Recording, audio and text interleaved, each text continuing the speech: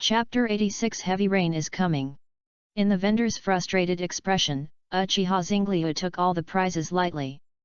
He distributed the masks to several girls, and the girls immediately looked happy. Uchiha Zenglyu smiled slightly. Although this vendor was not honest in doing business, the quality of the masks was not bad. These masks were light and tough, with bright colors, and were obviously carefully made products. He distributed the masks to several girls one by one. Tsunade, Nono, and other girls took the masks and immediately smiled happily. But he didn't know that they liked the masks so much, not because of other reasons, but just because they were given by him.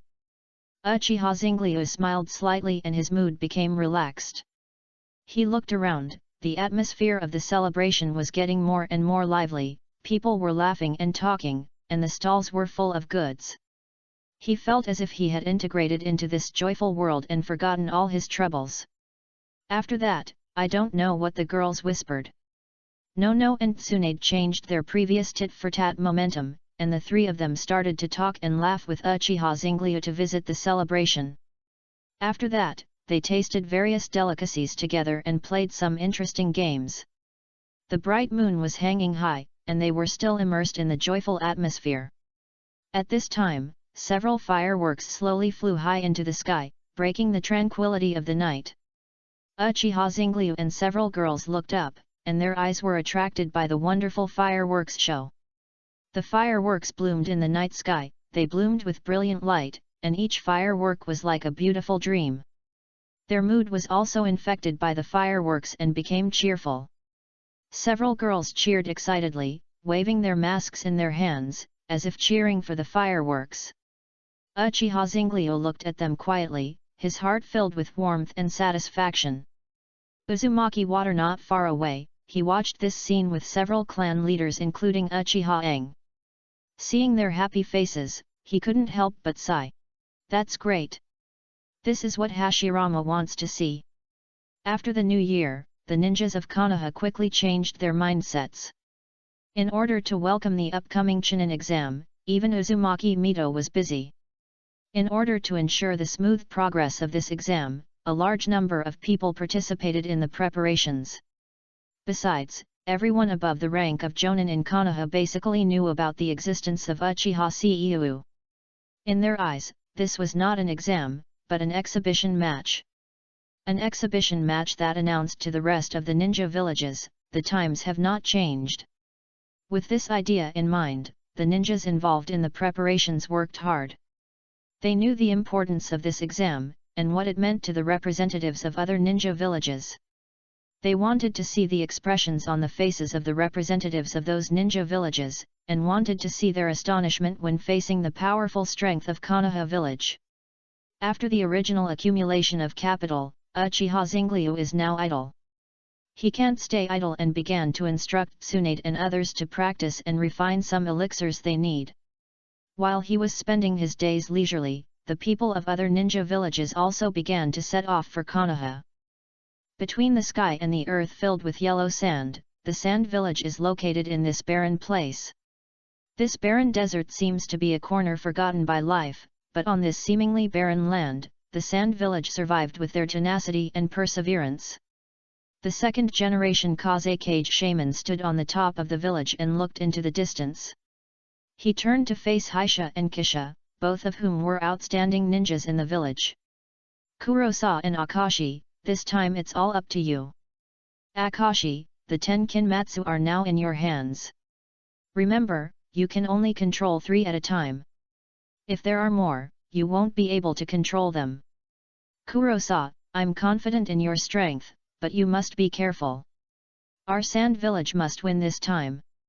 Kurosawa and Akashi looked at each other, and they saw firm determination in each other's eyes. They all knew that this was the time for them to fight for the village, for their families, and for themselves. Yes, Lord Kaze Cage. Kurosawa and Akashi said in unison. And in the Uegakure village thousands of miles away, Onoki was a little distressed at this time. The next generation of Earth ninjas didn't seem to have any particularly outstanding talents. After thinking for a long time, he sighed and said to Lao Zi opposite him. There is no other way. For the sake of Iwakage village, you should be demoted to a genin first. Hearing this, Lao Zi couldn't help it. He blushed and said, "Hi! What nonsense are you talking about? Let's not talk about my level first. I am a Jinchuriki, a Jinchuriki. You want me to take part in the Chunin exam? Are you serious?" Onaki was so angry that he shouted, "Asshole! Who are you talking to? This exam is so important. It is related to the future development of Iwakage village. If I ask you to go, you should go." Seeing Onaki so angry, Lao Zi's momentum weakened, but he still said stubbornly, "You are anxious, you are anxious." Before he finished speaking, he was knocked to the ground by Onaki's punch. Fortunately, he didn't use too much strength in this punch, and Lao Zi climbed up as if nothing had happened. "I know, don't worry. Cloud Ninja Village," the third Raikage said directly to the several Jonins in front of him. "You have all been demoted. Now you are Genin. Go down and prepare to take the Chunin exam." The demoted Jonins looked at each other, but finally did not dare to refute. They could only nod in agreement. After they left, the third Raikage walked around worriedly. In his opinion, since he could be so shameless, the rest of the ninja villages could do the same. Therefore, these Jonins were not safe at all. Thinking of this, he shouted, "Call Dode here." In his heart, although Dode was still a little young, he was the most suitable candidate with the blood limit of lava release. When Tutai arrived, before the third Raikage could say anything, he had already spoken. "Don't worry, Raikage-sama, this victory will definitely belong to the Cloud Village. The Hidden Mist Village is far away from the mainland, and it is shrouded in fog all year round." Uchiha Madara looked at the third Mizukage indifferently. At this time, in the eyes of the third Mizukage, Uchiha Madara's Mangekyo was slowly rotating. Although he was not a Jinchuriki, it is not so easy to control. But for Uchiha Madara, it is just a little effort. "You go to the Chunin exam held by Konoha this time. Let the three-tail run wild in the middle and find the strong man hidden in Konoha." "Yes." Chapter 87 Arrogant Konoha. For Uchiha Madara, he had a particularly bad time during this period. First, it was reported that someone in Uchiha opened the Mangekyo, which made him a little depressed. Because it is not the time yet, his samsara eye still needs time. So this chess piece is destined to pass by him. He didn't care too much because he was an older opener.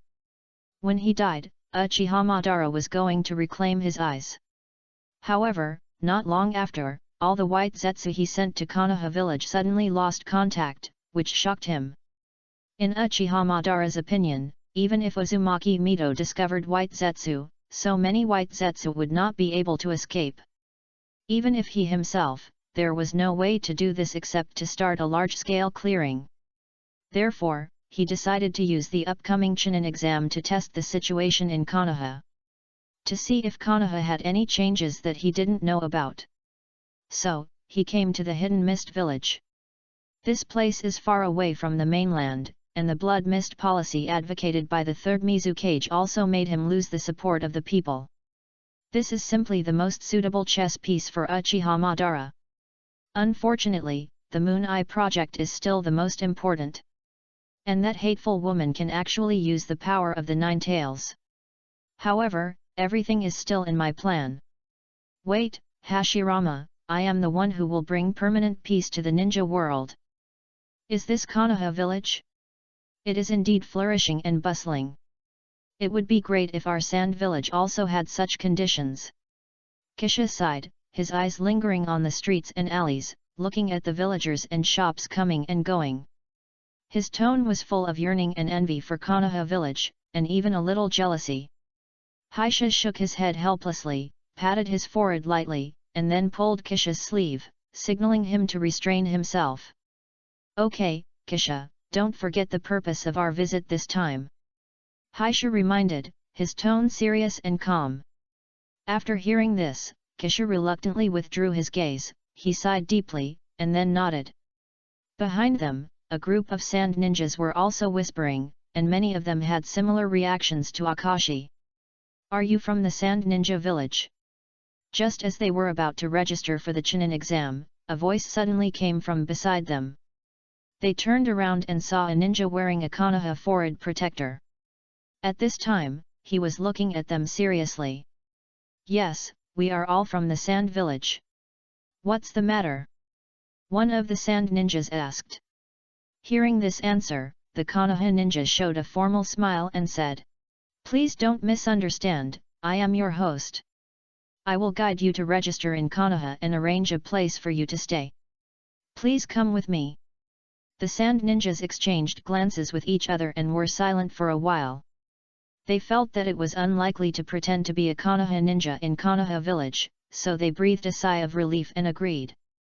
They hurriedly registered, were arranged to a temporary residence, and unloaded their bags tiredly.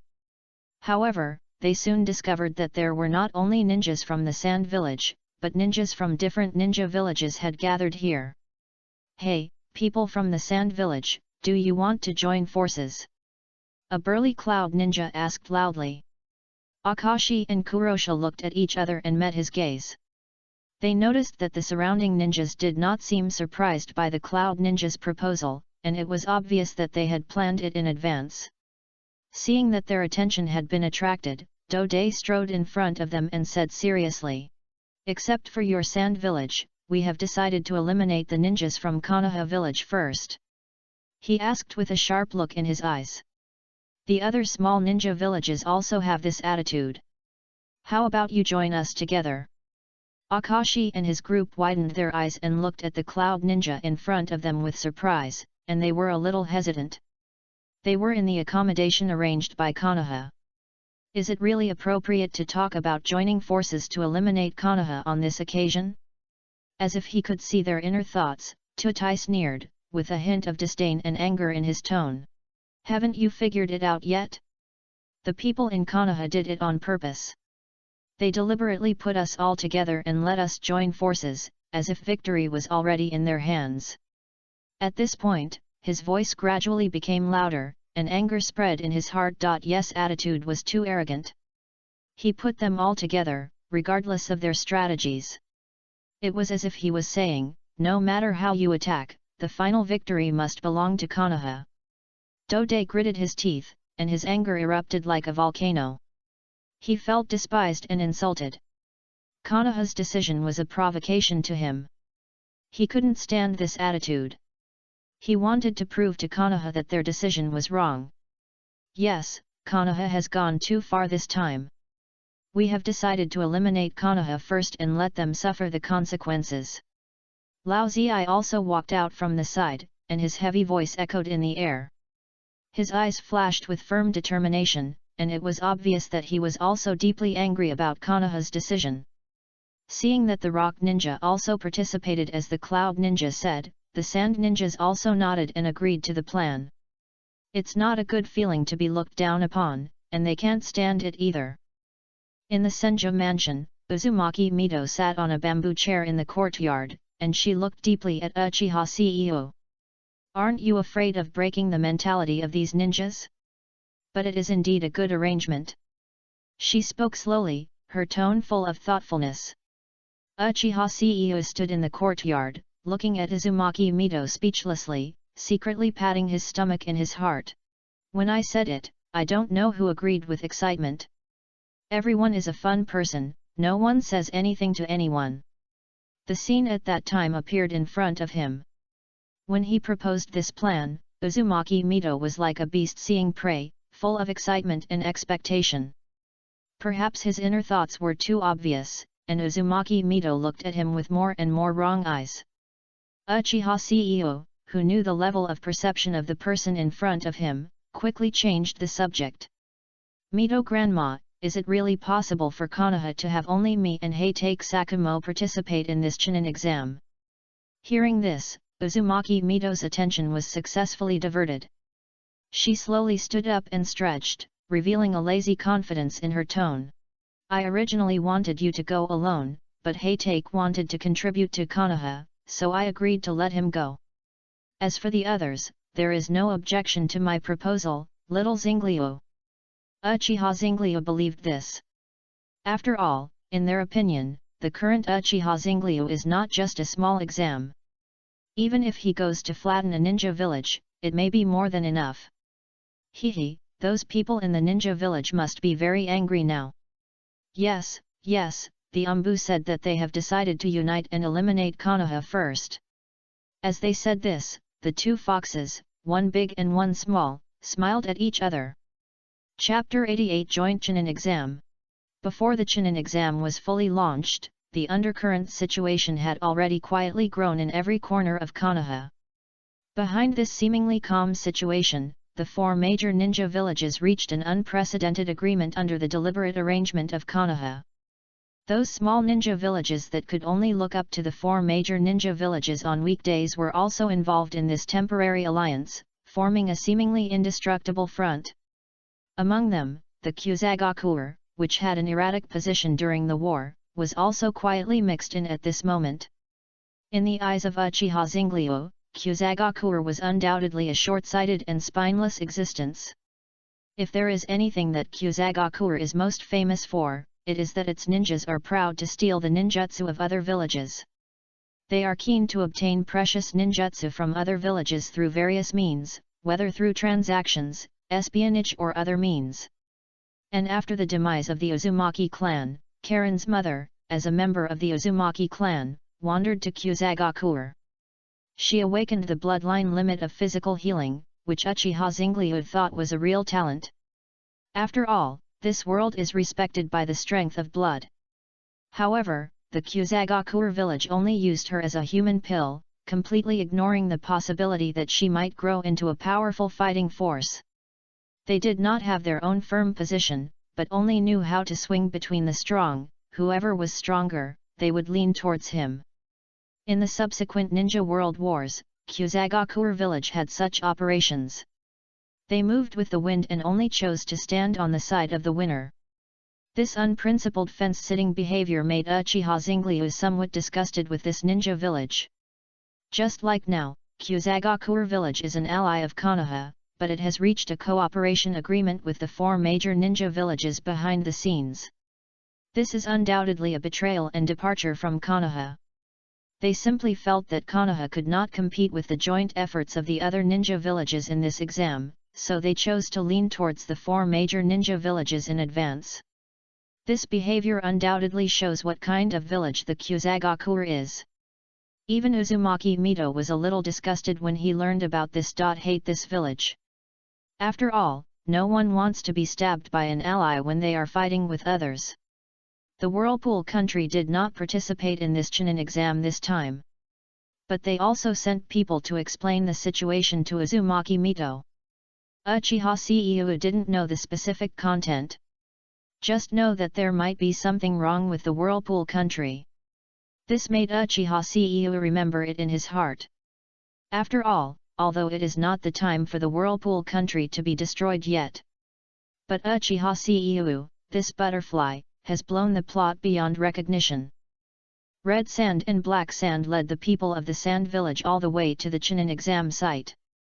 Their faces were full of confidence and relaxed, as if they had seen the future victory waving to them.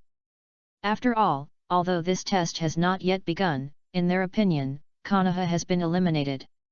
No matter how strong Konoha is, can it beat the combined forces of so many ninja villages? Unless there is another figure like Senjo Hashirama.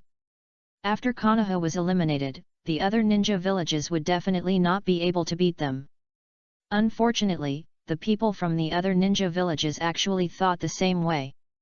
So when they met at the exam site, they all greeted each other harmoniously. Helping me eliminate Konoha, what a nice guy X4. Just as they were pretending to be nice to each other and greeting each other cordially, a teasing voice suddenly sounded in their ears. This voice was a little lazy and sarcastic, like the rustling of leaves in the breeze. Isn't it the Chunin exam? Why are all the people here uncles? The voice said softly. No way, there are really people in their 20s who are not Chunin yet, right? As soon as these words came out, the scene instantly became tense.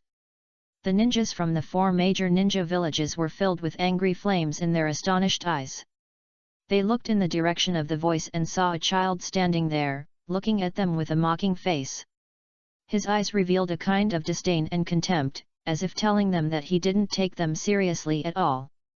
This child was of course Uchiha CEO, who also came here at this time. He was wearing a black ninja suit, and his whole body had a maturity and calmness that was inconsistent with his age. Baya stood silently beside him, watching this scene. At this time, Uchiha CEO's expression was full of disdain. Although he knew that the other ninja villages would play tricks in this Chunin exam, he really didn't expect them to be so shameless. None of the people who participated this time were genin. The youngest of them was several years older than Baya. At such an old age, how could they be genin to participate in the Chunin exam? These people are probably not all jonin. Uchiha CEO's words and his expression made the ninjas of the 4 major ninja villages angry. But they also understood that this was Konoha's place, and the Chunin exam was about to begin. They didn't want to cause any trouble at this critical moment. This is Konoha's territory, we can't do it easily. A person from the Cloud Village whispered. But we can't be humiliated by him like this. Another person from the Cloud Village said dissatisfiedly. Just as they were talking about it, a person from the Rock Village suddenly jumped out. He stared at Uchiha Zinglio with an angry face and shouted. Hey, kid! This is not a place for you to come. Go back to your mother to drink milk. His tone was very irritable and impatient, as if he was chasing away an annoying fly. Hearing this, Uchiha Zinglio's eyes instantly became cold and fierce. He looked at the rude Rock Village ninja, with a deep light flashing in his pupils. This look made the Rock Village ninja named Lao Zi feel a shock in his heart, as if pierced by ice. He subconsciously took a step back, and the 4-tailed beast sealed in his body trembled suddenly. Suddenly, Lao Zi felt a flash in front of his eyes, and the surrounding environment instantly became unfamiliar. He found himself in a wide and dark space, surrounded by a chaotic darkness. He knew that this was the sealed space in his body. But before Lao Zi could figure out what was happening, a contemptuous voice sounded in his ears. Tisk tisk, Onoki is very brave. He dared to let the human pillar come to Konoha. Aren't you afraid that he can't go back? Uchiha Zinglio's figure flashed and appeared in front of Lao Zi in an instant. His eyes were as sharp as a knife, with a hint of ridicule and contempt, as if he was looking at a weak prey. This sudden change made Lao Zi's pupils shrink, and cold sweat instantly flowed down. Chapter 89 Four-tailed. Look, seeing this scene, Uchiha Zinglio's mouth corners slightly raised, bending into a confident smile. He clapped his hands gently, as if he was very satisfied with Lao Zi's performance. Haha, don't be nervous, it's not time yet, how can we do it without an audience? He laughed sarcastically. Lao Zi was stunned by his actions, and immediately understood Uchiha Zinglio's intention after coming to his senses. He wanted to defeat him again in the public eye. This made him frown, staring at Uchiha Zinglio with flaming eyes, and his heart was burning with anger. He didn't care so much anymore because of his bad temper, and fighting here would not affect the outside world. After thinking this through, he decisively jumped back and quickly distanced himself from Uchiha Zinglio. He quickly closed his hands and prepared to release the ninjutsu. However, at this critical moment, he suddenly found that he could not move his whole body. He reluctantly lowered his head, and saw that the dense sealing techniques were wrapped around his body, like dark chains. Damn! Damn! Lao Zi cursed in his heart, knowing that he had been hit by the opponent's technique. Although he was shocked, he still struggled hard to get rid of the restraints. But no matter how hard he tried, his body could not move. After dealing with Lao Zi, Uchiha Zinglio no longer paid attention to his struggle. He glanced at Lao Zi and saw that he was trying hard to break free from the restraints, but his body could not move. Uchiha Zinglio knew that no matter how Lao Zi struggled, he could not get rid of his sealing technique. He turned around and looked into the depths of the seal. There was a huge red orangutan there, looking at him solemnly. The orangutan exuded a powerful force, as if it could shake the entire sealed space. Sun Wukong, am I right, the four-tailed Sun Wukong? Uchiha Xingliu slowly walked towards the four-tailed, with a slight smile on his face. There was a hint of confidence and calmness on his face, as if everything was under his control. The four-tailed watched Uchiha Xingliu walk towards him, and couldn't help feeling a little nervous. It asked nervously, "Who are you?" Its voice was low and hoarse, but with a heavy sense of oppression. Uchiha Xingliu had a sense of déjà vu, which reminded the four-tailed of the person who made him lose his freedom. He couldn't help but take a step back and tried to keep his distance. But the sealed space was so big that it had no way to retreat. As Uchiha Xingliu approached step by step, the four-tailed felt an irresistible pressure. In fact, in Uchiha Xingliu's heart, he had not fully thought about how to deal with these tailed beasts. But Onoki dared to let the four-tailed come to Konoha, which was undoubtedly a provocation. Uchiha Xingliu also dared to respond to this, so that the four-tail could not return to the Rock Shadow village.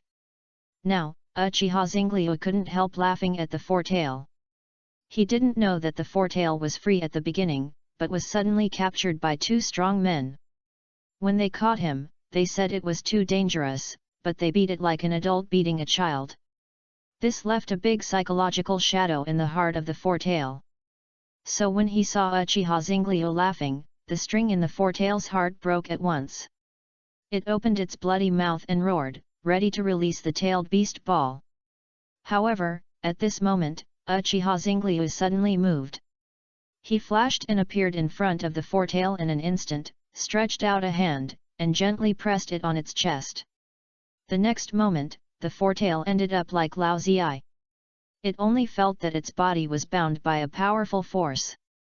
And the more it struggled, the stronger the feeling of being bound became. What a hassle! Uchiha Xingliu looked at the huge monster in front of him and couldn't help but feel a little headache.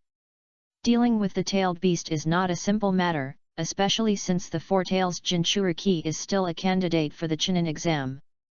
At this time, the Chunin exam has not started yet. If the four-tails is released directly to interrupt the exam, it will definitely cause unnecessary commotion and chaos. This is not the result he wants. Uchiha Xingliu narrowed his eyes slightly and thought about countermeasures quickly in his mind. After a moment, the kaleidoscope in his eyes slowly opened.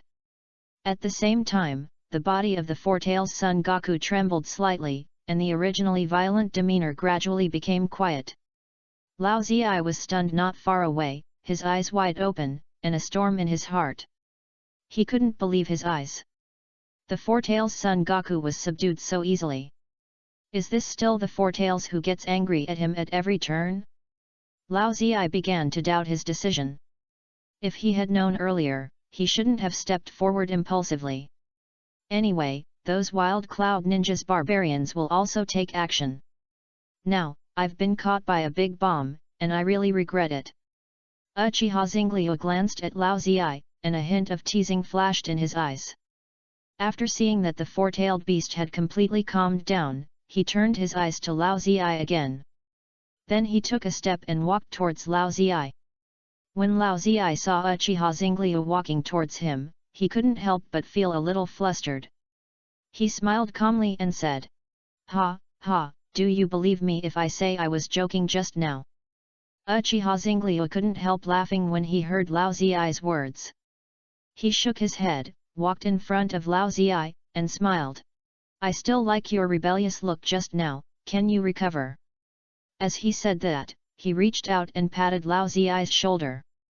Lao Ziai saw that although he mocked him, he didn't do anything, so he was ready to say something nice to make him surrender. As a result, the next second, the shoulder that Uchiha Xingliu had just patted was instantly ignited with flames. He wanted to throw himself to the ground to extinguish the flames, but he was previously bound by Uchiha Xingliu.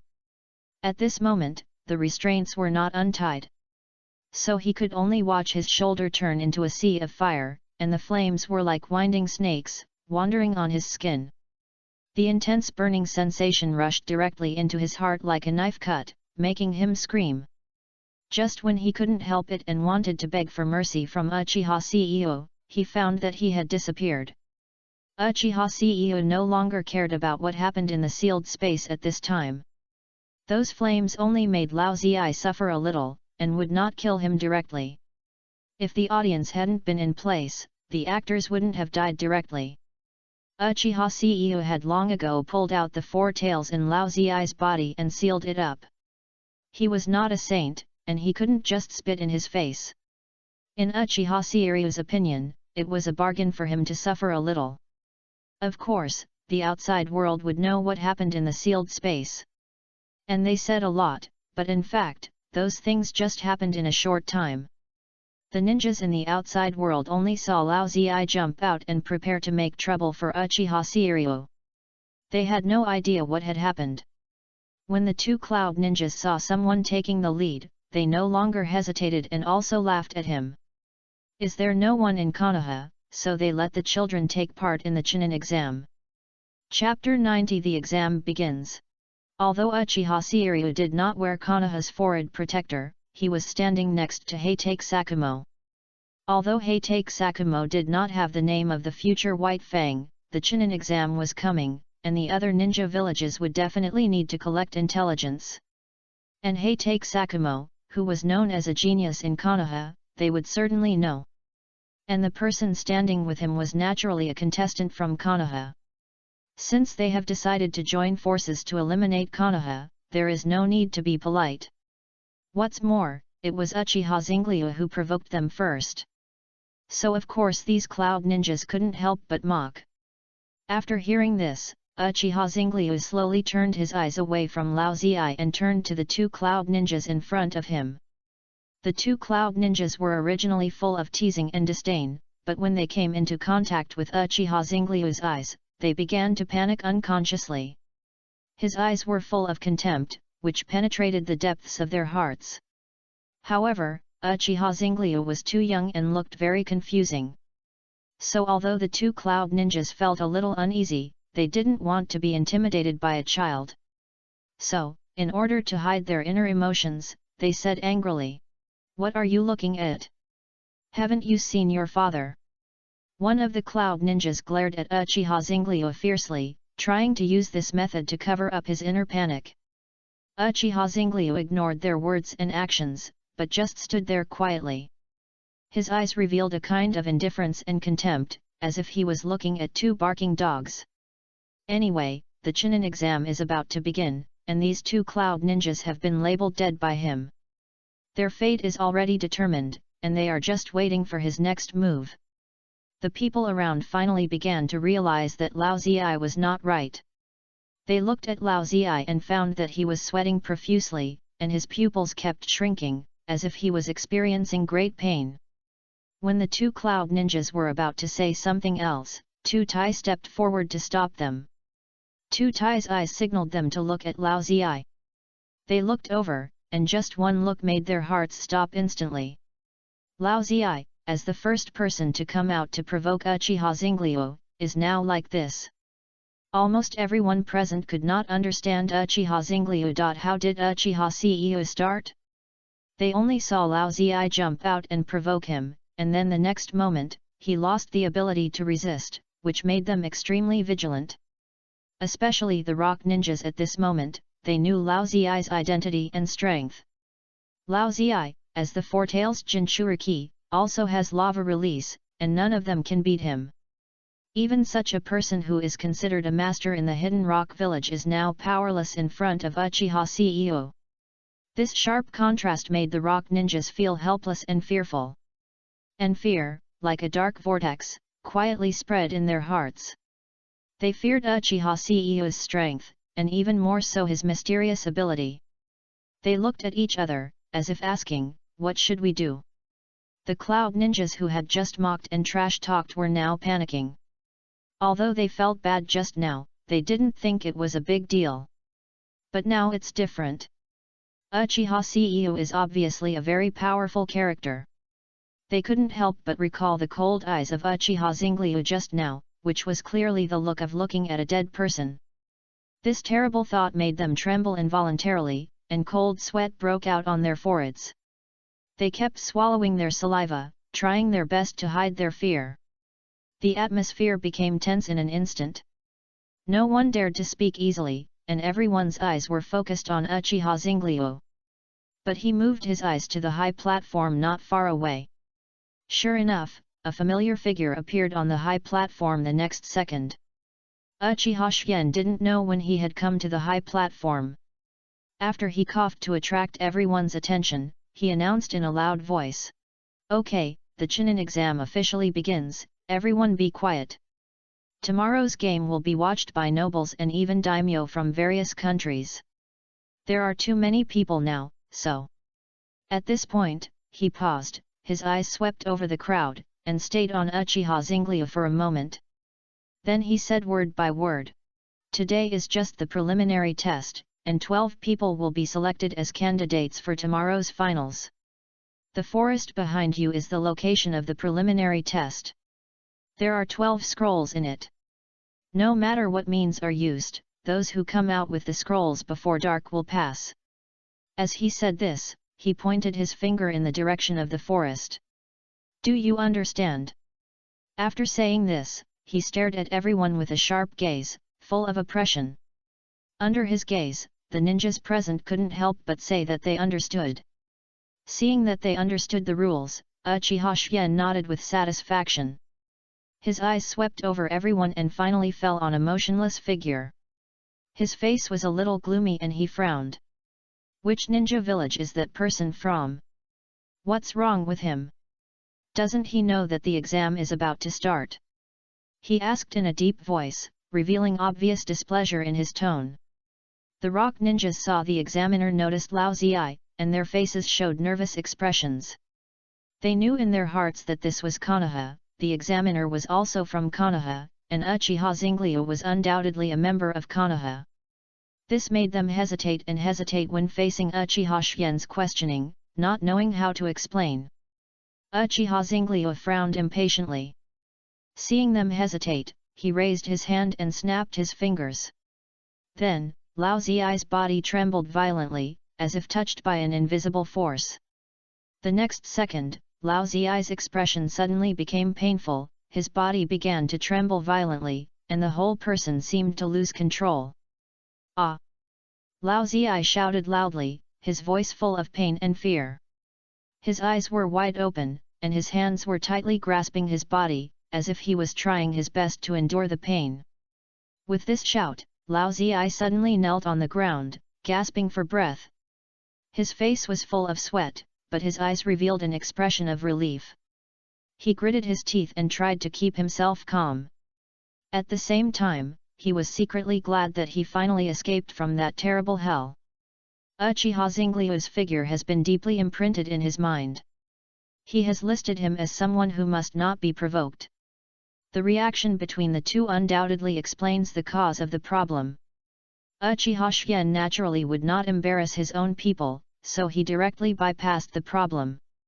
He said lightly, "Since you have understood it, let's get started." His eyes swept over the crowd, with a hint of indifference in his tone. "You can set off. Konoha will not be responsible for life or death." Chapter 91 Crushing the Cloud Ninja.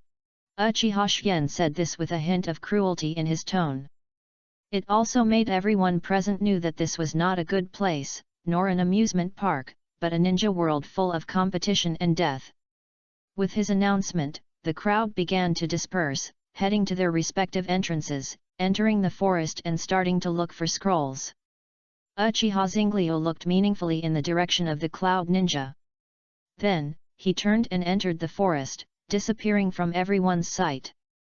The miserable state of Lao Ziai was still vivid in their minds, and his glance brought them heavy pressure. But this Chunin exam was too important, and they needed to succeed no matter what. They took a deep breath and stabilized their emotions, as if they were encouraging and cheering each other. Then, they followed the Cloud Ninja team and stepped deep into the forest. As soon as they entered the forest, it was as if they had stepped into another world. The forest was filled with the rich scent of trees, and the breeze blew, and the leaves rustled, as if telling something. The sunlight shone through the gaps in the leaves on the ground, forming mottled light and shadows, which made people feel an inexplicable sense of depression. As if he could see their nervousness, Tutai stepped forward and comforted them. "There are so many of us, why are you afraid of what he will do? Don't worry, we will definitely win this time." His voice was gentle, comforting everyone. He reached out and gently patted the shoulders of the two cloud ninjas, giving them an encouraging look. "According to the original plan, we will go to meet up with other ninja villages, eliminate Konoha first, and then..." "Oh, eliminate Konoha first, right? What a coincidence, I have a similar idea." Before he finished speaking, a voice suddenly came from the tree above them. Everyone's eyes instantly gathered over, and they saw Uchiha Zenglyu sitting on a branch, fiddling with his fingers leisurely. His eyes swept over everyone, and a smile appeared at the corner of his mouth. Although they did not discover the hidden Uchiha Zenglyu at the first time, the vigilance of being ninjas made them ready for battle in an instant. They stared at Uchiha Zenglyu nervously, and their palms were sweating. Uchiha Zenglyu looked at their nervous expressions and said calmly, "Don't be nervous, it will be over in a moment anyway, there is no point in being nervous." As soon as the voice fell, Uchiha Zenglyu appeared in front of them like a ghost. His figure seemed a little illusory in the afterglow of the setting sun, as if he was not a real person. This move immediately touched the bottom line of everyone's tense hearts, and they realized that this person was not an ordinary opponent. Lightning escape! Thunder Ball, XN! As everyone shouted in unison, they released their own ninjutsu.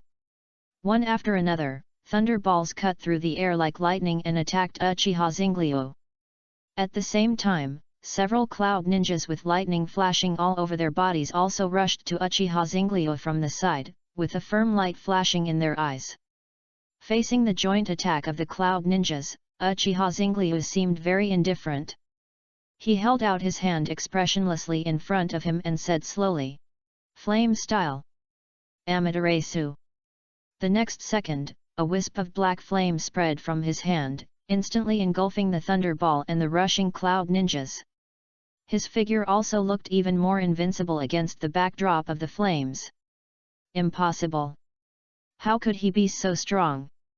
Dode looked at the scene in front of him in disbelief, muttering in his mouth. His face was pale, and his eyes were full of fear and confusion. Dode's heart was like being hit by a huge wave. He could not believe that their joint attack could be so easily broken by one person. For this victory, each of them was actually a jonin, but now they were so vulnerable. However, reality was cruel. Amaterasu did not dissipate after swallowing the thunder ball. Instead, it attacked them again like a giant dragon under the control of Uchiha Zenglyu. This flame whistled through the woods, and everything it touched was engulfed in this dark flame. Tutai looked at everything in front of him, and his heart was filled with fear. But obviously, there was no time for him to sigh. He tried to stabilize his mind so that he would not be swallowed by fear. Facing the attack of the flames, he quickly formed a defensive ninjutsu to prepare to resist the attack of the flames. His hands waved quickly in the air, turning into phantoms, dazzling. Lavish release! Huma wall! As Tutai shouted, a hot barrier rose from the ground and instantly wrapped everyone in it. Just when Tutai thought that his ninjutsu could defend against Uchiha Zenglyu's attack and was relieved, a wisp of flame emerged from the barrier in front of him. This scene startled Tutai, and he quickly retreated, shouting, "Quick!" As he shouted at the command, everyone performed water escape ninjutsu in unison. Water walls condensed in front of them in an instant, blocking the flames. Water and fire collided with each other, making violent explosions. Water vapor formed a huge smoke that enveloped them. Then, screams began to echo among the woods one after another. When everything calmed down, Tutai found that all the cloud ninjas except him fell to the ground. Their faces were pale and their bodies were twitching, obviously in great pain. In front of him, Uchiha Zenglyu was looking at him with a smile on his face. "Don't worry, except for the two who scolded me, the rest are still alive." Hearing his words, Tutai was slightly relieved. He looked around nervously, and after confirming that the other cloud ninjas were still alive, he was relieved. But before he could say anything, Uchiha Zenglyu spoke again. "But I can't guarantee whether he is disabled or alive in a while." As soon as he finished speaking, Tutai rushed up with an angry face. His body flashed with lightning, and his chakra turned into lightning and wrapped his whole body. His left hand hit Uchiha Zenglyu fiercely, with a trace of afterimage and thunder power. However, the next second, his left hand left him. When Tutai's arm flew out, he was stunned. A trace of fear and confusion flashed in his eyes, and then a severe pain attacked his mind. He covered the broken arm, and blood oozed from between his fingers, staining his palm red. Tutai clenched his teeth. The pain was unbearable for him, but he did not shout out. He looked at the seemingly ordinary child in front of him, and there was no longer any contempt and slackness in his heart. "Who are you?" Tutai asked while enduring the pain, with a trace of trembling and weakness in his voice. Hearing this, Uchiha Zenglyu stopped attacking. He said the line he had thought of long ago. First-year student of Konoha Ninja School, Uchiha Zenglyu. Chapter 92 Humiliating Cloud Ninja. Uchiha Zenglyu's voice gently echoed among the trees, with a hint of imperceptible teasing and ridicule. The corners of his mouth slightly raised, and his eyes flashed with an elusive light. Dode stood there in a daze, his hands clenched into fists, and his shoulders trembled slightly. He widened his eyes, and his mind was in chaos. He wondered whether the person in front of him was telling the truth. Enduring the pain, Dode took a deep breath and tried to keep himself calm. He knew clearly that the situation was stronger than the person, and even if Uchiha Zenglyu was teasing him, he couldn't get angry easily. He had to keep a clear mind to seek a glimmer of hope in this dangerous environment. The surrounding cloud ninjas fell to the ground and groaned in pain, their eyes full of expectation and pleading. Dode felt a pang of pain in his heart. He knew they needed his help. Uchiha Zenglyu seemed to see through Dode's mind, his eyes were full of amusement. He stretched out a finger and began to count slowly. 1, 2, 3. His voice echoed in the air, with a strange atmosphere.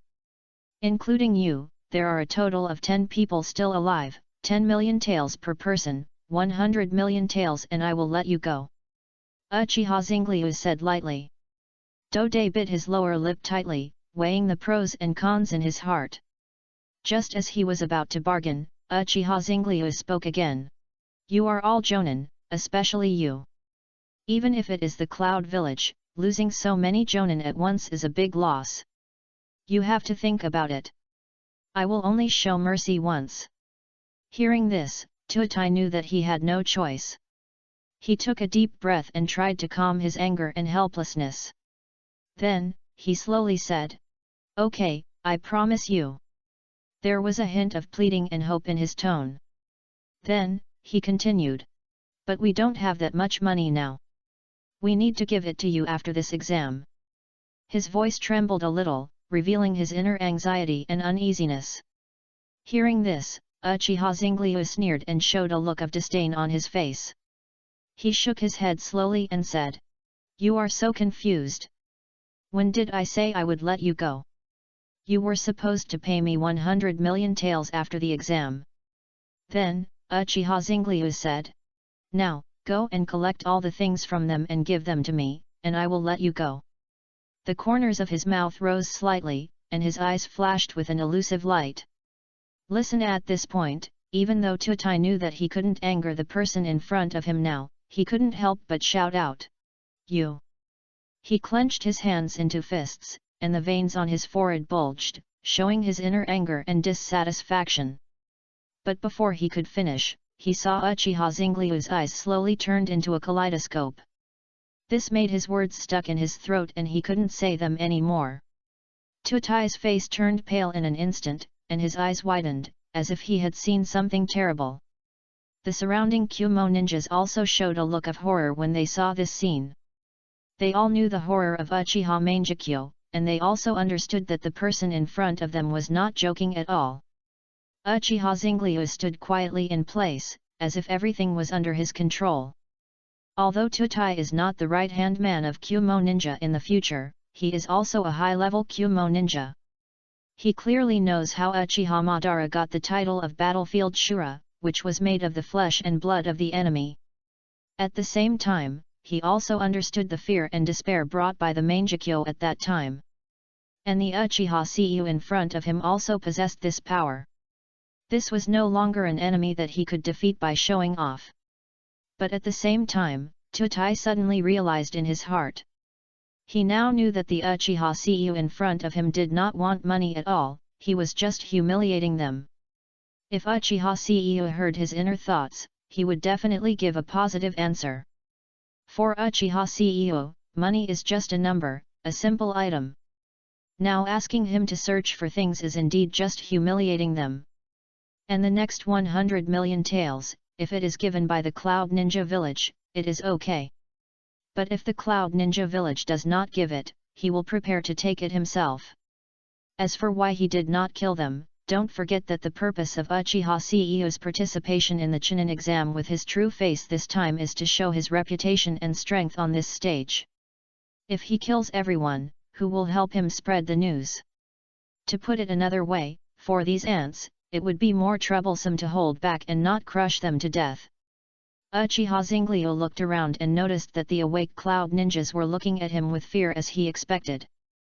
Their eyes were full of fear and uneasiness, as if he was an unstoppable beast.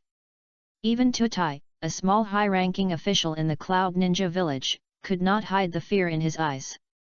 Uchiha Zenglyu smiled and said nothing more. He just gestured to Tutai to search the Cloud Ninjas for their belongings. Tutai looked embarrassed, but did it anyway. Then, under the gaze of Uchiha Zenglyu, he collected the belongings of the Cloud Ninjas one by one. He put the things aside and said with a complicated expression, "Can you let us go?" Uchiha Zenglyu chuckled and stood there quietly without moving.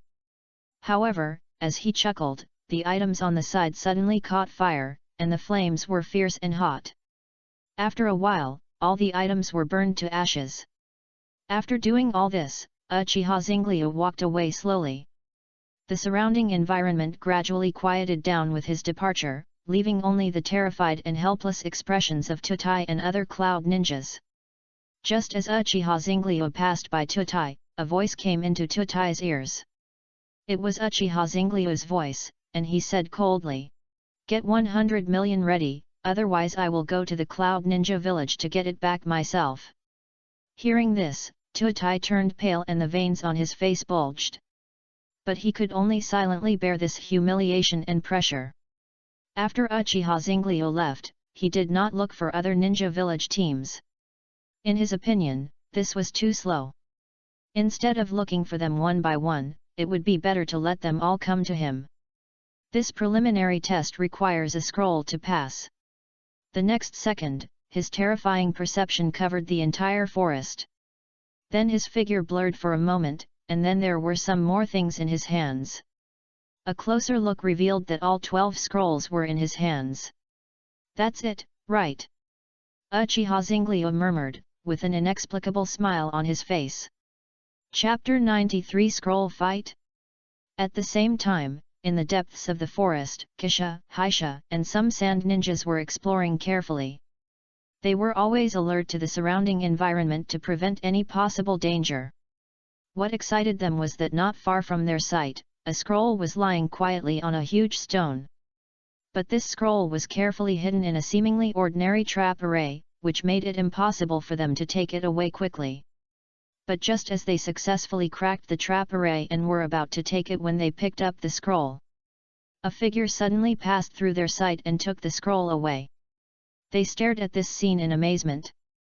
Looking at the empty stone, their minds went blank, and they could not understand what had just happened. Everything just happened too fast and too unexpected. They didn't even see who took the scroll, they only remembered the figure that flashed by. But if we talk about bad luck, the sand ninjas are obviously not the most unlucky. On the other side of the forest, the rock ninjas led by Lao Ziyi were also looking for scrolls.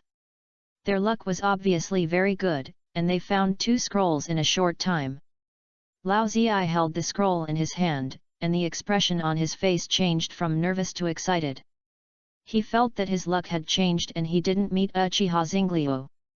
However, just as Lao Ziyi was admiring the scroll in his hand with joy, a figure appeared out of thin air and kicked him to the ground. Then he disappeared with 2 scrolls. When Lao Ziyi got up quickly, he found that there was no one. He was stunned, his eyes full of helplessness and confusion. The rock ninjas behind him were also dumbfounded at this time, and they didn't see clearly what happened. But they could still understand that the scroll was gone. They were already dissatisfied with the Jinchuriki, and Lao Ziyi's previous performances made these rock ninjas' trust and respect Lao Ziyi greatly reduced.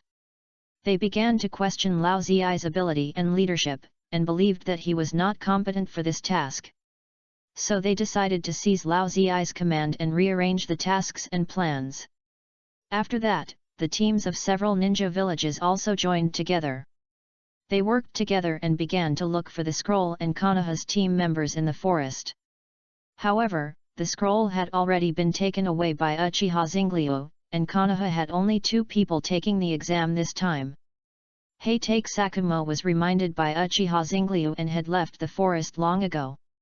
Several members of the ninja village walked through the forest with difficulty, looking for any possible clues.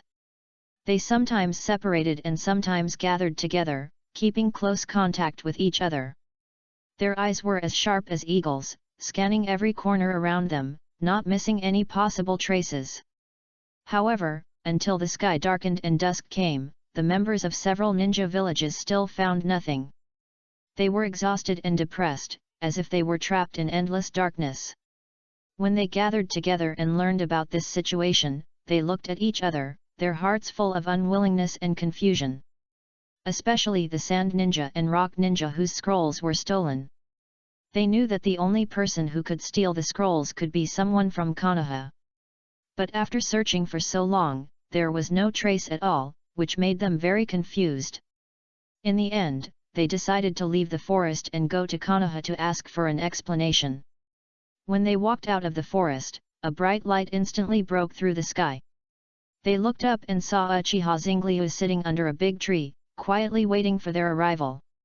In front of him, 12 scrolls were placed on the ground. Those scrolls emitted a faint light, as if telling of their existence. The members of several ninja villages looked at this scene in surprise, full of doubts and uneasiness. They wondered why all the scrolls were here with Uchiha Xingliu. They were uneasy because Uchiha Xingliu dared to block so many of them here alone, so he must have something to rely on. At this moment, a person from the Kusagakur village couldn't help but rush forward and tried to take a scroll. His movements were swift and agile, showing his strong strength. However, at the moment when he was about to touch the scroll, the dark flames that suddenly appeared instantly swallowed him up, and he turned into ashes before he even had time to scream. This scene stunned everyone present. Especially Lao Ziyi, the familiar flame reminded him of the heart-wrenching pain not long ago. But when he saw the old man who turned into ashes, he realized that Uchiha Xingliu had held back on him. The pupils of the others also shrank, and they understood what Uchiha Xingliu relied on. That was his strong strength. Uchiha Xingliu sat on a tall tree trunk with a faint smile on his face. He looked at the panicked ninjas below and said lightly, "Don't worry, these scrolls are here." He paused and continued, "You have 2 choices. The first is to use your strength to snatch these scrolls, regardless of life or death. The second is that these scrolls will be sold at auction." Uchiha Xingliu's words made the scene even more tense. The grass ninjas were emotional, and they stared at Uchiha Xingliu with fury on their faces, as if they were ready to rush up regardless of everything. "Revenge for the earth, kill him!" Someone shouted in the air, his eyes full of hatred and fury. "Yes, he is just one person. There are so many of us, why should we be afraid of him?" Another person echoed. "The scroll is right in front of us, do you really want to bow down to him? He is just a child." Maybe other ninjas did it in secret. If we rush forward, they will definitely not have time to release ninjutsu. These words made the scene even more chaotic. Not only were the people from the other small ninja villages eager to try, but even the sand and mist ninjas who had not been beaten looked like they were about to step forward. However, the rock and cloud ninjas stood still. They did not move, nor did they dissuade them. Their personal experience made them know how terrible this seemingly young child was. At this time, they were still thinking, if a fight really breaks out, it would be a good idea to eliminate the sand and mist ninjas first. The surrounding environment became tense and dangerous. The wind whistled through the forest, occasionally mixed with the panting and whispers of some team members. Just as everyone was hesitating, suddenly a powerful flame broke out from the team members of the grass village and swallowed them all. The flames burned, illuminating the sky that had just darkened. When the flames went out, the members of the grass village had all disappeared, leaving only a mess. Uchiha Zingliu gently jumped off the tree trunk, his eyes swept over everyone present. Then, he walked towards them step by step, and every step made them feel pressured. They retreated involuntarily, as if they wanted to escape the control of this demon. Uchiha Zingliu walked up to them, looked at them, and a sneer appeared on his face. Now, what is your choice? Chapter 94 Susanoo. The shouting of the people of the grass village was still echoing in their ears, but those arrogant team members had turned into ashes and dissipated in the air. Looking at the approaching Uchiha Zingliu, the people present no longer dared to make any rash moves. At that moment, the scene of the burning flames made them understand that the god of death was wandering around them. Dode walked out of the crowd with his broken arm, and his face was complicated as he looked at the enemy who made him lose an arm. His eyes were full of doubts, uneasiness, and vigilance. He asked in a hoarse voice, "What do you want?" Uchiha Zingliu looked at the tense nerves and frightened expressions of the crowd and smiled disdainfully. Then he said easily, "Isn't it clear what I said? These scrolls will go to the highest bidder. Tomorrow is the official Chunin exam, and according to our agreement, the rankings of the countries tomorrow will also determine the future mission share and compensation issues." After a pause, he continued, "Dear ninjas, you don't want to see only Konoha's people perform on stage tomorrow, right?" After saying that, his eyes swept over the crowd, making them feel an invisible pressure. Uchiha Zingliu's words made everyone present change their faces. They could imagine that if the audience knew tomorrow that Konoha had eliminated other ninja villages in the preliminary stage, the whole scene would become very awkward and embarrassing. The audience would only focus on Konoha's strength and victory, and would not care whether they used improper means. Besides, Uchiha Zingliu defeated them head-on. They couldn't even find an excuse. And this comparison would make them look very weak and incompetent, which they could not accept.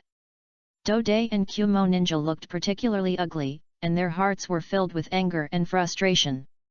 They had heard Uchiha Zingliu say that he was a student of the ninja school, and at that time they thought it was a teasing remark from Uchiha Zingliu. But now they understood his real intention, which was nothing more than to show their weakness and incompetence through comparison. The most important thing is that their villages are very dependent on the funding support of the daimyo. But if what Uchiha Zingliu said really happened tomorrow, the daimyo of each country would definitely blame them for losing face. This responsibility is something they cannot bear. Thinking of this, everyone present couldn't help but feel their scalps tingling. As someone who witnessed Uchiha Zingliu taming the four-tailed beast with his own eyes, Lao Zi knew best that his strength was unmatched. So Lao Zi wanted to stand up and bid for these scrolls according to what Uchiha Zingliu said. But when he thought that he had been deprived of the command, he gave up this idea with some dismay. And his delay turned out to be a good thing for the rock ninja. The mist shadow and the sand ninja seemed to have a tacit understanding, and they chose to attack almost at the same time. Obviously, although the strength displayed by Uchiha Zingliu before made them feel daunted, it was not enough to make them completely give up resistance. After all, they had not directly faced the terrifying strength of Uchiha Zingliu. Force, the fear in his heart has not yet reached its peak. Uchiha Zenglyu seemed to be quite impatient with their actions. He closed his eyes slightly, and then suddenly opened them, and the Mangekyo Sharinon appeared in his eyes, flashing a strange red light. Then, he was surrounded by chakra that seemed to be real, like a violent airflow surging around him. Everyone stared at this scene in amazement, and they found that the chakra actually surrounded layer by layer, condensing into the second form of Susanoo at an astonishing speed. It was a behemoth that was more than 10 meters high, like a god made of chakra. Uchiha Zenglyu was standing in Susanoo's head at this time, looking down at them, as if he was a god descending from the sky. His face showed a cold and arrogant expression, as if telling them that their resistance was futile. Then, Uchiha CEO controlled Susanoo and swung a flat attack towards the mist and sand ninjas who had just rushed over. The speed of this attack was so fast that people could not react and could only watch it hit the target. Who? With this flat attack, a powerful flame burst out from Susanoo's hand and instantly cut through the space. The blazing flame seemed to be able to burn through everything, making people feel an indescribable sense of oppression. The mist and sand ninjas had no time to dodge and were engulfed by the flames. Some of those who reacted quickly barely escaped the attack of the flames, but were still knocked to the ground by the blazing air wave and were in a mess. Black sand and red sand looked at each other with ugly faces. The sand ninjas they brought had all been destroyed. For this exam, their team, except for them, were all puppeteers. The abilities of puppeteers are mostly in the puppets, and they are still very powerful below the shadow. But the puppeteers' physical skills are naturally worse, so only the two of them escaped from the shocking blow just now. In comparison, although the loss of the mist shadow was not small, at least there were still 5 or 6 people left. This discovery made the faces of black sand and red sand even uglier. After all, everything is afraid of comparison. Although the loss was not small, in the eyes of those who did not know the inside story, the sand ninja was a bit weak. At this moment, one of the mist shadows suddenly exuded ominous chakra all over his body.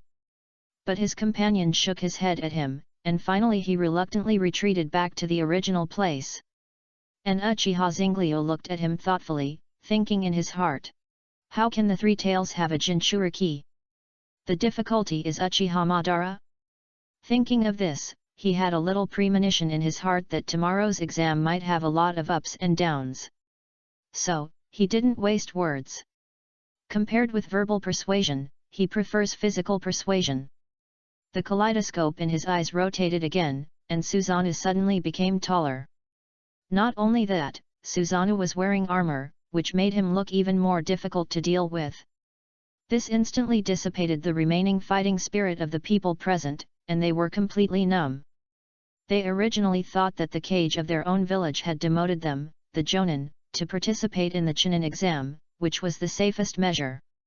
Unexpectedly, Konoha directly came up with a king bomb. Those who didn't know thought they were participating in the cage's exam. The people present began to understand why Konoha was so arrogant to let them form an alliance freely. It turned out that Konoha had this terrifying fighting power as a backing, so it could naturally let them do whatever they wanted. This strength was enough to deter any opponent and make them dare not take action easily. If their village also had this kind of fighting power, they would do the same. It's hard to master the power of stepping over ants without killing them. This is the last time. Chapter 95 The Interval of the Chunin Exam. In fact, Uchiha Zenglyu didn't need to say anything more. After his beating, the ninjas of Shikoku had already understood the situation. Under the watchful eyes of Uchiha Zenglyu, they began to bid for the scrolls. Faced with the irresistible strength, they could only temporarily follow the rules of others. After a while, these scrolls all had their own owners. The Sand Village got 2, the Cloud Village got 3, the Mist Village got 2, and the Earth Village got 3. These scrolls brought Uchiha Zenglyu 500 million in revenue. And the extra 2 scrolls, naturally, one went to him and the other to Heitake Sakumo. In fact, the price of these scrolls could be higher. But because Uchiha Zenglyu was too powerful, the first place was firmly locked by him. This made the value of the scrolls relatively lower. But what's interesting is that when it came time to pay, all the people in these ninja villages tacitly wrote yes. Obviously, they all wanted to default on their debts. Uchiha Zingliu just smiled meaningfully at their little thoughts. He is not Sarutobi Hiruzen, so he is not so weak. For him, if you write an IOU, you must not only pay back the principal, but also the interest. If you don't pay it back, he will go and get it himself. What's more, after this exam, he believes that these people will settle the account obediently. After doing all this, Uchiha Zingliu disappeared instantly with the IOU. This move made the people present silent for a while. Because they found that this way of leaving is likely to be a space-time ninjutsu. This discovery undoubtedly made them more scalp-numb. At this time, Uchiha Zingliu has returned to the place where he started. Uchiha Shien and Heitake Sakumo are standing there. Heitake Sakumo looks at the child in front of him who is several years younger than him, with a complicated face.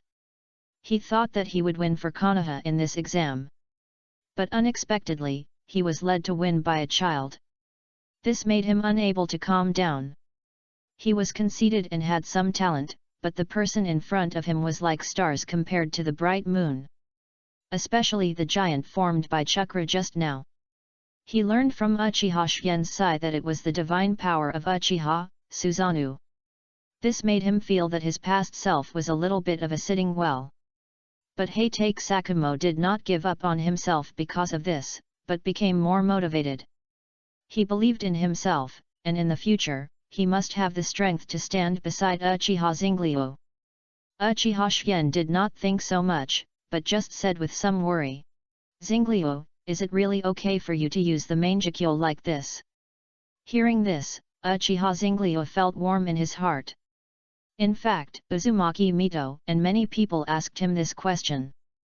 They didn't know that Uchiha Zingliu was cheating, so they were afraid that he would overuse the Mangekyo. It would cause him to go blind, or even more serious consequences. After all, he didn't have any brothers or sisters to give him a second pair of Mangekyo. Of course, Uzumaki Mito, who knew more, was relieved that he could use this power. Don't worry, I have solved the problem of blindness caused by Mangekyo. Uchiha Shien looked at him with some disbelief when he heard this. The power of Mangekyo Sharinan is so strong, can anyone really solve its side effects? But he also knew that everyone has their own secrets and trump cards. Since Uchiha Zingliu said so, he couldn't say anything else. It's all because of our useless generation. We need you to shock other ninja villages. Uchiha Shien sighed and said. Hearing this, Uchiha Zingliu shook his head and said. This is my own choice, and it has nothing to do with you. Even if there is no Chunin exam this time, I will use this power. After that, he handed the scroll in his hand to Uchiha Shien. This is for me and Heitake. I'll go back first. Uchiha Shien took the scroll and was about to say something when he found that Zingliu had left for some reason. Uchiha Zingliu returned to the Senju residence and found that Uzumaki Mito was rarely there. So he came to the Hokage building again. The people in the Umbu around him also knew his identity, so they didn't stop him.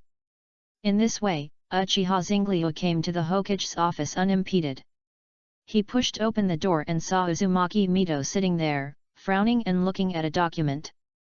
Hearing the sound of the door opening, Uzumaki Mito raised his head. After seeing that it was Uchiha Seiryu, she relaxed her brows and smiled. It's Xiao Zingliu, how did the Chunin exam go? Uchiha Seiryu replied. As we planned, the other ninja villages obediently paid for the scrolls. Then, as if he had thought of something, he said. By the way, I also vented my anger on the Cloud Ninja that you asked me to teach a lesson. Hearing this, Uzumaki Mito laughed and joked. I saw you use Susanoo here, didn't you say you would save it for tomorrow? She still remembered the proud look on Uchiha Seiryu's face that day when he said he would wait until the audience arrived before using Susanoo. But she didn't expect that he would use it today. In fact, behind this joke, she also hid her concern for Uchiha Seiryu. She was afraid that he would use this power because he encountered a strong enemy. As for the problem of Mangekyo blindness, she was actually worried about it earlier. But since she knew that he could use wood release, Uzumaki Mito asked him whether the drawbacks of the Mangekyo had been resolved. After receiving a positive answer from Uchiha Seiryo, she was no longer troubled by this question. But her slightly teasing tone made Uchiha Zinglio feel a little embarrassed. His face turned slightly red, and then he said, "I can't help it. I have wiped out the Kusagakure village in front of them, but they still want to attack me." His voice revealed a sense of helplessness and embarrassment. "I can't just wipe them out, it's better to shock them like this." Uchiha Zinglio didn't notice that after he finished explaining, Uzumaki Mito's brows gradually relaxed. He sorted out his thoughts and asked, "Mito grandma, I saw you were frowning just now. Did something happen?" Hearing this, Uzumaki Mito frowned again. She took a deep breath and said, "Uzumaki sent a letter saying that there was movement in the mist shadow. Do you still remember why the Whirlpool country didn't come to participate in this exam? It's because they found a small group of mist shadows active in the Whirlpool country some time ago, and the current situation is not very good." When Uchiha Zinglio heard this, a flash of inspiration flashed through his mind, as if he thought of something. The Jinchuriki of the mist shadow and this matter were connected together at once. This made him understand that Uchiha Madara might be planning something. He said seriously, "Mito grandma, there may be a big problem in the Whirlpool country. Starting today, add a rule for extra chapters. 1 extra chapter will be added for every 300 for love. There is no upper limit. Gifts of the same price are also included in the additional update rules. Generating electricity for love is free, you can order a little. I'm so shameless to ask for these things, orts." Chapter 96, Be Prepared for Everything. Uchiha Zinglio's serious expression made Uzumaki Mito instantly notice something strange. It also made Uzumaki Mito feel a little nervous. She knew Uchiha Zinglio's character very well. He was not a person who would joke about such an important matter. His behavior undoubtedly showed that he had noticed the abnormal situation. Moreover, this situation was related to her hometown, the country of whirlpools. This place where she lived since she was a child, no matter what happened, she could not stay out of it. So, Uzumaki Mito took a deep breath and calmed herself down. She asked, "Zinglio, what's wrong? Is there anything?" Uchiha Zinglio looked into her eyes and was silent for a while. He knew that it was too much trouble to explain how a child knew so many things. However, he also knew that the situation this time was very serious and it was likely related to Uchiha Madara. In addition, in the original work, the Whirlpool country was destroyed for no apparent reason. Therefore, if no action was taken in time this time, it would likely lead the Whirlpool country to go down the old path. So, he decided to tell Uzumaki Mito about the mist shadow sending the Jinchuriki to participate in the competition.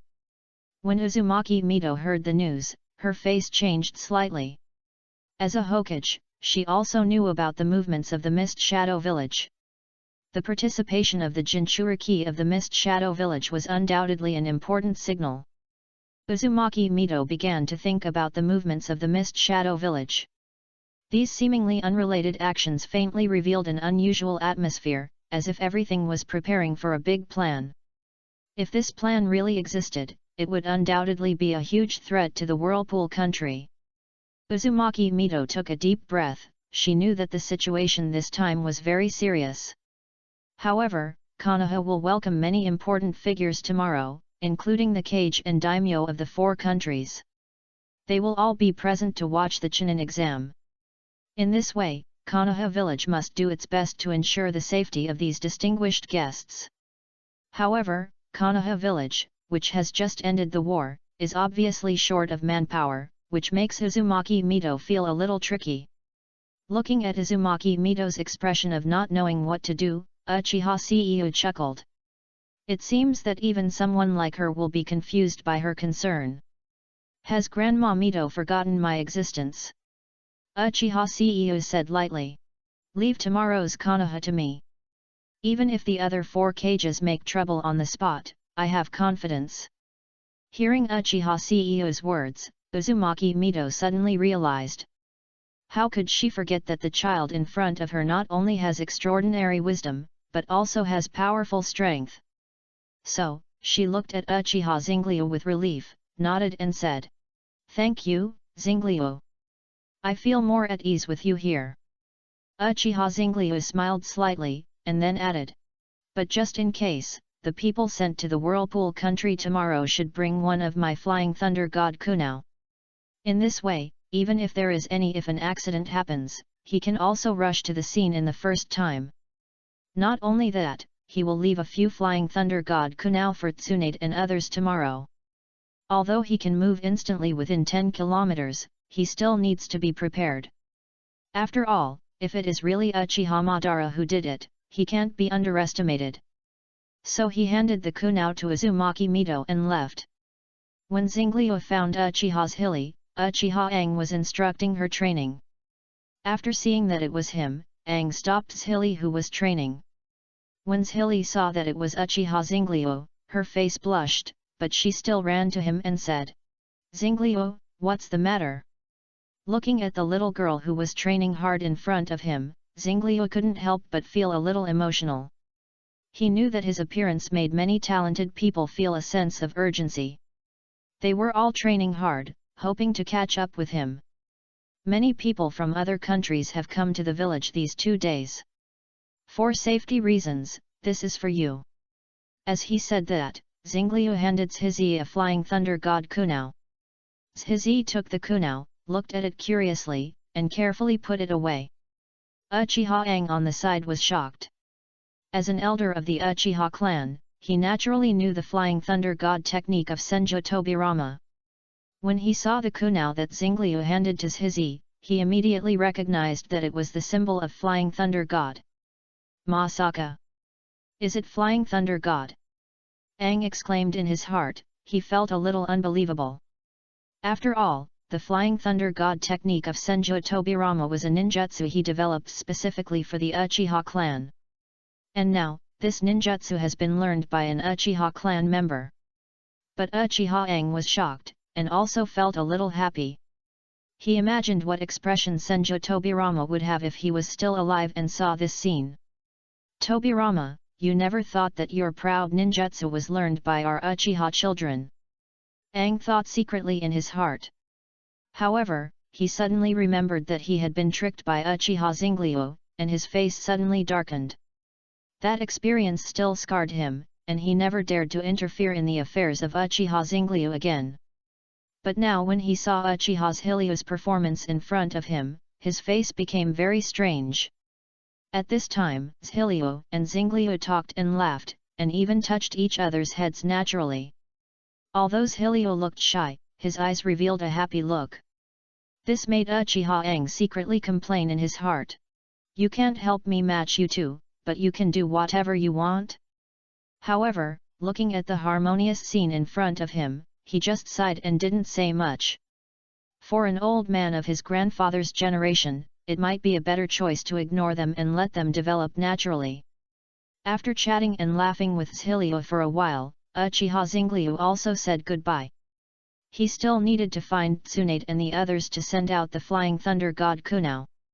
After he left, Uchiha Aang stood beside Zhiliu and said in a deep tone, "Zhiliu, you must see clearly tomorrow. The power of Uchiha's God will be displayed on Zingliu."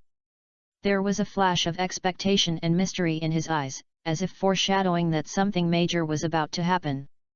As someone who knew the strength of Uchiha Zingliu, he certainly knew what would happen tomorrow. It was to show Konoha's muscles and let the other major countries know that Konoha had a protective umbrella again. And what is more visually shocking? Of course, it was to let the Gundam Susanoo stand on the earth. When Zhili heard this, he turned around and looked at his grandfather in confusion, not understanding the meaning of his words. Aang understood her confusion, but he did not explain. He just looked at her deeply and said, "It doesn't matter if you don't understand. Zhili has the qualifications, but I hope that you will never open those eyes." Zhili was surprised when he heard this. She understood that those eyes in her grandfather's mouth referred to the Mangekyo Sharinon. In the Uchiha clan, the Mangekyo Sharinon is a symbol of honor and power. But Aang's words made Hilly feel a little puzzled. Why didn't he want to open his Mangekyo Sharinon? In fact, Uchiha Aang knew in his heart that although his Mangekyo was opened, but strictly speaking, his Sharinon had long been on the verge of opening the Mangekyo, and the last incident was just a fuse. And what made his eyes reach that level was the sad past he experienced when he was young. Although there are alternative ways now. But the opening of the Mangekyo may still require some traditional things. He didn't want Hilly to have the same experience as himself. And Uchiha, although Hilly didn't understand it very well. But looking at her grandfather's serious expression, she nodded to show that she knew. This chapter is considered as an early update for me. Thank you for your gifts.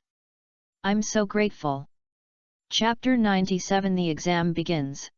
After parting with Hilly, Uchiha Zingliu returned to the Senju mansion the next moment. After entering the mansion, he came to Tsunade and Nono's residence with ease. He knocked on the door gently, and after a while, the door was slowly pushed open, and Tsunade and Nono's figures appeared behind the door. Zingliu, it's so late, what's the matter? Tsunade frowned and asked. Although she was a little confused, she still made way for Zingliu to enter the house. Zingliu nodded, took out the Flying Thunder God kunai from his arms with a serious face, handed it to Tsunade and Nono, and told them. You must carry this kunai with you tomorrow. Tsunade and Nono took the kunai, and both showed surprise on their faces.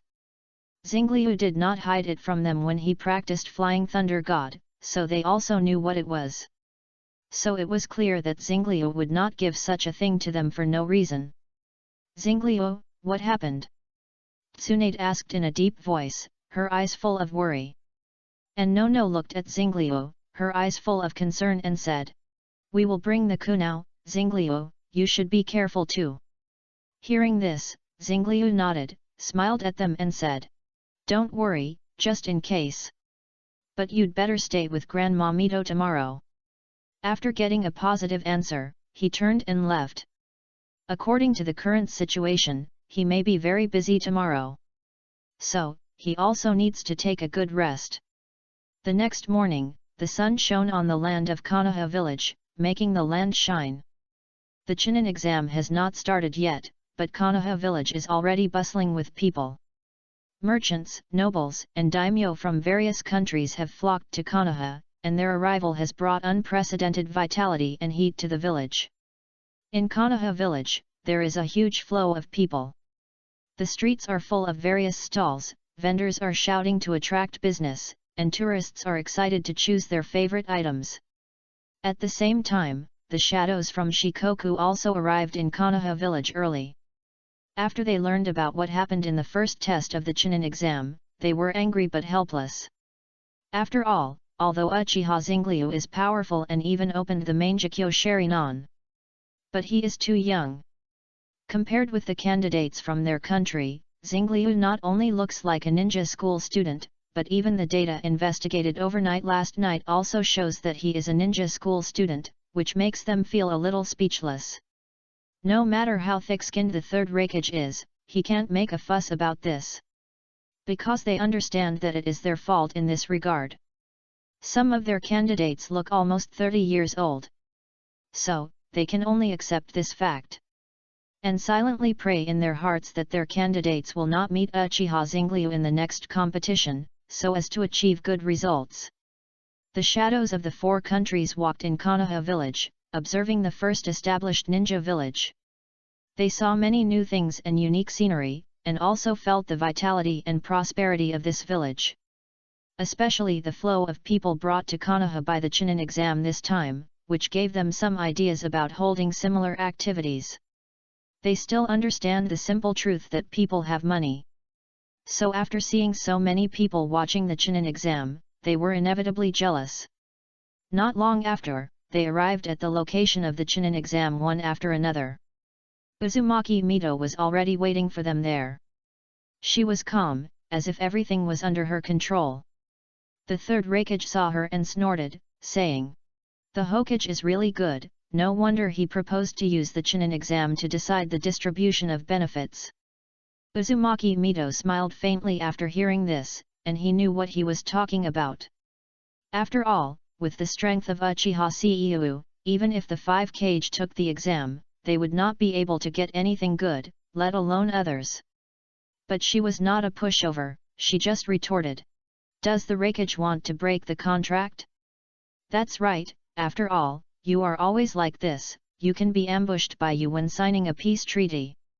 The second Hokage, Senju Tobirama, was ambushed when he signed a peace treaty with the Cloud Shinobi village. So the meaning of this is to say that their Cloud Shinobi village is a village without credibility. And their conversation was not small, so the daimyos of various countries could hear it clearly. Raikage the daimyo of the Land of Fire breathed a sigh of relief and felt much better. Although he was cheated of a lot of money by Uzumaki Mito last time, face is the most important thing in this situation. This made the daimyo of the Land of Fire look at Uzumaki Mito with a little more approval.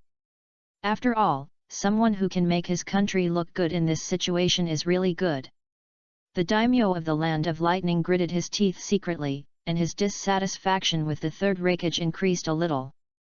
The third Raikage knew that he had made a mistake, and he snorted coldly and stopped talking. The second Kazekage shaman smiled and did not express any opinions. Although he knew that he could not compete for the first place in this exam, it was possible to compete for the second place. Moreover, this joint exam made him see a new development path for the Sand Village, so he was in a good mood. After confronting the third Raikage, Uzumaki Mito looked at the third Mizukage with a heavy face. She felt that this gloomy man exuded a vague maliciousness, which made her feel very uncomfortable. But after all, there was no definite evidence that the third Mizukage had a problem, so she couldn't interfere in other countries' affairs. At this time, the Chunin exam site was already crowded and lively. The candidates gathered here, and all kinds of discussions and exchanges came one after another. At this time, Uchiha Zingliu was standing under the stage with a relaxed smile on his face. When Uzumaki Mito looked here, he looked at her, then nodded gently and said hello. Then, the arrival of the examiner caused a commotion. Coincidentally, the examiner this time was also his acquaintance. Not far away, Senju Yasuke walked over with a serious face. He wore a Konoha Jonin vest and a Konoha forehead protector on his head, and the whole person exuded a majestic atmosphere. As soon as he appeared, the entire examination room seemed to be quiet, and all the sounds disappeared. The Chunin exam has officially begun. Senju Yasuke walked to the front of the stage, looked around and announced loudly. His voice was deep and powerful, spreading throughout the examination room. This exam is a one-on-one duel, and the winner will advance to the next round. He then announced the rules of the exam so that everyone present would know what was going on. Heitake Sakumo from Konoha and Akashi from Tsunagakure will stay, and the rest of the candidates please return to the viewing platform to prepare. As Senju Yasuke's voice fell, the entire examination room was boiling again. The two people whose names were called walked to the center of the examination room, and the rest of the candidates returned to the viewing platform to prepare. After seeing this scene, the audience also understood that the exam had begun. They all quieted down and looked at the two people in the center of the examination room intently. Heitake Sakumo and Akashi stood opposite each other, and each other's eyes were full of fighting spirit. Senju Yasuke saw that it was almost done, glanced at the two of them, and then shouted, "Begin!" Chapter 98 The Tailed Beast Attacks. As soon as Senju Yasuke finished speaking, Heitake Sakumo turned into a group of after-images in an instant, and appeared beside Akashi at lightning speed. His movements were so fast that they were dazzling, as if they were as light and swift as a gust of wind. The short sword was unsheathed, and the blade flashed with cold light. In an instant, the white crescent-shaped sword light occupied Akashi's entire vision. It was a sword light like a crescent moon, sharp and deadly, which made Akashi feel a strong chill. His pupils shrank, his heart beat violently, and he quickly activated the instant body technique to retreat. and the scroll in his hand was quietly opened in silence. With a sound of bang. The next moment, 3 puppets in white coats appeared quietly. His reaction speed was already very fast, but facing an enemy like Heitake Sakumo, he was still a little inferior. Because at this moment, Heitake Sakumo's short sword was already on his neck, making his movements stiff. At this time, Heitake Sakumo's short sword was close to Akashi's carotid artery. As long as he exerted a little force, he could easily kill Akashi. At this moment, the entire examination room seemed to be in silence. Akashi's defeat came too quickly and too suddenly. Some spectators turned around to say something, and the game was over. This speed was shocking. The second-generation Kazekige's smiling face just now disappeared at this moment, and became expressionless. He knew in his heart that this exam was crucial to the Sand Village, but the result in front of him made him feel a little disappointed. Uchiha Seiryu in the stands couldn't help but sigh after seeing this scene. As expected of White Fang, this sword is really fast. At this moment, Senju Yasuke suddenly appeared in the center of the examination room.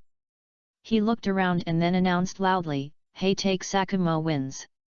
As the voice fell, it seemed as if Buddha broke the previous silence. The entire examination room was instantly flooded with warm cheers. The audience stood up, applauded and cheered, celebrating Heitake Sakumo's victory.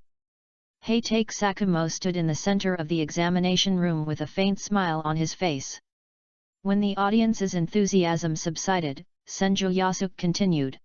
Second game, Konoha's Uchiha Seiryu and Kumigakure's Tutai, please come on stage. Hearing his name, Uchiha Seiryu slowly stood up from the stands. He glanced at the Tutai opposite and couldn't help feeling a little funny. This unlucky guy fell into his hands yesterday, and he met him again in the first game today. This seemed a bit too coincidental, which made Uchiha Seiryu feel a bit ridiculous. However, when he noticed Uzumaki Mito's playful smile, he nodded in understanding. He understood that all this was arranged by Uzumaki Mito. Maybe it was because Uzumaki Mito's expression and arrangement were too obvious, the face of the third Raikage turned pale instantly. He clenched his fists and glanced at Uzumaki Mito angrily. The ground under his feet seemed to feel his anger, and with a crisp sound, a slight crack appeared. But all this could not change the established things. The next second, Uchiha Seiryu appeared in the examination room. And Tsuka showed a bitter look on his face and chose to slowly walk down the stands. His back looked a little lonely and helpless. When the audience saw Tsuku's inferior appearance, they booed without hesitation and were quite dissatisfied with his performance. And when they saw that Konoha's contestant was actually a child, they were even more amazed and questioned. Is such a young child able to participate in the competition? Even if he is a genius, he is too young. I heard that this Uchiha Seiryu is still a ninja school student. I don't know what Konoha is doing. The confused 5 country daimyos in the stands also fell into debate. The daimyo of the Land of Lightning wanted to regain his face and started to taunt him. Is Konoha empty? Why let a child go through this kind of test? Although the daimyo of the Land of Fire wanted to refute, he didn't know how to start for a moment.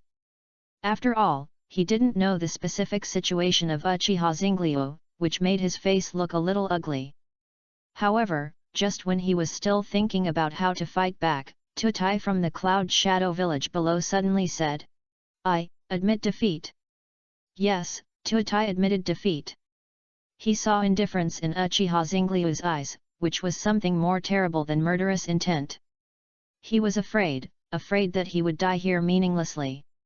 After hearing Tutai's admission of defeat, the daimyo of the Land of Fire showed obvious joy on his face. He said in a mocking tone, no way, no one will give up before the fight, right?" This was not over yet, he continued in a sarcasm. "I wonder if there is no one left in the Cloud Shadow village, why send such a coward to the field?" This sentence was directly aimed at the Cloud Shadow village, and the daimyo of the Land of Lightning gritted his teeth after hearing it. The third Raikage was even more irritable and uneasy. He stood up and shouted angrily, Asshole! Do you know what you are doing? Dode! His voice resounded throughout the examination room, making everyone feel his anger. The third Raikage was not unconcerned about his companions, but this exam was too important. Others did not know the true strength of Uchiha Seiryo, they only saw that he was a child. Even so, Dode actually gave up. This will undoubtedly bring the reputation of the Cloud Shinobi village to the bottom. And the third Raikage also understood that this was directly related to the development resources of the Cloud Hidden Village. He knew with his ass that the daimyo must be very dissatisfied with the Hidden Cloud Village at this time.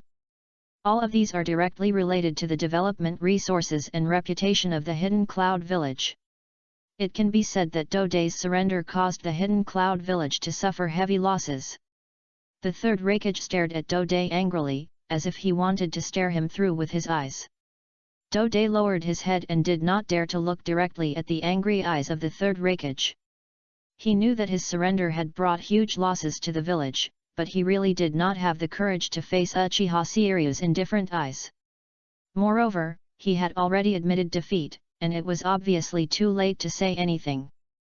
But when he looked at Uchiha Seiryo, he found that his face was full of seriousness, without any relaxed expression just now. And Uzumaki Mito on the stands suddenly stood up and shouted loudly, "Umbu, organize people to take refuge." The next moment, the ground suddenly shook, and a huge roar came from the distance. Everyone present looked up and saw a giant turtle covered with countless spikes appear in Konoha village. Just as the audience was terrified, another roar suddenly came. A giant beast with 2 horns on its head and 8 octopus tentacles behind it also appeared not far away.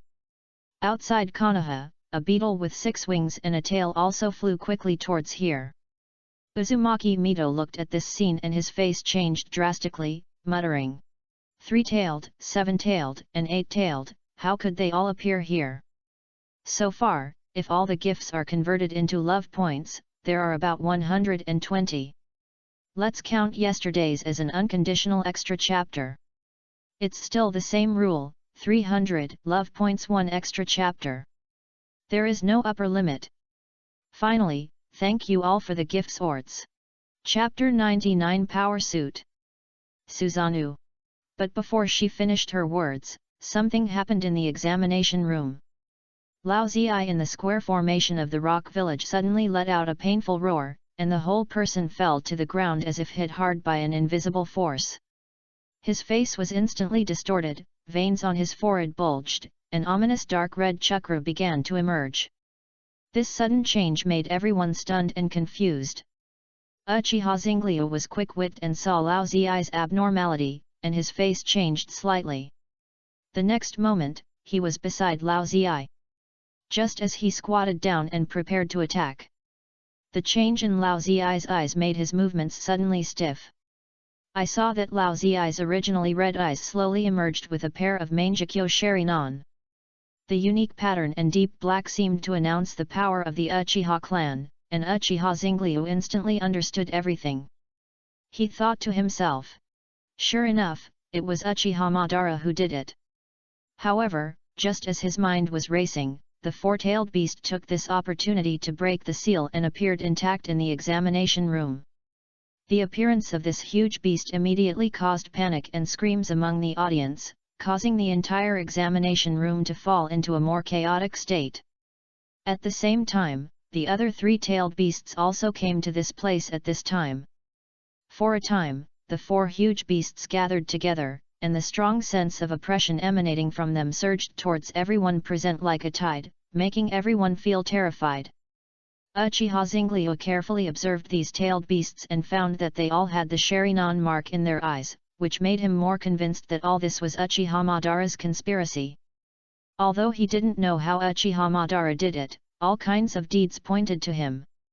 Moreover, Uchiha Madara's pupil power was not inferior to his, and these 4-tailed beasts could no longer be easily controlled by the Mangekyo. The 5 shadows on the other side also discovered the changes in the eyes of the tailed beasts, which made their faces look extremely ugly. The third Raikage even directly questioned Uzumaki Mito.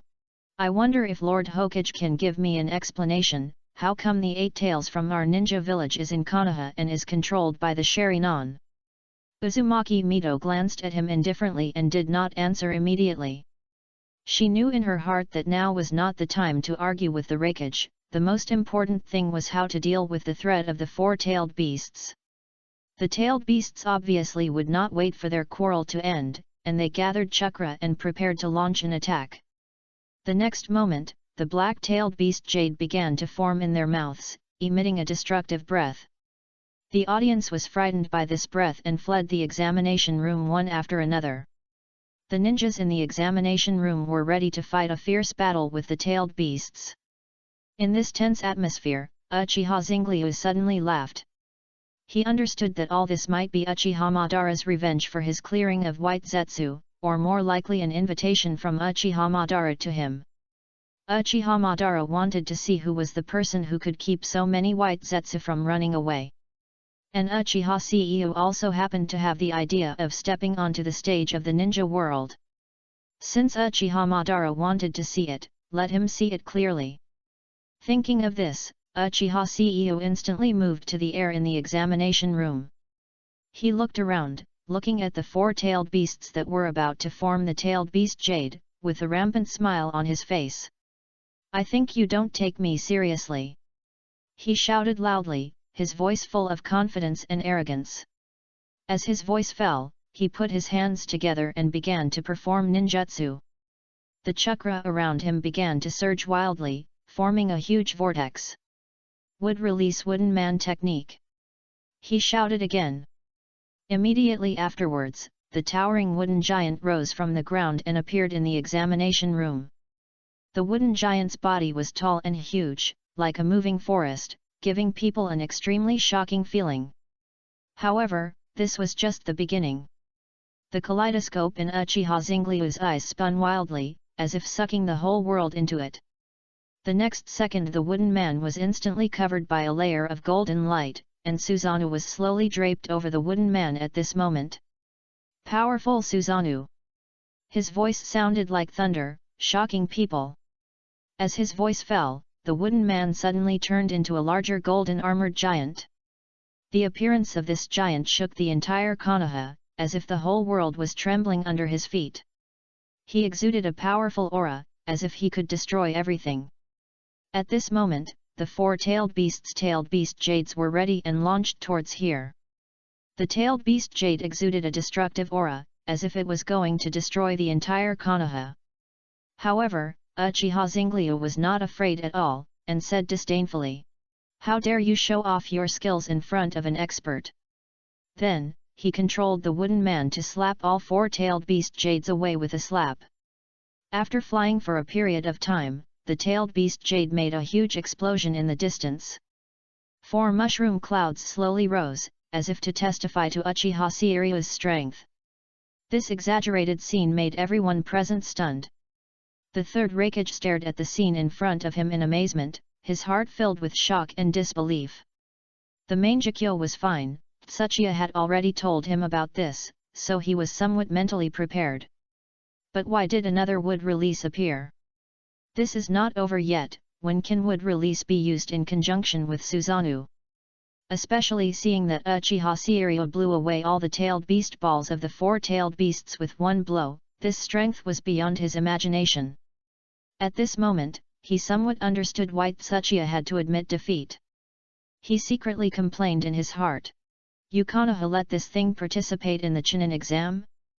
Aren't you bullying an honest man?" Just as the third Raikage was sighing, the wooden giant suddenly moved under the control of Uchiha Seiryu. It rushed towards the 4-tailed beasts slowly, but it was actually so fast that people couldn't react. Then, in the shocked eyes of everyone, the wood giant pinched the 4-tailed beasts easily like pinching a child, and then suddenly disappeared from the spot. The next moment, they appeared in an open area outside Konoha. This ability to move instantly also shocked everyone. Flying Thunder God. The second-generation Kazekage shaman bitterly said the name of this technique. He and the Raikage looked at each other, and they saw loneliness in each other's eyes. They understood that as long as this Uchiha Zenglyu with the strength of a monster was still alive, they had no chance and dared not to show their teeth to Konoha. After seeing this scene, Onoki's body stiffened slightly, and the expression on his face gradually became trance. His thoughts seemed to travel through time and space, back to the day when he was defeated and humiliated by Uchiha Madara. The scene of that day was still vivid in his mind. He clearly remembered how he tried his best but still lost to Uchiha Madara. The feeling of powerlessness and despair surged into his heart again, making him feel heavy instantly. At this moment, he seemed to be 10 years older, even though he was still very young. The brilliance in his eyes had disappeared, replaced by deep worry and fear. He knew that his former pride and confidence were no match for Uchiha Madara. And the Uchiha Zenglyu in front of him made him feel that deep sense of defeat again. Just when the three of them had their own ideas, a sharp shout suddenly sounded. Ice Escape Secret Technique Magic Mirror Ice Crystal. Although there are still about 80 more to generate electricity for love, I will still add one more chapter for the big brothers. Thank you all for your support again Orts. Chapter 100 Elephant Transformation Technique. I saw a guard brought by the third Mizukage perform the secret technique of Mizunatsuki. Large pieces of ice crystals suddenly appeared in the air, emitting a faint chill, as pure as winter snowflakes. They flew quickly in the air, forming countless ice mirrors in an instant. These ice mirrors connected to each other, forming a huge ice crystal cage, locking Uzumaki Mito and the third Mizukage and others into the secret technique. This sudden scene made the other three cages dazzled. They were just paying attention to the battle between Uchiha Ceu and the four-tailed beasts, but they didn't expect that such a thing would happen again in the blink of an eye. All this happened too quickly, even as cages, it was difficult for them to keep up with their thoughts. However, Uzumaki Mito, who was trapped in the secret technique, did not panic at all. Her eyes were firm and calm, staring at the Mizukage in front of her, and slowly said, "The Mist Cage wants to go to war with our Konoha, hey." Before she finished speaking, she suddenly noticed that the guards around the Mizukage were a little unusual. The guard's eyes revealed a hint of evil, which made Uzumaki Mito feel uneasy. The next moment, a familiar feeling surged into her heart, reminding her of an old friend who had passed away. Just when she felt uneasy, the man took off his mask and revealed a face that made her unbelievable. "Long time no see, Mito. I didn't expect that you would become a Hokage." Uzumaki Mito looked at him in disbelief, as if she saw a ghost. She slowly read out the name that once shocked the entire ninja world. Uchiha Madara, how could it be? Her heart was full of doubts and uneasiness, and she couldn't understand why Uchiha Madara appeared in front of her again. Obviously, after Hashirama killed Madara in the Valley of the End, he was heartbroken and died young soon after. Madara's appearance undoubtedly made her mood extremely complicated. However, Madara's appearance also solved the doubts in Uzumaki Mito's heart. She finally understood that the appearance of these four-tailed beasts was not accidental, but the masterpiece of Uchiha Madara. Sure enough, before she asked, Uchiha Madara on the opposite side confirmed her thoughts. "I just wanted to see if Konoha had any unexpected changes, but I didn't expect to see this scene." His tone revealed a kind of teasing and expectation. "The power of Hashirama and I will appear in one person, and I want to move after a long time." These words made Uzumaki Mito feel like she was facing a great enemy, and she immediately entered a state of high alert. However, she suddenly felt something was wrong. According to her understanding of Uchiha Madara, this man should have taken action directly after saying hello, so why would he spend time here with her like chatting? This abnormal situation made her feel a little uneasy, and she immediately began to carefully observe Uchiha Madara's actions. Secretly, she used all her strength to perceive. However, how could her little action be hidden from the man in front of her? "As expected of you, have you found something wrong?" Uchiha Madara said with appreciation. "Unfortunately, it's too late." As soon as the voice fell, golden chakra emerged from Uzumaki Mito's body. Then it quickly spread on her body, forming the Nine Tails chakra mode. The next second, a thick golden light appeared in front of Uchiha Madara. Outside, the three shadows were hesitating whether to help Uzumaki Mito. However, while they were still hesitating, a burst of golden light suddenly illuminated the magic mirror ice crystal in front of them. Then, they heard a crisp shattering sound, and the ice mirror was shattered. The three looked up and saw that after the golden light dissipated, the figures of Uzumaki Mito and others reappeared in their sight. At this moment, Uzumaki Mito had already activated the Nine Tails Chakra mode, and the momentum on his body became extremely powerful. The third-generation Tsuchikage Onoki stared at one of the figures, his eyes full of shock and fear. As a ninja who had fought with Uchiha Madara, he knew the strength and terror of this man better than anyone else. Uchiha Madara. He trembled and shouted the name, his voice full of disbelief. His words also made the other Kages notice this man. They all widened their eyes, with solemn and vigilant expressions on their faces. Although they had not seen Uchiha Madara's strength with their own eyes, as cage-level strongmen, they all knew very well what this name meant. But at this time, Uchiha Madara obviously had no energy to care about them. Every time Uzumaki Mito's attack made him feel extremely heavy, as if he could break his defense every time. Moreover, her speed was even more astonishing, like lightning, making it difficult to predict. Despite this, Uchiha Madara still relied on his superb Sharingan skills to resist Uzumaki Mito's attack with difficulty. And he had to remain highly vigilant at all times, because he might be bound by the seal if he was not careful. However, this was not what bothered him the most. This body is just a clone he created through the elephant rotation technique, with only 30% of the strength of the original body. Although his samsara eye has not yet opened, the elephant rotation technique has awakened in advance. Although this technique is more than enough to deal with ordinary cage-level strongmen, it seems a bit powerless for a being like Uzumaki Mito. But there is one thing about this technique that makes him like it very much. The next moment, he took a deep breath, and the Mangekyo Sharingan suddenly opened. Then, a powerful chakra surged out of his body and quickly formed a huge Susanoo. The size of this Susanoo is no less than that of Uchiha Seiryu's majestic outfit. Susanoo, as if another giant stood on the earth. Its appearance made the surrounding air extremely heavy, as if even time had frozen. Uzumaki Mito also stopped, frowning and thinking expressionlessly. Although she knew that Uchiha Madara in front of her was stalling for time, she didn't know why. If we don't figure out what Uchiha Madara's purpose is, there is no way to solve the fundamental problem. She secretly analyzed in her heart. This Uchiha Madara has very little chakra, so it shouldn't be his real body. Did he come here to hold me back? Could it be in the land of whirlpools? But even if he doesn't hold me back, I can't get there now. Then what else must hold me back so that I can't split myself to worry about it? The more she thought about it, the more uneasy she felt, as if something was about to leave her. But it was this feeling that made her mind flash with inspiration. Is it Tsunade and the others? Chapter 101 Uchiha Madara's Conspiracy.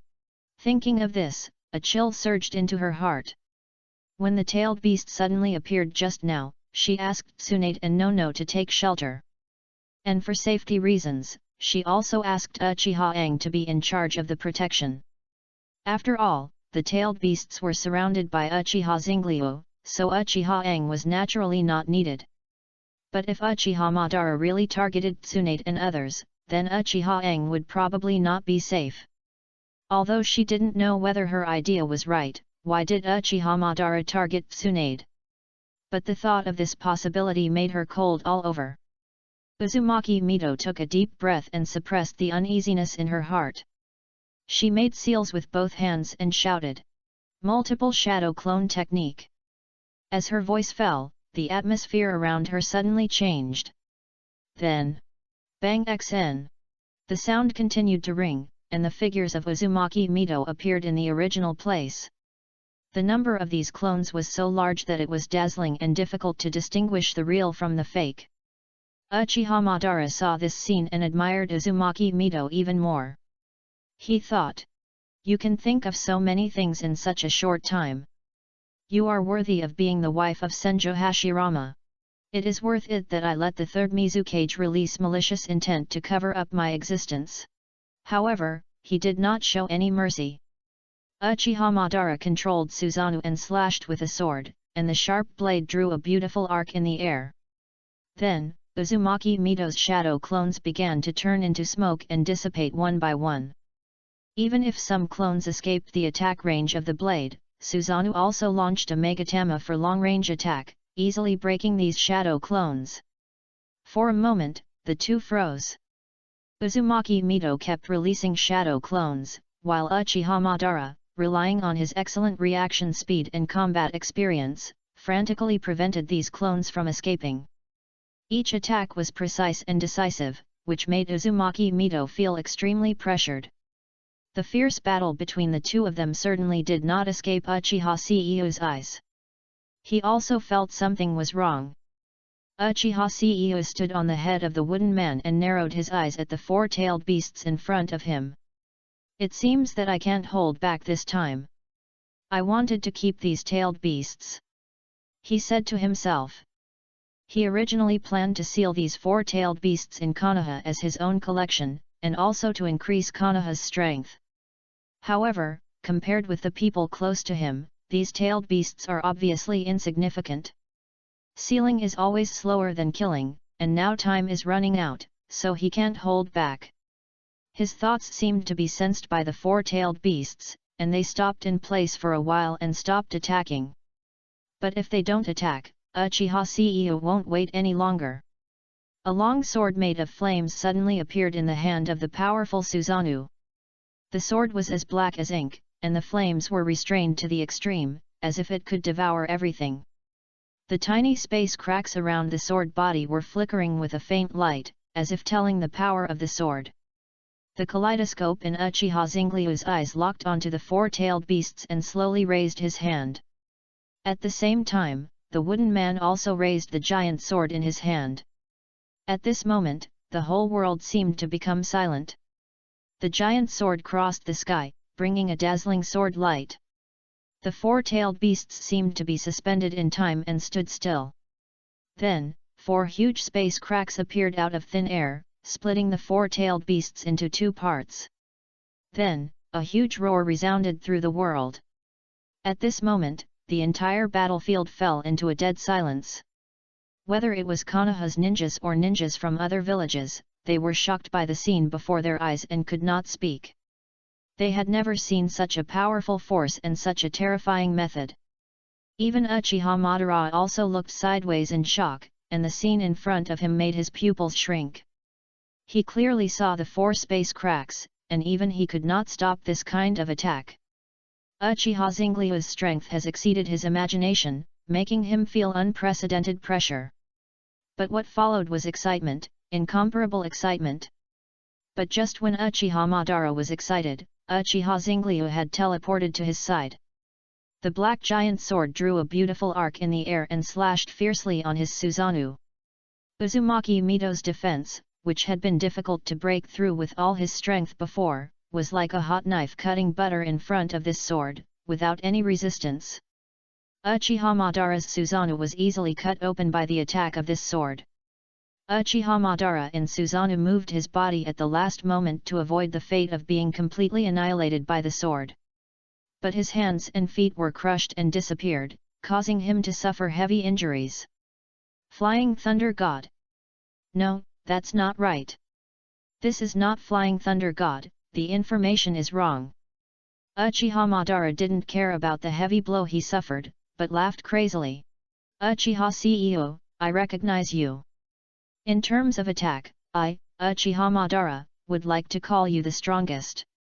Hearing this, Uchiha Seiyu frowned, but ignored Uchiha Madara. The one in front of him obviously couldn't be the real body, and he had been severely injured and couldn't escape. He was more concerned about other situations. At this time, Uzumaki Mito, who came over, hurriedly said, "CEO, can you sense whether Tsunade and others still have Flying Thunder God Kunao on them?" Uchiha CEO's face changed slightly, and he immediately started to perceive. His perception surged like a tide, instantly covering the entire Konoha. "I'll leave this to you, Grandma Mito." After saying that, Uchiha CEO's figure disappeared on the spot. Watching Uchiha Zinglio leave, Uchiha Madara was not only not depressed, but laughed even louder. "I failed this time. I didn't expect that he didn't use Flying Thunder God." Uchiha Madara's tone was full of surprise and admiration. He was obviously very surprised by Uchiha Zinglio's strength and ability. Hearing him laughing wildly there, Uzumaki Mito had a blank expression on her face. But her diamond seal honestly exposed her mood. "I saw these chains tied Uchiha Madara upside down and hung him upside down." Being treated like this, Uchiha Madara couldn't laugh. He looked at Uzumaki Mito deeply and said meaningfully, "You are still so irritable, woman. Wait, I will win next time." After saying that, his whole body slowly melted, revealing the appearance of white Zetsu inside. Seeing this scene, Uzumaki Mito was not surprised. After all, this man is Uchiha Madara, who, together with his husband, Senjo Hashirama, pacified the warring states period. However, when she thought that Uchiha Madara was still alive, and her husband, Senjo Hashirama, died of excessive grief, she couldn't help but feel a surge of grief and anger in her heart. She stomped her feet fiercely, and the ground instantly made a mournful sound, and a large area was sunken. Several shadows in the distance were attracted by the loud noise and rushed over. They couldn't help shrinking their necks when they saw the scene in front of them. On the other side, Uchiha Zinglio picked up the 3 Flying Thunder God kunai on the ground and looked at the distance expressionlessly. "Do you think you can run away by throwing away the Flying Thunder God kunai? You underestimated me a little bit. The big brothers are very powerful. As of now, about 100 people have generated electricity for love again. It's still the same rule. 300 people generate electricity for love will add one more chapter. Thank you for the support of the big brothers, Zyapija thanks you." Orts. Chapter 102 Rescued Tsunade and others. Although he had thrown away the Flying Thunder God kunai in advance, his perception was real.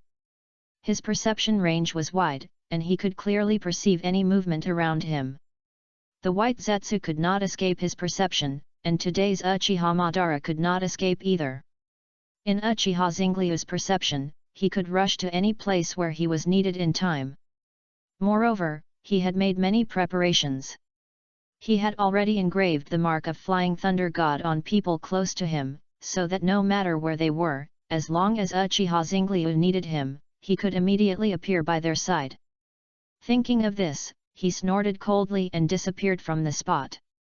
Let time go back a few minutes ago.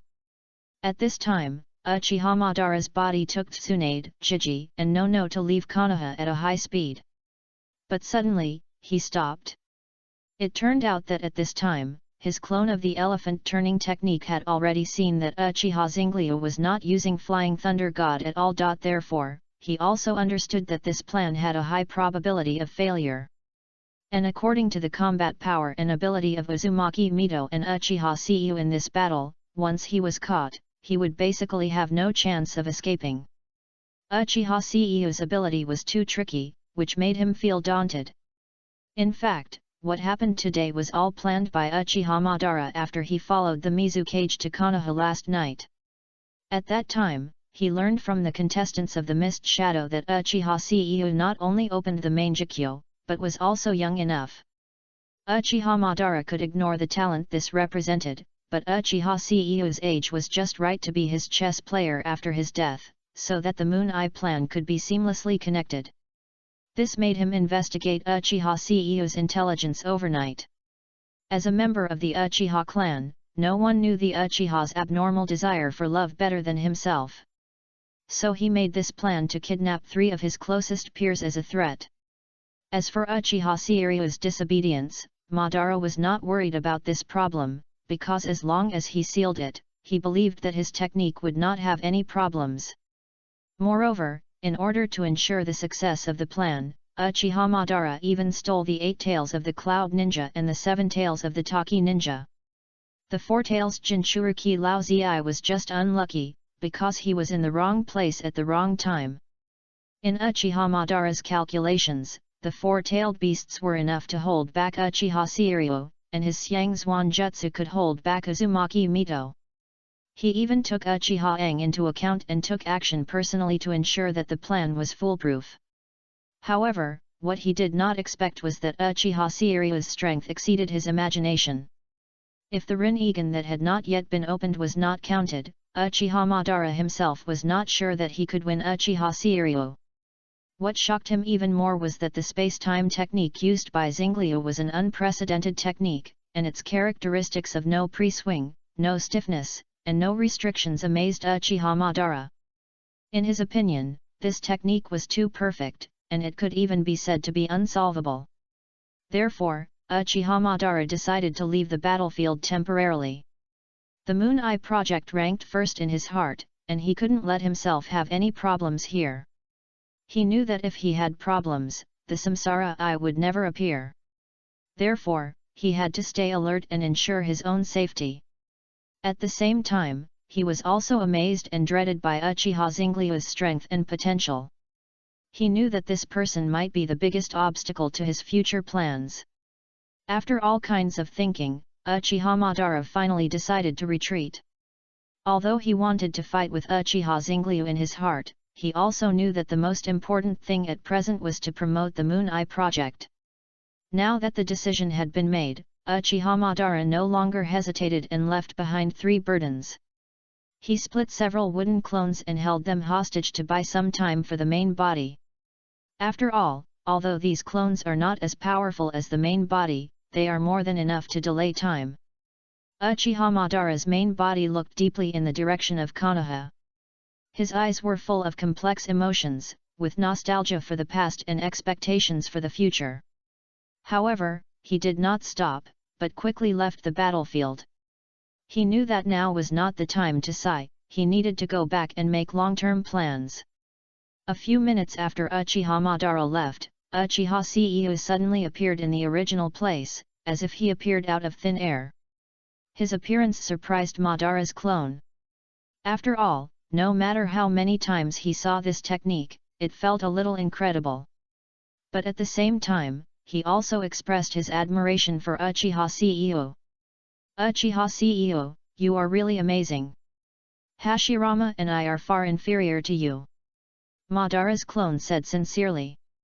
Uchiha Xingliu glanced at Madara's clone calmly and said nothing.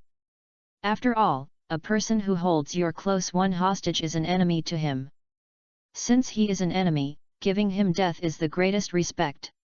Now he is still listening to him, just because he is not completely sure that he can save Tsunade and the other 2 in an instant. Uchiha Madara still has to respect him. At this time, Madara's clone continued. Although I may already know the result, I still want to ask a question. How about coming to my side? If it is you, you will definitely make the world peaceful forever. Uchiha Xingliu sneered at the words, his eyes full of disdain and sarcasm. Is this how you invite others to join you? As he said, he pointed to Tsunade and the other 2, and there was still confusion on their unconscious faces. Madara's clone was slightly startled, but he was not angry, but smiled gently. You. He only said this one word, but at the moment when he was distracted, Uchiha Xingliu's body suddenly blurred. All this happened so fast, almost in the blink of an eye. In order to ensure the success of the rescue operation, Uchiha Xingliu used his Mangekyo pupil technique, the power of Zilong. After the Sharingan advanced to the Eternal Eye, the effect of this ability has reached 4 times the original. It is like the master of time, controlling everything in the palm of your hand. When Uchiha Xingliu released Zilong, the time around him seemed to slow down, like sticky syrup. And in front of this power, Madara's clones were like insects trapped in amber. Although they struggled desperately, they could not get rid of the shackles of time. They only felt a slight strangeness, as if the air became heavy and their thinking became dull. And just as they were in a trance, Tsunade and others had been successfully rescued by Uchiha Xingliu. Madara's clones looked at everything in front of them in shock, they couldn't believe their eyes. Tsunade and the others were clearly under their control, but in an instant, they were rescued by Uchiha Zingliu. This kind of power was beyond their imagination. After rescuing Tsunade and the others, Uchiha Zingliu no longer had any scruples. He saw Tsunade and the others being attacked, and his heart was filled with anger. He no longer reserved his strength and simply used the flame release. A huge fire tornado swept up to the sky, and the heat wave rushed in, as if it was going to swallow the whole world in it. The roar of the fire dragon was deafening and made people palpitate. Uchiha Zingliu stood in front of the fire dragon, his face slightly flushed by the heat wave, looking even more cold and resolute. Chapter 103 Temporary Pause. Uchiha Zingliu stared quietly at the wooden clones that were burned to ashes, with an unknown light flashing in his eyes. After confirming that these clones had completely disappeared, he retracted his gaze and turned to Tsunade and the others. He carefully checked their conditions one by one. When he confirmed that none of them were seriously injured, his tense nerves finally relaxed. He took a deep breath, as if to expel all the worries and tension from his body. Then, he gently helped Tsunade and others up and led them back to Konoha village. As soon as they entered Konoha village, they saw Uzumaki Mito busy directing people to clean up the scene. Her face was full of worry and tension, but when she saw Uchiha Ceu bringing Tsunade and others back, she was obviously relieved. "Mito Grandma, Tsunade and the others are fine, they just fainted." Hearing this, Uzumaki Mito's face showed a relieved smile. She looked at Uchiha Ceu gratefully, and at this moment, Tsunade and the other two also woke up slowly. They just woke up and seemed a little confused and at a loss. But when they saw Uchiha Ceu and Uzumaki Mito, they all showed a look of relief on their faces. "Grandpa!" At this moment, Uchiha Chiji suddenly shouted with a pale face. Sharinan appeared in her eyes, and the second and third Megatama slowly formed, showing the grief in her heart. Hearing this, Uchiha Zingliu also noticed that one person was missing. His heart tightened, and he immediately turned on his perception ability. In the perception, he clearly sensed Uchiha Aang's chakra. The chakra was very stable, and there should be nothing wrong. So, he breathed a sigh of relief, turned to Uchiha Chiji and said, "Don't worry, your grandpa is fine, I'll go and bring him back." As soon as Uchiha Zingliu's words fell, his figure disappeared instantly. Uchiha Chiji's expression, which was originally sad because of the uncertainty of his grandpa's life and death, was stunned at this moment. A look of joy first emerged on her face, but then it was replaced by deep worry. She knew that despite Zingliu's rescue, the battle was not completely over, and Konoha might still face more crises. This complex emotion was intertwined on her face, which made people feel emotional. At the same time, Uchiha Aang was frantically chasing Uchiha Madara's trail outside Konoha.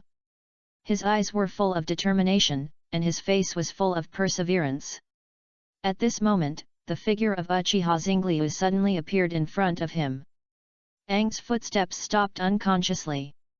He looked at Zingliu with some surprise, as if he thought of something, and he hurriedly asked, "Why are you here?" "The governance is fine, she has returned to Konoha safely." Zingliu's calm words finally relaxed Aang's tense nerves. He took a long breath, as if to expel all the worries and tension from his body.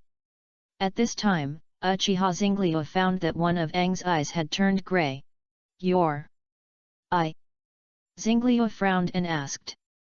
Aang unconsciously touched the eye, as if recalling something. Then, he told Zingliu about his previous experience. It turned out that when Uzumaki Mito asked him to take a few children to take refuge, Uchiha Madara suddenly launched a surprise attack from the side. In that situation, Aang couldn't react at all, and could only use the Uchiha Tabu Izanagi to barely survive. Fortunately, Uchiha Madara didn't get too entangled with him, and took away Tsunade and the other two while Izanagi was resurrected. After he was resurrected, he immediately followed the traces of Uchiha Madara's departure. At this point, Uchiha Aang showed a bitter smile on his face. This smile was full of disappointment and helplessness, as if saying, "I didn't expect that the person I once admired so much would do such a thing." Uchiha Zenglyu looked at Aang deeply, and he could understand the meaning behind this smile. Uchiha Madara, this name represents glory and legend in the Uchiha clan in recent decades.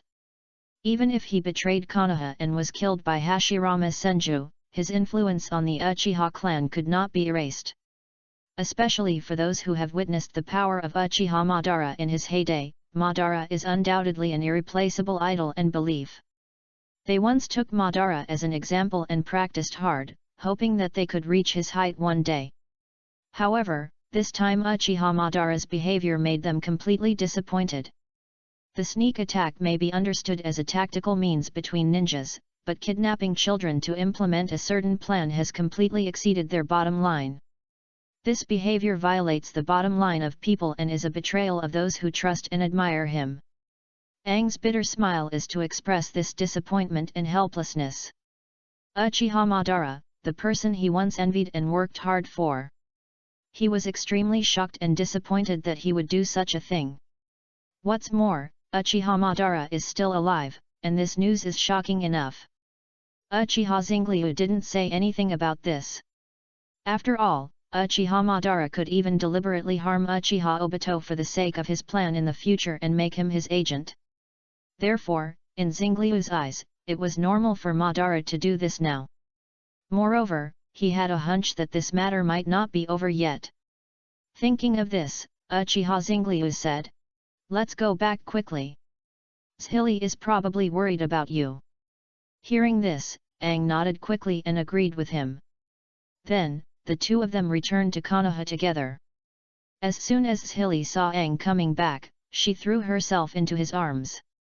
Her tears burst out and she choked and said, "Grandpa, I'm worried about you." Uchiha Aang gently stroked Zhili's hair and comforted him. "Don't be afraid, isn't Grandpa okay?" Zhili said nothing with red eyes, but hugged Aang tightly. Zhili was just a child, but today she witnessed Uchiha Aang die in front of her. This filled her heart with anxiety and fear. And Aang also knew the harm that what happened today had brought to Zhili. He kept stroking her forehead and comforting her. The two of them stayed like this for a long time, and Zhili remembered that this was not home. She looked up and saw many people smiling at them. Suddenly, her little face turned red, and she buried her head in Aang's arms and refused to come out. This scene made the people around laugh kindly. So far, a total of 140 power generation for love have been accumulated. Thank you for the gifts from all the big brothers. Orts. Chapter 104 Another Wave. The Chunin exam was in full swing, but Uchiha Madara's sudden attack cast a shadow on the entire exam. In order to ensure the safety of the candidates, the exam had to be temporarily suspended. However, the importance of this exam is self-evident. It is related to the distribution of interests among countries, so it is impossible to cancel it directly. In this situation, some countries chose to withdraw and automatically won the last place. And this country is the Land of Water, the Hidden Mist Village. The third Mizu cage of the Hidden Mist Village was controlled by Uchiha Madara, which led to a series of incredible actions. And he was able to return to normal thanks to Konoha. That day, after Uchiha Madara's elephant turning technique was defeated, he was left as the controlled Mizu cage.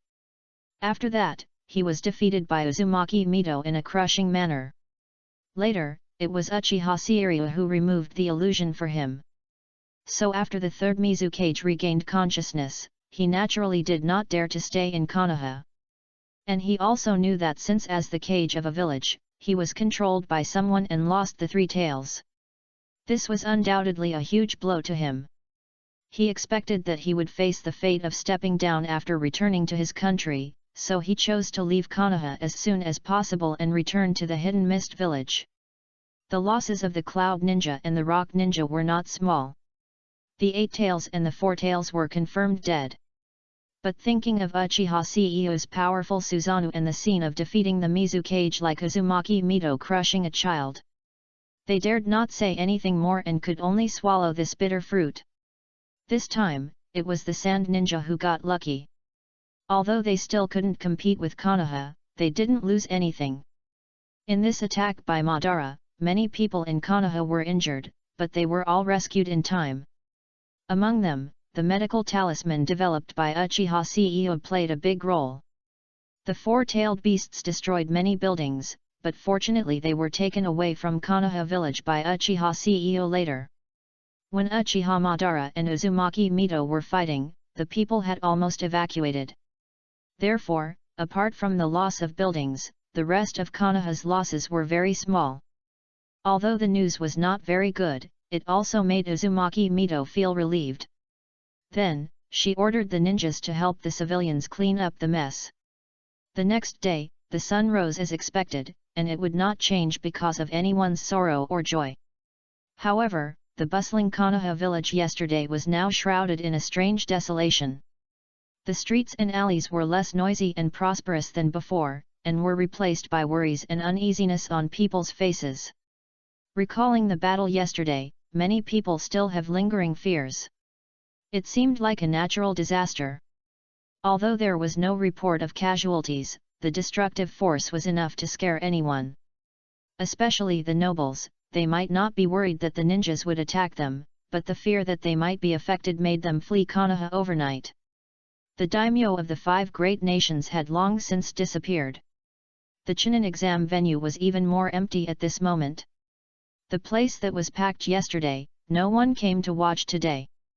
The 4 cage stood alone in the viewing area, as if waiting for something.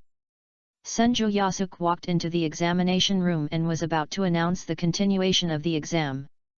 But Onoki suddenly spoke.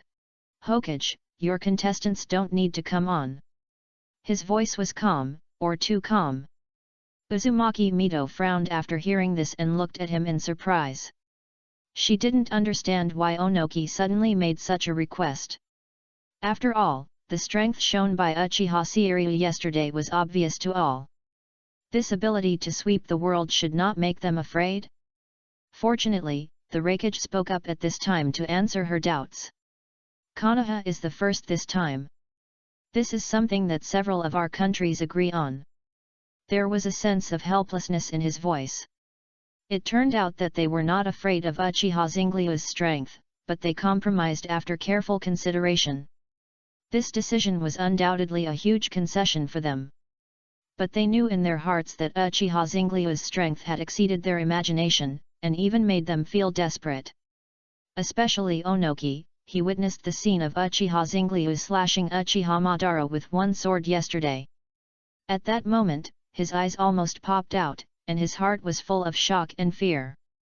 He understood that this kind of power was not something they could resist at all. So, after discussing with several other cages, they made a difficult decision, to give the first place to Konoha. This decision was undoubtedly a huge blow to them.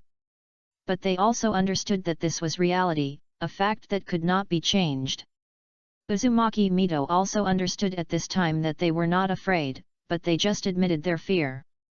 This is good news for Konoha.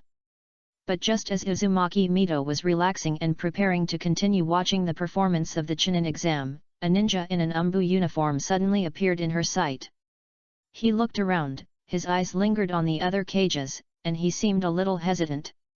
The moment Uzumaki Mito saw him, her expression changed slightly, as if she had noticed something. She recognized this umbu, a ninja she had specially arranged to handle the intelligence of the Whirlpool country. So, she stood up without hesitation and took this umbu to a relatively quiet place for a more in-depth conversation. The other 3 cages just glanced at him lightly and put their attention back to the examination room. They knew that they had no control over Konoha's affairs, so instead of guessing and worrying here, they might as well continue watching the game. On the other side, as soon as the umbu arrived, when she reached a quiet place, she immediately spoke. "Hokage-sama, the Whirlpool country has sent out an emergency call for help.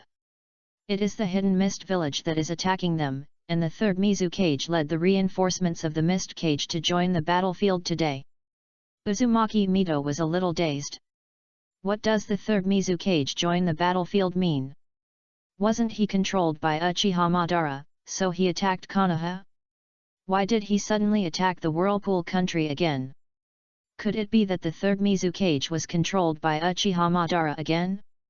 A lot of questions suddenly flooded her mind, making her feel a little uncomfortable. After all, she had kindly let the third Mizukage go yesterday, and even helped him to remove the control of the illusion. And today the third Mizukage led people to attack his hometown.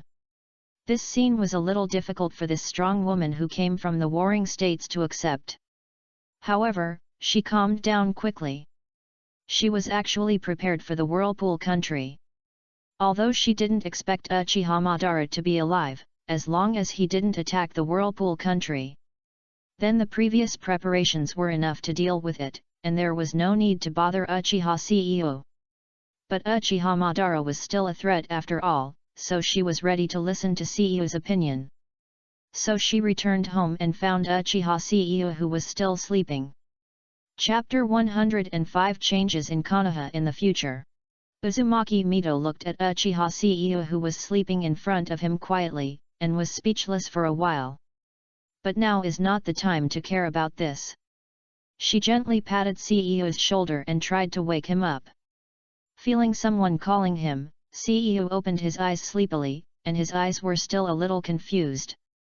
However, when he saw Uzumaki Mito's slightly anxious look, his sleepiness immediately disappeared completely, replaced by vigilance and confusion. What happened? There was a hint of hoarseness in CEO's voice. Uzumaki Mito nodded and said seriously, "Yes, the Umbu sent a letter saying that the whirlpool country was attacked by the hidden mist village, and even the Mizukage was involved." Her tone revealed a kind of anger and dissatisfaction, and it was obvious that she was very unhappy with the behavior of the third Mizukage. Xingliu frowned, and a trace of surprise and confusion flashed in his eyes. He also found it difficult to understand why the third Mizukage was involved in the crisis of the whirlpool country again. After thinking for a moment, he said, "There may be something we don't know about this matter, so I'll go, just in case." Uzumaki Mito nodded slightly when he heard this, indicating that he agreed with his opinion. However, a trace of worry appeared on her face again, and she said, "I originally wanted you to go, Xingliu, but Uchiha Madara may have set his sights on you.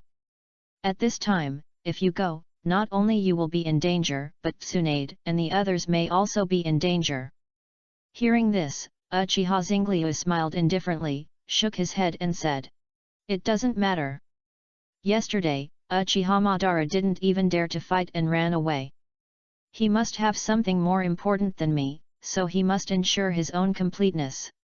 Xingliu knew very well that the reason why Uchiha Madara came forward to plan this plan was entirely because he showed too strong strength when he eliminated White Zetsu. This made Uchiha Madara worried that someone would destroy his carefully planned Moon Eye plan. And from the fact that he hijacked Tsunade and others, it is obvious that he wanted Xingliu to replace Obito in the future as his agent and realize the Moon Eye plan for him. However, Uchiha Xingliu has full confidence in his own strength.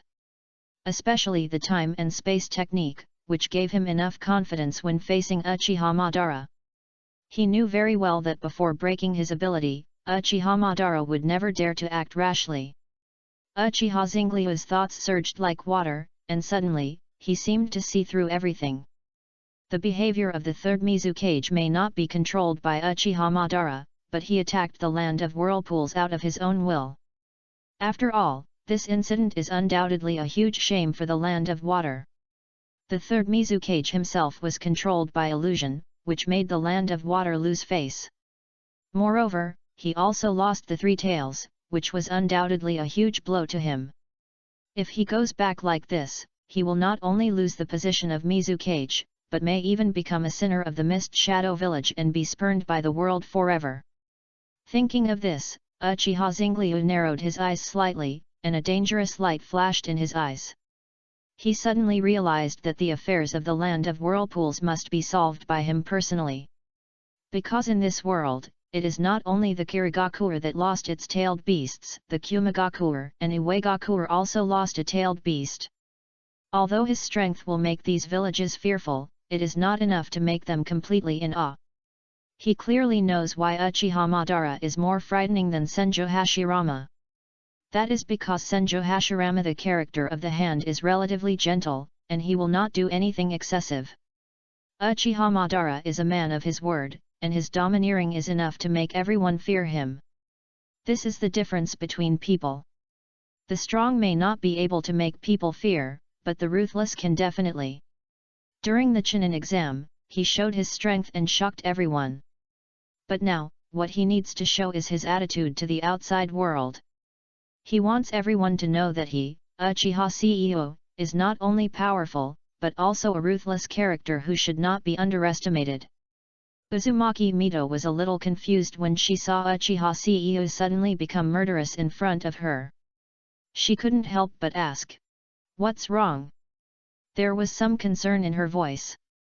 Uchiha CEO came back to his senses, looked at Uzumaki Mito in front of him, smiled gently, and then told her all his guesses. In the process of narration, his expression was serious, as if he was analyzing a complicated chess game. After listening to his analysis, Uzumaki Mito nodded subconsciously, indicating that she agreed with his idea. However, she then felt something was wrong, but she couldn't tell what was wrong. She frowned and fell into deep thought.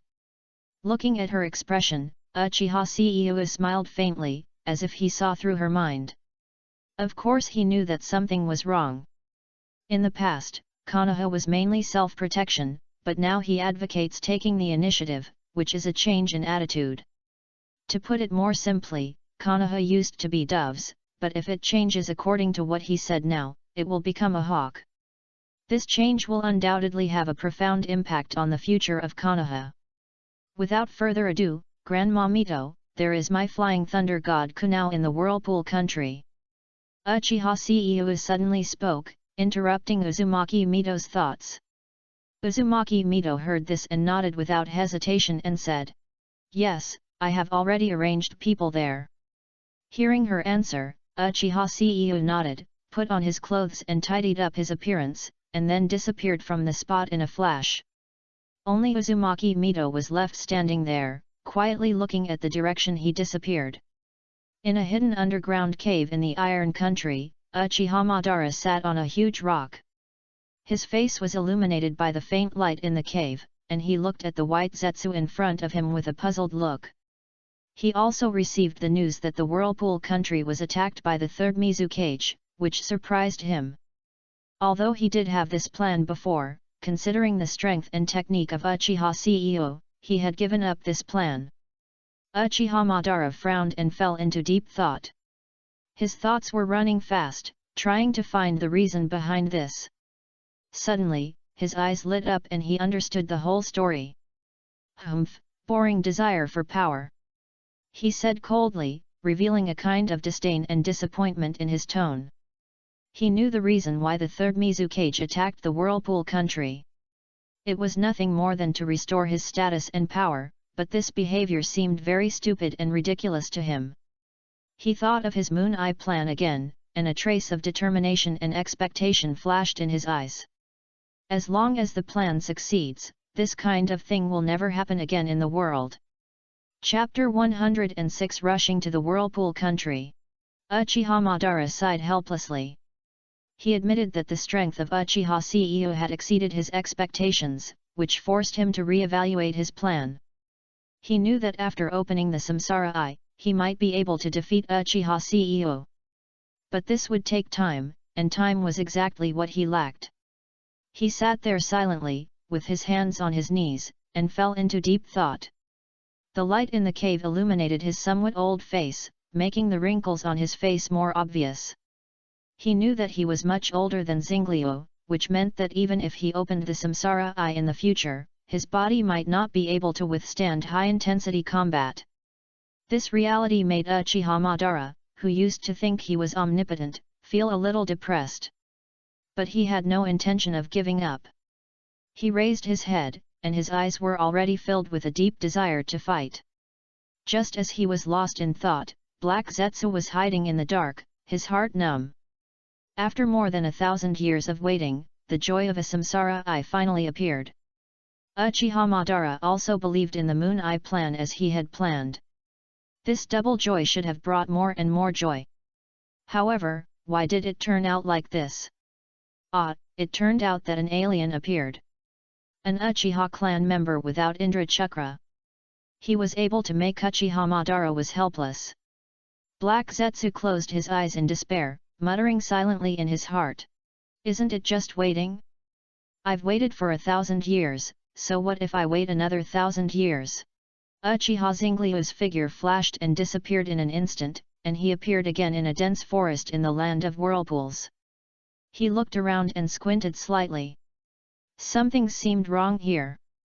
According to Uzumaki Mito's previous arrangement, the Konoha Umbu should be waiting for his arrival here. But the scene in front of him made him frown. In his perception, there were hundreds of ninja troops surrounding this area. In the encirclement, 3 people were making the last resistance.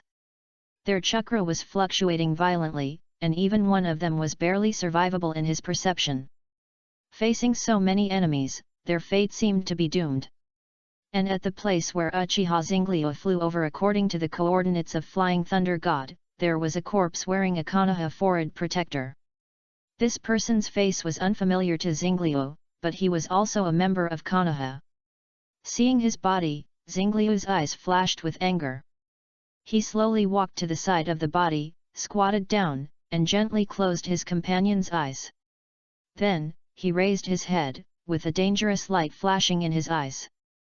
He knew that these people must be coming for Konoha's Umbu. And the purpose was also very simple, just to prevent the news from leaking out. Unfortunately, Uzumaki Mito's arrangement had already made Konoha aware of the situation here. The enemies in the encirclement did not notice Zengliu's arrival, and they were still constantly compressing the encirclement, trying to catch the remaining 3 people in one fell swoop. However, they did not know that their doomsday had come. Uchiha Zengliu stood quietly in place, his Mangekyo Sharingan quietly opened, and his eyes flashed with a deep light. Then, dark flames appeared beside him, as if they were the netherworld fire rising from hell. Last time, the scene where he killed all the white Zetsu in an instant reappeared. The tiny black flames danced in his hands, turning into life-threatening weapons. These flames seemed to have life, agile and deadly, emitting a frightening pressure. The tiny black flames turned into life-threatening weapons, crossed the barrier of space, and then caught up with every mist shadow around. In just a blink of an eye, hundreds of mist shadows lost their lives here, and the entire battlefield fell into silence. Uchiha Zengliu did not stay for long, he teleported directly along the chakra of Konoha Umbu. As soon as he arrived at the new location, a kunao flew towards him. Uchiha Zengliu's eyes were stern, and he blocked it with his hand, and the kunao was firmly grasped in his hand. Then, a member of Konoha Umbu came running over, his face full of tension and anxiety. When he saw that Uchiha Zengliu was a child, he was obviously panicked, but after seeing his face clearly, he breathed a sigh of relief. "Master Zengliu!" he shouted respectfully, his voice revealing deep respect and trust. As a member of the Umbu, they all knew clearly how powerful the child in front of them was. The mist shadow that was chasing you has all disappeared. Now time is limited, let's talk about the situation here first. Uchiha Zengliu said in a deep voice. "Yes, Master Zengliu." The Umbu member replied respectfully. He sorted out his thoughts and then described the situation in the Whirlpool country in detail.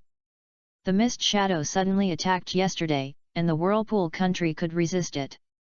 But later, after the Mizu Cage brought reinforcements, the Whirlpool country began to be unable to stop it and retreated step by step. Uchiha Zengliu nodded after listening, expressing his understanding. He then asked, "What is the situation in the Whirlpool country now?" The member of the Umbu said with a bitter look on his face. "It may not be very good. It is estimated that it will soon be unstoppable. We broke out to seek help." Uchiha Zengliu did not say anything after hearing this, but silently threw out a few medical talismans and said, "You know how to use this, go and save the injured person. I will go to save the Whirlpool country first." The member of the Umbu looked at Uchiha Zinglyu gratefully, took the medical talisman, and then left in a hurry. His companion was almost dying, and he was eager to save people, so he didn't care about so many etiquette. And Uchiha Zinglyu was not a person who would care about these things. He sensed the battle fluctuations around him and quickly analyzed the battlefield situation in his mind. The next moment, his figure instantly disappeared from the spot and appeared on the city in the distance. Looking up, he saw the ninjas of the Mist Shadow Village releasing various ninjutsu, attacking the golden knot covering the entire city. Boundary. Various ninjutsu flew in the air, and then hit the barrier one by one, bursting out dazzling sparks. Under the shield, a group of red-haired Uzumaki clan were struggling to support the barrier, their faces full of fatigue and determination. But they didn't dare to give up, because they knew. Once the barrier was broken, the whole city would fall into chaos and killing. At this moment, the third generation of Mizukage walked out of the mist shadow, and under their somewhat desperate gaze, he shouted. Water style, great explosion water wave. As his shout fell, the endless flood took shape in the blink of an eye and rushed towards the barrier. Under the attack of the Mizukage, the golden barrier slowly broke, and finally became a light spot and disappeared on the spot. The Uzumaki clan in the city saw this scene, and their faces showed a look of fear and despair. However, just when they were about to fall into despair, a figure suddenly appeared in front of them. Uchiha Seiyuu stood not far from the third Mizukage and said calmly. We meet again, third Mizukage, is the Mist Cage ready to select the fourth? Chapter 107 The Mist Ninja is surrounded. The moment the third Mizukage saw Uchiha Seiyuu, his heart skipped a beat, as if a huge rock was pressing heavily on his chest. Although he was controlled by Uchiha Madara yesterday, he still remembered the battle between the natural disasters. When he heard what Uchiha Seiyuu said, cold sweat broke out on his face unconsciously. In fact, the third Mizukage had also struggled in his heart. He knew that attacking the Whirlpool country was not a glorious thing, but he had no other choice. He had finally become the Mizukage not long ago, and this happened. If he didn't find a way to make up for it, it was hard to say whether he could spend the rest of his life safely after returning to the Hidden Mist Village. In the end, his inner desire made him overcome his fear of Uchiha Seiryu and made him determined to attack the land of whirlpools. He even thought that Uchiha Seiryu might be an honest man like Hashirama Senju. As long as they don't go too far, just take away the Uzumaki clan's sealing technique and apologize, it will be over. However, this fantasy has now been shattered. Just when the third Mizukage was frozen and didn't know what to do, an arrogant voice suddenly sounded behind him. Hey, kid, what nonsense are you talking about? As he said this, the brave man pulled out the bones on his body with an arrogant face and pointed them at Uchiha Seiryu. Why don't I give you a relief? Remember, my name is Kaguya. However, before he finished speaking, Uchiha Seiryu had already waved his hand impatiently. This wave of hands seemed casual, but it contained terrifying power. A ball of flame suddenly rose from Uchiha Zinglyu's palm. The flame was so hot that it seemed that even the air was ignited. Then, the flame quickly condensed into a sharp slash, slashing towards Kaguya with a sound of breaking through the air.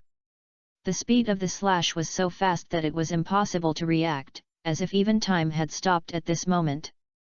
Before the ferocity on the brave man's face completely disappeared, his body had been cut in half by the slash. The aftermath of the slash spread out, cutting everything behind him in half. For a moment, the entire battlefield fell into a dead silence, leaving only the Kaguya who was cut in half and the charred marks left by the slash. The third generation of Mizukage took a breath of cold air when he saw this scene. Although he had been mentally prepared again and again, when the enemy really came, Uchiha Zinglyu's strength still made him feel terrified. The other mist shadows looked at Uchiha Zinglyu with a solemn expression, and did not dare to step forward for a while. Seeing the expressions on their faces, Uchiha Zinglyu sneered.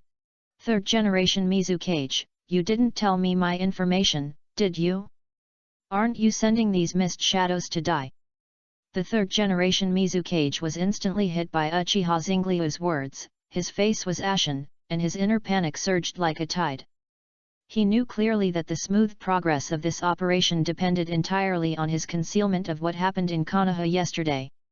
If this matter was revealed, he would have been taken back to the Hidden Mist village long ago, and all his power would have disappeared, so how could he be qualified to command the battle?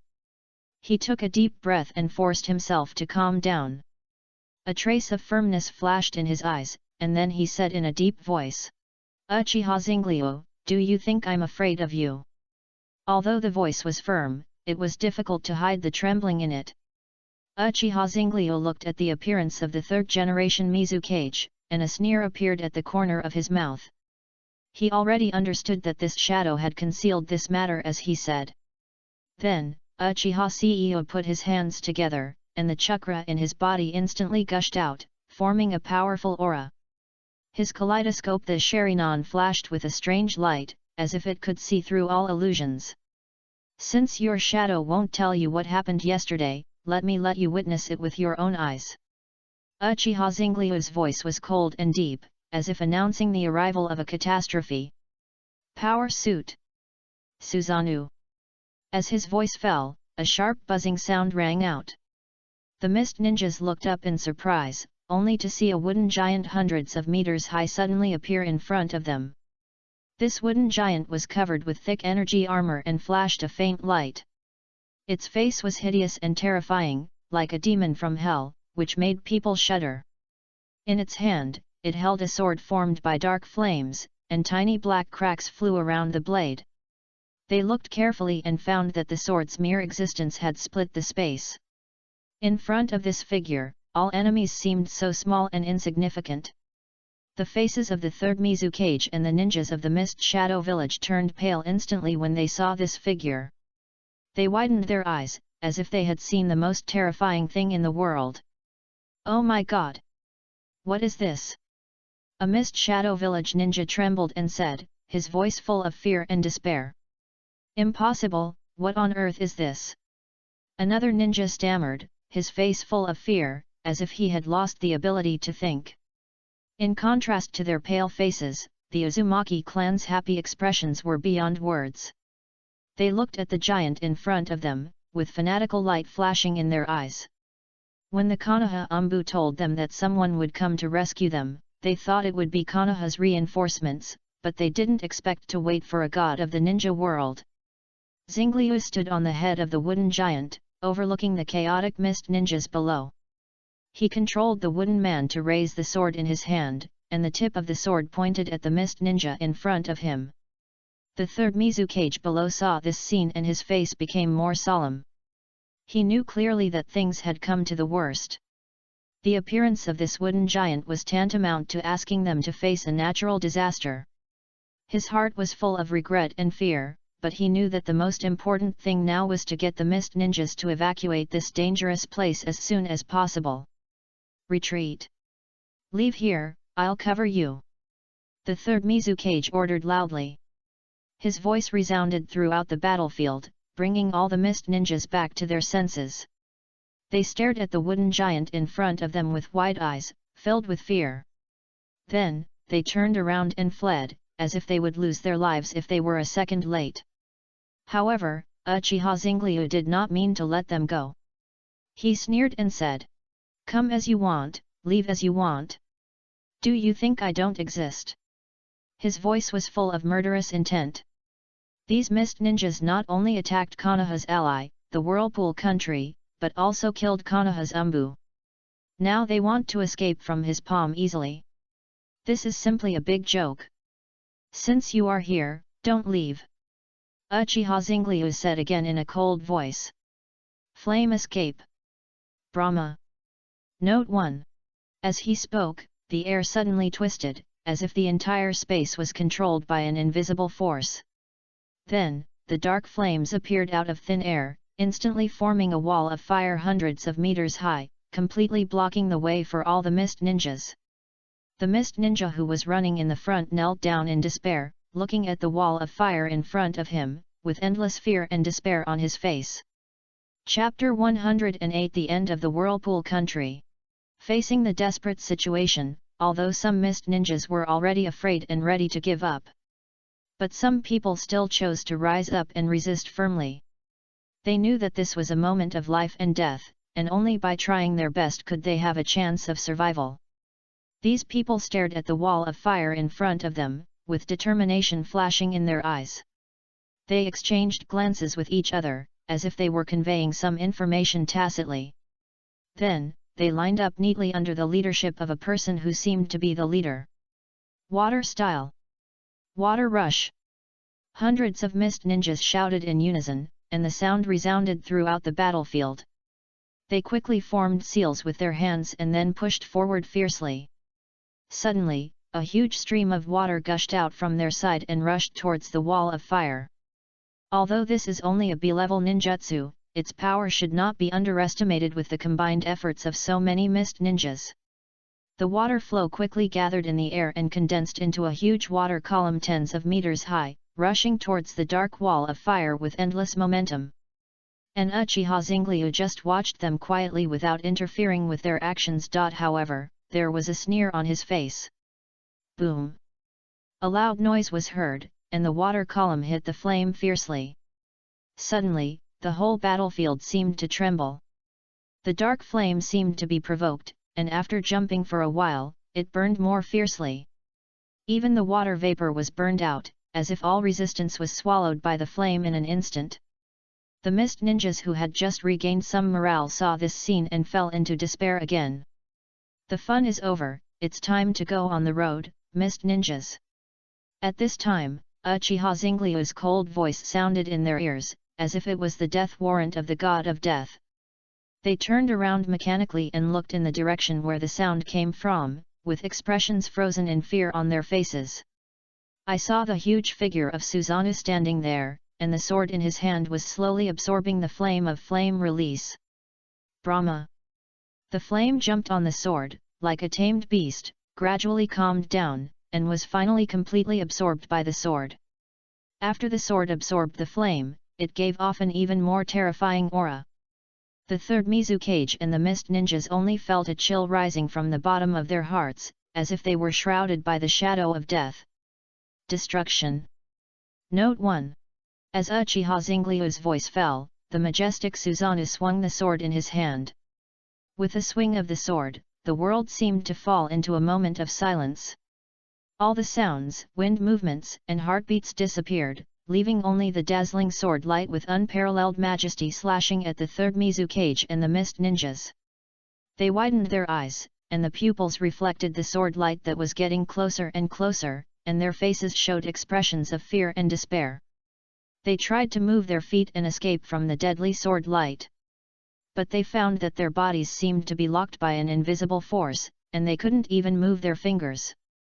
Fear made them widen their eyes, and their heartbeats became louder and louder in this silence. They could only watch the sword light approaching, and their hearts were filled with endless despair. Boom!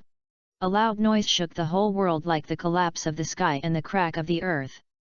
At this moment, everything disappeared, leaving only the flashing sword light and endless darkness. When everything was silent, the people of the Uzumaki clan looked at the scene in front of them and were completely stunned. The world in front of them had completely changed. The place where the mist ninja was originally located had now become a plain. Whether it was tall trees or small hills, they all disappeared under that knife, leaving only dust and gravel on the ground. Dang! This light sound was like a drop of water falling into a calm lake, instantly breaking the silence around. Those members of the Uzumaki clan who were shocked by the scene in front of them came back to their senses one after another, and their eyes were cast in the direction where the sound came from. I saw a young Uzumaki clan member standing not far away. He was pale, and the kunai in his hand had slipped to the ground, colliding with the ground and making a light sound. He stared at the ruins in front of him with wide eyes, as if he couldn't believe that everything in front of him was real. Oh! We won! Suddenly, an excited voice resounded through the sky, breaking the brief calm. Then, more cheers rang out, surging like waves. The members of the Uzumaki clan shouted, "Long live the Uzumaki! Long live Konoha!" They waved their arms excitedly, with smiles on their faces, as if celebrating this hard-won victory. Uchiha Zingliu stood quietly on the giant's head, overlooking the ruins he had created in front of him. There was no expression on his face, but his eyes flashed with satisfaction. This was the first time he had used all his strength, and it was also the first time he truly understood his own strength. He knew that this attack was almost his current full strength, and it was also the strongest power he had mastered so far. This time, Uchiha Zingliu not only achieved his revenge, but also achieved another important goal.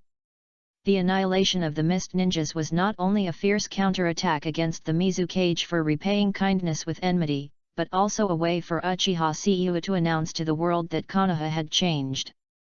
The third Mizukage was controlled by Uchiha Madara, and it was the people of Konoha who helped him through this. He was not even held responsible for attacking Konoha. After all, Uchiha Madara was also a traitor to Konoha. But the third Mizukage attacked the land of whirlpools and killed the Umbu of Konoha for his own interests, which was something Uchiha Seiyu could not tolerate. So he chose to annihilate the Mist Ninjas with thunderous means, just to let everyone understand. Konoha is no longer the Konoha of the past, it has a new guardian and new rules. It is to let other ninja villages know that Konoha village is no longer the same as it used to be. It is no longer the place where it can be easily bullied and a simple apology can calm things down. Uchiha Seiyu wants to change with his own strength. His actions told them that any invasion and provocation of Konoha would come at a heavy price. He wanted the whole world to know that Konoha village had a new master, new power and new determination. This was a brand new era, an era that belonged to Uchiha Zingliu and Konoha village. Zingliu looked at the Uzumaki clan who were in a carnival in the city not far away and smiled indifferently. Then, he looked forward, put his hands together, and whispered, "Wood release. Tree realm descends." As he spoke, an invisible force spread in the air. A place that was just a plain suddenly emerged from the ground with many trees. After a while, the entire plain was covered with trees and became a lush forest. Looking at the scene in front of him, he nodded with satisfaction. Then he said to himself, "It's over, let's go back and catch up on some sleep. Speaking of which, I've been too busy these past few days. No, I have to go back and supervise Tsunade and the others' progress in learning, otherwise, how can I slack off in the future?" Chapter 109 Changes in Tsunade and the Others. The Chunin exam finally came to an end. Konoha village undoubtedly won the first place because of the existence of Uchiha Seiyu. However, the second place was beyond many people's expectations. Although there were only 2 participants left in the Sand Village, Kurosha and Akashi, they showed amazing strength and perseverance and tried their best to win the second place. Especially Kurosha's Sand Iron Realm technique, which made the people of the other ninja villages suffer. The Cloud Village, which had a strong attitude towards the outside world, only got the 4th place this time, only slightly better than the bottom Kirigakure. After this result came out, the third Raikage was so angry that he left Konoha. A few days after the 3 shadows returned to their respective ninja villages, a shocking news once again broke the peace of the 5 major countries. The Hidden Mist Village attacked the land of whirlpools while Konoha was conducting the Chunin exam. This action ended in a disastrous defeat, the entire Mist Ninja army was wiped out, and even the third Mizukage was confirmed dead in this battle. Uchiha Seiyu wiped out all the Mist Ninjas, but not all the people in the city of whirlpools were from the Uzumaki clan. So, of course, this news would spread. Besides, Seiyu himself would not deliberately conceal this news. Because the purpose of his move this time included deterring the 5 major countries and letting them know the change in Konoha's current attitude towards the outside world. If they didn't know anything, how could they deter? And the effect was also very obvious. Not only did the Hidden Mist Village not ask Konoha for an explanation, but even the newly elected 4th Mizukage sent a letter of apology to Konoha. After that, ninjas from other countries would choose to avoid Konoha when they met people from Konoha during their missions. Uchiha Madara laughed wildly after knowing the result of this incident. He kept muttering something. This kid is more like me. Hashirama, did you see that? Sure enough, I am right. And so on. At this time in Konoha, Tsunade, Nono, and Uchiha-ji were training hard. Uchiha Zingliu stood aside, looking at them with some complexity. Because their training at this time was a little too crazy. Since they were rescued by him that day, they have become like this. Tsunade and Uchiha-ji's training has exceeded the scope of ordinary people. They seem to be competing with their own limits. Although Nono is relatively rational, he is also constantly challenging his own limits. Uchiha Zingliu has mixed feelings about their changes. He knows that Ji became so crazy because he witnessed the death of Aang. But he couldn't guess the transformation of Tsunade and Nono. But fortunately, Uchiha Zingliu is a straightforward person, and he decided to ask directly. He walked up to them, looked at their sweaty figures, and said, "Your recent training seems to be a little too crazy, can you tell me why?" His voice was calm and firm, as if it could penetrate the chaos in their hearts. Tsunade and the other two stopped what they were doing and turned to look at him when they heard his words.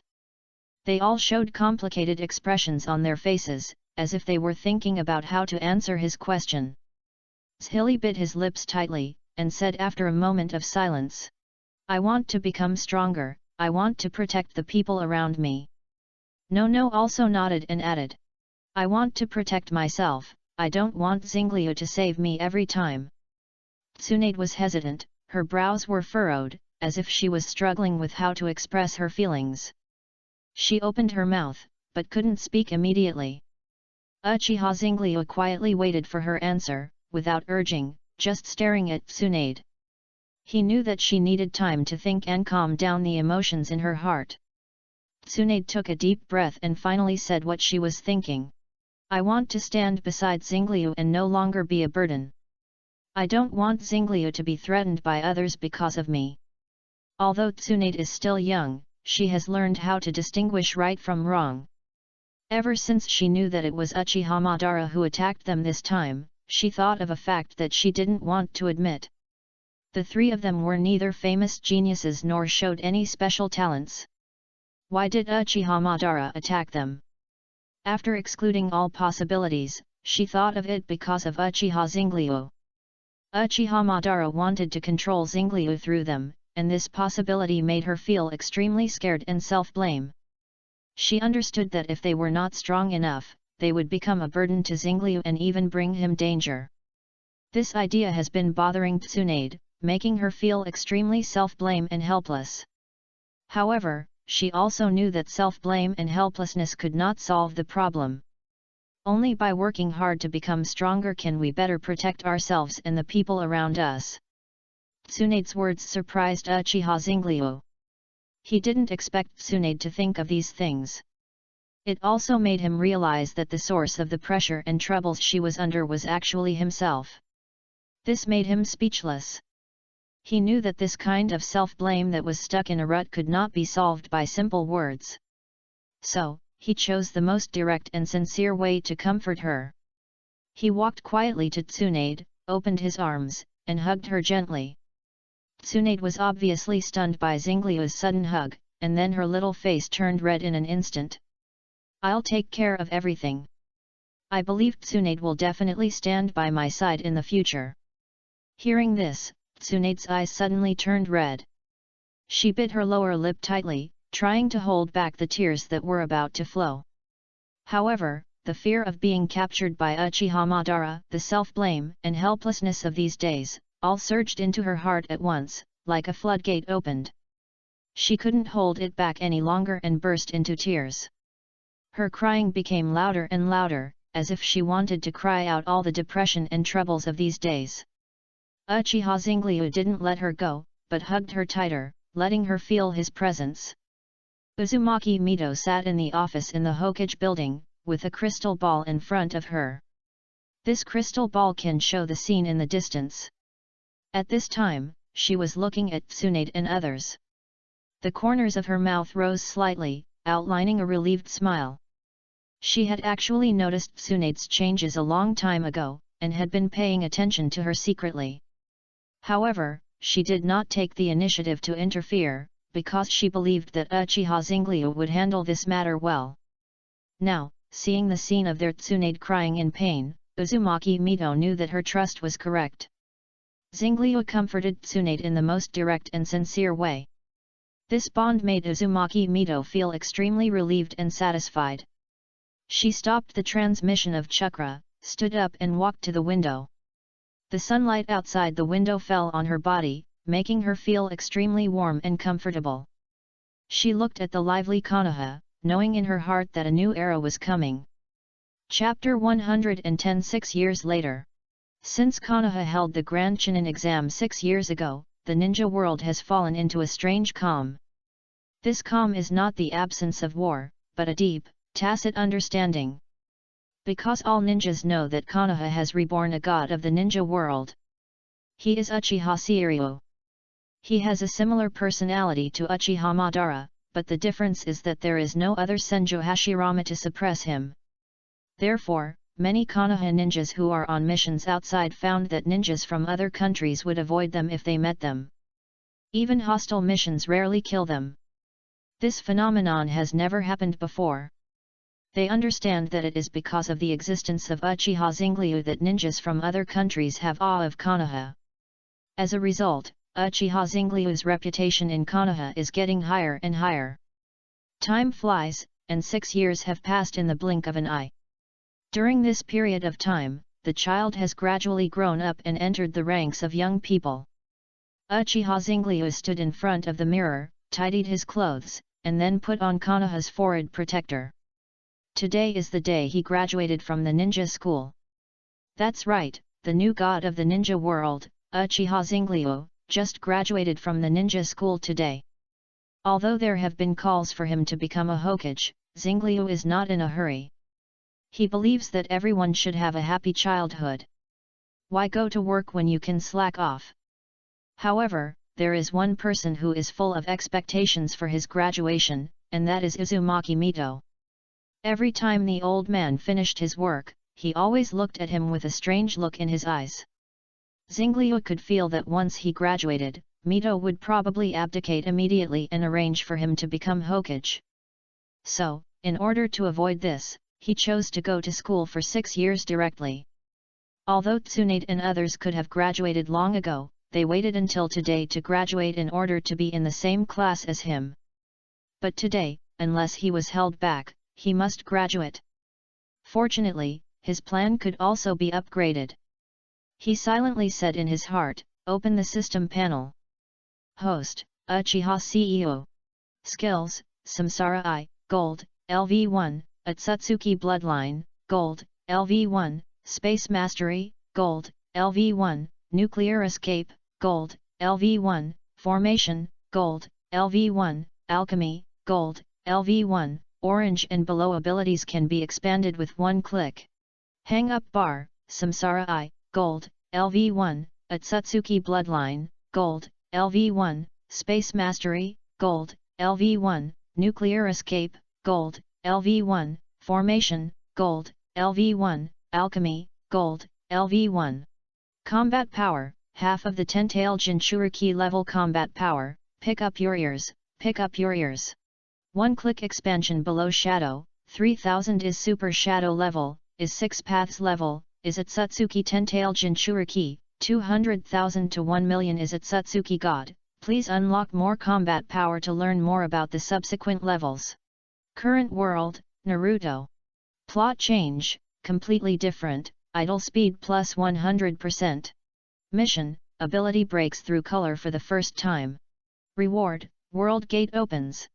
Hint 1, detect that the host breaks through to the next level, the idle bar increases by 1. And the current idle bar is 6. Hint 2, detect that the host's combat power meets the standard, and the task bar is unlocked. Hint 3, the ability of color is the beginning of becoming a god. In 6 years, Uchiha Zingliu's strength has undergone earth-shaking changes. In the second year, his ability broke through to orange. And today, 6 years later, several abilities of the idol have also broken through to gold. He finally opened the Samsara Eye and mastered the yin-yang escape, and he can also safely open a new page of his hands-off shopkeeper plan. Tsunade and others have been practicing hard in the past few years. Although their strength is enough, they are definitely not good at handling things. So, if Uchiha Zinglio becomes Hokage now, it will be too late for them. They still need a few years of growth before he can rest assured to fish. In order to make the transition period in the past few years, Uchiha Zinglio designed a second set of slacking plans. This plan is the Impure World Reincarnation. For this plan, Zinglio had already upgraded this technique to the purple level. This purple level Impure World Reincarnation allows him to summon the person he wants without sacrifice, and the person summoned has 90% of the strength of the person before his death.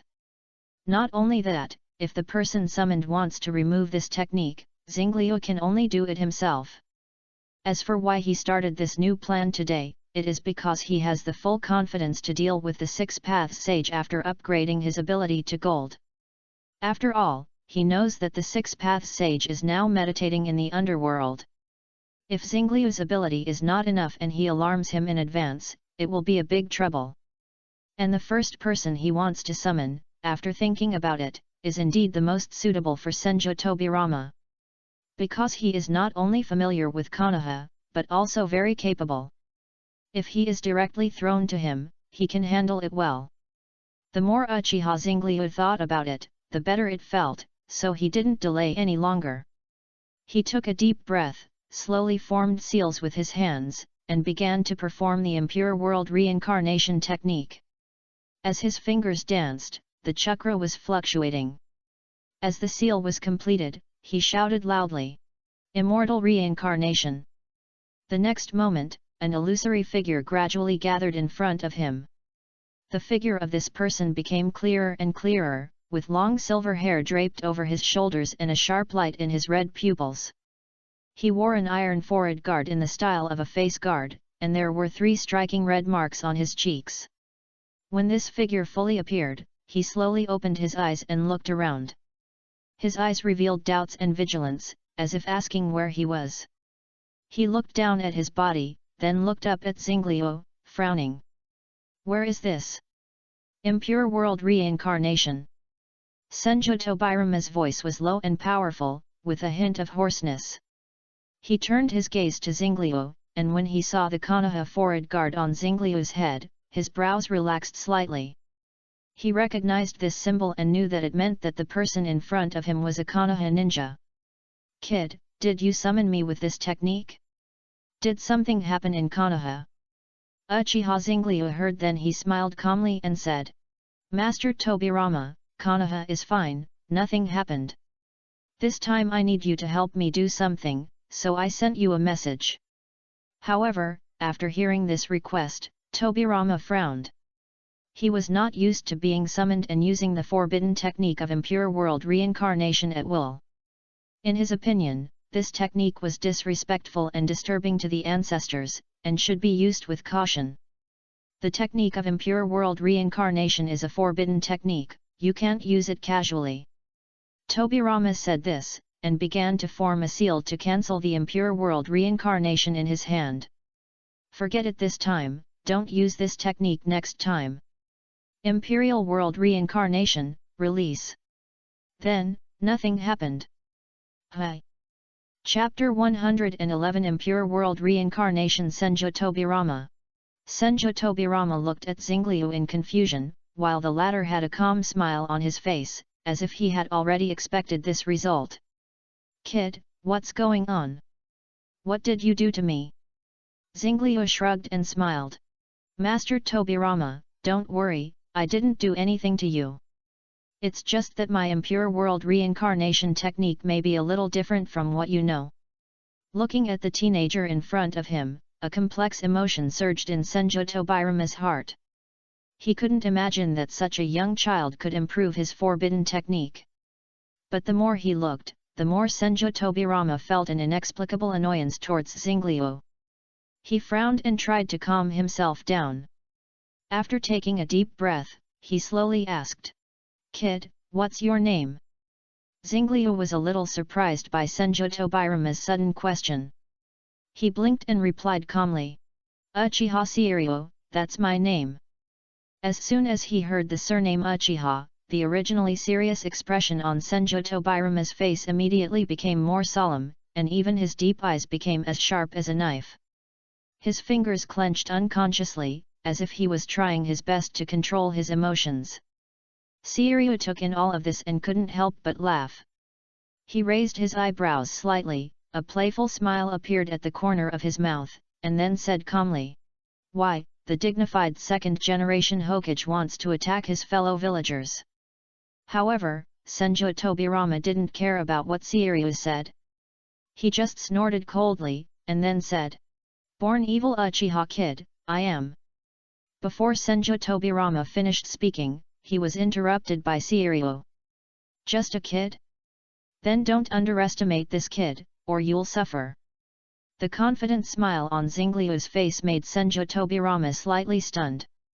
He didn't say anything else, but just looked at the child in front of him again, with a look of inquiry and doubt in his eyes. For a moment, the two of them were in a confrontation, and the air was filled with a tense and silent atmosphere.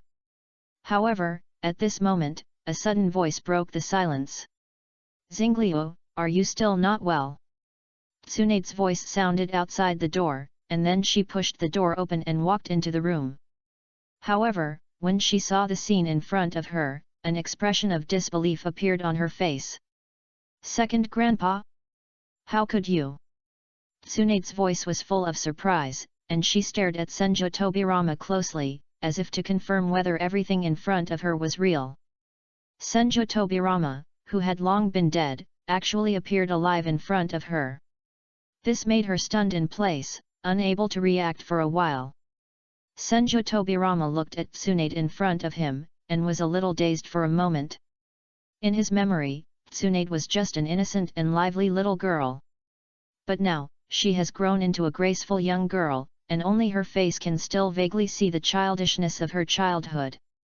Senju Tobirama opened his mouth slightly, as if he wanted to say something, but he didn't know where to start. After a long while, he spoke. "Little Tsunade, long time no see." This call also woke Tsunade from her daze.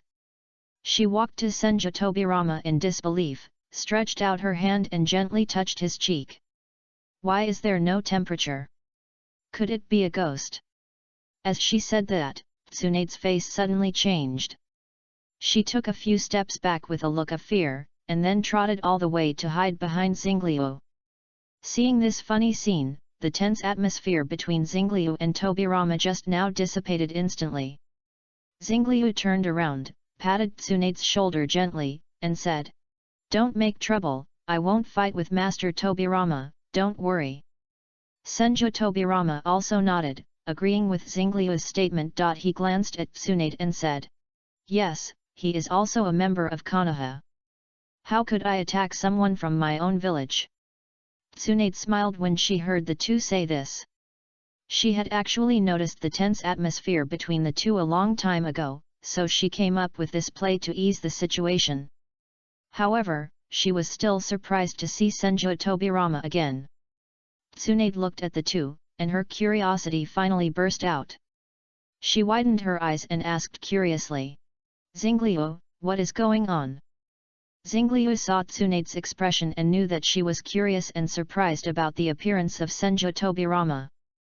So, he explained the whole thing to Tsunade without hiding anything. He told Tsunade that he summoned Senju Tobirama using the Impure World reincarnation technique in order to let him help him solve some troubles. And Senju Tobirama was also quietly listening to Xingliu's explanation, with a complicated expression on his face. Especially when he heard that the technique of Impure World reincarnation had been improved to this extent by him, Senju Tobirama was still surprised even though he was mentally prepared. He looked at Xingliu deeply and re-examined the young man. Tsunade became more and more excited as she listened, and ran out directly after Xingliu finished speaking. She shouted as she ran, "Grandma, Xingliu resurrected Grandpa Tobirama. Come and see." Uzumaki Mito was talking to Nono downstairs at this time, waiting for Tsunade to call Xingliu out to attend the graduation ceremony of the ninja school together. When she was joking about the relationship between Nono and Xingliu, she suddenly heard what Tsunade said. For a moment, she wondered if she had heard it wrong. She admitted that Xingliu's strength was unmatched, but she had never heard of resurrecting a person. She looked up in Tsunade's direction, but the next moment, she was dumbfounded. Senju Tobirama actually appeared in front of her. She could not help but use the power of Kagura's mind's eye to sense the chakra, as if to confirm whether the person in front of her was really Tobirama Senju. After repeatedly sensing it several times, she finally confirmed that this Tobirama Senju was actually real. His chakra was exactly the same as before, without any difference. Tobirama followed Tsunade out of the room, and when he looked down, he saw Uzumaki Mito. Then, he came to her in an instant and said, "Sister-in-law, long time no see." However, just as he finished this sentence, Uzumaki Mito suddenly punched him. The power of this punch was so great that Tobirama Senju was directly knocked out, hitting the wall, and even punched a hole in the wall. Tobirama Senju got up from the ground in a somewhat embarrassed manner, looking at Uzumaki Mito in front of him, and smiled bitterly. "I asked you to put the peace talks in Konoha, but you didn't listen. What happened?" Uzumaki Mito's eyes suddenly turned red as she spoke, and she walked to Tobirama and gently hugged him. "Welcome back, Tobirama." Chapter 112, Reincarnation of Hashirama Senju. Upon hearing this, Tobirama Senju smiled. Just when he wanted to say something, Mito Uzumaki suddenly pushed him away and walked back to the room. Tobirama was stunned for a moment, and the smile on his face froze there. Not long after, Mito Uzumaki appeared at the door of the room again. This time, her face was full of anxiety and expectation. Then her eyes were firmly fixed on Xingliu, and she walked quickly in front of Xingliu, holding his arms tightly with both hands, and her voice was full of pleading and expectation. "Xiao Xingliu, since Tobirama can be resurrected, what about Hashirama? Can it be?" Xingliu looked at Mito Uzumaki in front of him and was a little stunned for a while. They had known each other for a long time, but he had never seen her lose her composure like this. Her eyes were full of anxiety and expectation, as if all her hopes were pinned on him. However, he could also understand her mood. So he smiled confidently. Said calmly, "No problem, I can do it." Hearing this, Uzumaki Mito's face showed an expression of surprise and gratitude. Her eyes were red, as if she might cry at any time. Seeing this, Xingliu did not delay any longer, and immediately formed seals with both hands and began to perform the impure world reincarnation technique. Along with Xingliu's light shout, a slight fluctuation began to appear in the air. At first it was like ripples on the water, but as time went on, the fluctuation became stronger and stronger, and finally turned into an illusory figure, slowly taking shape. The outline of the figure became clearer and clearer, and every detail began to gradually appear, until finally, a familiar face appeared in front of them. That was Hashirama Senju. Seeing this scene, Uzumaki Mito's footsteps unconsciously stepped forward. Her face was full of excitement and expectation, as if she wanted to throw herself into his arms immediately. However, just as she walked in front of Hashirama and raised her hand to touch him, Hashirama suddenly opened his eyes. A trace of surprise and confusion flashed in his eyes, and he shouted, "Madara, ban!" This sudden scene stunned everyone present. Uzumaki Mito's hand, which had just been raised, froze there, and the expectation on his face slowly faded. And Xingliu couldn't help but take a breath of cold air and unconsciously stepped back 2 steps, fearing that blood would splash on him later. The other people in the room also stepped back a little, and even Tobirama, who had just walked in, had turned around and left. They understood that if nothing unexpected happened next, something unexpected would happen. And Senju Hashirama was fully awake at this moment. He looked at Uzumaki Mito in front of him and showed a relaxed smile on his face. What? It turned out to be Mito. By the way, Before he finished speaking, Uzumaki Mito had already moved. Boom! She burst into Golden Chakra and punched him in the face. The huge force instantly turned him into a meteor and flew out. He hit the wall in the distance and smashed a big hole in the ceiling. Smoke and dust filled the air, making it difficult to see what was going on inside. Everyone present looked carefully and saw only a red figure standing there in the smoke and dust. That was the figure of Uzumaki Mito, with red hair flying in the air, as terrifying as a demon. His eyes flashed red, staring closely at the place where Hashirama flew out. This scene made them swallow unconsciously and step back a little. Xingliu also saw this scene. To be honest, it made his scalp numb. He subconsciously looked at Tsunade, but was horrified to find that Tsunade's eyes were flashing with excitement. This made Xingliu feel a little helpless. He gently pulled Tsunade's sleeve and motioned her to come to him. This is not a popular subject. Girls should be gentler.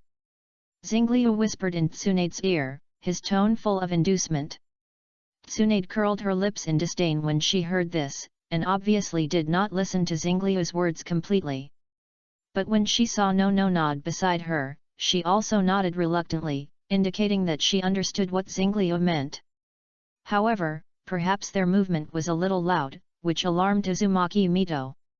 The pair of eyes flashing red were staring at them at this time. After being looked at like this, cold sweat suddenly appeared on Xingliu's forehead. He thought he was invincible in the world, but at this time he recalled the fear of the 7 wolves. He suddenly thought of his ability to control space in a hurry. He took a deep breath and said silently in his heart, "I'm sorry, the first generation." With Xingliu's thoughts, the surrounding space suddenly twisted slightly. Then, Hashirama Senju, who had just been blown away by Mito Uzumaki, appeared in front of them again. Ah! Hashirama Senju looked at the scene in front of him in a daze, and couldn't figure out what was going on for a while. However, before he could react, Mito Uzumaki had already rushed in front of him again. Looking at Mito Uzumaki in front of him, Hashirama Senju subconsciously raised his arm to block his face. He knew that with Mito Uzumaki's character, this punch would definitely come without hesitation. Sure enough, just as he raised his arm, Mito Uzumaki's fist had hit him hard in the face. However, unlike the last time, Hashirama Senju was not blown away again. On the contrary, he took advantage of the situation to hug Mito Uzumaki and let her vent in his arms. His arms tightly wrapped around her body, as if he wanted to integrate her into his body. Slowly, Mito Uzumaki's struggle gradually weakened, replaced by a slight cry. She hugged Senju Hashirama tightly, as if she wanted to pour out all her thoughts. "Would, I miss you so much." Her voice was full of longing and grievance. Hearing this, Senju Hashirama tightened his arms around her a little, as if he wanted to give her more comfort and support. His chin gently rested on the top of her head, and his voice was gentle and firm. "Me too." This scene fell into Xingliu's eyes, making him feel awesome. However, Xingliu did not notice that Tsunade and Nono were looking at the two people hugging each other with some envy at this time. Their eyes were full of desire and yearning, as if they also wanted to have such a deep hug. Then, they looked at Xingliu with some disdain, as if complaining why he didn't notice their feelings. Finally, Tsunade and Nono looked at each other and saw helplessness in each other's eyes. So, the two of them sighed deeply, as if they wanted to exhale all the envy in their hearts with this breath. After a while, Hashirama Senju let go of Mito and looked at Xingliu. "Can you tell me what's going on? If I'm not mistaken, this is Tobirama's reincarnation. This chapter is an extra chapter for 300 people who generate electricity for love. Zyapija thanks everyone for your rewards. Orts. Chapter 113. The purpose is to be able to fish at ease." Hearing what Hashirama Senju said, Xingliu fell into thought. He originally summoned Tobirama Senju just to fish, and there was not much reason to think about it, and Hashirama appeared because Uzumaki Mito wanted to see him. However, such a reason can't be said directly. At this time, Tobirama also returned to the room. His face looked a little stern, with dissatisfaction in his eyes. He stared at Xingliu, and then said in a cold voice, "Although you have improved my technique, this technique still disturbs the sleep of our ancestors." Xingliu shrugged his shoulders and felt helpless when he heard this. He understood what Tobirama meant, but he also knew that he had done nothing wrong. After all, this ninjutsu was created by Tobirama, and he did not abuse it. "If you just want to test the power of the technique, you won't use me and my brother as experiments, right?" Tobirama continued, with a hint of dissatisfaction in his tone. Xingliu couldn't help laughing when he heard this. But he was not without temper. If Tobirama targeted him like this, he would certainly fight back. "Do what you want to do." The next second, Xingliu said with a little joking, "Master Tobirama, have you forgotten who developed this technique?" Hearing this, Tobirama's face changed slightly, but he didn't say anything else. However, Hashirama next to him couldn't help laughing when he heard this. "Tobirama, I told you not to develop those weird things a long time ago, but this time you became the test subject." There was a hint of ridicule in his voice, which made Tobirama's face look a lot uglier. Seeing Tobirama's face turn blue, Xingliu chuckled, and then he continued. "But what Tobirama said just now is also true. There is indeed a purpose for summoning you." Hearing this, Hashirama's eyes condensed slightly, and he asked in a deep voice, "Oh? Then can you tell us what your purpose is?" Xingliu nodded, his face became serious. "Do you know that Uchiha Madara is not dead?" Hearing this, Hashirama and Tobirama's faces showed shock. They widened their eyes and stared at Xingliu in disbelief. Especially Hashirama, his eyes were full of surprise and confusion, as if he was struck by lightning. "Ban, is he still alive?" Hashirama's voice was trembling, as if he couldn't believe his ears. He frowned, as if trying to recall what happened back then. Xingliu looked at Hashirama's reaction and looked behind him. He saw that Uzumaki Mito, who had just calmed down his demon mode, had already shown signs of relapse. Seeing this, he quickly changed the subject and explained. "Yes, he is still alive. He should have used the forbidden technique of the Uchiha clan, Izanagi, to escape death." So, Xingliu began to describe in detail the incident that happened during the Chunin exam 6 years ago. When he talked about Uchiha Madara actually kidnapping several children as hostages and trying to achieve his goal in this way, Hashirama's face showed an expression of anger and disappointment. He began to radiate violent chakra around him, as if an invisible storm was brewing. Cracks began to appear on the ground, as if his anger had affected the surrounding environment. "You are so depraved, Madara!" Hashirama said in a deep voice, his voice full of disappointment. Tobirama also snorted and said, "Humph, evil Uchiha!" Xingliu rolled his eyes speechlessly, but did not refute him. Hashirama vented his emotions for a while, and then Xingliu continued. "So I summoned you to find out where he is and solve this problem completely. I hope that Lord Hashirama can go to the ninja realm with me to find his location, while Lord Tobirama will stay in Konoha." Hashirama raised his eyebrows when he heard this, and then seemed to think of something, and asked curiously. "Oh? You just said that you repelled Madara's attack, right?" Xingliu nodded subconsciously after hearing this. Seeing Xingliu nod in acknowledgement, Hashirama's face showed a more curious expression. He took a step forward, looked into Xingliu's eyes, and said seriously. "You said you would go with me to find Madara, so let me test you." As soon as Hashirama finished speaking, Uzumaki Mito came over. With a smile on her face, she looked at Xingliu and said, "Yes, little Xingliu, let him see the ability of young people." Then, Uzumaki Mito looked at Hashirama again, and her voice revealed some chills. "By the way, Hashirama is so strong, you should not hold back, anyway, he is a dirty body, and he can't be killed." Hashirama looked at Uzumaki Mito, and a trace of doubt appeared on his face. He obviously did not understand the true meaning of Uzumaki Mito's words, but simply nodded and said, "That's right, Go all out, I have no problem. Zingliu looked at Hashirama's reaction and was a little speechless. Hashirama really deserves the title of wooden given to him by Uzumaki Mito. Although sometimes the operation is six to the sky, most of the time it is very wooden. Tobirama was quietly observing all this. After hearing what Uzumaki Mito said, a hint of surprise appeared on his face. He understood that Uzumaki Mito wanted Ceu to teach Hashirama a lesson, but he didn't understand why Mito had such great confidence in Ceu. After all, Hashirama was once the god of the ninja world, and his strength was well known. Even if Ceu defeated Uchiha Madara, Madara was still defeated by Hashirama. Moreover, Madara was not young 6 years ago, and he was no longer in the peak state of a ninja. However, he didn't say anything, and he was also a little curious about Ceu's strength. Tsunade and Nono, who missed Ceu's highlight 6 years ago, also nodded their heads, obviously curious. Seeing that everyone was so curious, Zingliu shrugged and said, "In that case, I have no problem." As he spoke, he looked around and continued, "This place is too small to be used. I will take you away from here, don't be too surprised later."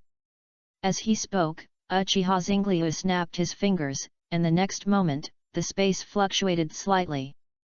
Everyone felt a flash before their eyes, as if they had traveled through time and space and came to a completely new place. It was empty here, with nothing but a dark space and a faint light in the distance. At this moment, Zingliu explained, "This is the space I created, where you can let go and make a big fuss." Hearing this, several people looked at each other, and their faces showed surprised expressions.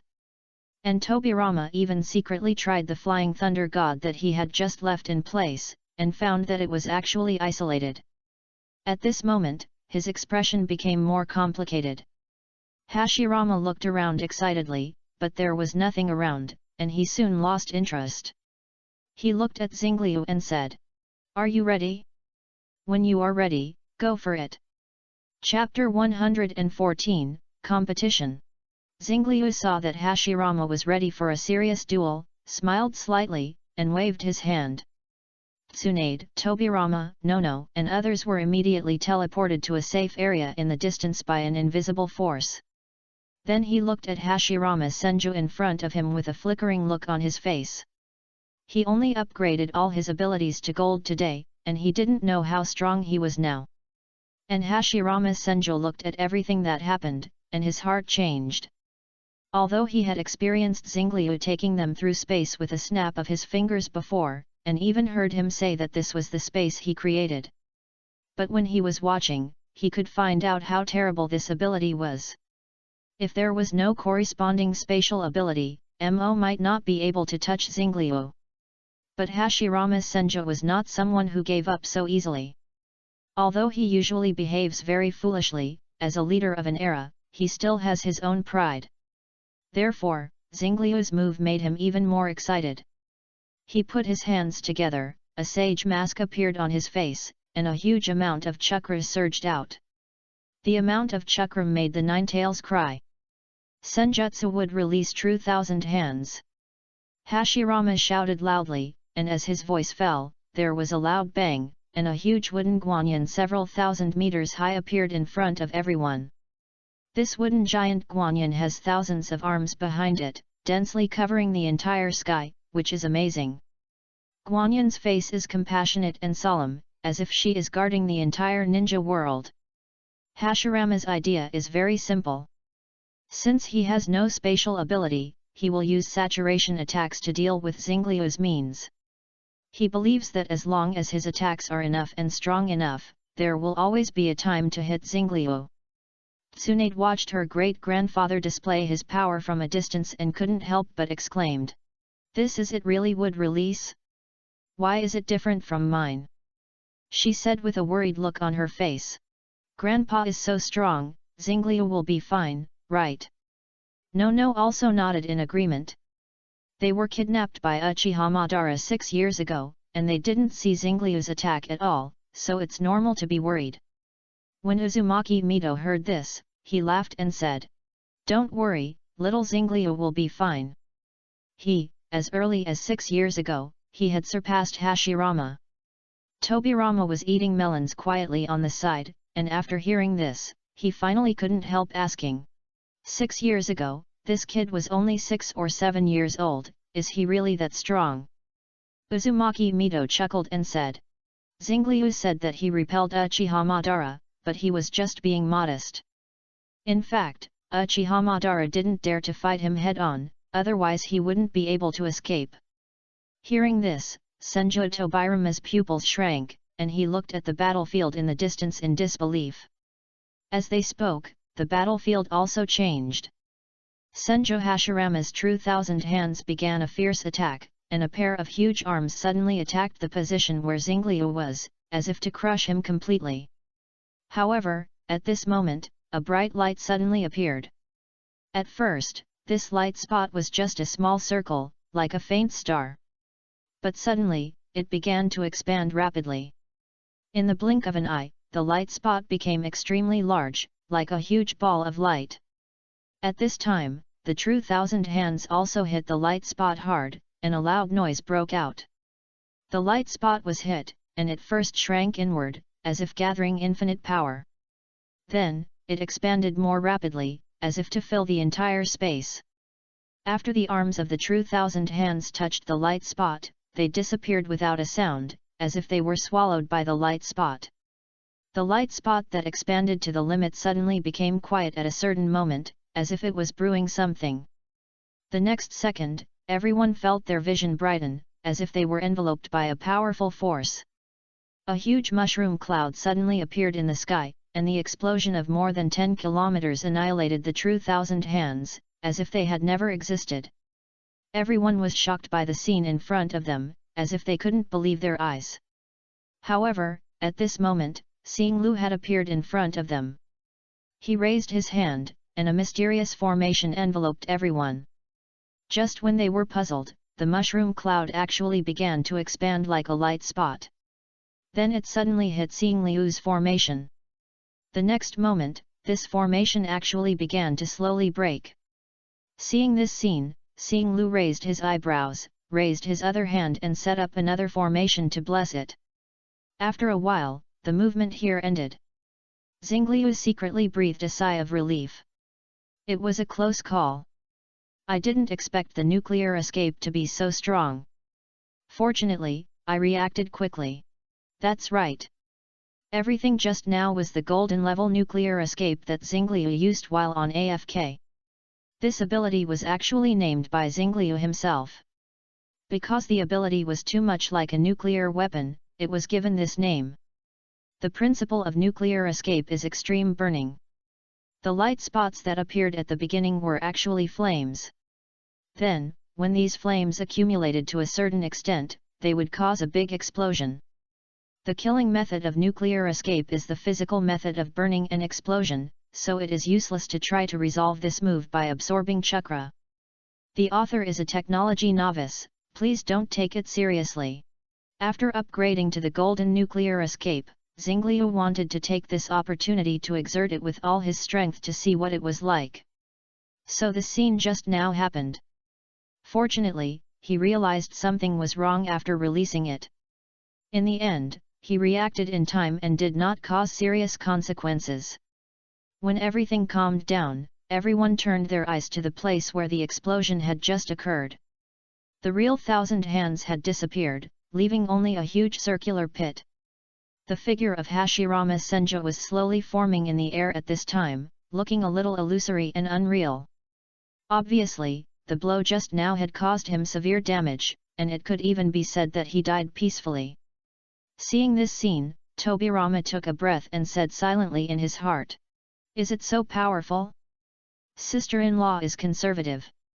Little did he know that his sister-in-law was also a little stunned at this time and couldn't believe it. Although Uzumaki Mito knew that the star stream would be very powerful and Hashirama would most likely lose. But he didn't expect him to be so powerful, and he killed Hashirama in one move. Tsunade and Nono looked at the star stream with starry eyes, which directly satisfied his vanity. At this moment, Xingliu saw that Senjo Hashirama was almost repaired, and waved his hand to make him appear here.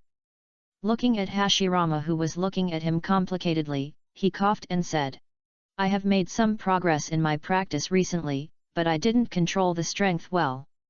How about trying again later?" Chapter 115. The Six-Path Sage ran away overnight. Senjo Hashirama shook his head repeatedly when he heard what Xingliu said, and a bitter smile appeared on his face. He was not a fool. Although he was proud in his heart, he was also very clear about the gap in strength between himself and Xingliu. Xingliu killed him in one move, and now he looked very relaxed, obviously not using his full strength, which showed that they were no longer on the same level. Xingliu was a little reluctant, but he couldn't force it. After all, this was just a competition, not a life-and-death battle. However, at this moment, Uzumaki Mito stood up and made a suggestion that made Hashirama a little shaken. Xingliu has never fought in the past few years and lacks combat experience. How about I let him not use the move just now, and you two fight again? Uzumaki Mito's tone revealed a hint of expectation. Hashirama was obviously fooled, and his face showed an indecisive look.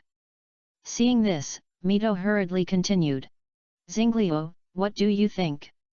As she said that, she signaled him with her eyes to agree quickly. Xingliu originally wanted to fight again, after all, it was not easy to find a good sandbag. At this time, what Mito said was even more in line with his wishes, so he agreed. Hashirama saw that Xingliu agreed so straightforwardly, and the little pride in his heart emerged again, so he also agreed to Xingliu's request to fight again. Tobirama thought about it and felt that something was wrong. He always felt that he had overlooked something. He looked at Xingliu and Hashirama, and then at Mito, Tsunade, and others, frowning. At this time, Tsunade said to Nono, "By the way, shall we go to Uchiha and attend the graduation ceremony with Jiji later?" This sentence made Tobirama nod his head in sudden realization. He said that he had overlooked something. Xingliu's surname is Uchiha. What is the strongest thing of Uchiha? Isn't it the Sharingan? Tobirama hurriedly wanted to remind his elder brother, but Uzumaki Mito gave him a glare and made him swallow his words. "It's a dirty body anyway, it doesn't matter if you die," Mito said lightly. Hearing this, Tobirama was speechless. He knew that Mito was telling the truth, but he couldn't help but sweat for his elder brother. The second battle between Hashirama Senju and Xingliu soon began. This time, Hashirama still chose to start with the true thousand hands, while Xingliu showed different abilities.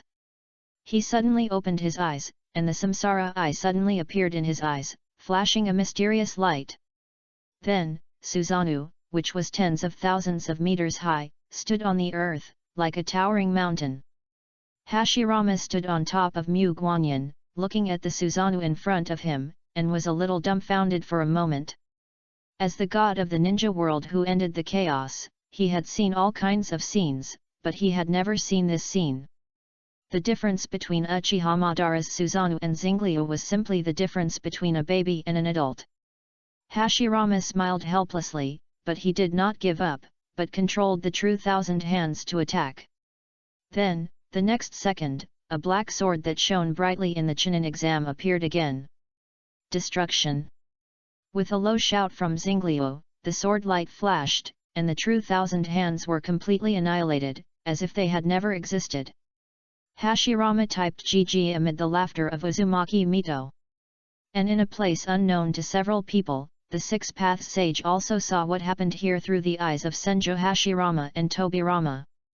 In fact, when Xingliu was in the impure world reincarnation of Tobirama, Liudeo didn't care. But after Senjo Hashirama was summoned, Liudeo cast his eyes here. After all, the weight of these two people is not equal in his heart. As the first Asura who suppressed Indra in 1,000 years, Senjo Hashirama has a number here. Unlike Xingliu's guess, the Six-Path Sage is really dead. Although his spirit can live forever, his body is dead. Now he only exists with chakra as a carrier. Unless it is absolutely necessary, he will not consume chakra, because it is related to whether he can continue to exist. Originally, he was a little curious about who summoned Senjo Hashirama, so he cast his eyes over. Then he saw the scenes that made him numb. First, a technique that he couldn't understand at all instantly annihilated hundreds of kilometers. And seeing that Xingliu looked so relaxed, it was obviously not at full strength. And what did he see now? How did the Rin Egan come up with Star Stream? The Six Paths Sage's inner thoughts full of confusion. He has neither Indra's chakra nor Asura's. How did he achieve the unity of yin and yang and achieve everything? And he looked at the sword that Susanoo used to kill the true Thousand Hands. He felt that this sword could also kill him. Finally, something even more terrifying came. This person seemed to have noticed something and was looking around. This scene frightened the Six Paths Sage so much that he quickly disconnected the connection and breathed a sigh of relief. On the other side, Hashirama Senju, who had just recovered, looked at Xingliu curiously. His expression gradually became serious, and he was looking around with a frown, as if something was wrong in the air. This strange state also made Hashirama Senju next to him curious. "Xingliu, what are you doing?" Xingliu took a deep breath and said in a deep voice. "Nothing, I always feel that someone is watching me. Especially after the opening of the samsara eye just now, this feeling is more obvious." Hearing this, Senjo Hashirama also frowned. Although he didn't know the power of the samsara eye, he still recognized Xingliu's strength. So the person who could arouse his vigilance was definitely not an ordinary person. But who else would be here besides them? "Did you notice anything?" Senjo Hashirama asked again. Xingliu shook his head and said. "Not very clear, but I did have a strong feeling of being watched just now."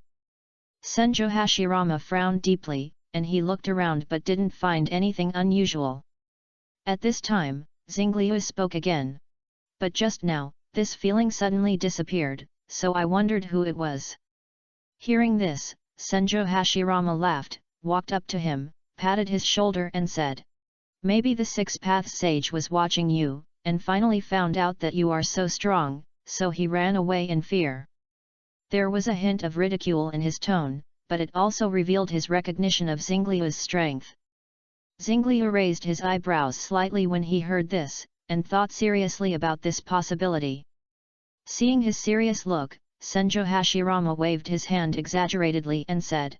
"No way, little Xingliu, you won't take it seriously." Xingliu shook his head with a smile and didn't explain anything. In his opinion, what happened just now was really as Senjo Hashirama said, and it was most likely that the Six Paths Sage noticed this place. Then this feeling suddenly disappeared, and it is also very likely that he was scared away by his own strength as he said. This discovery made Xingliu's heart swell a little. But then, looking at Tsunade, Nono and others walking towards them from a distance, his heart returned to calm. "Xingliu, let's go out quickly, otherwise we will be too late for the graduation ceremony." Chapter 116 Graduation Ceremony. Before she came to him, Tsunade shook her hand and shouted. "Xingliu, let us out quickly, the graduation ceremony is about to begin." Looking at the impatient Tsunade, Xingliu smiled, and then everyone's eyes were blurred, and a familiar feeling came instantly. In the next second, they returned home. Chixia looked at the people who appeared in an instant with some surprise, and many umbu around her were investigating something. The few people who suddenly appeared obviously attracted their attention. Then, they all looked at this place in disbelief, and then there was an uproar. "That is, the first generation!" An umbu shouted in a lost voice. "The second generation is also there, what's going on?" Another umbu also asked in surprise. More umbu gathered around, and they looked at Xingliu, Senjo Hashirama and others with puzzled and vigilant expressions on their faces. After all, this place was reported to have been attacked before, and now the first and second generations appeared here, which was really unbelievable. Didn't they say that this place was attacked? Why did the first and second generations appear here? Is it someone pretending to be? An umbu asked such a question. Looking at the chaotic scene, Uzumaki Mito slapped her forehead and showed an annoyed expression on her face. She was just so angry about Senjo Hashirama's performance that she completely forgot that what happened here would attract the attention of the Umbu. After all, this is where the Hokage is, and it is reasonable to attract the Umbu with such a big commotion. However, she quickly regained her composure. She looked around, then raised her hands and clapped, and crisp applause rang out in the chaotic scene. The Umbu heard the sound and turned to look at her. Uzumaki Mito took a deep breath and then said, "Nothing serious happened here. It was Xingliu who accidentally made a noise while experimenting with a new ninjutsu. As for the first and second generations, it was also the effect of his technique." Xingliu, who was standing by, rolled his eyes when he heard this explanation. Inwardly, he secretly complained. "This is obviously caused by you, what does it have to do with me?" When the Umbu heard this, they looked at each other, and their faces showed puzzled expressions. After all, this explanation is really unbelievable. Although Uzumaki Mito's explanation is reasonable, the Umbu obviously does not completely believe this explanation. However, they did not say anything, just waiting for further explanation. The next moment, Senjo Hashirama took the initiative to walk in front of them. He did not see what he did, and a wooden man clone slowly separated from his body. This is wood release. When the Umbu saw this scene, they all widened their eyes and showed shocked expressions on their faces. They had heard of the first generation's wood release ninjutsu but had never seen it with their own eyes. Seeing this scene at this moment, they completely believed that the person in front of them was the first generation himself. "Okay, everyone retreat." Seeing that the Umbu were convinced, Uzumaki Mito spoke. After she finished speaking, the Umbu left one after another. "Okay, let's go." Seeing that the matter was resolved, Tsunade couldn't wait to pull Xingliu out. No followed shyly and held Xingliu's other hand tightly. Uzumaki Mito looked at their backs as they left, with a satisfied smile on her face. In recent years, Tsunade and Xingliu have become closer and closer. This scene has become common, but every time she sees it, she feels warm and happy. However, this time she also has someone to hold hands with. Thinking of this, she walked to the side of Senjo Hashirama and gently took his hand. Hashirama looked at her in surprise, as if he didn't quite understand her actions. However, Mito smiled and explained, "Let's go too. Today's graduation ceremony still needs me, the Hokage." Hashirama heard this and looked at Mito in surprise. He knew her character. In her eyes, the Hokage was a trouble, so something must have happened. Tobirama also heard this at this time, and he frowned. According to Tsunade's age, the third generation Sarutobi Hiruzen should be in his prime, so how could he let Uzumaki Mito be the Hokage? But looking at Uzumaki Mito's happy expression, he opened his mouth but didn't ask in the end. He decided not to disturb them now, and ask later. After all, today was the first time that the elder brother and his wife met after many years of separation, and he didn't want to disturb their good mood. Along the way, the villagers of Konoha saw them. Some people rubbed their eyes in disbelief, and then looked over carefully. After confirming that they were not mistaken, they ran around to tell each other, and the news spread throughout Konoha in a short time. The first and second generations are back. The news spread like wildfire, instantly igniting the entire Konoha village. People ran out of their homes and poured into the streets, wanting to see the demeanor of these two legendary ninjas. The crowds on both sides of the street became more and more dense, and they were all talking about this matter. Some people were so excited that they danced with joy, while others shed tears of emotion. After all, the first and second generations were the founders of Konoha, and their return was undoubtedly an exciting thing. Xingliu and others were blocked on the road by the crowd of onlookers, and the pace of progress became more and more difficult. He sighed helplessly. He was really not good at dealing with such scenes. He turned his head to look at Uzumaki Mito, and asked her with his eyes whether she could use teleportation to get out of this crowded scene. Uzumaki Mito nodded slightly, indicating her agreement. So the next second, their figures disappeared from the spot, leaving only a commotion among the onlookers. Where did they go? Someone asked in surprise. I don't know, did they use some ninjutsu? Someone guessed. Just as people were talking about it, someone made a guess. Are the Hokage going to attend the graduation ceremony of the ninja school? Let's go and see. This proposal was immediately recognized by most people. So, the crowd marched towards the ninja school, wanting to catch a glimpse of the Hokage and to see the grand occasion of the graduation ceremony. Inside the ninja school, Xingliu and others had teleported to the graduation ceremony. At this time, the place was bustling with people, and the students were wearing Konoha forehead protectors with excitement, showing off to their parents. The teachers were chatting and laughing with the students. Some students were so excited about graduating that their eyes were red, and the teachers were laughing and comforting them. Looking at this harmonious scene, Hashirama and Tobirama smiled with relief. They created Konoha just to see this scene. Now the new generation of ninjas are thriving, which makes them feel extremely proud and satisfied. Humph! Just then, a cold snort came. Xingliu looked back and saw Zhili puffing his lips and looking at him with dissatisfaction. You are late, and you didn't keep your promise to come to me. At this point, Zyapija is already dizzy, and it's time to post it. I will update after a nap, and thank you for your rewards again. Orts.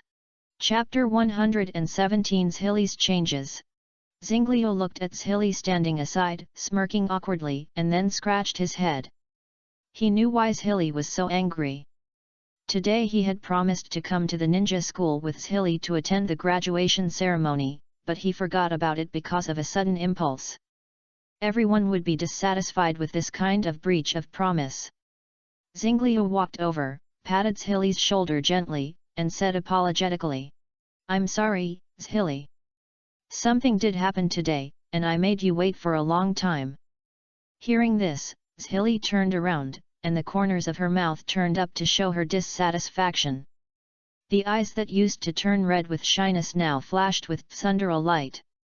Xingliu looked at her and couldn't help but sigh in his heart, as expected of Uchiha, tsundere is the right taste. He reached out and gently rubbed Zhili's hair, with a little pampering in his voice. Okay, don't be angry. Aren't we here now? Let's go to the graduation ceremony together. His movements were natural and skillful, as if he had done it countless times. However, Zhili suddenly jumped away and shook off Xingliu's hand as if some sensitive switch was touched. Her little face was red, but her voice was still hard. Humph, I forgive you this time, but it won't be so easy next time. Seeing Zhiliu's reaction, Xingliu's smile grew wider. He knew that Zhiliu had forgiven him, but her tsundere personality made her unwilling to express it easily. He looked at Zhiliu, nodded repeatedly, and said with a smile on his face, Okay, I was wrong this time. Their conversation and interaction attracted the attention of many people around them. Tsunade and Nono looked at Zhiliu with envy, while others laughed at Zhiliu's tsundere reaction. They looked at Zhiliu's angry look and found it very interesting. Some people even joked. Look, is this the tsundere little princess of the Uchiha family? So cute. In this case, Zhili's face turned even redder. She glared at Xingliu, then trotted back to Uchiha Eng and Uchiha Xian. As a result, Uchiha Eng and Uchiha Xian seemed to laugh at her after she came back, and Zhili kicked them in anger. Not far away, the appearance of Hashirama and Tobirama also caused quite a stir. After all, they had long passed away, and their reappearance would naturally attract great attention. Moreover, as the founders of Konoha village, the first and second generations of Hokage, their identities were also very special. Seeing the crowd surrounding them again like before, Uzumaki Mito thought for a while and said to Hashirama, I think you should go to give the speech at this graduation ceremony, otherwise this scene will be difficult to handle. Hashirama looked at the increasingly crowded crowd, nodded and said, Okay, let me explain the basic situation. After saying that, he jumped up, crossed the crowd, and came to the center of the stage. After he stood there and coughed, he said loudly, "Everyone, I am the first Hokage Senjo Hashirama." His voice was loud and powerful, instantly overwhelming the surrounding noise. Everyone looked at him in shock, unable to believe their ears. They never thought that the deceased first Hokage would appear again. And Hashirama continued, "I came back with the second Hokage Tobirama. We came back this time because we had some important things to deal with. We were able to come back thanks to the help of Uchiha Seiryu. But everyone knows that we are already dead, so please don't worry about us. We will leave after the matter is completed." Hashirama's words were like a bomb, instantly detonating the crowd. They stared with eyes wide open, mouths open, as if their worldviews were completely overturned. How could a Hokage who had passed away return to the world again? This was simply incredible. Some people looked at Xingliu with fiery eyes. Their inner thoughts were self-evident. Who doesn't have a deceased person who they miss all the time? As a disciple of the second generation, Akimichi Tofu had some guesses. He guessed that Xingliu used the forbidden technique, impure world reincarnation, to bring the two Hokage back to the world. At this moment, Senjo Hashirama seemed to realize that his words might cause trouble for Xingliu. He added, "Ha ha ha, young people nowadays are so powerful. I have no power to fight back in front of Xingliu." Hashirama's words were like a basin of cold water, instantly extinguishing those little thoughts. Although they knew that Xingliu was very strong, now that Hashirama Senjo appeared, they thought that the first-generation Hokage might be able to suppress Uchiha Xingliu.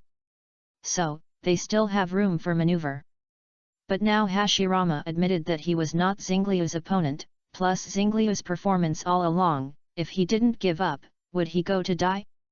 Xingliu glanced at the crowd around him lightly, and he didn't care too much about those fear or fiery eyes. For him, what these people think is not important at all. As long as they don't provoke him, then you are good, I am good, and everyone is good. However, if someone really violates his bottom line, then no matter who persuades him, it will not have any effect.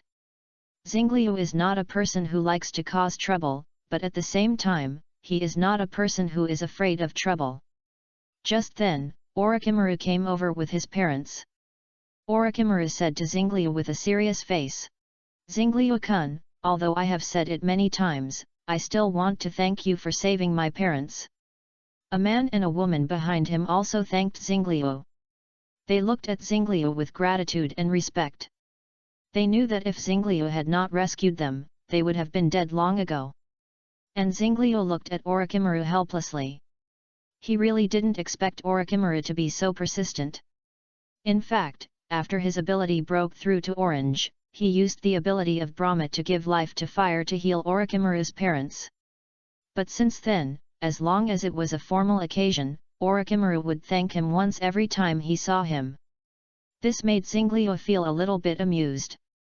He waved his hand and said, "Orochimaru, don't be so polite. I just did what I wanted to do." He knew that no matter how many times he said it, Orochimaru would continue to thank him, but he still wanted to express his attitude. Orochimaru nodded and did not continue the topic. Then he looked at Senjo Tobirama on the side, his eyes were a little hot. "Xingliu-kun, can you do me a favor?" Looking at Orochimaru's expression and eyes, Xingliu knew what he was thinking. So he said with an inexplicable smile, "No problem, I will introduce you to Lord Tobirama right now."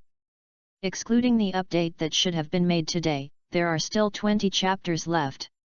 I am numb and I dare not do it again. Orts.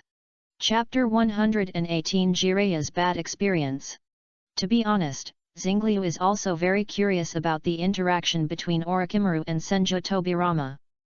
He really wants to see what sparks these two equally talented ninjas can collide with.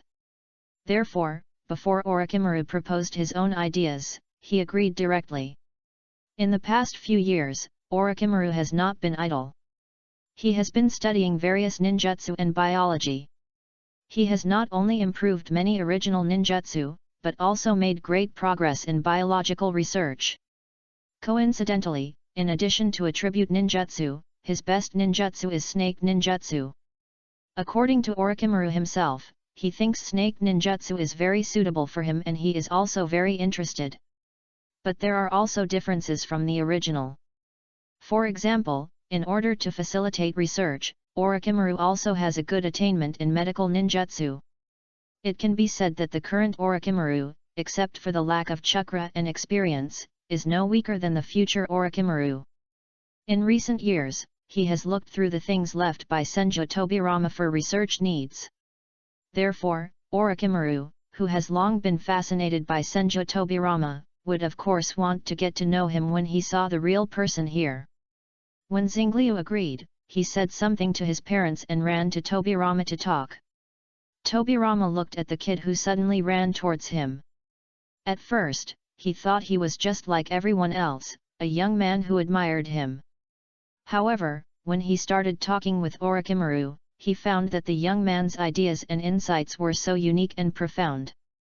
They had a strikingly similar understanding of ninjutsu, research, and the world, as if they had found a soulmate. Their conversation became more and more in-depth and speculative. Orochimaru's intelligence and Tobirama's deep insights collided with each other, sparking countless sparks. Their voices became louder and louder, more and more excited, attracting more and more people to watch. However, they seemed to be unaware of the crowd around them, and were completely immersed in their own conversation. Xingliu looked at this scene and nodded with satisfaction, thinking to himself, Master Tobirama, I have found a confidant for you.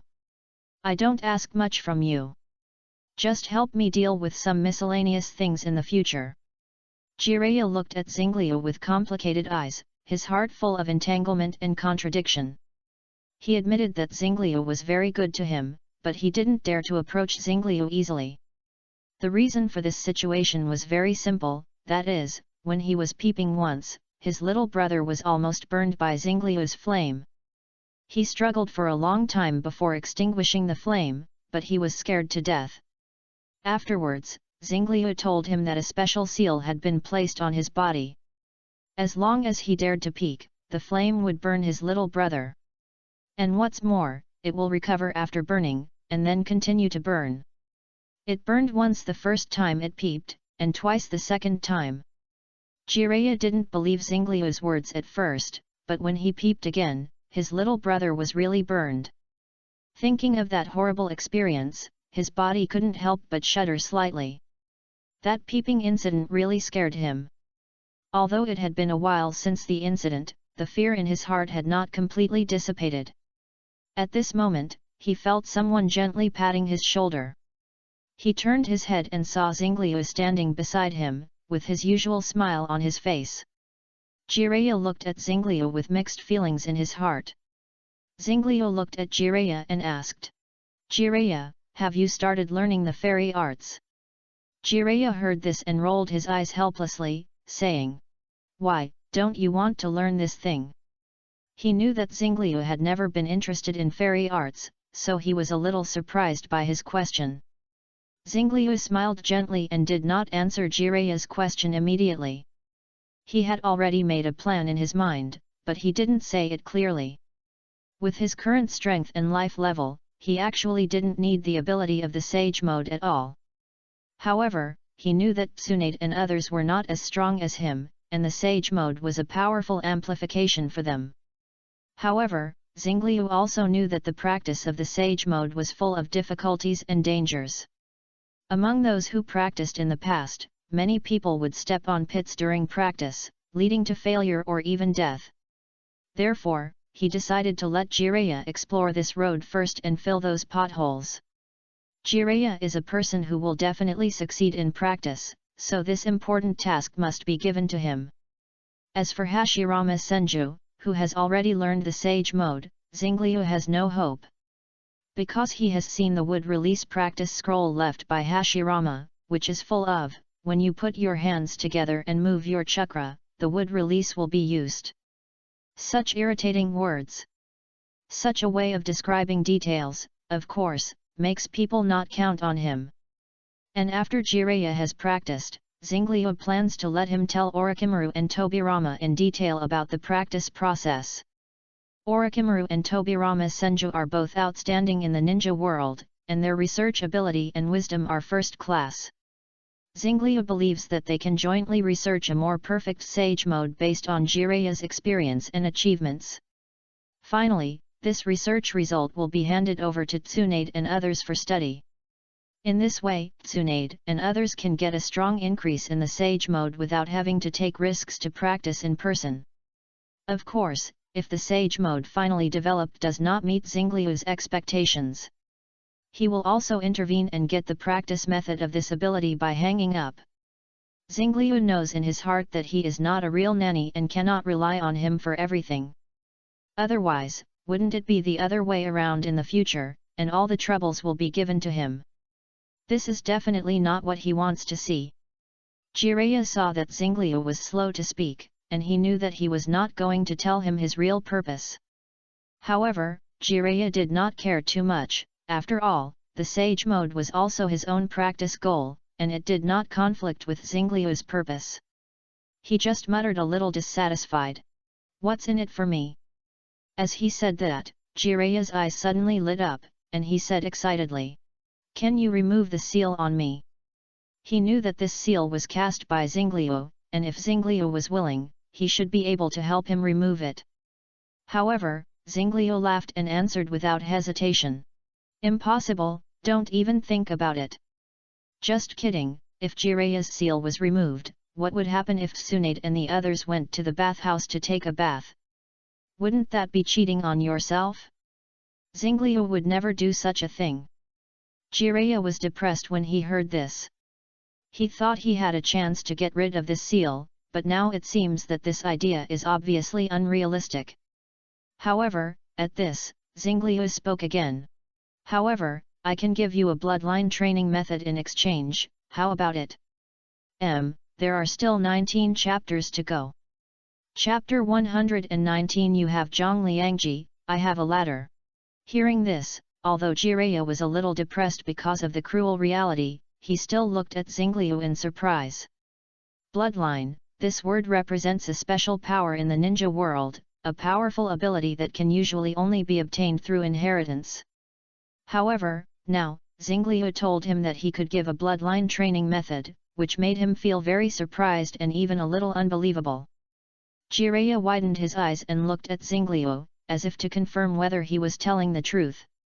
And Xingliu just smiled at him and said nothing else. Exchange. Jiraiya nodded immediately without hesitation.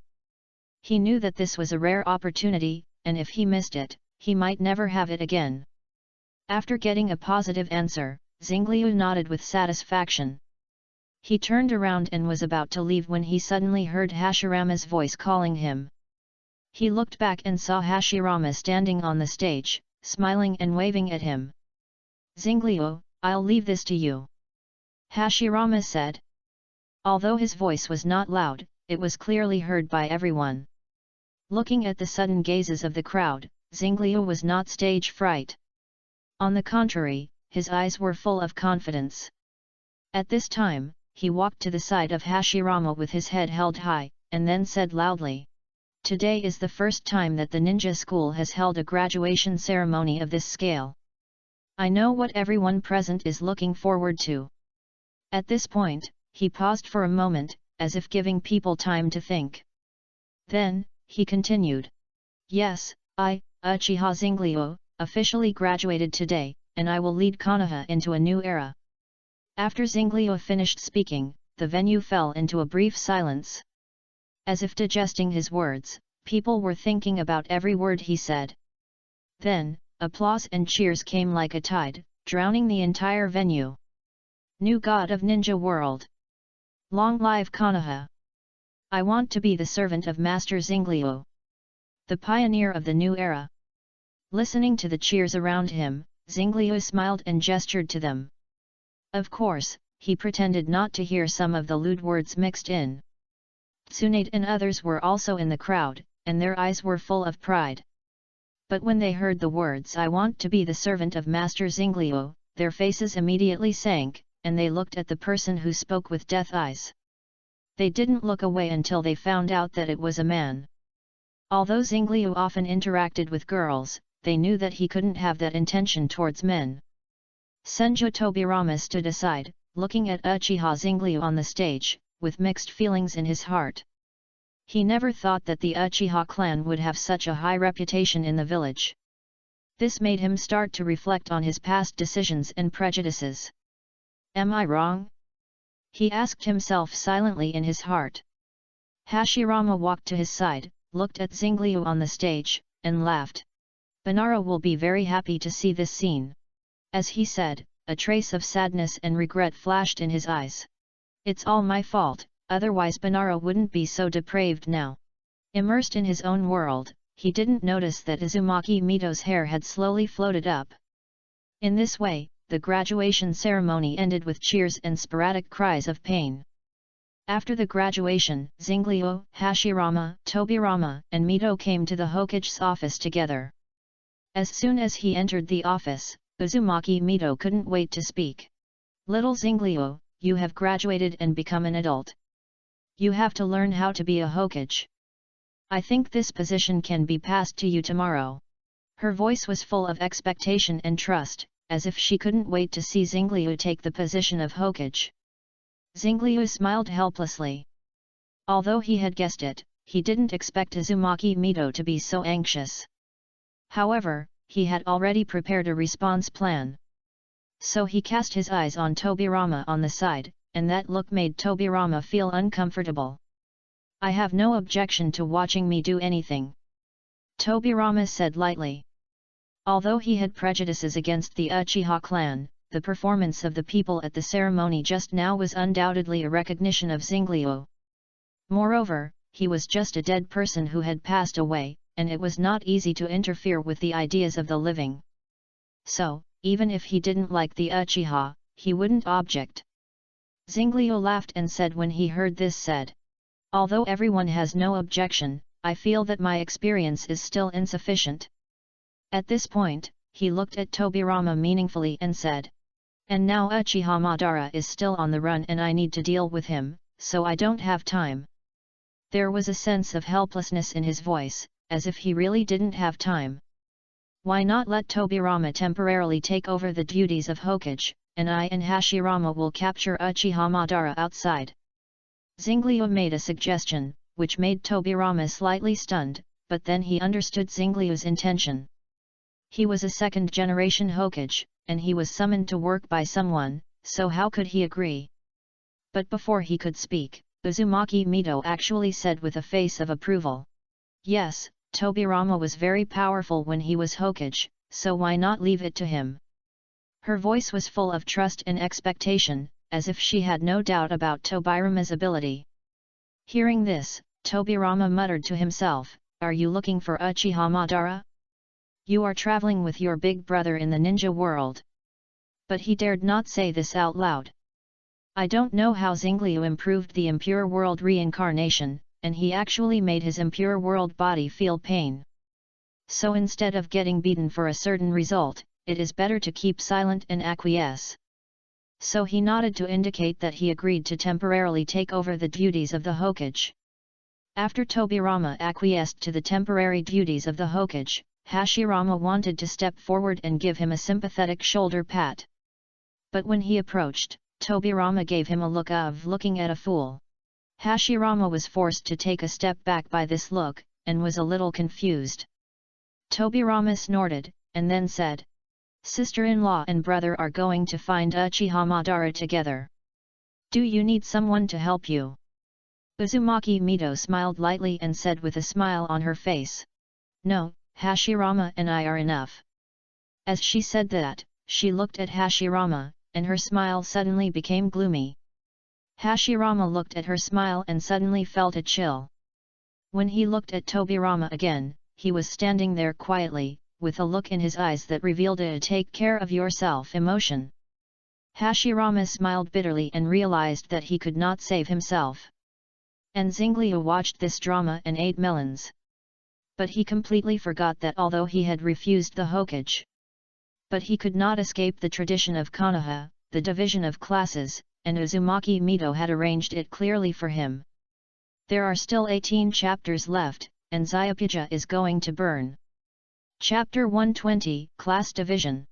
As expected, he was a little confused when he knew the class division on the second day. Xingliu was somewhat helpless holding the class division list, and felt a headache when he looked at the 3 familiar names on it. He thought he might be in the same class with Tsunade, Nono, and 1 or 2 people from Uchiha-ji, but he really didn't expect Uzumaki Mito to assign all 3 of them to him. In order to maintain the normal specifications of a team, he was quickly promoted to Jonin. So now he is the team leader, leading Tsunade and the other 2. Dokichi looked at Xingliu's expression and smiled crookedly. In recent years, Xingliu's truancy has become an open secret between them. At first, Xingliu would let his shadow clone go to school, but later he simply stopped doing this and didn't come. Fortunately, the other people in his truant team were not as arrogant as him. But even so, Dokichi was still ridiculed and envied by others. The reason for the ridicule was that there were always a few people missing from his class during class. The reason for the envy was that his class had a ninja god, Uchiha Seiryo, and there were several other students who were far superior to their peers. And Tsunade and the others' feelings for Seiryo became more and more obvious in the past 2 years, and in the end, the whole grade knew about it. So now that he knew that Seiryo might encounter Shura Field, Dokikai's happy expression was beyond words. Seeing Dokikai's uncontrollable joy, Seiryo raised his eyebrows slightly and said in a teasing tone, "Teacher, why are you so happy? Is it because you finally saw me, your student today?" There was a hint of smile in Seiryo's voice, as if he was playing a joke on Dokichi. Dokichi was embarrassed by his teasing, and quickly restrained his smile and coughed twice, trying to cover up his gaffe. Then he adjusted his mood and pretended to be calm and said, "How can I? I am happy for you. You are the new god of our Konoha ninja world, and now you are going to lead Tsunade and others. I am really looking forward to your future." Xingliu laughed when he heard this, but did not expose Dokichi's cover-up. Then he waved his hand and turned away. Dokichi, looking at Xingliu's departing figure, he was filled with emotion for a moment. The little kid back then has grown up. Dokichi said to himself. Xingliu, who had left, had already walked into the classroom. Looking at the unfamiliar faces, he was also a little emotional. Xingliu took a deep breath, and an inexplicable emotion surged in his heart. He has been in this world for almost 7 years. When he traveled through time, he was only in his 20s, and 7 years was already 1/3 of the length of his previous life. However, time can wash away everything, and he has become more and more accustomed to living here in the past few years. He has gradually integrated into this new world and started a new journey of life. After adjusting his emotions, Xingliu knocked on the door beside him and said loudly, "Team 7, Tsunade, Yakushi Nono and Uchiha Chiji, follow me." As soon as the words fell, Tsunade, Yakushi Nono and Uchiha Chiji ran over with excitement. They looked at Xingliu expectantly, as if they were full of longing for the upcoming adventure. Xingliu looked at their expressions, and a warm current surged in his heart. Although he helped a few people a lot, who can say that Tsunade and the others did not help Xingliu psychologically? Then Xingliu saw that they were all there, and he took them with him and disappeared. Only a surprised discussion was left in the class. At this time, Xingliu had brought Tsunade, Nono, and Uchihachi to a spacious training ground, the training ground of Senju. This is where they often come, and it is also where Xingliu has been instructing them. The sun shines through the leaves on the training ground, and the breeze blows gently, bringing a cool feeling. Tsunade and the other 2 looked around excitedly, but their faces could not hide their excitement. Although everyone is familiar with each other, how about we introduce ourselves according to tradition? Xingliu suggested. Tsunade and Nono did not show any impatience when they heard this, but nodded expectantly. Uchiha Chiji also snorted proudly, but still looked at Xingliu expectantly. "In that case, I'll go first." Xingliu smiled and began to introduce himself. My name is Uchiha Zingliu, I'm 12 years old this year, and I'm your team leader. His voice was clear and magnetic, making the three girls focus on him involuntarily. Zingliu continued. I know a little bit of ninjutsu, and I don't hate anything. What I like is... At this point, he paused, and then noticed that the eyes of the three girls were getting more and more wrong, and hurriedly continued. It's you and Mito Grandma and others. As soon as Zingliu finished speaking, Tsunade, Nono and Uchiha Chiji all showed happy smiles on their faces, as bright and moving as blooming spring flowers.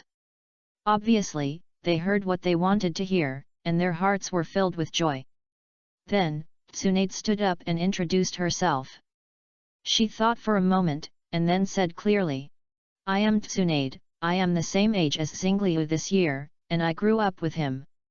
I am good at medical ninjutsu and would escape, and I am also good at physical skills. Then, she took a deep breath and bravely said what she thought. The person I like is Zingliu, and I hope to be with him forever. As soon as she said this, her face flushed, as if the shy peach blossoms were more beautiful in the sun. Tsunade's bold remarks stunned the other two, as if they were struck by lightning. Their heads were buzzing, and they couldn't react for a while. Zingliu also looked at Tsunade in surprise, not expecting her to express her feelings so directly. In fact, Tsunade didn't want to express her feelings so directly and quickly. She also wanted to talk about these things in a few years, but the pressure from Nono and Uchiha Chiji forced her to do so. The relationship between them is subtle and complicated, and they are all competing for Zingliu's heart. Tsunade knows Zingliu's character well, and knows that although he will not reject her, he will not reject others. Therefore, she decided to bravely express her feelings and hope to be with Zingliu forever. But what happened next made Zingliu fall into the Shuro field for the first time in history. Nono and Chiji heard Tsunade's bold confession and woke up. The two also began to imitate Tsunade and started their own performances. The last chapter today, the next chapter will have to wait until tomorrow daytime. Zyapija can't stand it anymore, so I'm going to sleep first. Thank you again for your rewards. Orts. Chapter 121, Shuro Field? It doesn't exist. After Tsunade spoke, Nono took over without hesitation. After the topic was over, she started to introduce herself. My name is Yakushi Nono, I'm 12 years old this year, and I'm also a companion who grew up with Zingliu. I'm good at medical ninjutsu and illusion, and I have my own views on disguise.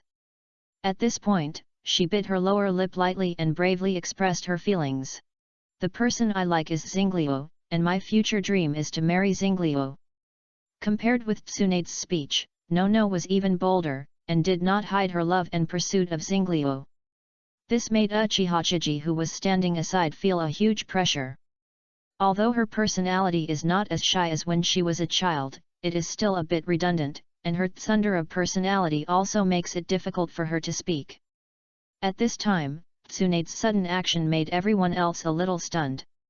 She rushed to Zingliu's side and held one of his hands. There was a provocative light in her eyes, as if she was challenging Nono. It turned out that Tsunade's bold speech made her feel that she should do something to consolidate her position, so this scene happened. Nono looked at Tsunade's action, was stunned at first, and then ran up and hugged Zingliu's other hand. The two of them held Zingliu's hand, looked at each other, and sparks seemed to come out of their eyes. There was a tense and subtle atmosphere in the air, as if it could break out at any time. After a long while, they each snorted and ended this short confrontation.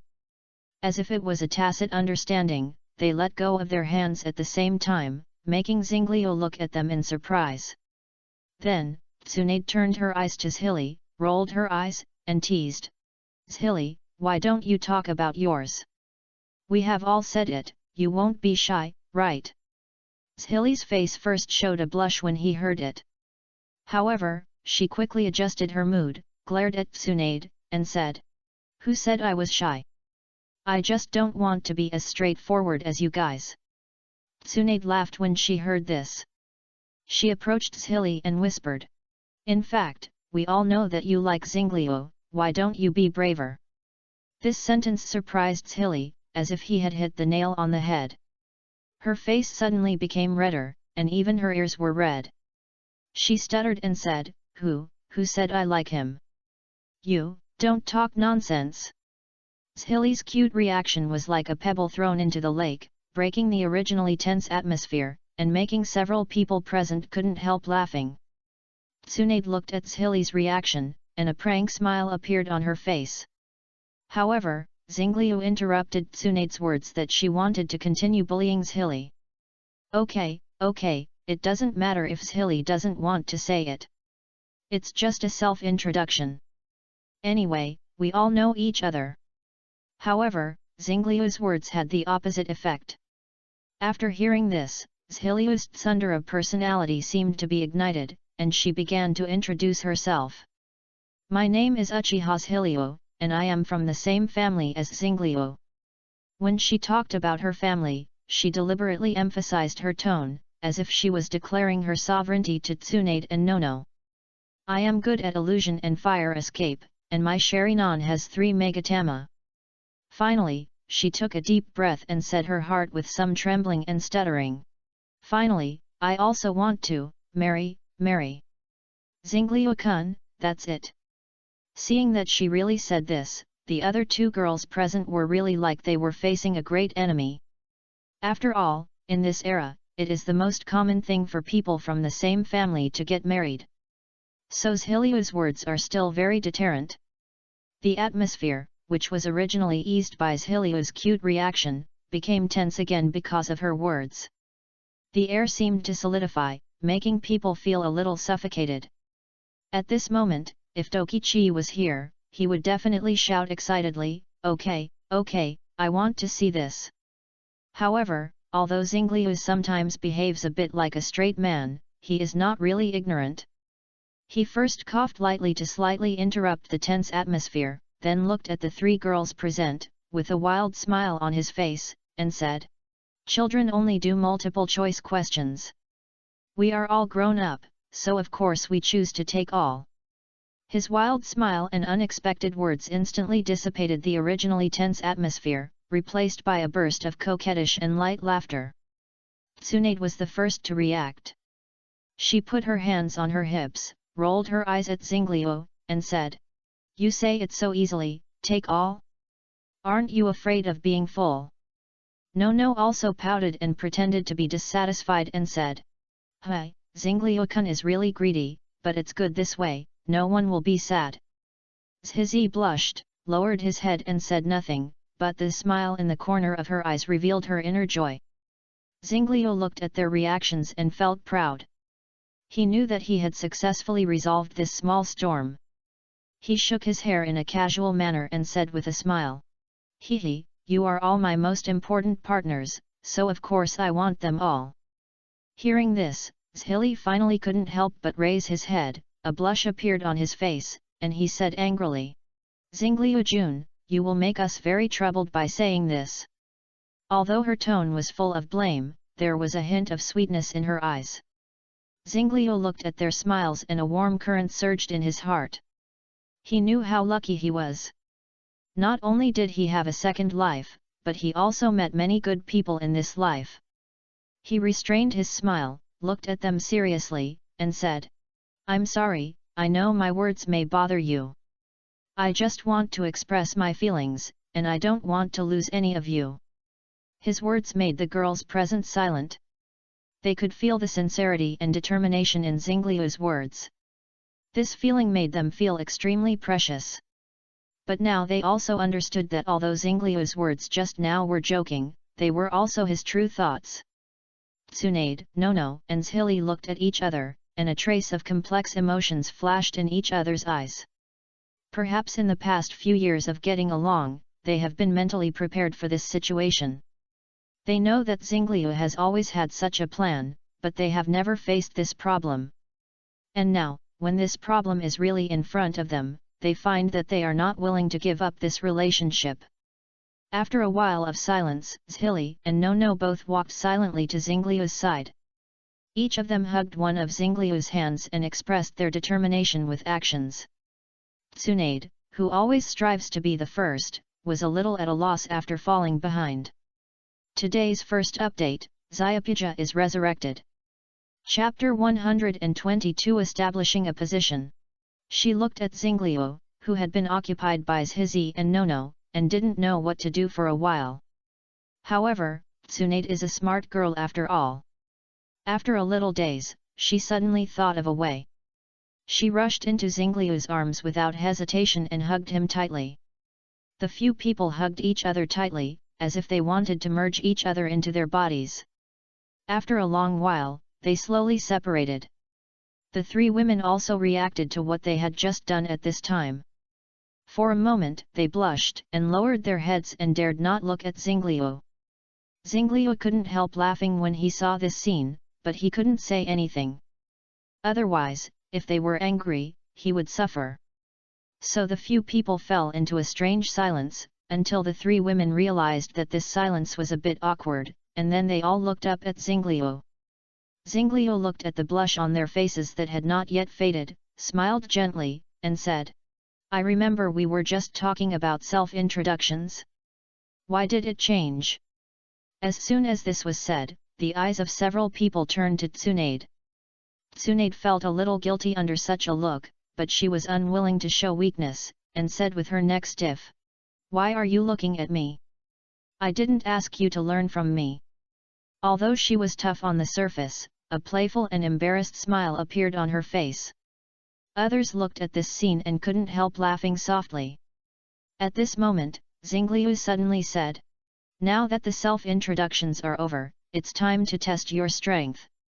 Speaking of which, I seem to have never fought against you." Tsunade and Nono shook their heads like rattles when they heard this. Tsunade waved her hand and said, No, why don't we fight each other, Xingliu, you just watch from the side." Nono also nodded and said, yes, that's it." Zhili looked at their reactions and was confused for a moment. She said with some confusion, "What's wrong with you? Why don't you want to fight Xingliu?" Tsunade and Nono looked at each other, and both showed a bitter smile on their faces. They knew that Zhili didn't know that they watched Xingliu crush Hashirama yesterday. This battle made them deeply aware of the gap in strength between themselves and Xingliu. Although it was just a guidance battle, the feeling of being unable to touch it no matter what was still very uncomfortable. What's more, since 6 years ago, they have been practicing hard for the purpose of being able to stand by Xingliu's side. 6 years have passed, and this gap has not narrowed, but has expanded to a place where the boundary can't be seen. Step.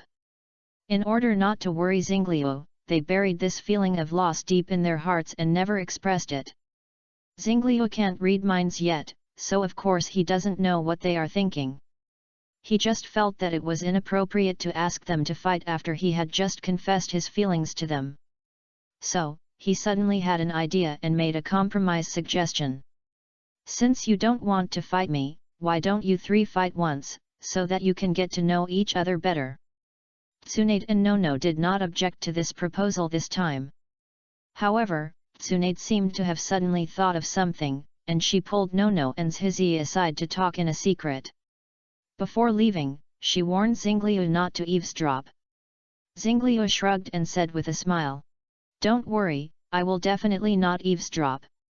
Seeing that he made a promise, Tsunade felt relieved to pull Nono and Zhizi aside. Tsunade said straight to the point, "You all know Xingliu's attitude. He will never give up any of us. I won't give up on him either. I'm sure you won't give up on him either, right?" Hearing this, Nono and Zhiji were a little shy, but they nodded firmly, indicating that they were unwilling to give up Xingliu. Seeing this, Tsunade nodded in understanding, and then continued, "In this case, we must marry him in the future, just like the rules of those nobles. But we have to choose one person to make the decision. If we divide by age, you will definitely not be happy, right?" Nono and Zhiji nodded again. They are all people with their own pride and confidence, so it is naturally impossible for them to use age as a criterion for judgment. Tsunade looked at them with a sly smile on her face, and then continued, "Why don't we take this battle as the standard? Whoever wins will make the decision, and do it this way every year in the future, how about it? This proposal surprised Nono and Zhilio, but they soon realized that this was a fair way. After all, they were still very confident in their own strength. So they all nodded and agreed to this decision. Then Tsunade added, "Remember not to tell Zhilio, this is a secret between us." Hearing this, Nono and Zhilio couldn't help laughing and nodded in agreement. After the three of them finished discussing, Tsunade, Nono and Zhilio all showed confident smiles on their faces. They returned to Zhilio, but did not reveal what they had just discussed. Zhilio looked at their mysterious appearance, and although he was curious, he did not ask much. He believed that they would tell him when the time was right. "Have you discussed it?" Tsunade, Nono, and Jiji smiled at each other and nodded. Then, the three of them dispersed and began to prepare for the battle. "Let's start!" Tsunade shouted, and the battle officially began. Tsunade moved, and instantly rushed towards Nono, punching hard. This punch was so powerful that it seemed that even the air was compressed. However, just when the fist was about to hit Nono, her figure suddenly became blurred, as if it had turned into a phantom. Tsunade's fist passed through her body without any hindrance and hit the ground heavily. Boom! A loud noise was heard, and a huge hole was smashed on the ground, with smoke and dust everywhere. Jiji watched from the side, his eyes full of solemnity. She remembered Tsunade's self-introduction just now, and couldn't help but secretly warn herself, "Don't fight Tsunade in close combat." Tsunade also opened her Kagura heart eye at this time, and an invisible force spread out. The next moment, the positions of Nono and Zhizi appeared clearly in her mind. Tsunade, who felt that the distance between them was pulled apart, raised her eyebrows, put her hands together and shouted, "Wood release, Tree World is coming!" As the shout fell, the surrounding ground suddenly began to shake violently. Countless thick trees grew out of thin air, covering the entire battlefield in a sea of green trees. These trees seemed to have life, growing wildly, and soon formed a huge maze. Nono and Zhizi were trapped in this sea of trees, and they were a little flustered for a while. Chapter 123 The Battle Between Three People. The branches twisted and squirmed like snakes, surrounding them like living things, causing trouble for them all the time. But Nono and Jiji are not the kind of people who are easily defeated. After several years of hard training, they have become accustomed to facing various difficulties. Tsunade's strength made them feel the crisis, and they tacitly began to look for each other, seeking cooperation. After a while, Zhili and Nono found each other in the sea of trees. They looked at each other and understood each other's thoughts from each other's eyes. Zhili took a deep breath, quickly formed seals with both hands, and shouted, "Fire style, great fire extinction!" As soon as the voice fell, a huge fireball fell from the sky and hit the ground hard. The flames splashed, and a sea of fire was formed in an instant, swallowing all the surrounding branches. At the same time, Nono also released his own ninjutsu without showing weakness. Wind style, great breakthrough! A gust of wind whistled out, intertwined with Zhili's sea of fire, and the fire became more and more fierce. Tsunade's face changed slightly, and she clearly felt that these two ninjutsu were directed at her. Just as the flames burned through the road to Tsunade, Nono and Zhili launched illusions at the same time. Zhili's three Magatama Sharinon collided with Tsunade's eyes, and Tsunade's movements stiffened for a moment. Nono took the opportunity to launch the five senses control, depriving Tsunade of vision and hearing. Although Tsunade was only in a trance for a moment, she quickly recovered. A barely perceptible smile appeared on the corner of her mouth. Kagura's mind's eye does not need the support of the five senses, so Nono's five senses control is useless to her. Tsunade had never told Nono this in the past. Nono obviously did not expect this. She thought her five senses control had successfully controlled Tsunade. So she rushed forward without hesitation, ready to eliminate Tsunade. However, just as her chakra scalpel was formed, Tsunade knocked her to the ground with a punch. This punch did not use much force, but Nono clearly realized that she had been eliminated. because if Tsunade used her super strength, she would be unable to move even if she did not die. And now Tsunade held back, so she was not injured. Nono stood up slowly, with a look of loneliness and regret in her eyes. Under the gaze of everyone, she silently left the battlefield. According to the rules, she was out. Zhili stared at Tsunade with a serious face. She never thought that Tsunade had silently walked to the front of the three of them. Nono's failure was certainly due to the lack of intelligence, but the strong strength shown by Tsunade was enough to make her alert. Zhili took a deep breath and silently warned herself in her heart, for the sake of Xingliu, I must not lose this time. Suddenly, a trace of electric light appeared on her body, as if her whole body was surrounded by electric current. The next moment, her figure disappeared instantly, leaving only the sound of electric current in the air. Tsunade's pupils shrank, and she clearly felt that Zhili's movement was not an illusion, but a simple speed. This speed surprised her a little. Just when Tsunade was thinking about how to crack this ability, Zhili had already arrived in front of her. The sights of the two collided in the air, as if sparks were flying. Uchiha style. Thunder sword. The sword in the hand of Zhizi flashed with lightning, as if a lightning snake was wandering in the air, exploding the air like thunder. The next moment, a huge lightning sword light cut through the sky, slashing towards Tsunade with the momentum of destroying everything. Tsunade's pupils shrank, and as her body retreated violently, her hands quickly formed seals. Wood release. Wood dragon technique. As Tsunade's shout fell, a huge wooden dragon appeared out of thin air, blocking the front of the lightning sword light. Boom! A loud noise was heard, and the lightning sword fiercely slashed the wooden dragon. The wooden dragon roared violently, and the bark on its body was instantly hit by the current, and bursts of green smoke rose. However, the wooden dragon did not dissipate because of this, but rushed towards Zhili at a faster speed. Zhili frowned slightly when he saw this. However, she did not give up, but continued to swing more lightning swords, trying to cut off the wooden dragon in one fell swoop. But Zhili did not notice that although the tree world descent released by Tsunade before was mostly burned by her and Nono's joint ninjutsu, there were still some residual branches. These branches slowly spread towards Zhili, as if they were alive. Tsunade, who did all this, smiled at the corner of her mouth, and then continued to increase the chakra to repair the wooden dragon. The battle between Zhili and Tsunade fell into a stalemate.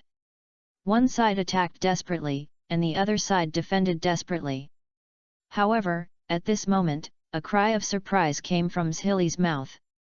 She looked down and found that her body had been tied tightly by the trees. The trees tied her tighter and tighter, making her unable to move. Zhili struggled to break free, but she found it was too late. Tsunade had come to her and slowly hit her head with her fist top. Zhili closed her eyes, waiting for the pain to come. However, after a long while, she did not feel any pain. So she opened her eyes and found that Tsunade had retracted her fist and was standing not far away, looking at her with a smile. Zhili's face flushed, and then dimmed. Tsunade untied the branches on Zhili's body, and then whispered in her ear. I won this year, but won't there be another chance in the future? Hearing this, a ray of determination flashed in Zhili's eyes, as if she had regained her confidence. She felt an invisible force burning in her body, instantly igniting her fighting spirit. Zhili took a deep breath, and her clenched fist conveyed her determination. She nodded to Tsunade, indicating that she had no problem. At the same time, Xingliu came over, his face filled with an appreciative smile. He looked around at the three of them, and then praised. You three are really outstanding. With your current strength, there are not many opponents in the ninja world who can defeat you. Xingliu looked at Tsunade in particular, with a satisfied look on his face. Especially Tsunade, your strength has reached a very high level. Even for the shadow-level strongmen in other villages, it is not easy to defeat you. This ability far beyond the original time and space was fed by him. In addition to the wood escape practice scroll, most of the bloodline pills made by alchemy in recent years were given to her. Therefore, she was able to lead Nono and Zhizi. Then, he turned to Zhizi and Nono, and said gently, "Zhizi, Nono, don't be discouraged. You have all stood out among your peers and surpassed most people." Although these two people did not consume as many resources as Tsunade, their strength at this time was far beyond that of the Jonin. Even if they could not beat the shadow, they could protect themselves and retreat. 16 chapters left, almost there. Chapter 124, Cheat, Kid. But Xingliu's words only got 3 pairs of white eyes. He didn't know the inside story of this battle, so he didn't know that what they cared about was not the strength of the strength, but the agreement behind this battle. He noticed that the eyes of the 3 women all revealed a meaning of "what do you know," which made him even more confused. Xingliu couldn't help but blink and scratched his head. Such a reaction made the 3 women couldn't help but laugh softly. The laughter echoed in the air, and for a while, the place was full of a cheerful atmosphere. After laughing for a long time, Tsunade smiled and walked to Xingliu's side. She raised her head playfully, looked into Xingliu's eyes, and asked, "Team leader, now we all know each other, what should we do next?" Xingliu was a little stunned by Tsunade's question. He really didn't expect what he should do next. However, Tsunade, Zhiji and Nono looked at him with a smile, as if waiting for his decision. He scratched his head and said, "In that case, I'll treat you to a meal." This unoriginal suggestion made the 3 girls' faces flash with disappointment. They obviously expected Xingliu to come up with a more creative idea. However, Xingliu smiled mysteriously and continued, "To celebrate the official establishment of our 7th team, I will cook for you this time," he said confidently, as if he had great confidence in his cooking skills. When the 3 girls heard that Xingliu was going to cook by himself, a glimmer of excitement flashed in their eyes. They had never tasted Xingliu's cooking skills, so they were full of curiosity. However, after the excitement, they showed hesitation on their faces again. After all, in their memory, Xingliu had never cooked. They were not afraid of bad food, but worried that they would be poisoned after eating. Xingliu noticed the hesitation on the faces of the 3 women. He snorted inwardly, thinking, "Cheat, boy. Do you understand the value of the system?" He knew that his cooking skills had undergone a transformation of the system, and now his level has reached a very high level. Although Tsunade and others did not know about this, they decided to believe him when they saw Xingliu's confident look. Not long after, everyone returned to the Senju mansion. As soon as they stepped into the gate, a lively and cute little carrot attracted everyone's attention. The little guy trotted all the way, as if he was running straight to Tsunade. After running to Tsunade, he hugged her thighs tightly without hesitation. "Sister, you are back, can you play ninja games with me for a while?" Tsunade looked at the little guy in front of her, with a doting smile on her face.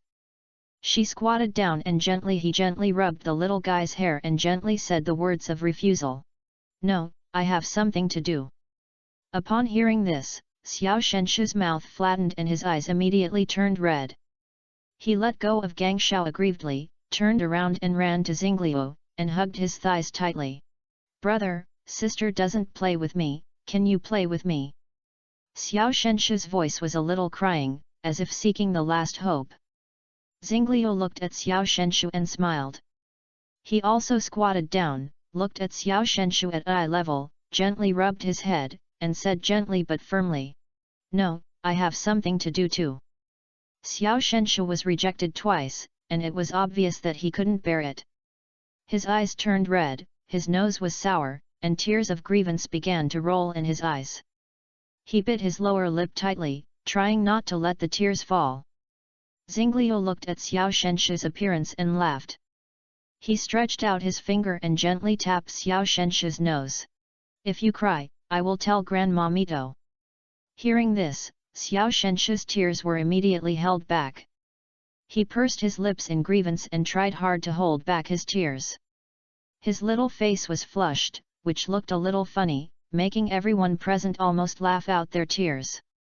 Tsunade and Xingliu fully demonstrated the fine tradition of beating the younger brother as early as possible. At this time, No said with some anger. How can you two be brothers and sisters? You only know how to bully Shenchu.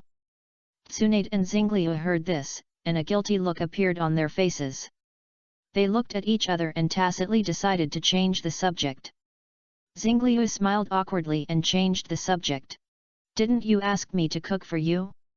Let's go. Tsunade immediately answered and nodded repeatedly, yes, I'll take Xingliu to the kitchen. As she said that, she stood up, clapped her hands, and motioned Xingliu to follow her. Xingliu also stood up and waved to No and Xia Shengshu, then we'll go to the kitchen first. The two turned and left, walking hurriedly, as if fleeing the scene. Xia Shengshu looked at their departing backs with a slightly puzzled expression on his face, while No shook his head helplessly and sighed. Zhili was a little envious of their familiarity. She was the only one among them who didn't live in this place. No was worthy of being the director of an orphanage in another time and space. She only used a few words to appease Xia Shengshu and made him smile again. Then she brought Rope Tree and Zhizi to the kitchen. Then No brought Rope Tree and Zhizi to the kitchen. They saw Tsunade standing at the door of the kitchen from a distance, staring blankly inside. This made them feel a little strange, not knowing what was happening in the kitchen. They walked to Tsunade and followed her gaze into the kitchen. At this glance, they were stunned like Tsunade. In the kitchen, Xingliu had already started his cooking performance. He skillfully selected various ingredients, washed, cut, cooked. Every movement seemed so natural, smooth, and elegant. In their eyes, Xingliu was not just cooking, but more like performing an art performance. Just when they were deeply attracted by Xingliu's cooking skills, the last dish was completed. Xingliu breathed a sigh of relief and a satisfied smile appeared on his face. It was not until then that everyone smelled the fragrance that they had been subconsciously ignoring. It was a compound aroma mixed with the aroma of various ingredients. Each aroma was distinct and unique, but they blended together wonderfully to form an irresistible temptation. The aroma seemed to have life, and it took the initiative to enter their nostrils, awakening their taste buds instantly. Everyone swallowed subconsciously, as if they could already taste the delicious food. Just then, a voice came from outside. Mu Jiu, do you smell anything? It smells so good. Then, another voice sounded. Mito, I am a filthy body, I can't smell this. There are still 15 chapters left for Big Brother, and there are more in the evening. Chapter 125 Genius, external plug-in, can really do whatever he wants. With a burst of brisk footsteps, Uzumaki Mito and Senjo Hashirama appeared at the kitchen door. As soon as the two of them came over, they were immediately attracted by the aroma in the air. The aroma seemed to have a kind of magic, which made them involuntarily take a deep breath.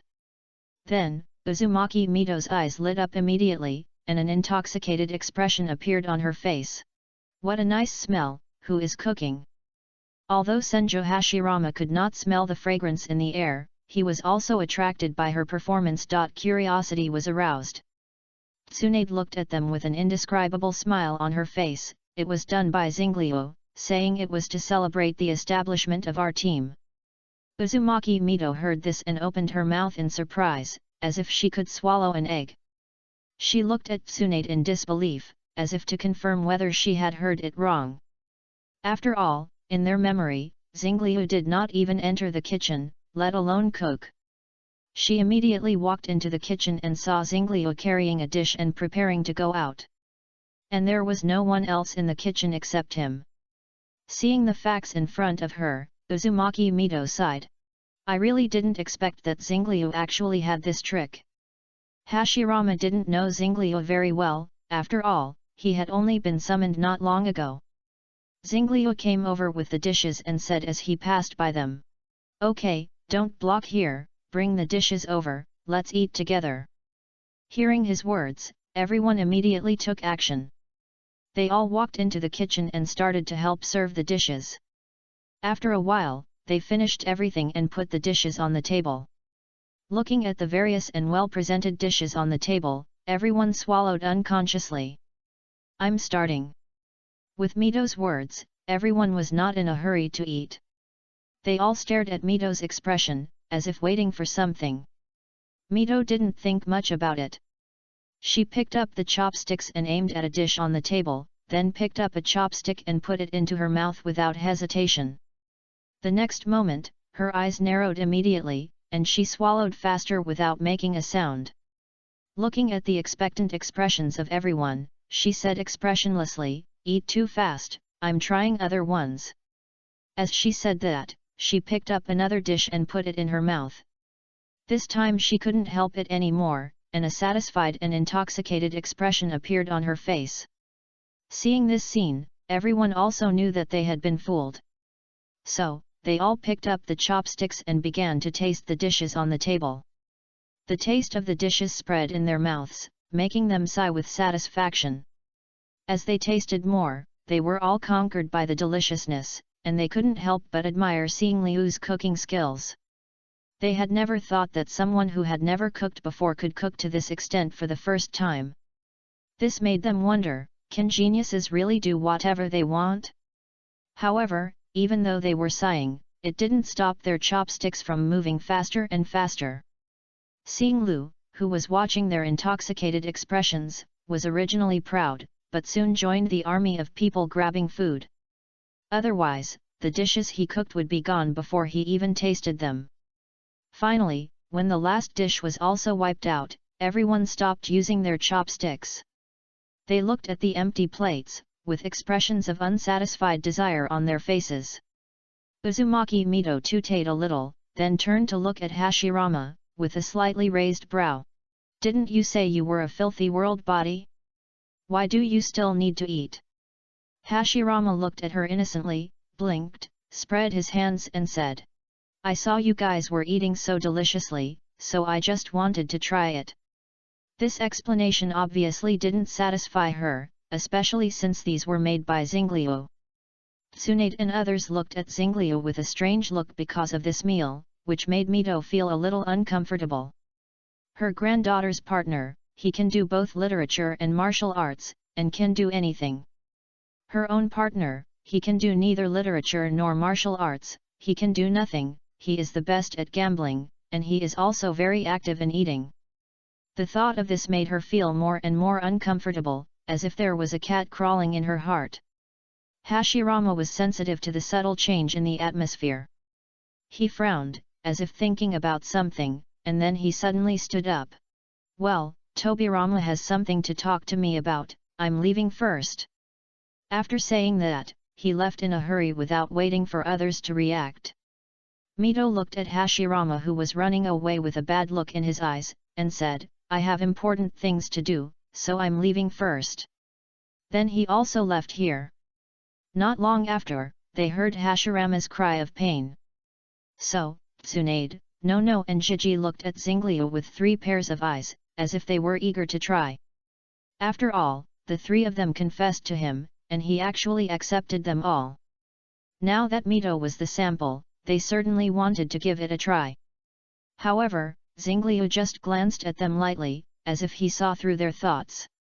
He shook his head gently, and then said in a tone that was neither salty nor bland, "Why are you looking at me?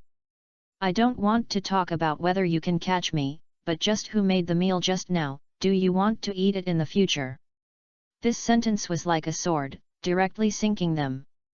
Then seeing Liu suddenly remembered something. Then, he said to Zhili, "Our team's first mission has actually been accepted." Hearing this, Zhili asked curiously, "What is it?" Tsunade and Nono were a little surprised, so they told Zhili what happened yesterday without waiting for Xingliu to speak. They told Zhili what happened yesterday in a vivid way without waiting for Xingliu to speak. Tsunade's narration was vivid and detailed, and Nono nodded from time to time to add some details. Zhili listened with great interest, but when she heard that Xingliu killed the first generation twice in a row, her mouth opened slightly and she looked at Xingliu in surprise. When she heard that their first mission was to find Uchiha Madara and detain or kill him, Zhili's emotions were instantly ignited. She clenched her fists excitedly, as if she couldn't wait to get involved in this mission. Her eyes revealed a strong murderous aura, like a sharp sword, ready to be unsheathed at any time. This is because her grandfather Uchiha Aang, although he escaped with a forbidden technique 6 years ago, lost one eye. And Madara is still hoping to use them to threaten Xingliu. How can she not hold a grudge? Xingliu looked at Zhili's reaction and understood a little. He gently patted Zhili's shoulder and signaled her to calm down. Don't worry, Madara has been free for a long time. This time we will definitely solve this problem when we go out, he said with a smile. But we can also enjoy some scenery in the ninja world during this mission, and don't worry too much about Uchiha Madara's problem. There are still 14 chapters left, and there are no more for today. Don't wait, it is likely that I won't be able to come out at night. Finally, Zyapija thanks everyone for the reward. Orts. Chapter 126 Planning a Route. Hearing Xingliu's words, Zhili's brows gradually relaxed, and the originally tense mood was relieved. Then she seemed to have thought of something and asked curiously. Since the mission is to kill Uchiha Madara, do you have any specific information? Xingliu smiled awkwardly and scratched his head. In fact, Xingliu did not have much specific information about Uchiha Madara. The reason why he accepted this mission was more to go out and experience the various scenes of the ninja world before becoming Hokage. As for Uchiha Madara, time is on his side, and it will not be something that can be solved easily by then. Looking at his expression, the three women knew the answer. So Tsunade asked, then how do we carry out this mission? Xingliu did not answer immediately, but stood up, walked to the side and picked up a rolled-up map. He spread out the map and said to the three women, although I don't know about Uchiha Madara, don't forget that I have written down his chakra information. We can find him if we go to each of them. Okay, let's not talk about that guy. Let's see which country we should go to first. The three women heard this and stopped worrying about it. They gathered next to the map and began to study it carefully. Tsunade suddenly pointed to a place on the map and said excitedly, how about going to the bird country first? I heard that you can find all the species of birds on the continent there. Xingliu heard this and said with disgust, not good. Birds are straightforward creatures. So many birds, I dare not think about it. When he said this, he also showed a disgusted expression on his face. When the three women heard this, they turned their eyes to Xingliu. Tsunade and Nono showed a helpless smile on their faces, whilst Hizi glared at him fiercely, as if blaming him for being too talkative. Xingliu closed his mouth consciously after seeing this scene and stopped talking. After Xingliu's interruption, the three girls stopped talking about going to the land of birds. They looked at the map for a while, and Nono suddenly said, why not go to the land of snow? We haven't seen what a snowy world looks like, and we are ninjas, so we are not afraid of the cold. Her voice was full of expectation and yearning, as if she had already arrived in that snowy world. And her proposal was also approved by Tsunade and Zhili. After determining the first destination, the following itinerary became much easier. They discussed and determined one by one around the map, combined with the characteristics of each country. After Xingliu announced that they would set off tomorrow, Zhili stood up and said that he would go home to prepare his luggage. Before leaving, she looked at Nono and Tsunade with a little envy. But when she thought that she would also embark on this journey with Xingliu from tomorrow, and spend time together day and night, Zhili's face bloomed with a bright smile. She waved goodbye, then he turned and left, leaving Xingliu standing there in a daze, not knowing what had happened. In the Hokage's office, among the piles of documents, Tobirama was busy handling various affairs of the village. Suddenly, a piece of information in his hand made his face change drastically and his brows furrowed. He sighed deeply, as if he wanted to expel the troubles in his heart with this breath. Then he said in a deep voice, go find the first generation, the fourth generation and Xingliu, and tell them that I have something to find them. Upon hearing this, the members of the Umbu immediately took action. They left the office quietly like shadows to look for the people who were named. Uzumaki Mito and Hashirama were nearby, so they quickly rushed over. Before entering the door, Uzumaki Mito's slightly reproachful voice reached Tobirama's ears. "Tobirama, you are already a mature Hokage, you should handle things yourself." Hearing this, Tobirama almost couldn't breathe, muttering in his heart, "It seems that you are the current Hokage." But he only dared to think about it in his heart, otherwise, with Mito's performance, he might give up the throne on the spot. Although he can temporarily take over the duties of Hokage now, he is a dead man after all, and is still not suitable for being Hokage. Moreover, now is not the time to talk about this, he does have important things. So, he cleverly changed the subject and said, "Sister-in-law, I asked you to come this time because there are two things I need to know." Mito was not polite, and directly pulled Hashirama to sit aside, and then said, "Hurry up, what is it? I still have to go shopping with Mewtwo after that." There was a sense of ease and joy in her voice, and it can be seen that she is very happy now. Hashirama looked numb on the side, thinking that he was the god of ninja world, the first generation Hokage, and he couldn't stand anything. Today he couldn't hold back, and he has been shopping since morning, except for going back to eat a meal, he didn't stop.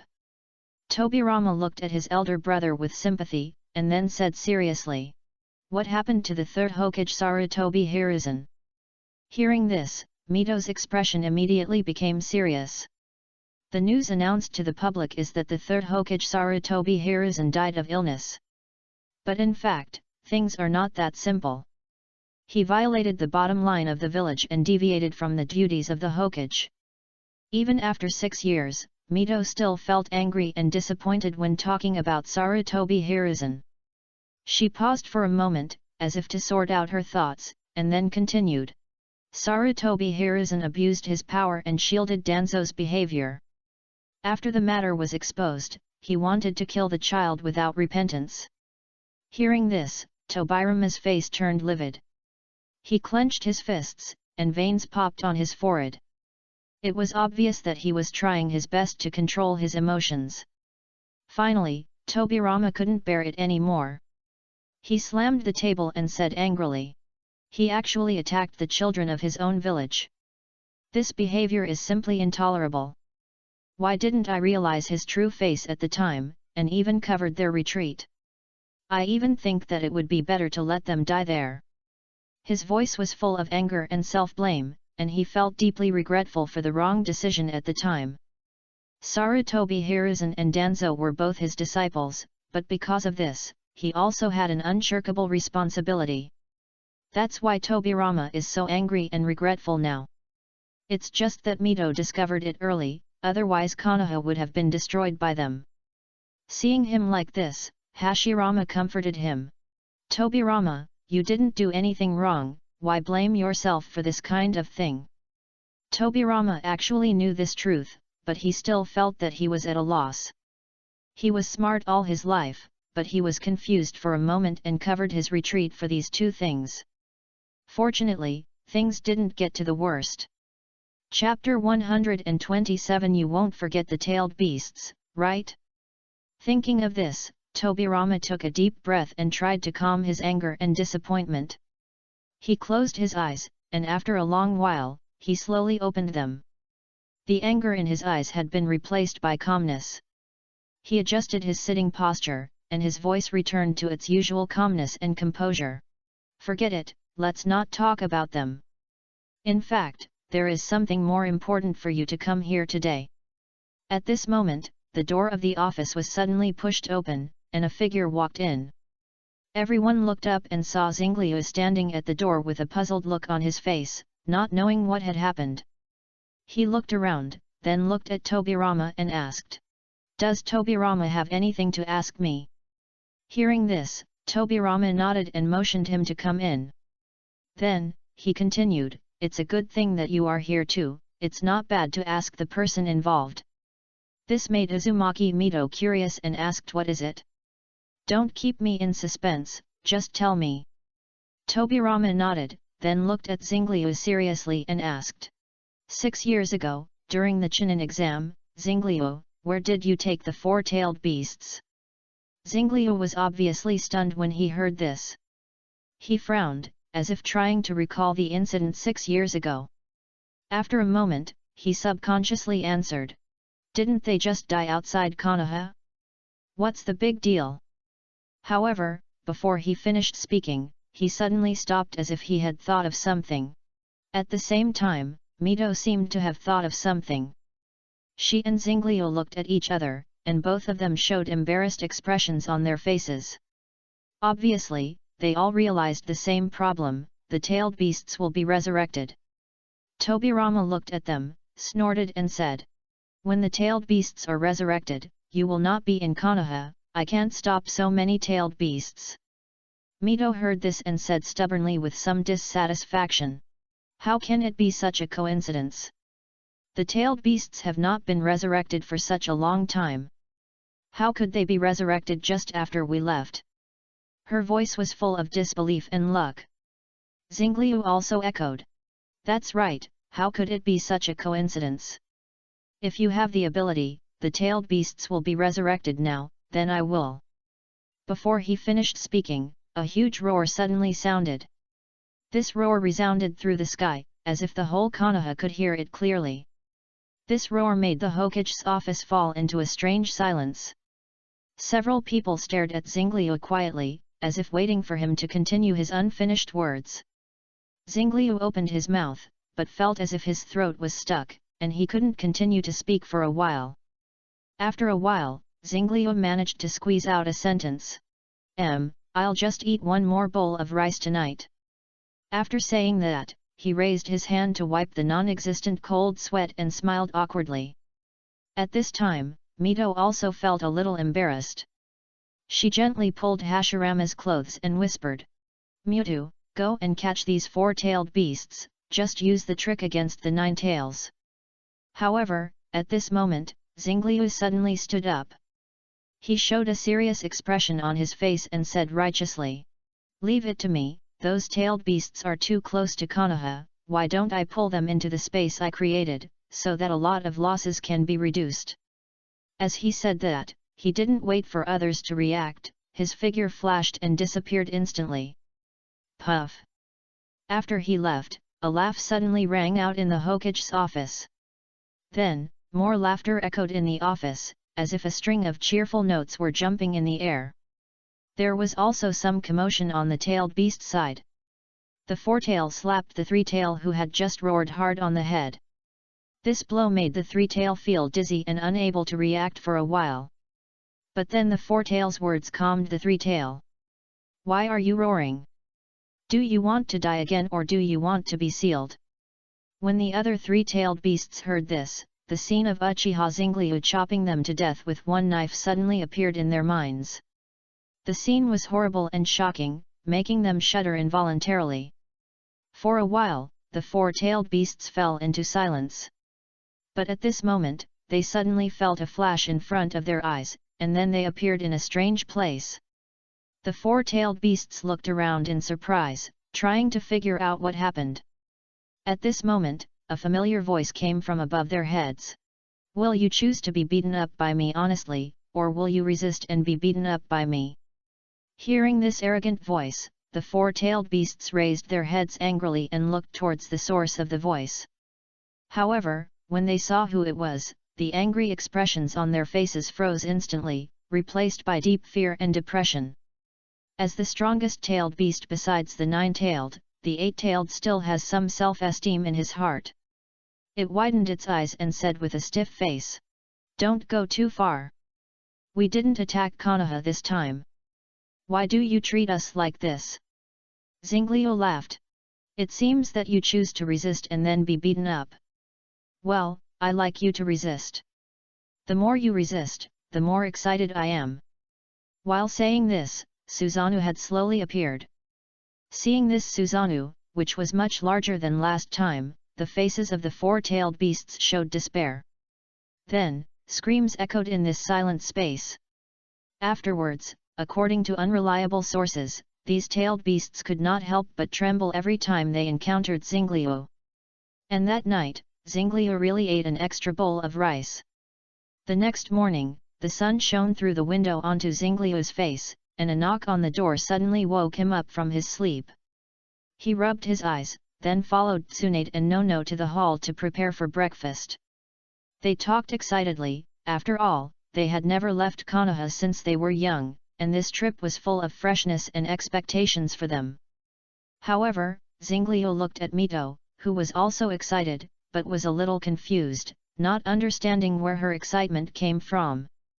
At this time, Hashirama looked at him, as if they saw each other's shadow in each other's eyes.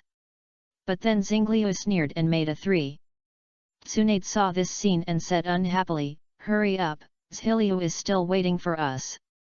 Hearing this, Xingliu stopped playing around and started to eat breakfast seriously. However, their speed seemed to be a little slow, and before they finished eating, they heard a knock on the door. Then, Xiliu ran over with a slightly red face. Seeing her somewhat hurried look, Mito couldn't help but chuckle. "Zhizi, are you anxious for the task, or do you want to see Xiao Xingliu earlier?"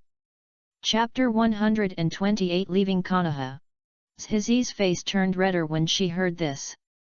She lowered her head shyly, but soon raised her head again, looked at Xingliu firmly, and said affirmatively, "Yes, I am very excited to be with Xingliu-kun." Hearing this, Uzumaki Mito put down the tableware in her hand in surprise and looked at Zhizi. She thought Zhizi would remain silent, but she didn't expect her to express her feelings so frankly. What surprised her even more was that Tsunade and Nono did not show any strange expressions on their faces after hearing this. They continued to eat breakfast as if they had not heard Zhizi's words. This made Mito glance at several people in confusion, and her heart was full of confusion. "Something is wrong, there must be something I don't know," Mito thought to herself. Yesterday, Tsunade and the other two expressed their feelings when they introduced themselves. There were only 4 of them present. So of course she didn't know about this. Since they have expressed their feelings, it is normal for Zhili to speak out his heart now. The mood of eating melons surged into Mito's heart uncontrollably. Her eyes flashed with the flames of gossip, as if to ignite the atmosphere of the entire restaurant. As someone who has witnessed the emotional changes of Xingliu and others in the past few years, she feels that she has the responsibility and obligation to eat this melon to the end. However, just when she was about to start eating melons, Xingliu seemed to see through her mind. He glanced at her lightly, a meaningful smile appeared at the corner of his mouth, and then directly interrupted her chanting. "By the way, Grandpa Hashirama, are you going with us today?" Hashirama was enjoying breakfast quietly on the side. Hearing this, he subconsciously replied, "Your Mito grandma said that I will go with her in 2 days and go to the land of whirlpools first." Xingliu nodded his head to show his understanding. Then he looked at Tsunade, Nono and Jiji, and a bright smile appeared on his face. "Since it's not on the way, let's go first." After that, he stood up and left the restaurant with the 3 women. Their figures disappeared at the door of the restaurant, leaving only a burst of cheerful laughter and the sound of the door closing gently. Mito sat at the dining table with a stiff face, looking at the empty chair, her heart full of resentment. She glared at Hashirama, as if blaming him for interrupting her plan to eat melons. Then she sighed, picked up the tableware again, and continued to enjoy breakfast.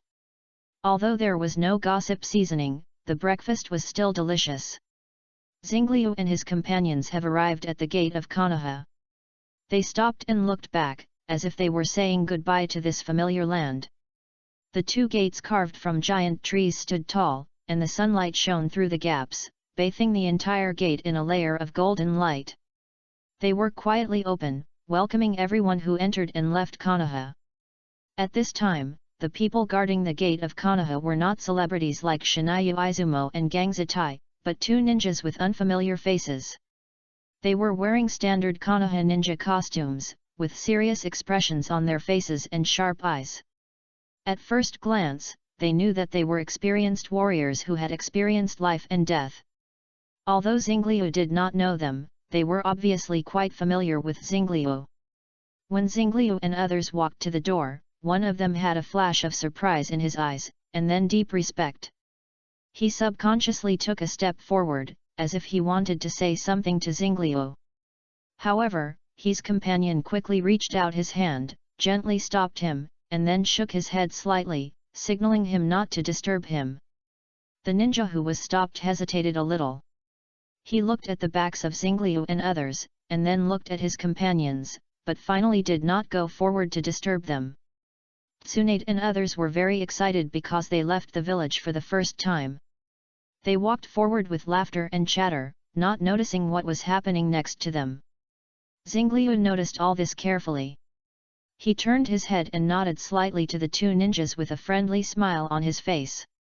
Then they left here and embarked on a new journey. Only the two gate gods were left there, watching their backs disappear from sight, with excitement on their faces. Leaving the familiar Konoha for the first time, Tsunade, Nono and Zhizi were like birds out of the cage, full of energy and curiosity. Their eyes swept around, and no matter what it was, it could arouse their interest. But as time passed, the scenery on the road began to become monotonous and repetitive. Those scenes that seemed novel when they first met became commonplace and lost their initial charm during the long journey.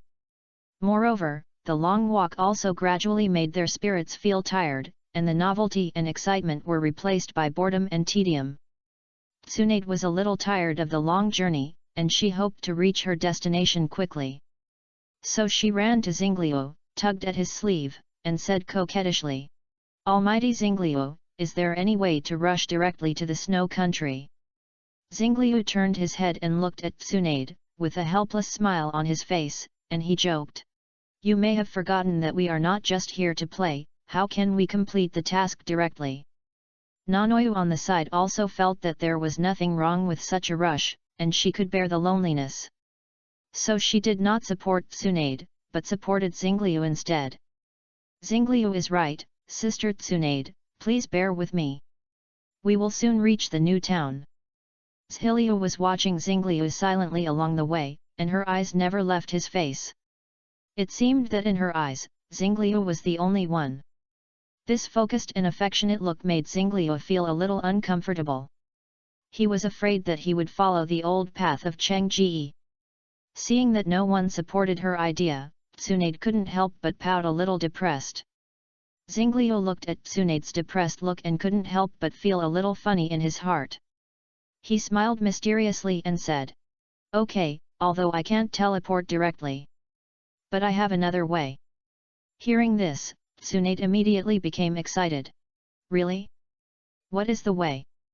Seeing that Tsunade was so expectant, he simply stopped moving forward.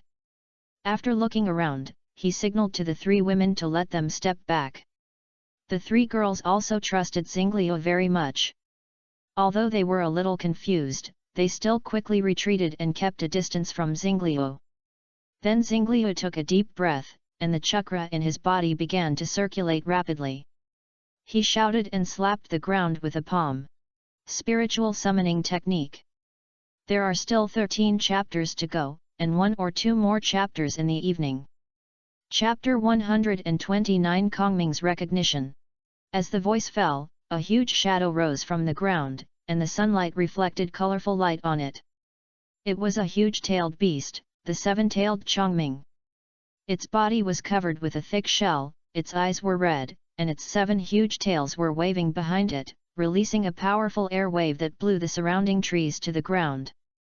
However, at this moment, a huge arm formed by Susanoo fell from the sky and hit the 7-tailed Chongming hard. "Didn't I tell you to keep a low profile? Why are you making such a big noise?" Nanabe Shijiki was hit hard by this blow, and his huge body hit the ground hard, raising a cloud of dust. He raised his head angrily, and his red eyes revealed stubbornness. But when he saw the face of the attacker clearly, the stubbornness was instantly suppressed and turned into obedience and awe. Seeing this scene, Tsunade and the other 2 girls covered their mouths in surprise, their eyes full of shock.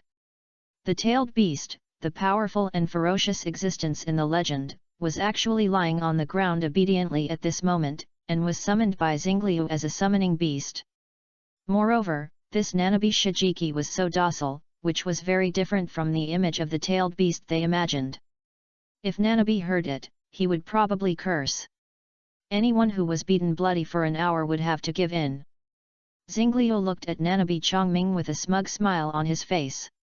He turned to the three women and said, "What do you think? Nanabe is the only one among the tailed beasts that can fly. We can ride on it and travel quickly." Hearing that he was going to use it as a mount, Chongming got angry for a moment, then turned over and lay flat. Tsunade and Nono looked at the huge body and unruly appearance of Nanao Chongming, and a trace of disgust appeared on their faces. They were all girls, and naturally had no good feelings for this strange-looking creature that looked like a bug. However, Xiliu was different. She looked at Nanao Chongming with excitement and expectation in her eyes. She took a step forward and said to Xingliu, "Can I try it first?" Seeing her look, Xingliu asked with interest, "Don't you hate it?" Xiliu was slightly stunned when he heard this, and then replied as a matter of course, "Of course I don't hate it, Nanao not only can fly but also is very beautiful." Her answer surprised Xingliu a little, and also made Tsunade and Nanu feel incredible. Xingliu turned his head and looked at Nanabe Shijiki lying beside him. It was a huge creature, with a thick carapace on its body, red eyes and 7 huge tails waving behind it. He really couldn't associate this tailed beast with the word beautiful. A string of question marks appeared on his head, as if asking, "Are you sure you are talking about the Nanabe in front of us?" Tsunade and Nono looked at Xili in disbelief.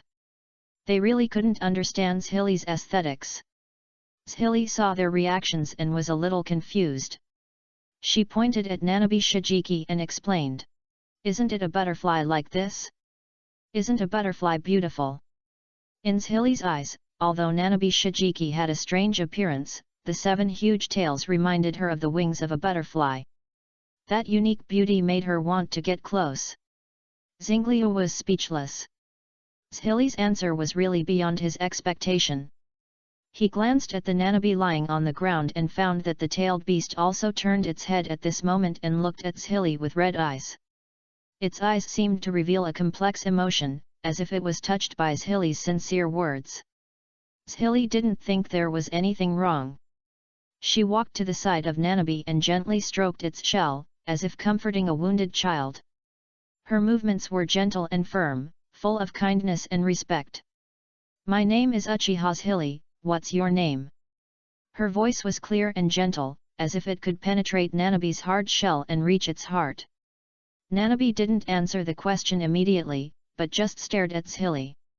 After a long while, when a trace of disappointment flashed in Xili's eyes, Nanabe's voice suddenly sounded. "My name is Chongming, Nanabe Chongming, remember it, little girl." Xili heard the words and immediately showed a bright smile on his face. She said happily, "Remember, your name is Chongming, from today on, you are my friend." Xili's words were as warm as the sun, making Chongming's heart feel a long-lost touch. It seemed to have returned to the distant past, when there were not so many conflicts and hatreds between the 9-tailed beasts and humans. Chongming seemed to hear the voice of the Six-Path Sage in a trance, the motto left by the god who created them. You 9-tailed beasts should live in harmony with humans, respect each other, and understand each other.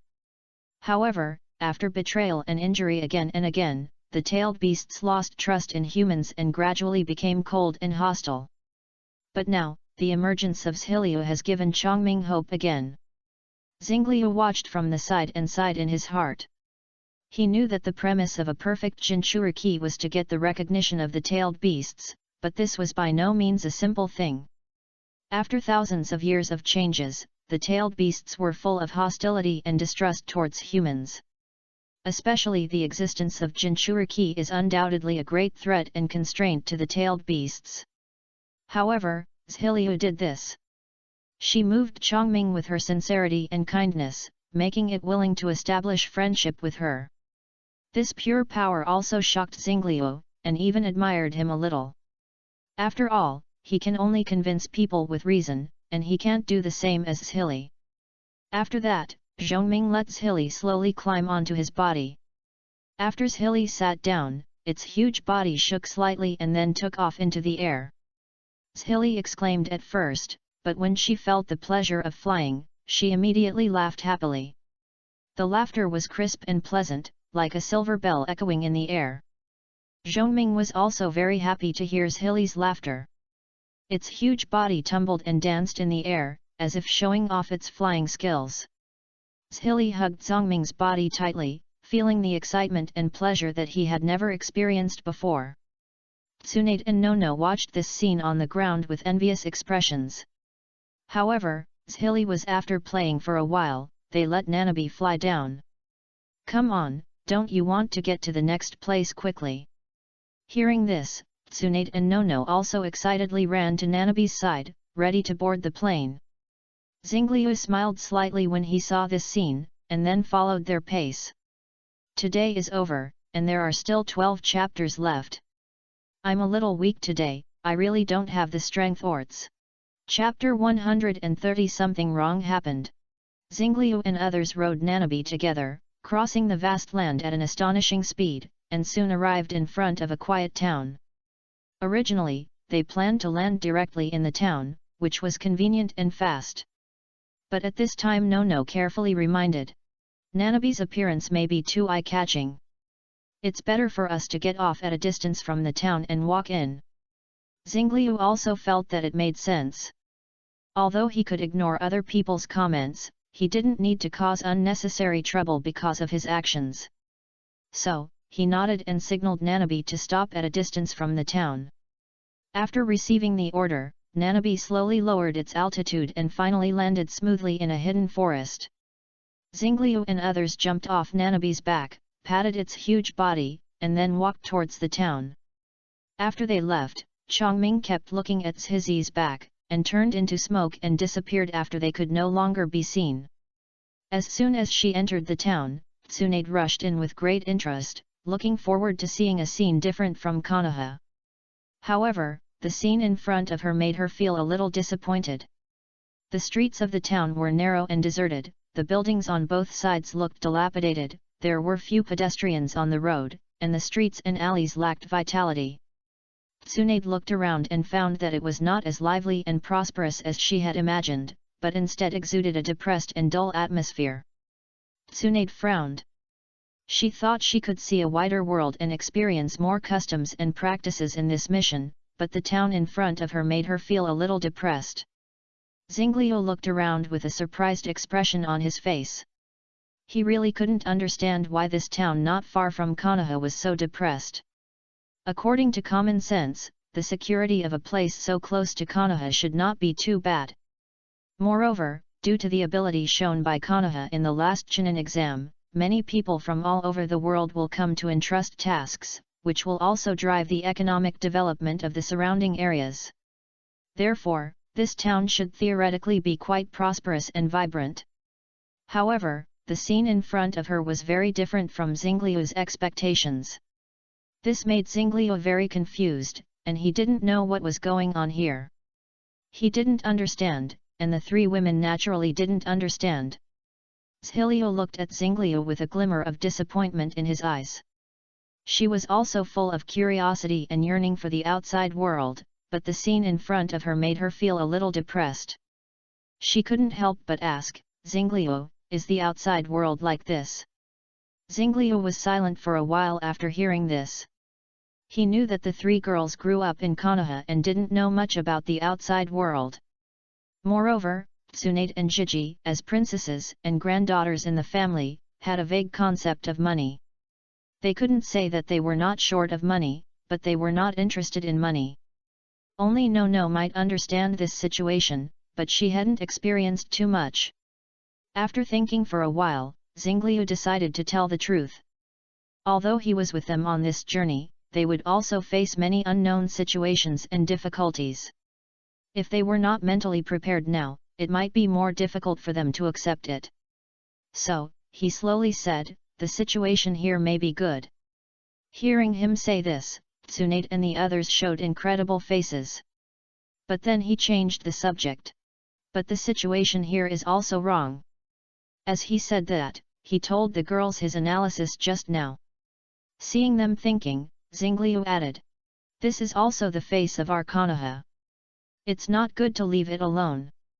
Why don't we go in and investigate first? Xingliu said, and took the lead to step forward. The three women followed closely behind, and the group walked slowly on the streets of the town. The streets of the town were deserted and desolate, and the buildings on both sides were dilapidated, as if they had experienced a long time. There were few pedestrians, and occasionally a few people hurried by, and they also looked expressionless. Xingliu walked while observing the surrounding environment. He noticed that most of the shops in the town were closed, with doors and windows closed. Tsunade and others, led by Xingliu, also carefully observed the surrounding environment. It was discovered that there was something wrong with this town. Not only were there few people on the streets, but the buildings and shops were also lifeless. After walking for a while, the group came to a hotel. Xingliu looked at the door of the hotel and found a shabby sign hanging on it with the words "Welcome" written on it. He pushed the door open and walked in, and the three women followed him in. As soon as he entered the door, Xingliu realized that the shabby sign outside might be the newest thing in this hotel. The interior of the hotel was dim and old, as if it had gone through countless years. The mottled marks on the walls and the shabby decorations revealed a sense of depression and decay. However, unlike the shabby appearance, the environment inside the hotel was unexpectedly clean. Just then, an old lady with a kind face came over. "Welcome, are you going to stay in the hotel?" Xingliu looked at the three women and nodded slightly. It was still early, and they could have continued to move forward for a distance. But since they have decided to investigate the situation of this town in depth, it is obviously a wiser choice to stay here for a while. Moreover, the appearance of this old lady also provides them with a good starting point for investigation. "Okay, please prepare a few rooms for us." Xingliu responded politely. The old lady nodded and turned to lead the way. Just as they followed the old lady to the inside of the hotel, Xingliu keenly caught a flash of strange color on her face. He asked tentatively, "What happened here? Why is it so depressed?" This question seemed to touch a nerve of the old lady. She suddenly stopped, turned around, and stared at Xingliu and others. When they noticed the hideous expression and angry eyes on her face, they were a little surprised. The old lady stared at them fiercely, as if to confirm their identities. When she noticed the Konoha forehead guards worn by Xingliu and others, her anger broke out instantly. "Go, go, go! We don't welcome Konoha ninjas here!" Her voice was full of hostility and dissatisfaction, as if she had a deep grudge with Konoha. Xingliu was stunned by the old lady's fierce reaction, but he quickly regained his composure. He looked at the old lady deeply, and then said slowly, "I'm sorry, we don't mean any harm. We just want to know what happened here and see if we can help." The old lady's face softened a little when she heard this. She glared at Xingliu for a while, then sighed and said, "You should leave. Things here are not your business." Chapter 131 Close to the answer. After being driven out of the hotel by the old lady, Xingliu and his friends were a little unprepared. They stood on the deserted streets of the town and looked at each other in silence. There was an awkward atmosphere of failure in the air. After all, the investigation they had expected had just begun and had already hit a wall. Xingliu frowned and thought deeply. He was recalling the conversation with the old lady just now, trying to find some clues from it. He could clearly feel that the old lady showed a very complicated emotion when she saw their forehead protectors. There was obvious hostility and hatred in that emotion, but it seemed to hide some deep expectations, as if it was a contradictory psychological struggle. "It seems that we are not welcome here." Tsunade broke the silence with a little helplessness in her tone. At this moment, No suddenly spoke. "However, have you noticed that although the old lady has a deep prejudice against Konoha, she just drove us away, but she thought it was good for us?" Hearing No's words, Xingliu and Tsunade looked at her. No's observation has always been sharp, which may be one of the reasons why she later became a spy with a title. And this time, she did not disappoint them either. Xingliu nodded slightly, indicating his agreement with Nono's point of view. He also felt that the old lady's reaction was indeed somewhat contradictory, as if she was deliberately hiding something. This also made them more certain that this town must be hiding unknown secrets. At this time, Zhili also expressed his own opinion. It seems that this matter has a certain connection with Konoha.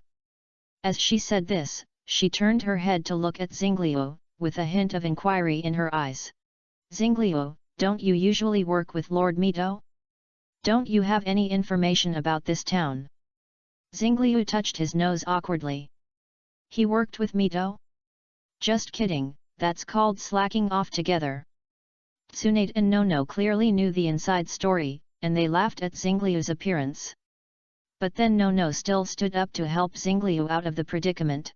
The situation here should never have been reported to the Hokage. Tsunade frowned slightly and raised a rebuttal. But this is the only way to Konoha. Even if the townspeople dare not report it, those nobles and merchants should not care. This sentence is like a key, opening Xingliu's thoughts. He turned his head to look at Nono, and found that her eyes were also flashing with the same light. Who is responsible for receiving the release of external tasks in the Hokage building? Xingliu asked the question in his heart directly. Nono also nodded secretly, obviously she also thought of this. After a little thought, Tsunade responded hesitantly. It should be someone from the Sarutobi clan, but I have to admit that I don't remember the specific name. A trace of embarrassment flashed across her face, as if she was sorry for her memory. Suddenly, Tsunade nodded in realization, understanding what Xingliu was referring to. Are you saying that this person has a problem? She frowned, but then raised another question. But even if he has a problem, other people in the Hokage building should not have heard the news? Could it be that the entire Hokage building has a problem? There was a sense of disbelief in her voice. Xingliu did not answer her directly, although he already had a vague answer in his heart. Let's go to the side and look for other clues. Hearing him say this, the others nodded. Although he said he was looking for clues in other places, Xingliu walked in one direction with a clear goal. As if he was sure that there must be clues in that place.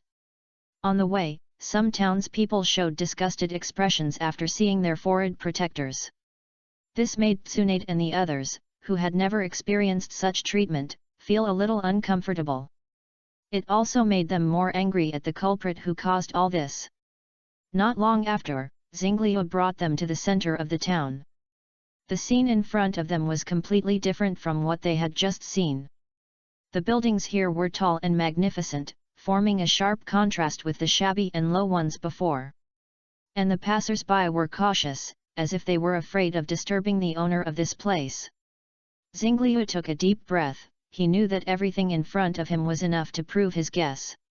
However, he still needed a witness to make some people speechless. So he took the three women to continue to go deep into the center of the town, and soon they came to the most magnificent building. It was a huge mansion, with two warriors in armor standing in front of the door. As if knowing what was going to happen next, the three women looked at Xingliu nervously. And Xingliu chuckled. Wait here for a while, I'll be back soon. After that, he slowly walked towards the mansion in front of him. The two warriors obviously also discovered Xingliu. They raised their weapons and shouted at her. Who are you? Stop now! Do you know whose place this is? However, Xingliu sneered and then waved his hand violently. In an instant, the giant dragon formed by fire roared and crashed into the gate of the mansion. Although the two warriors were not his target, they were swept away by the powerful air wave and fell heavily dozens of meters away when the dragon passed by. Boom! After a deafening roar, the gate of the mansion was instantly swallowed by the giant dragon of fire and turned into ruins.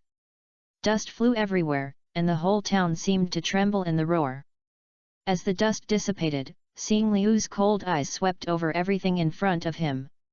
At this time, the people in the mansion were also startled by the roar and ran out one after another. A group of warriors in armor rushed out first, holding weapons in their hands and looking at Xinglu vigilantly. Then, a fat, pot-bellied middle-aged man walked out of the door. Behind him, 3 ninjas wearing Konoha forehead protectors also walked out. His face was full of anger and arrogance, as if he was very dissatisfied with being disturbed. When the middle-aged man saw that the one making trouble in front of the door was just a teenager, his face showed an even more arrogant and angry expression. "It's you, a little kid, who's making trouble. Don't you know where this is?" However, he didn't notice that the 3 ninjas behind him had become terrified. They widened their eyes, as if they had seen something terrible. Sweat beads began to seep out of their foreheads, and their heartbeats began to accelerate. They exchanged glances with each other, and then they turned around and ran without hesitation, fleeing the scene without looking back. The middle-aged man was stunned when he saw this scene, and then shouted angrily, "What are you doing?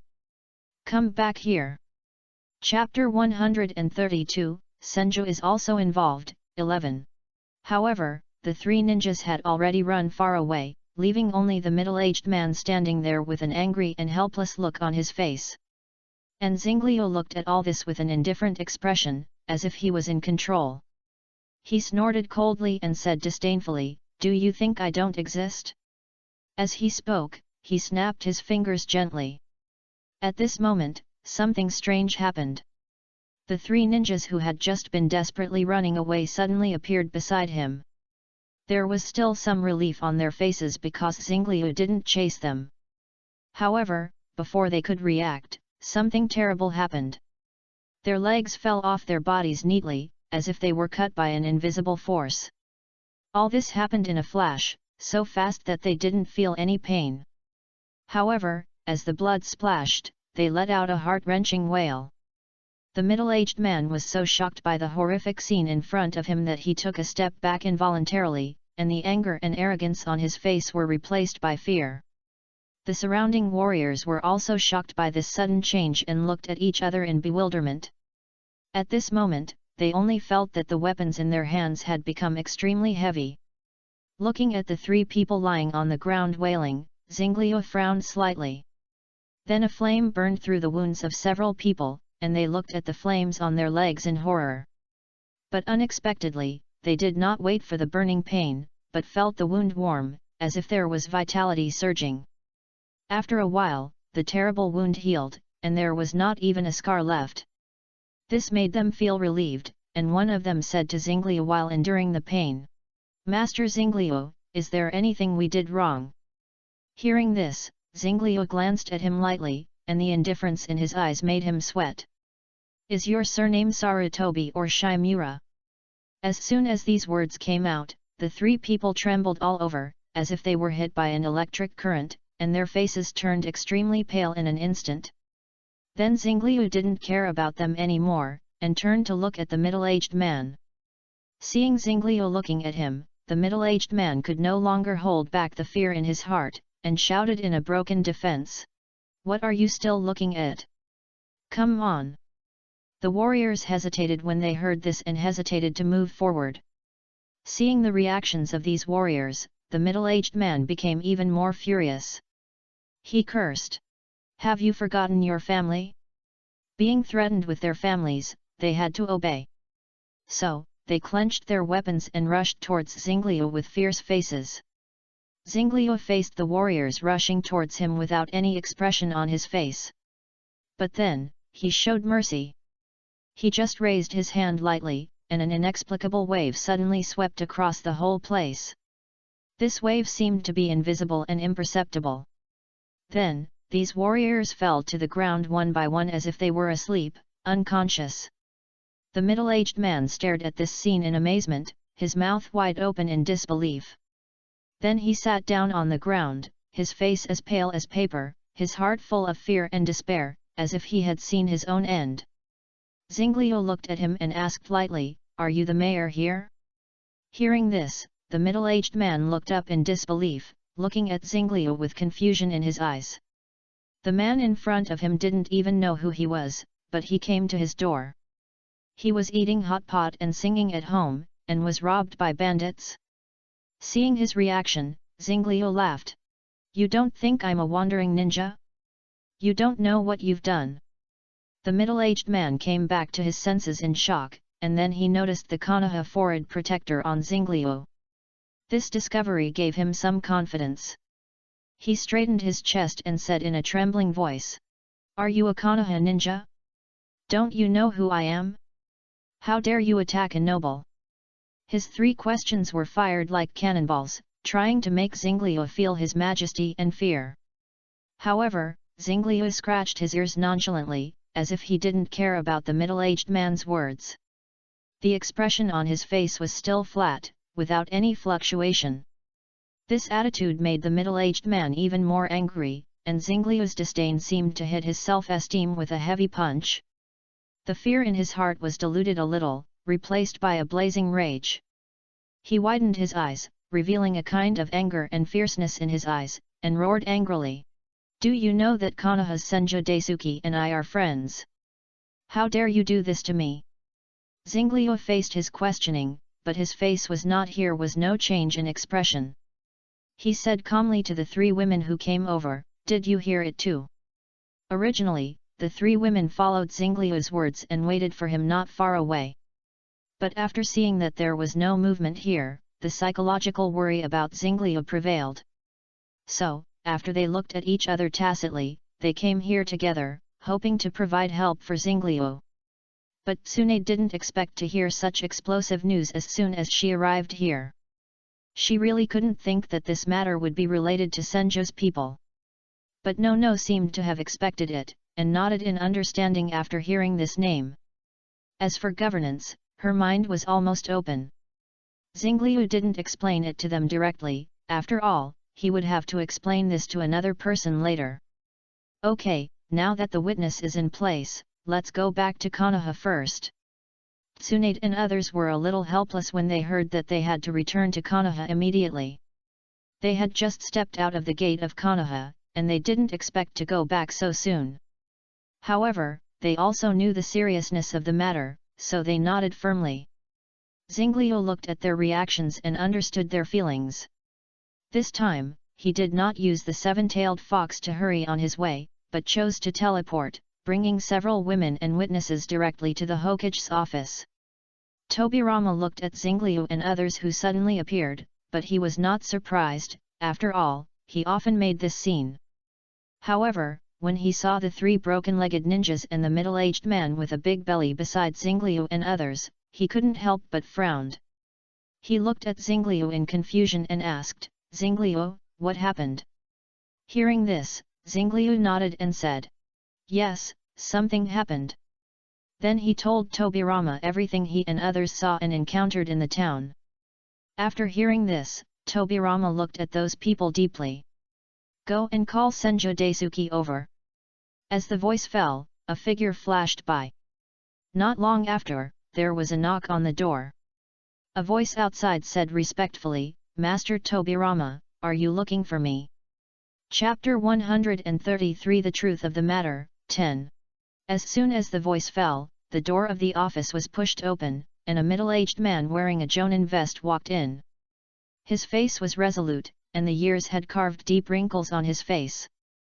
From the outside, he was undoubtedly an upright and reliable person. However, when his eyes fell on the people brought back by Xingliu, his eyes obviously changed. His eyes widened slightly, as if he had seen something incredible, and then his body trembled. Although he quickly regained his composure, his reaction did not escape Tobirama's eyes. After seeing his guilty expression, Tobirama had already recognized what Xingliu said in his heart. Tobirama looked at him and asked in a deep voice, "Senju Daisuke, do you know these people?" When facing Tobirama's question, Senju Daisuke obviously hesitated for a moment, then nodded and said in a slightly hoarse voice, "Yes, I know them." Their conversation also attracted other people present, including the middle-aged noble who was originally in a daze. He turned his head and saw that it was Senju Daisuke. As if he had found a savior, he hurried over and wailed, "Daisuke, you have to help me."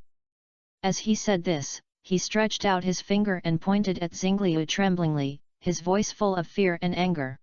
"It's this kid. Kill him, just like before. As soon as the voice fell, the whole office seemed to be frozen by ice and fell into silence. All eyes were focused on Senju Daisuke, with curiosity, jokes, and waiting. Under the watchful eyes of the crowd, beads of sweat began to roll down Senju Daisuke's forehead, and his face turned a little pale. Then, to everyone's surprise, Senju Daisuke's knees suddenly softened and he fell to the ground with a thud. His head hit the ground heavily, and the sound echoing in the air was heard clearly by everyone. He said loudly, "I will tell you everything. Please spare my life for the sake of my blood shed for the Senju clan." This scene happened so quickly that the middle-aged nobleman could not react for a while. He widened his eyes and looked at everything in front of him stupidly, as if he couldn't believe his eyes. Tobirama frowned and asked in a deep voice, "Senju Daisuke, do you know what you are saying?" Senju Daisuke slowly raised his head and met Tobirama's eyes. His eyes were full of panic and regret. "Yes, I admit all the crimes." Then, he began to narrate the whole incident in detail. It turned out that this town was originally a prosperous place, but 6 years ago, when the middle-aged noble came here and changed after the tax system was changed, everything began to change. The town's economy gradually declined, and people left because they could not make a living. This noble was very smart. He was worried that the news would spread to Konoha village, so he found the Shimura and Sarutobi clans, which had just experienced the death of the clan leader. At that time, Uzumaki Mito had just taken office as Hokage.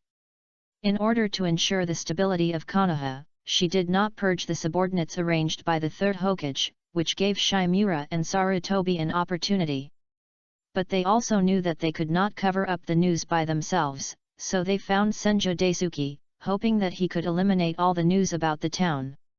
As the person in charge of the Hokage building, Senju Daisuke had all the news coming into the office. Coupled with the secret help of the second clan, they were able to block the news of the town. Originally, he didn't want to do it, but as he grew older, his strength was not as strong as when he was young, and he could not take on high-level tasks. He could not meet his consumption by relying on meager means. Therefore, when he learned that he could get a huge reward by eliminating a piece of information, he agreed after hesitation. However, Senju Daisuke went further and further on this evil path. In order to cover up the truth, he even secretly killed Konoha's ninja. This is also the reason why the hotel lady thought that everything she did was to protect Xingliu and others. In order to keep the secret to the greatest extent, Sarutobi, Shimura, and Senju Daisuke even arranged their subordinates to be around the nobles. The purpose is to kill and silence after everything is impossible. After listening to Senju Daisuke's confession, the office fell into silence. Tobirama sighed, and then looked at Senju Daisuke sharply. "Do you know that your behavior is the behavior of a traitor? You dare to secretly harm the ninja of the same village. You still have the face to let me spare your life." Senju Daisuke's pupils shrank when he heard Tobirama's words, and he knew in his heart that the second generation would not spare him. He suddenly threw a smoke bomb, and just as the smoke filled the air, he tried to escape through the window. But then he knew why his 3 subordinates had lost 2 legs. His steps of escaping suddenly became weak and powerless, as if he had lost his support. The window, which was less than a meter away from him, seemed to have become an insurmountable gap. With a thump, he fell to the ground in surprise, and then found that his legs fell on the other side. The wound at the broken part had healed, as if he had no legs at all. "This is the Hokage's office, you can't get it dirty." Xingliu looked at him lightly and said. Obviously, it was him who did it. Tobirama witnessed this move, and his surprise was beyond words. Although with his knowledge, he could not guess what ability this was at the first time. But he soon felt relieved. After all, Xingliu was one of them. Seeing Tsunade looking at Xingliu with admiration, he couldn't help but feel a ripple in his heart. Girls are outgoing. She hasn't done anything yet, but her heart is already on that brat. Shaking his head, Tobirama turned his attention back to Senju Daisuke, who was lying on the ground with a bewildered look on his face. "Take him away for interrogation." Anyone involved in this incident will be treated as a traitor. As soon as the words fell, the Umbu knelt in front of Tobirama. Yes. Then the Umbu took the four legless people away. But the middle-aged noble was left alone. At this time, he finally understood the seriousness of the matter, and when he looked at the few people, he showed a flattering smile on his face. My lords, I am willing to give all these taxes to you in the future. How about letting me go? You know, I am a noble named by the daimyo. If something happens to me, you will not have a good life. Hearing this, Zinglio laughed. What does it have to do with you to destroy you? The middle-aged nobleman looked confused, obviously not understanding what he meant. And Tobirama looked at Zinglio with a serious face. He knew that Zinglio was Uchiha, but he didn't expect him to be so arrogant. However, he looked at Tsunade again, thought about it, and secretly complained.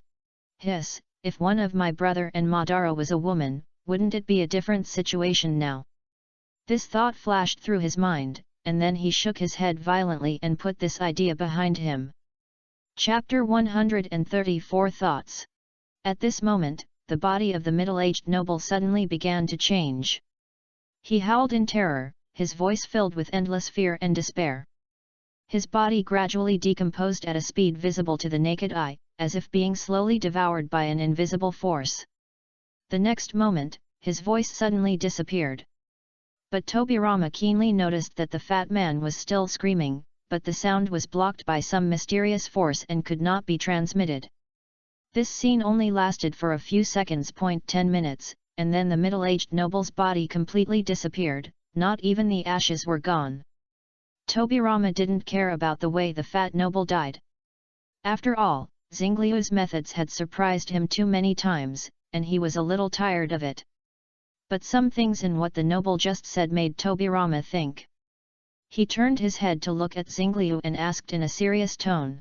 Did something happen between Konoha and the daimyo 6 years ago? Tsunade may be a little vague about what happened 6 years ago, but Zinglio remembered it clearly. At that time, the domineering and strongness shown by Uzumaki Mito left a deep impression on him. Now, Tobirama's question made Zinglio realize that this matter may not be really over, and maybe someone is manipulating it behind the scenes. After all, after Konoha and the daimyo fell out, a noble who used tax withholding as a means suddenly appeared, and he was able to cleverly find the Sarutobi and Shimura clans as his umbrella. All this seemed too coincidental. Although it is just a small town, it can be regarded as the face of Konoha. For a long time, the problem of this face was not noticed by Konoha, which would undoubtedly make those who came to Konoha to issue tasks suspicious. It is conceivable that once the village's task income declines, Konoha will have to rely on the funding of the daimyo to maintain operations. In this case, even if Konoha does not lose its independence and autonomy, the daimyo's voice in Konoha will be greatly improved. Although this strategy is not considered brilliant in Zinglio's eyes, it is indeed very effective. But the daimyo would never have thought that Zinglio is not Senjo Hashirama, and it is not enough to describe him as Uchiha Madara. Because he does not have the so-called divine right in his heart. Thinking of this, Zinglio said thoughtfully, it seems that I have to go to the daimyo of the Land of Fire again. Tobirama nodded and said, don't go too far. Zinglio laughed. How could that be? I just heard that the daimyo is seriously ill recently, and I want to go to see him for the last time to show my respect. Tobirama's eyelids jumped when he heard this, but he didn't persuade him. The techniques that Tobirama studied himself were either forbidden techniques or related to the soul. How could he have any awe? Tobirama took a deep breath, looked at Zinglio and said, do you know why this incident lasted for so long without being discovered? Zinglio raised his eyebrows, thought for a moment and replied. It's because Konoha is too stupid to rely on tasks to maintain the village. Tobirama looked at Zinglio with some surprise. He originally wanted to remind Zinglio that if he became Hokage in the future, he should not be careless like Mito, causing similar incidents to happen again. But he didn't expect Zinglio's answer to be completely beyond his expectations. Zinglio continued. I have never understood why you can be a lackey for the nobles with peace of mind. This incident should not have happened at all. That town is the face of Konoha. Why can you let others manage such an important place? Hearing this, Tobirama opened his mouth, but couldn't refute it. He nodded thoughtfully and motioned Xingliu to continue. At this point, Xingliu was also a little excited. Do the daimyo and the nobles have to exist? Why can't we Konoha be the boss? As the saying goes, my neighbor grows grain and I store it, practice ninjutsu. My neighbor is my granary. We can't beat the daimyo, right? Why should we give him the ownership of the land of fire? Tobirama listened quietly, with a hint of complex emotions in his eyes. After Xingliu finished speaking, he slowly spoke, actually, I have thought about the problem you mentioned. Xingliu looked at him with some surprise and asked directly, then why not do it? Tobirama fell into memories, as if he had returned to that era full of changes and turmoil. After a long while, he continued. Some things can never be achieved if they are missed. His voice was full of regret and emotion. Xingliu nodded thoughtfully. He understood that the mist that Tobirama said was the critical moment when Konoha was first established. At that time, the two major clans of Senju and Uchiha were at their peak and had two gods of the ninja world. And other ninja villages did not even have Jinchuriki at that time. At that time, Konoha was most likely to directly sweep across the 5 countries and achieve unification. Unfortunately, people at that time were more eager for peace, even if it was temporary peace. Senju Hashirama also recognized this idea, the kind that Uchiha Madara could not pull back. After that, the two gods broke up and the First Ninja World War broke out. Therefore, Konoha missed that opportunity and could no longer achieve the ideal state described by Xingliu. When Xingliu was deeply trapped in this when he was thinking about these things, he did not notice that Tobirama was looking at him with a strange look. Suddenly, Tobirama's voice broke his meditation, but now the opportunity seems to have come again. Xingliu was startled by this and came back to his senses. He raised his head and found that everyone's eyes were focused on him. Yes, Konoha is no longer the same as it used to be. The return of the two brothers of the Senju pillar has greatly increased the strength of the village, and what is more surprising is that the hero who allowed them to return is a strong man whose strength is far superior to that of the Senju pillar. However, this hero obviously does not want to accept this task now. Xingliu smiled awkwardly and said, "Let's talk about this matter after I catch Uchiha Madara. Now I'm going to the capital of the Land of Fire to send the daimyo off for the last time." After that, Xingliu disappeared on the spot. Tobirama looked at the direction where Xingliu disappeared, sighed softly, and shook his head helplessly. On the other side, Xingliu teleported all the way and found his destination in a short while. In fact, he would do what he just said sooner or later and unify the ninja world. But compared with these, his own happiness is more important. He wanted Konoha to develop better, one because he wanted his living environment to be better. Another reason was that he wanted to change the many tragedies in Naruto. But he didn't owe anyone anything, and he didn't have to pay anything for the people in the ninja world. He was not a saint and couldn't do that. He was just a person who was not bad, but not a good person either. He was only 12 years old now, so in his opinion, he should do what a 12-year-old should do. Again, time is always on his side. Chapter 135 An Old Story. Not long after, Xingliu arrived at the capital of the Land of Fire. He didn't care what the city was like, anyway, he would bring Tsunade and others here to play sooner or later on this trip. It's more important to do business now, and enough time has been wasted today. So, he went straight to the daimyo's mansion to see him off. After Xingliu arrived at the daimyo's mansion, he found that it was surrounded by samurai and secretly guarded by ninjas, but he didn't care. He observed quietly for a while and then disappeared in a flash. When he appeared again, he had come to the inside of the mansion. Looking around, he found that it was not as strict as he imagined. Perhaps the daimyo was too confident in his own strength and thought that no one would really attack the daimyo. Thinking of this, Xingliu sneered and began to look for the traces of the daimyo. Soon he found the room where the daimyo was, gently opened the door and walked in. The daimyo was talking to a middle-aged man at this time. He looked up when he heard the noise and saw that it was Xingliu, and a look of horror appeared on his face. He wanted to shout, but it was too late.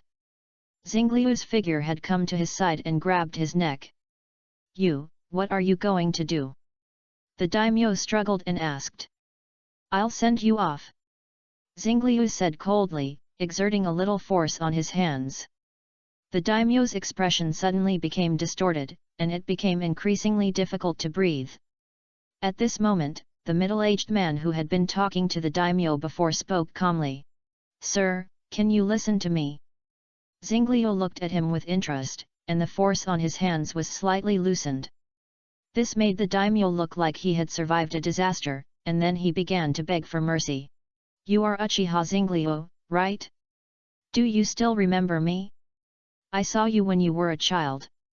However, the daimyo's begging for mercy did not work at all, and Xingliu impatiently made him faint. This move made the middle-aged man next to him look pleased. Xingliu looked at him in confusion, frowned and asked, "Aren't you afraid that I will kill you?"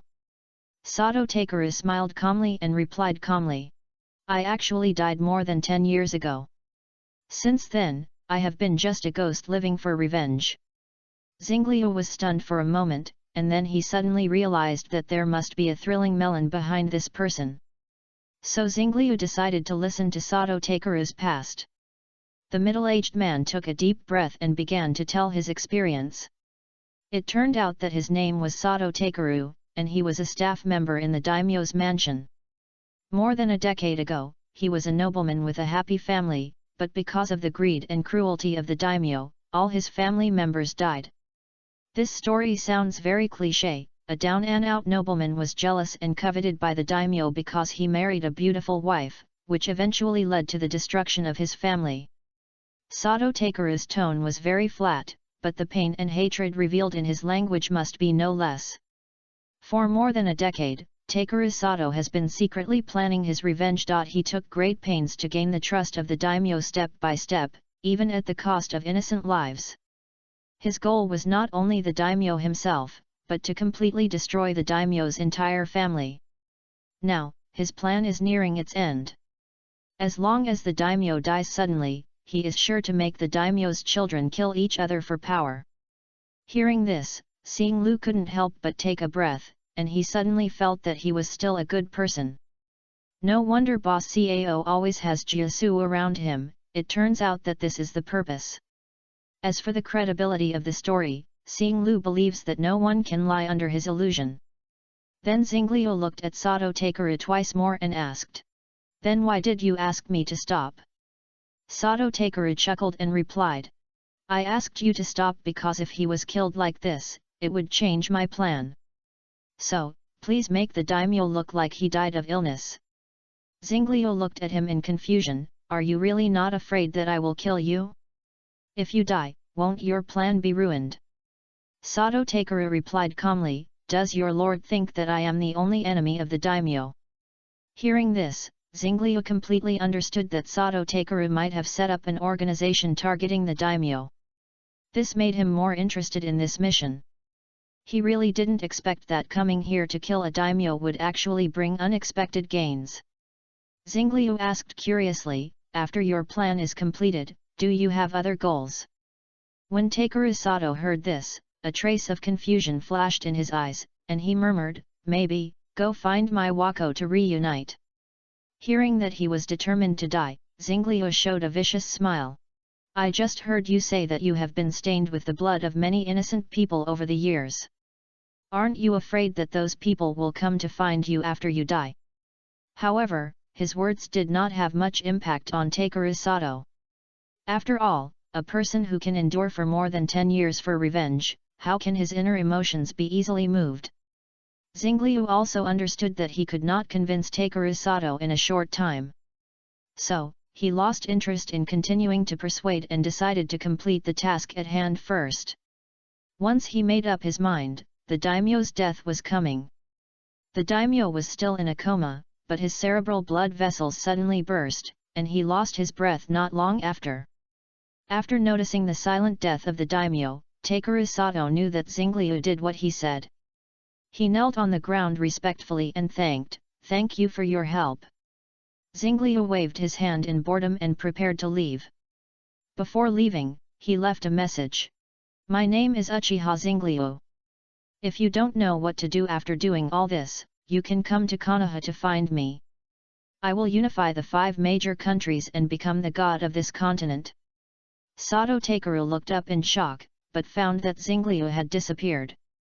He murmured to himself, "Miwako, you may have to wait a while. I want to see if this adult can do it. I have to say that the ability of instant movement is very useful." Xingliu, who was still in the daimyo's mansion the last moment, returned to Konoha the next second. At this time, Tsunade and others were having lunch, and their mood was obviously a little depressed. Even if Xingliu came back, they just greeted him weakly and continued to eat. After all, they had just left the village to do a mission for less than a morning, and they were back again. Anyone would be unhappy. Moreover, Tsunade and the other 2 encountered such ugliness of human nature, so it was inevitable that their emotions would be affected. After seeing all this, Xingliu thought for a while and said, "How about this, I take you to play in Tansho Street?" Zyapija was hit, and the updates in the next few days may not be very good, sorry. Masks don't seem to be very good. Orts. Chapter 136 Born to Lose Money. Hearing Xingliu's proposal, Tsunade, Nono, and Zhizi felt a warm current in their hearts. They understood that Xingliu was caring about them in his own way. And this kind of care made them feel extremely warm and made them feel a little more relaxed. The name of Tansho Street is widely known in the Land of Fire and is known as a unique entertainment venue. Although Tsunade and the others had not had the opportunity to visit this place before, they had heard about it and were inevitably full of curiosity and anticipation about this place. Therefore, when Xingliu made this suggestion, they all showed obvious excitement on their faces, and their expectations and joy were almost beyond words. So, after dinner, they couldn't wait to leave Konoha. Riding on the 7 tails, they quickly passed through Konoha and headed towards Tansho Street. Soon, they saw the entrance to Tansho Street from a distance. When they stepped into Tansho Street at that moment, the scene in front of them made them feel a little surprised. The prosperity here exceeded their imagination, with all kinds of shops, vendors, performance venues, etc. People came and went, and it was very lively. The mood of several people who were here became better. Tsunade looked at all this, with a curious light in her eyes. Then she saw a place and her eyes lit up. She pulled Xingliu's sleeve and pointed to a casino not far away and said, "Let's go there and take a look." Xingliu frowned and said uncertainly, "Are you sure? Didn't you say you would never play again in the future?" In the past few years, Tsunade would gamble with Xingliu a few times at the beginning, but each time she was cheated, so Tsunade said she would never play again. Unexpectedly, after coming here, she actually showed signs of revival. Tsunade said nonchalantly, "Don't worry, I'm just going to take a look, I won't gamble." Xingliu laughed after hearing this.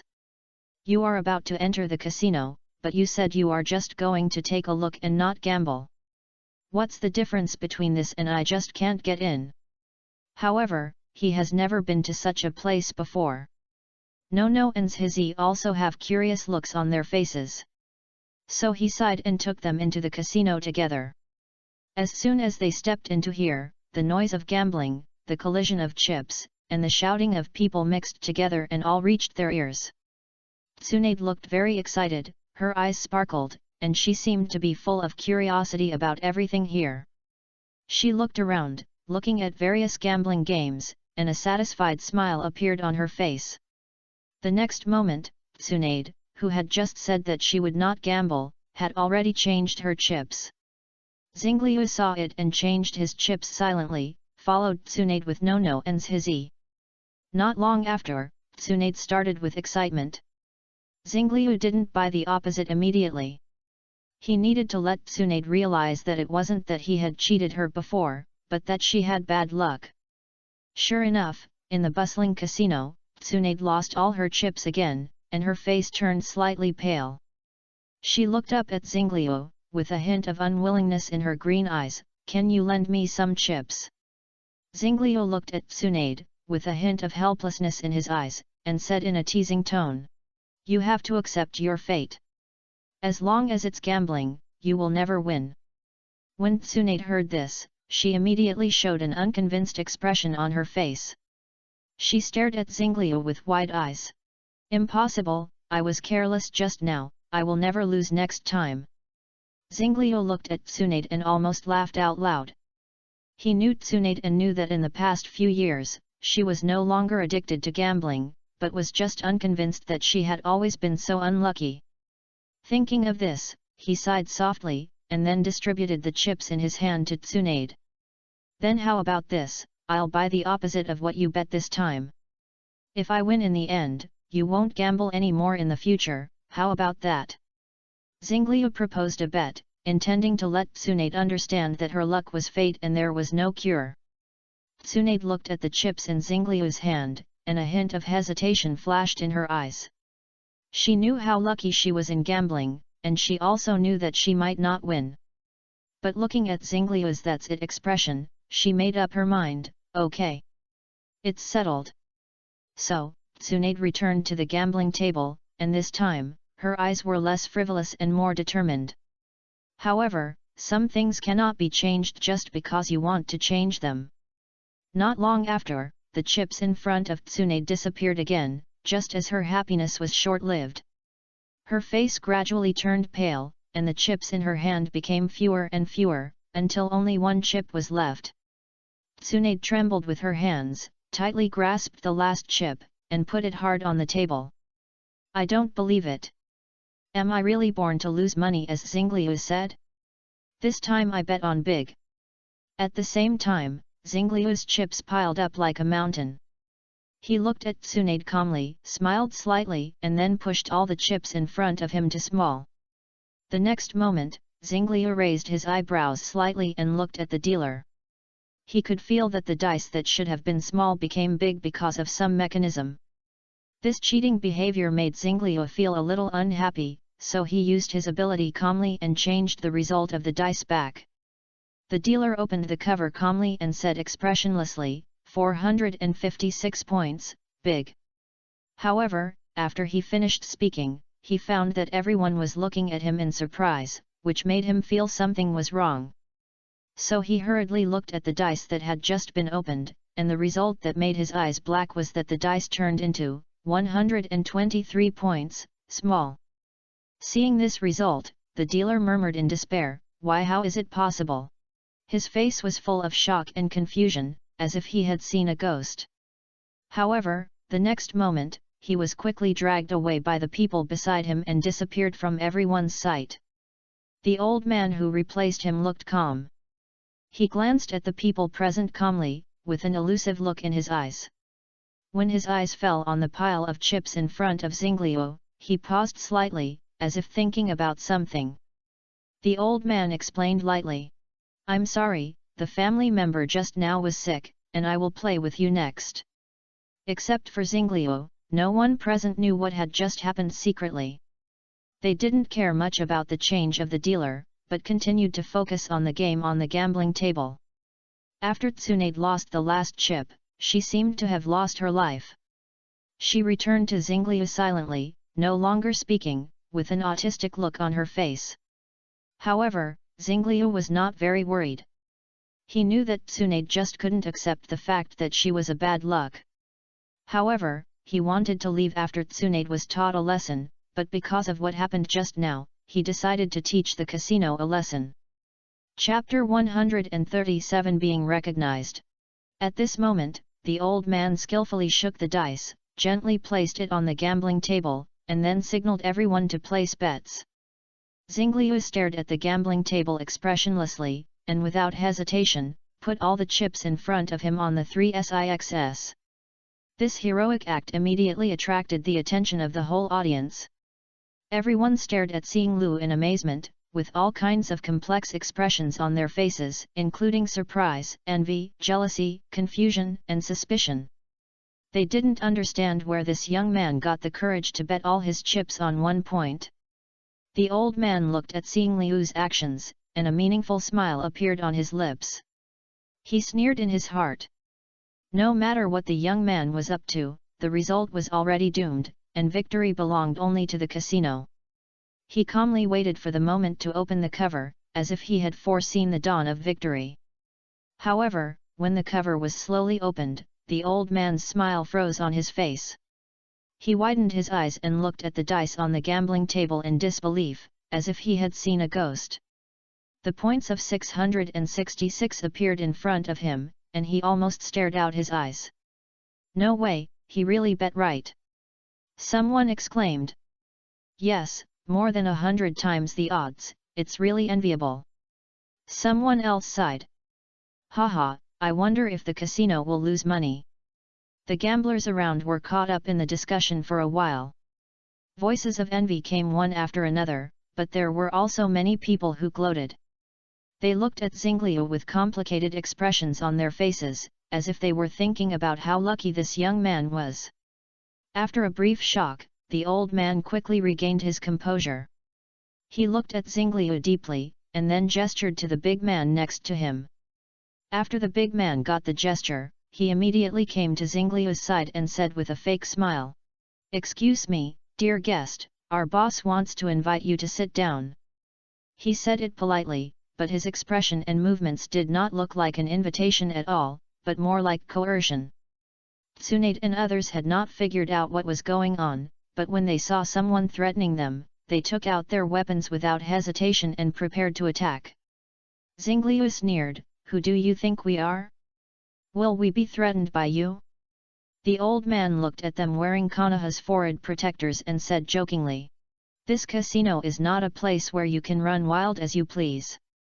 The nobles behind us have enough power to prevent you from gaining a foothold in Konoha.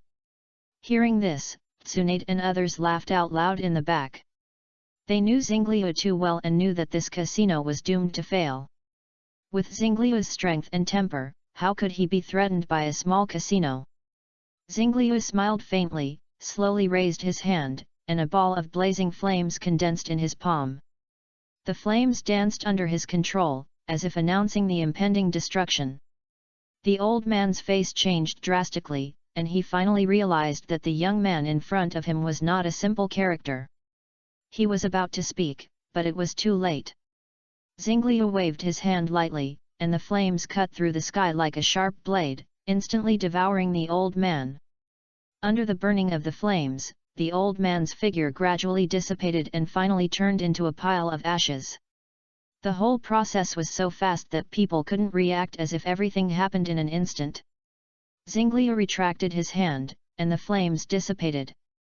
The crowd in the casino was shocked by Xingliu's actions and couldn't speak. They had never seen such a powerful ninja, let alone anyone who dared to so arrogant in the casino.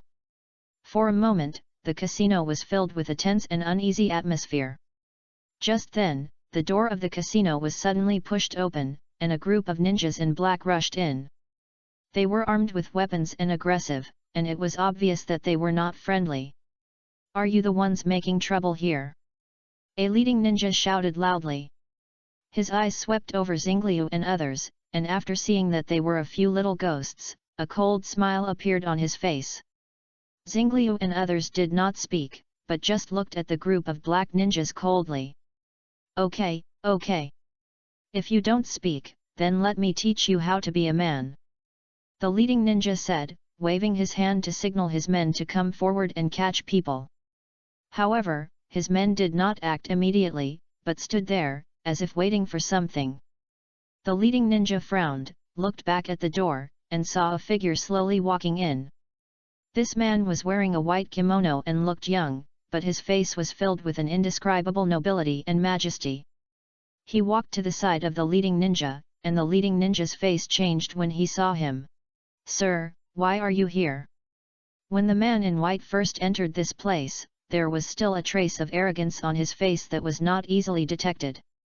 But when his eyes met the star stream, a thunder seemed to pass through his eyes. The arrogance on his face disappeared at that moment, replaced by a kind of disbelief and deep fear. A drop of cold sweat slid down his cheek, as if announcing his inner panic. Now after hearing the words of the leading ninja, he turned his mind, and then slapped him in the face and said angrily, "Who told you to do this?" The leading ninja covered his beaten face with a confused look, and looked at this man blankly. They had always handled this situation in the past, and this time it was the same process, so why did he get beaten? Why don't you cash out the bets of the distinguished guests and pay them more, understand? He kicked the leading ninja twice, still not satisfied. Xingliu watched their performance from the side, his face was neither sad nor happy, and people could not tell his emotions. The man in white felt even more uneasy when he saw his performance. He was the boss behind the casino, and today he wanted to come and see the operation of the casino on a whim. But he didn't expect to encounter someone smashing the place, so he rushed over immediately.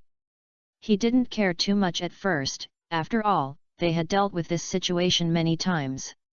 However, when he saw that the troublemaker was Xingliu, his mood instantly fell to the bottom. He clearly remembered the Chunin exam 6 years ago, the scene that was like a natural disaster. Although Xingliu was still a child at that time, he was deeply impressed by that face. So the moment he saw Xingliu, he recognized who this person was. He also knew that his impulsive behavior today had put his life on the line. After being beaten, the leading ninja also realized that he might have met a tough opponent this time. Although he was angry that the boss did not trust his strength, he still ordered his subordinates to do as the boss said. After Xingliu received the money, he just looked at him quietly, making him sweat coldly. Chapter 138 Encountering White Fang. After looking at him for a while, Xingliu threw the money to Tsunade behind him and said, "Okay, you are lucky this time, let's go and play somewhere else." After hearing this, No and others nodded in agreement. And Tsunade didn't say anything more after a brief daze. This incident made her realize that her luck was so bad. And this incident made her see the essence of gambling thoroughly. 9 out of 10 bets are lost.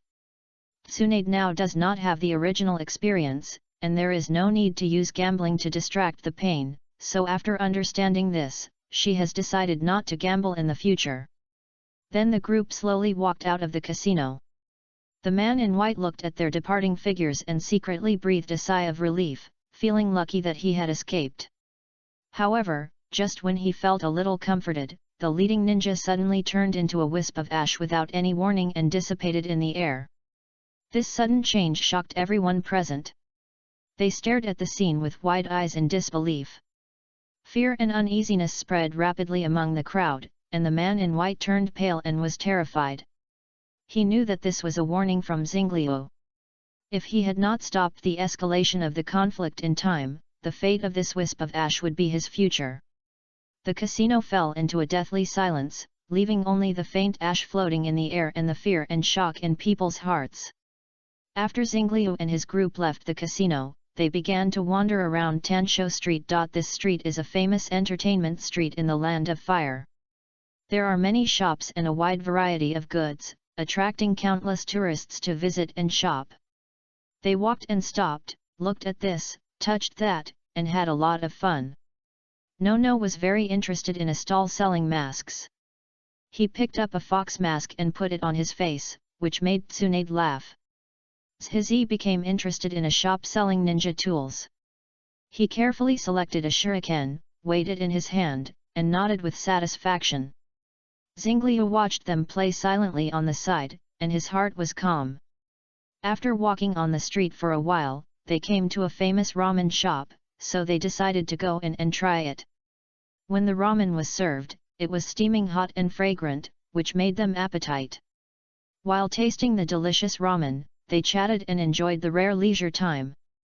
Just as everyone was enjoying this wonderful time, the door of the noodle shop was gently pushed open, and a familiar figure walked in. Heitake Sakuma walked into the ramen shop, and the lively atmosphere and the fragrant food made him feel warm. However, when his eyes swept across the crowd in the shop, they suddenly fixed on a familiar figure. Xingliu was sitting around a table with several companions, chatting and laughing. Sakamo's eyes immediately lit up, and he walked straight to the table of Xingliu and others with a warm smile on his face. After ordering the meal, he sat down and greeted Xingliu and others. "What a coincidence, you are here too." Xingliu looked up and saw that it was Sakamo, and he also showed a friendly smile. "Yes, Senior Sakamo will come here too." "Haha, don't call me Senior, then I have to call you Master Xingliu," Sakamo said jokingly. Since the Chunin exam, Heitake Sakamo's strength has been more widely recognized, and the title of White Fang has also resounded throughout the ninja world in one mission after another. But compared with Xingliu, he is no match at all.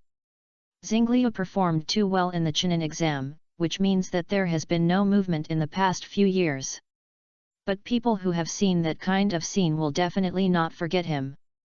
And Xingliu is recognized by Konoha as the next generation of Hokage, so there is nothing wrong with what Heitake Sakamo said. Tsunade heard the conversation between the two and interrupted with a smile. "Okay, you are really troublesome, just call your name." Hearing what she said, Xingliu and Sakamo smiled at each other, and then laughed heartily. In the subsequent conversation, Xingliu learned that White Fang came out for a mission this time. However, when he heard the specific content of the mission, his heart couldn't help but set off a huge wave.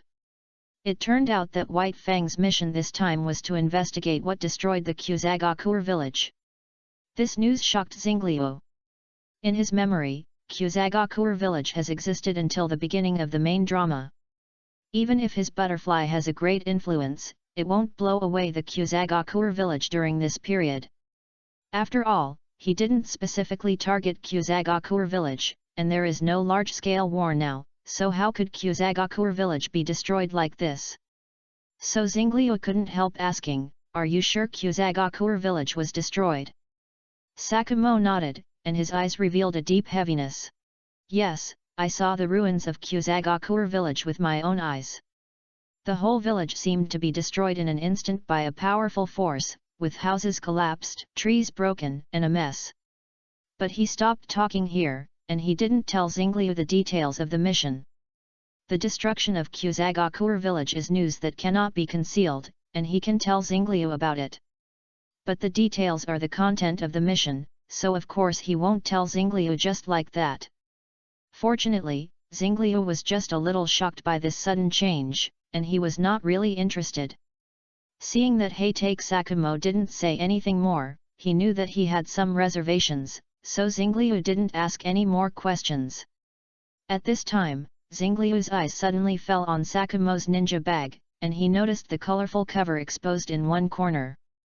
He joked, "Senior Heitake Sakamo should find a girlfriend at this age, so you should read less of these colored books." When Sakamo heard this, his face turned red. He hurriedly looked at his ninja bag and found that the book he had just bought was accidentally exposed.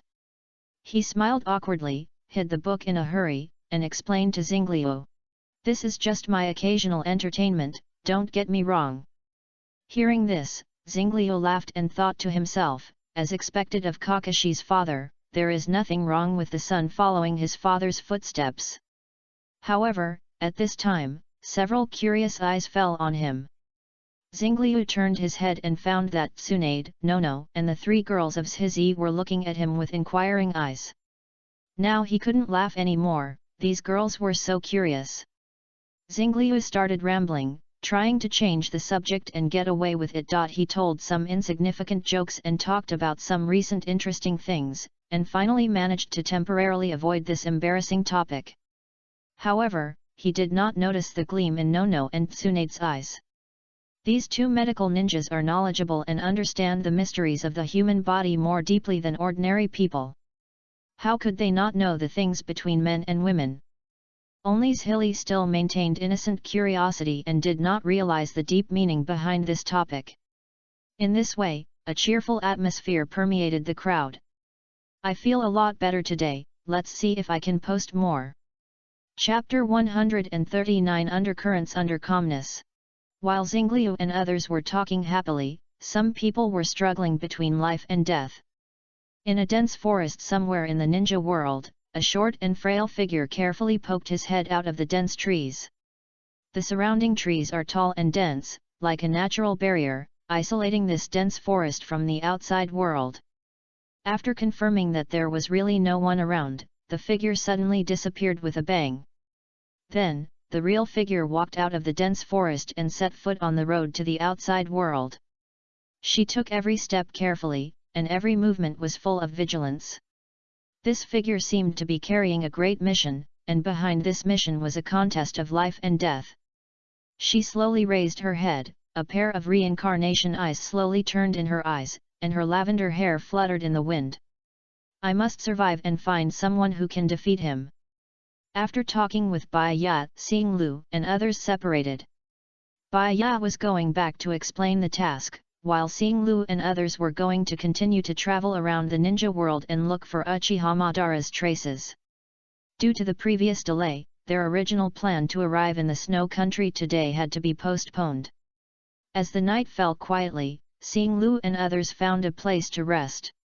Originally, Xinglu wanted to take a few women back to Konoha to rest with the ability of teleportation, but this proposal was opposed by the group. Since it was opposed, Xinglu did not insist. However, looking at the house that Tsunade built with wood release, Xingliu felt that it really made no difference whether he went back or not. At night, the starry sky was bright and everything was silent. Xingliu, Tsunade, Nono and Jiji sat around a blazing bonfire, the warm firelight reflected on their faces, creating a peaceful and warm atmosphere. Xingliu looked at the three women, and his face showed a little concern. He knew that everything that happened today was tantamount to reshaping their worldviews for them. After all, they had experienced things they had never seen before in just one day today. So, he gently asked, "Does what happened today make you feel uncomfortable?"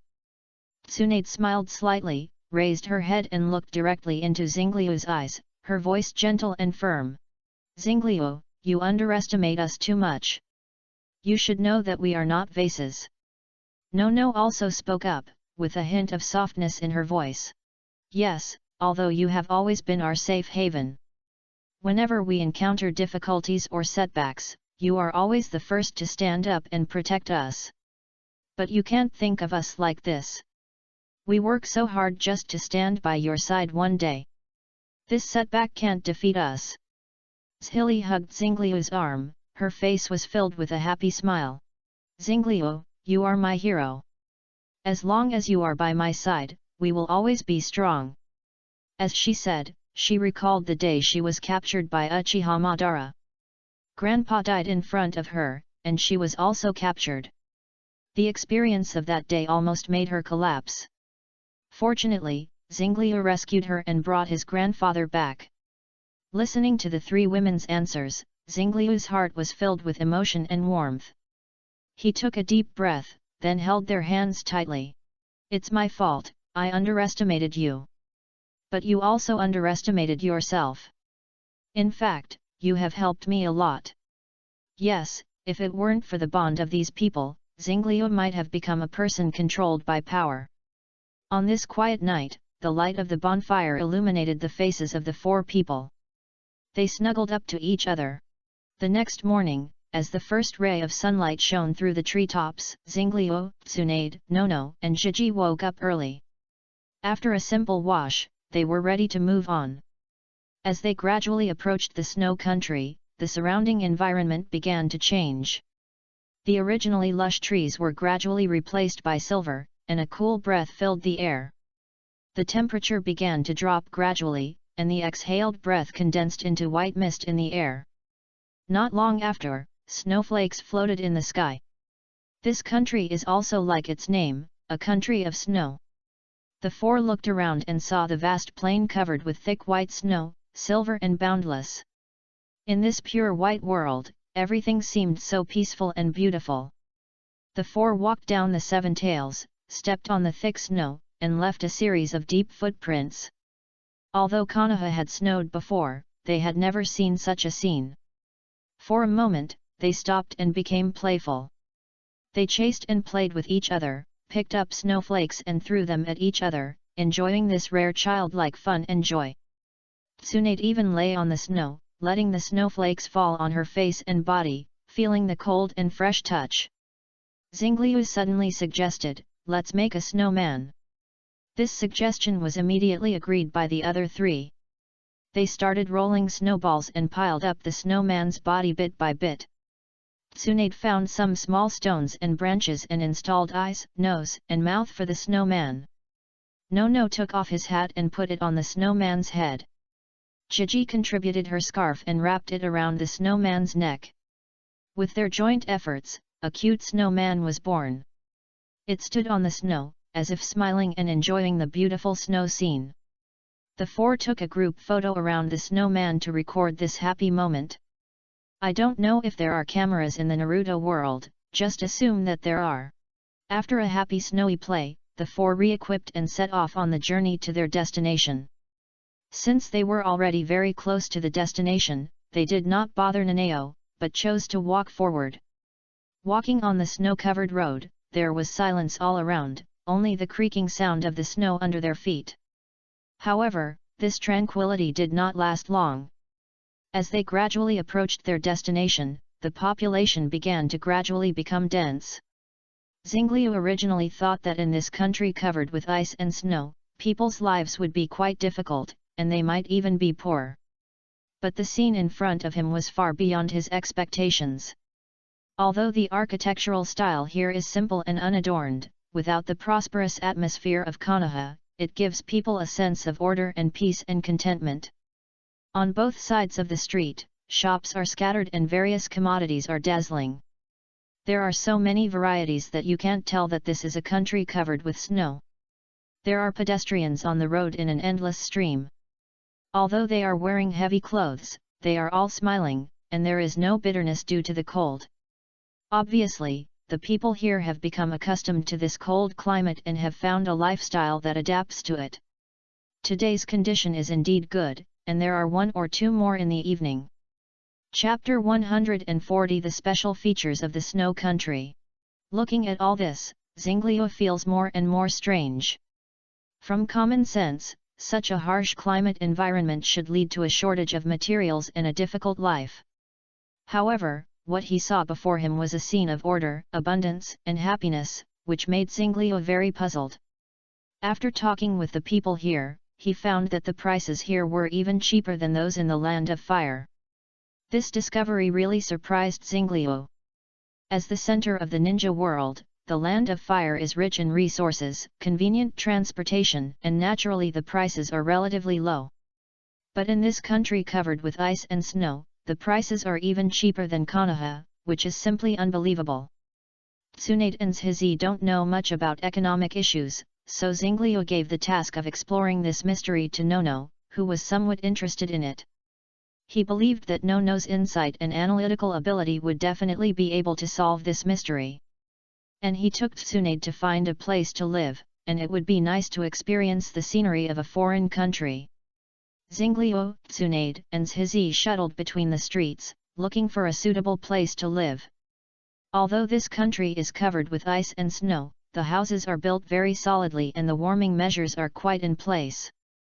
They finally found a small hotel that looked warm and comfortable and decided to stay there. After settling down in the hotel, Xingliu, Tsunade, and others began to look forward to Nono's investigation results. Not long after, Nono came back. She pushed open the door and walked in with a hint of cold wind. As soon as she entered the door, Nono pouted and complained dissatisfiedly. Xingliu is so unreliable. He asked me to investigate the intelligence but didn't tell me where to gather. He actually asked me to find the gathering place by myself. As she said that, she stomped her feet angrily, and snowflakes splashed from the soles of her shoes. Xingliu sat at the table, watching Nono's actions, and scratched his head awkwardly. He was indeed negligent.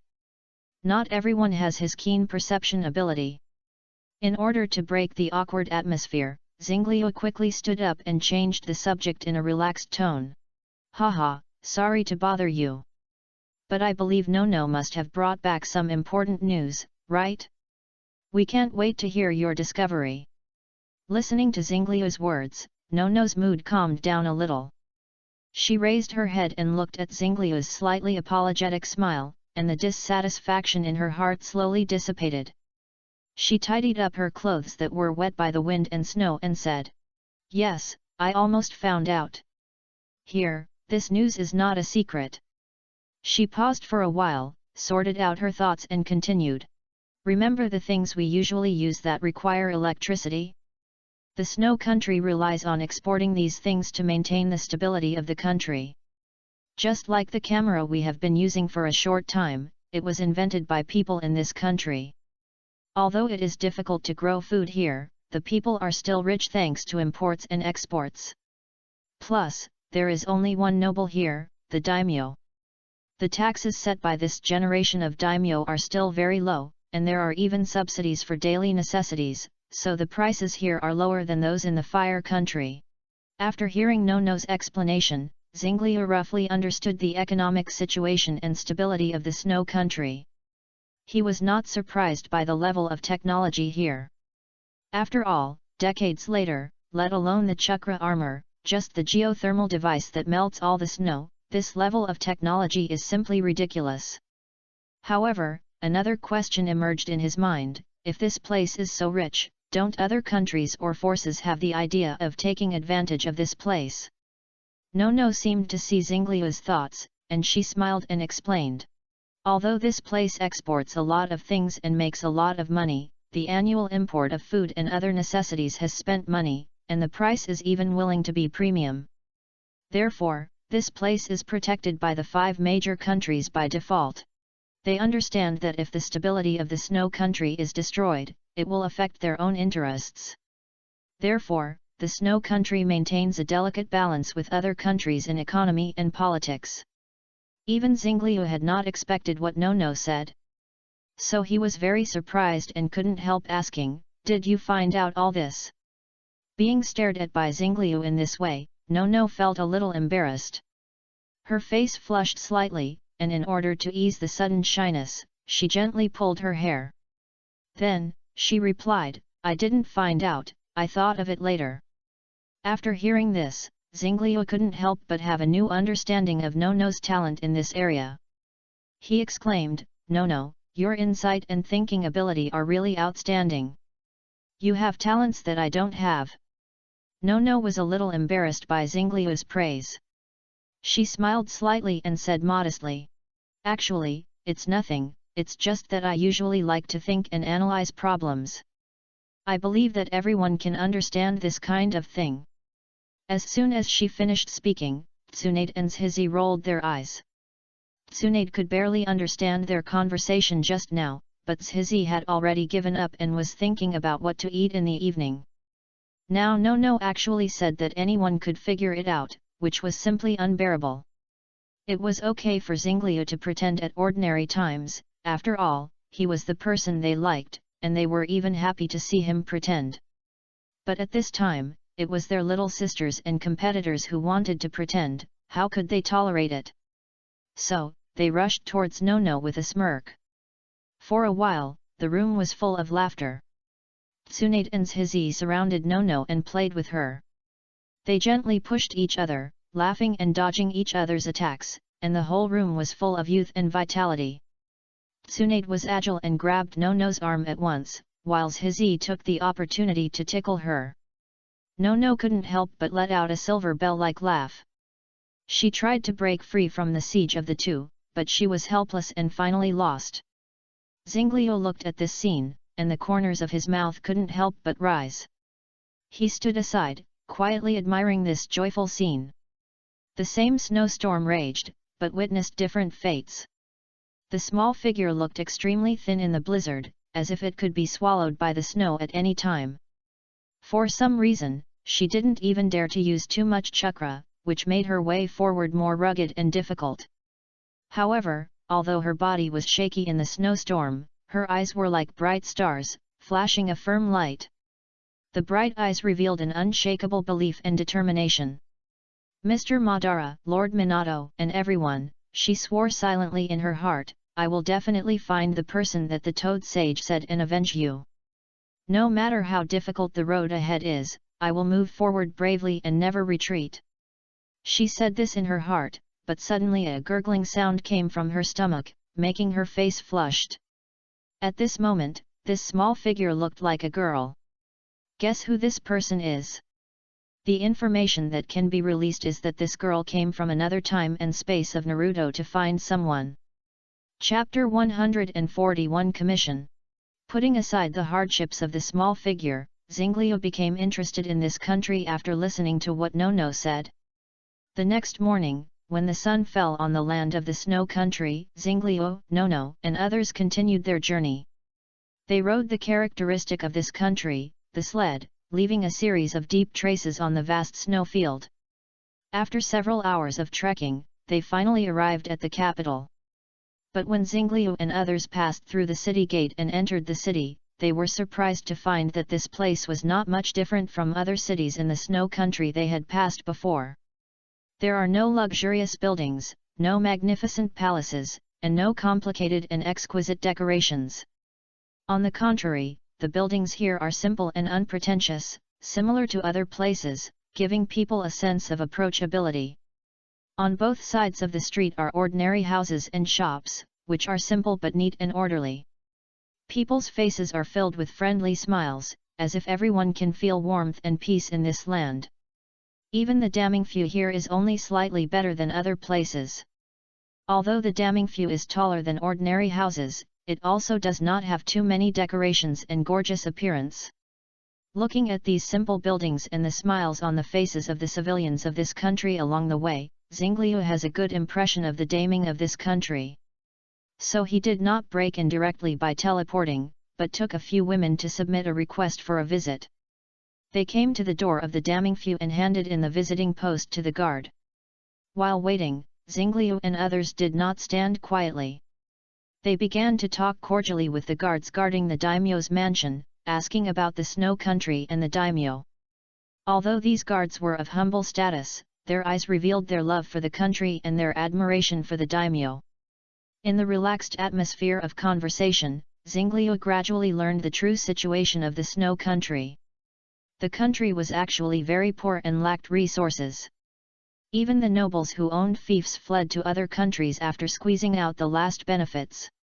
This once abandoned country has shown new vitality after the current daimyo came to power. After the daimyo took control of the real power, he was able to smoothly implement a series of reforms because those powerful people had fled. These reforms changed the country and injected new vitality into the land. In the wind and snow, the snow country was reborn like a phoenix, gradually getting rid of its poverty and backwardness. However, at the end of the conversation, the guard's expression became a little solemn. He revealed to Xingliu that something seemed to be bothering the daimyo recently. Just as he was about to tell the story in detail, a servant came hurriedly and informed Xingliu and others that the daimyo had agreed to meet them. Xingliu and others were already full of curiosity at this time. They followed the servant and stepped into the gate of the daimyo's mansion, ready to meet the legendary daimyo in person.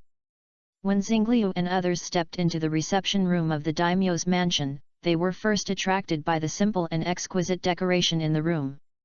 There were several elegant ink paintings hanging on the wall, adding a touch of artistic atmosphere. The daimyo sat in the main seat. Behind him was a half-open screen, on which the scenery of the snow country was embroidered, showing the unique style of this country. The daimyo did not look majestic, his face was kind, giving people a sense of intimacy. When his eyes met Xingliu, he smiled and welcomed him.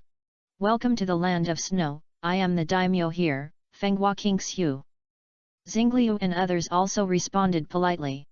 "Nice to meet you, I am Uchiha Xingliu from Konoha, the land of fire, and these three are my companions, Senju Tsunade, Uchiha Chiji, and Yakushi Nono. I am here today because I have something to ask the daimyo." Then Xingliu and others told the daimyo about their mission to find Uchiha Madara. In fact, they were just interested in the daimyo, so they came to see what kind of person he was. But they couldn't say it directly, so Xingliu used this mission as a shield. But Fenghua Kingxiu obviously didn't know this, so he thought carefully for a while before saying, Sorry, we don't seem to have any trace of Uchiha Madara here, so we can't help you in Konoha. Xingliu shook his head and said with a smile. It doesn't matter, we have seen many things we haven't seen before here, and we have gained a lot. These words made Fenghua Qingxiu feel relieved. After all, Konoha was the one he offended. A force that cannot be ignored. Apart from anything else, if the Fire Nation does not sell them food, they will not be able to hold on. Not to mention, he has heard of the name of Xingliu as a daimyo. The new god of the ninja world is the widely circulated title of Uchiha Xingliu in the ninja world, and the value of this name has been tested by the other 4 major countries. The 4 major countries jointly announced a rule after the Chunin exam 6 years ago. Any ninja who encounters Uchiha Xingliu during a mission can give up the mission regardless of the consequences of failure. The treatment of the 4th Hokage in the future has been given to Uchiha Xingliu in advance. After thinking for a moment, Fenghua Qingxue seemed to have thought of something. A hint of expectation flashed in his eyes, and then he quickly asked Xinglu. I wonder if Xinglu has free time now. I have a task here. I wonder if Xinglu is interested in participating. Xinglu did not answer immediately, but frowned slightly, and said after thinking for a moment. I don't know what the task is. Can you explain the details first? Fenghua Qingxue was not disappointed when she saw that Xinglu did not agree directly. The conversation just now made him understand Xingliu a little bit, and he knew that he would not easily promise anything, so he explained the ins and outs of the mission in more detail. It's like this. I don't know why, recently, many wandering ninjas came to our vicinity and cut off our import and export trade routes. Our country has no ninja village to support it, so we can't deal with this situation ourselves. Xingliu, can you help us solve this problem? Xingliu originally had a certain good impression of Fenghua Qingxiu because of what he saw in the Snow Country. Now seeing that he was so polite and sincere, his good impression of him increased a little. He smiled and said to Fenghua Qingxiu, Your Excellency, the daimyo is too polite. Don't worry, we will do our best to help you solve this problem. Hearing Xingliu's promise, Fenghua Qingxiu showed a happy smile on his face. He said happily, That's great. With the help of the new god of the ninja world, I believe that our Snow Country will soon be able to return to peace. As soon as the title of the new god of the ninja world came out, the 3 Tsunade girls looked at Xingliu in surprise. They have been in Konoha and have not paid much attention to the affairs of the ninja world, so they really don't know what Xingliu's title is. Chapter 142 Banquet. The title of New God of Ninja World seems a bit exaggerated to Xingliu, and even has a bit of a middle school atmosphere, so he has never mentioned it to them. So when this secret was suddenly revealed, even a calm person like Xingliu couldn't help but feel a little embarrassed, as if a fire was burning on his face, burning him flustered. Looking at Xingliu, who was a bit socially dead, it was just the wrong occasion, otherwise the girls would have started to tease him at this time. Fenghua Qingxiu looked at the scene in front of him and was a little confused. Although he didn't fully understand the ins and outs of the matter, he keenly noticed Xingliu's embarrassment. So, in order to ease the atmosphere, he cleverly changed the topic. I am very happy that you can accept my commission. Then, please let me prepare some dishes to entertain you to express my gratitude, how about it? Xinglu nodded repeatedly and said, Then I'd rather obey than be respectful. Thank you, Lord Daimyo, for your hospitality. Seeing him so straightforwardly take advantage of the situation, the women covered their mouths and laughed softly. Fenghua Qingxue nodded, then turned to the attendant beside him and ordered. Go prepare some special dishes of our Snow Country. I want to treat these distinguished guests from afar. Hearing the words special dishes, Xingliu's heart couldn't help but skip a beat. He suddenly remembered some not-so-good memories. The climate of the Snow Country is similar to the North Pole of the Blue Star, cold and severe. This made him worry whether the special dishes here would be similar to those unacceptable foods. As he thought about it, Xinglu couldn't help but think of daunting dishes such as pickled puffins in his mind. If Feng Hua Qing Shui really served such dishes in this situation, Xing Lu really didn't know how he would respond. However, the words had been spoken, and it was obviously not wise to regret at this time. With mixed feelings, Xing Lu followed everyone into the restaurant. When the delicacies appeared in front of him, Xing Lu first felt an inexplicable sense of relief. These foods looked normal, without the unique smell he had worried about before. Although he didn't say it, the stone hanging in his heart finally fell to the ground. Everyone, please enjoy it at your leisure, these are the pride of our snow country. Feng Hua Qing Shui smiled and invited Xing Lu and others to taste the delicacies on the table with an elegant gesture.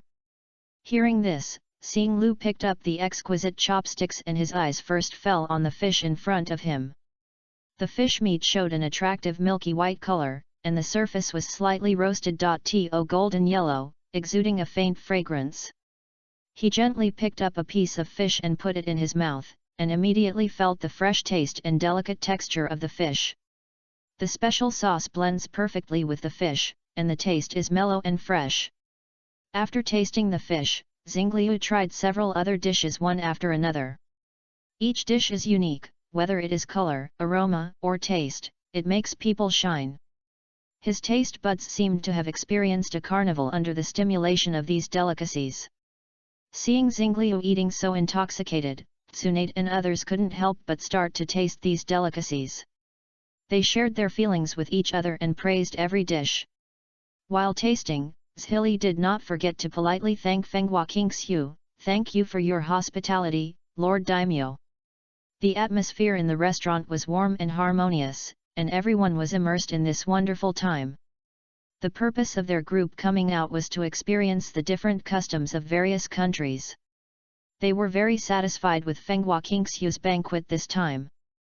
Fenghua Qingxiu looked at the satisfied expressions of the crowd and was filled with joy. Because he knew that as long as he had a good relationship with Xingliu, the country would have a backer in the future. Even if it was just a familiar stranger, he didn't care, it was just a meal. While Xingliu and others were enjoying the food, a petite figure was also eating alone. However, in sharp contrast to the delicious dishes carefully prepared by the daimyo, the lunch of this girl seemed extremely simple and even a little miserable. Due to the severe cold climate in this land, even some wild vegetables were difficult to find. The hare she caught with great effort was burnt and raw due to lack of cooking skills.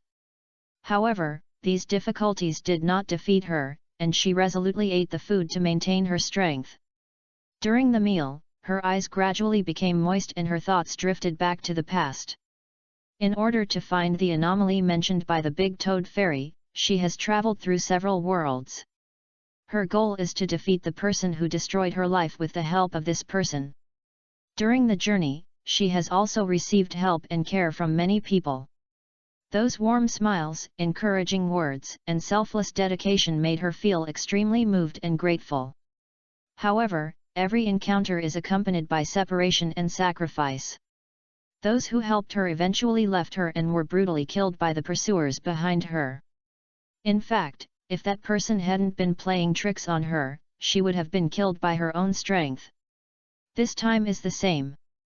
Just after arriving in this world, she was accidentally discovered by the people of the grass village and used chakra, which attracted that person. The fierce battle between the two led to the destruction of the grass village. The girl who was dining alone was filled with endless sadness and regret. However, she knew that in order to complete her mission, she had to move on and find the person who could help her defeat the enemy. Just as she was immersed in her thoughts, a vulgar voice suddenly broke the silence around her and came from not far away from her. "Hey, look over there, is there any smoke rising?" A rough male voice asked. "Yes, let's go and see if they are from the Snow Country caravan. I told them to pay, but they still sneaked over." Another voice responded with dissatisfaction. These words brought her back to her senses instantly. She immediately realized that these people's tone was unfriendly and was obviously directed at her. She was not a fool. She immediately realized that something was wrong and quickly started to pack up and prepare to leave. However, she was still a step slow. When she had just packed up and was about to get up, several figures had quickly approached from a distance and blocked her way. "Boss, it seems that they are not from the caravan," one of the ninjas said with some disappointment. Obviously, they were used to robbing caravans, but the situation before them was a little unexpected. As soon as he finished speaking, he was slapped on the head by the boss he mentioned, making a pop sound. The boss glared at him and said unhappily, "Do we have to rob a caravan? Kid, hand over all the valuables on you." Chapter 143 Don't Lose Courage, 8. Looking at the fugitives in front of her, she felt a little confused. She clenched her fists and struggled internally. If she used chakra, these fugitives would not be her opponents at all and would be defeated in an instant. However, doing so would definitely attract pursuers and put her in a more dangerous situation. This happened when she was in the Kusagakur village. After seeing her, those Kusagakur wanted to take her back to the village. In the end, she was forced to use chakra and finally got injured before she escaped successfully.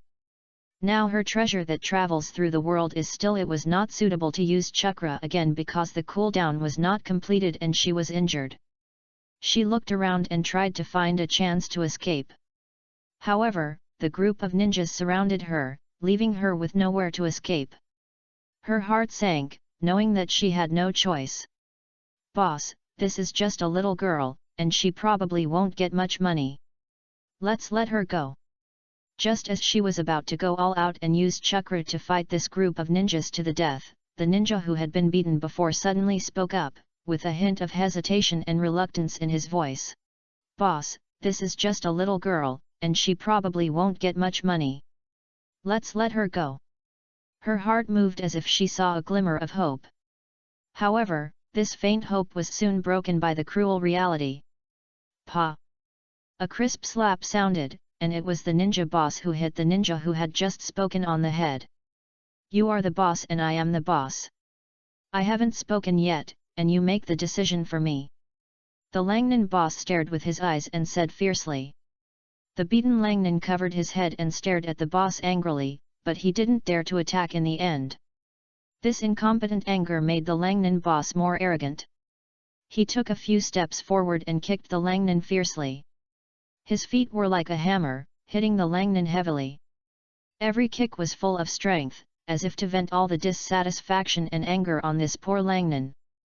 The Langnan curled up on the ground in pain, but still clenched his teeth and didn't make any sound. The Langnan around saw this scene and lowered their heads silently, and no one dared to step forward to stop it. They knew the boss's temper well and knew that in this case, the best choice was to remain silent. She looked at all this in front of her, with mixed feelings in her heart. On the one hand, she felt worried and guilty for the Langnan who spoke for her. On the other hand, she also knew clearly that this was a great opportunity for her to escape. While all attention was focused on the beaten ninja, she quietly retreated, trying to leave the encirclement without anyone noticing. Her movements were slow and careful, trying not to make any noise. However, her luck did not seem good. Just when she was about to escape successfully, a sharp-eyed ninja discovered her movements. "She's going to run!" the ninja shouted. All the ninjas immediately came to their senses and rushed towards her. Her heart tightened, knowing that she had no way out and could only fight hard. She quickly mobilized the chakra in her body to prepare for the upcoming attack. However, at this moment, a figure suddenly blocked her way. It was the ninja who had just been beaten. He struggled to stand up and blocked her way with his body. "Go!" he shouted at her, "I'll hold them back." She was stunned. She didn't expect that the ninja who had tried to rob her before would stand up to protect her at this time. "Don't dawdle, go!" the ninja urged.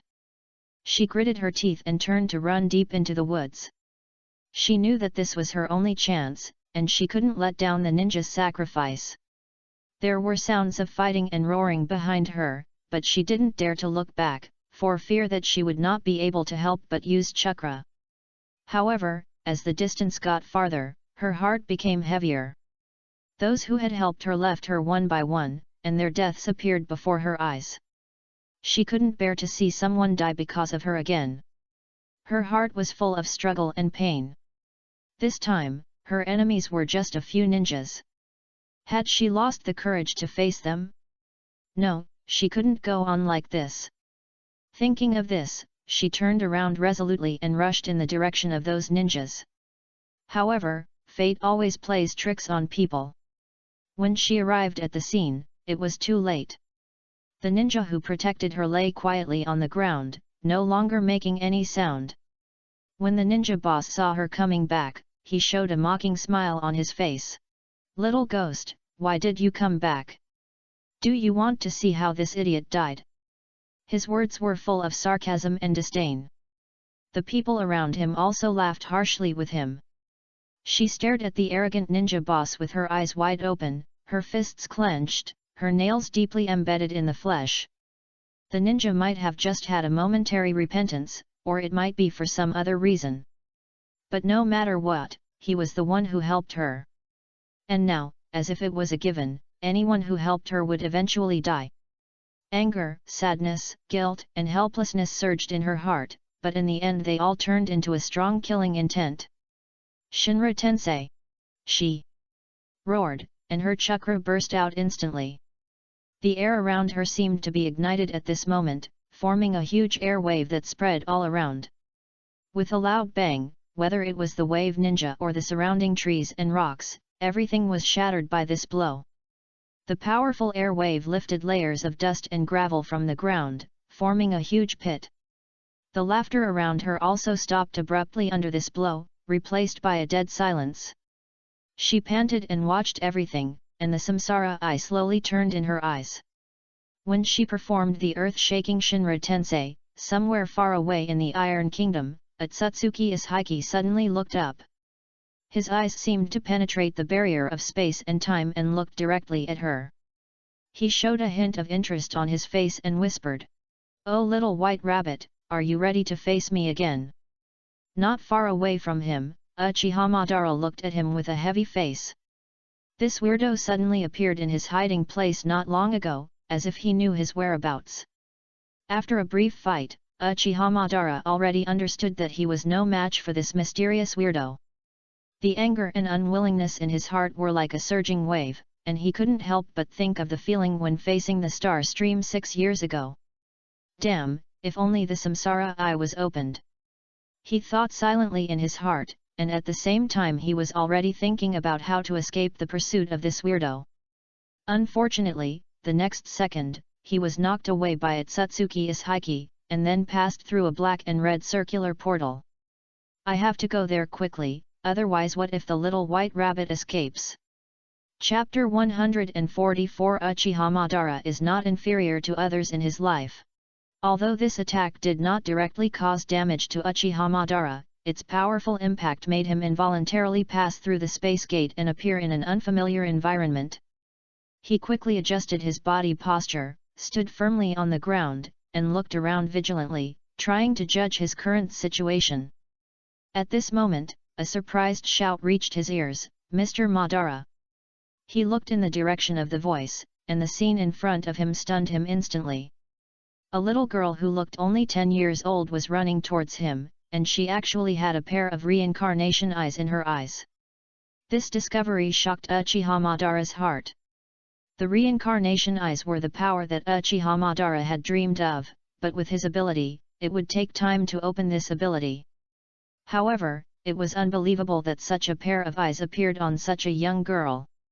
Just as he was stunned, the little girl had already run in front of him. She looked at him excitedly, as if she had seen a long-lost relative.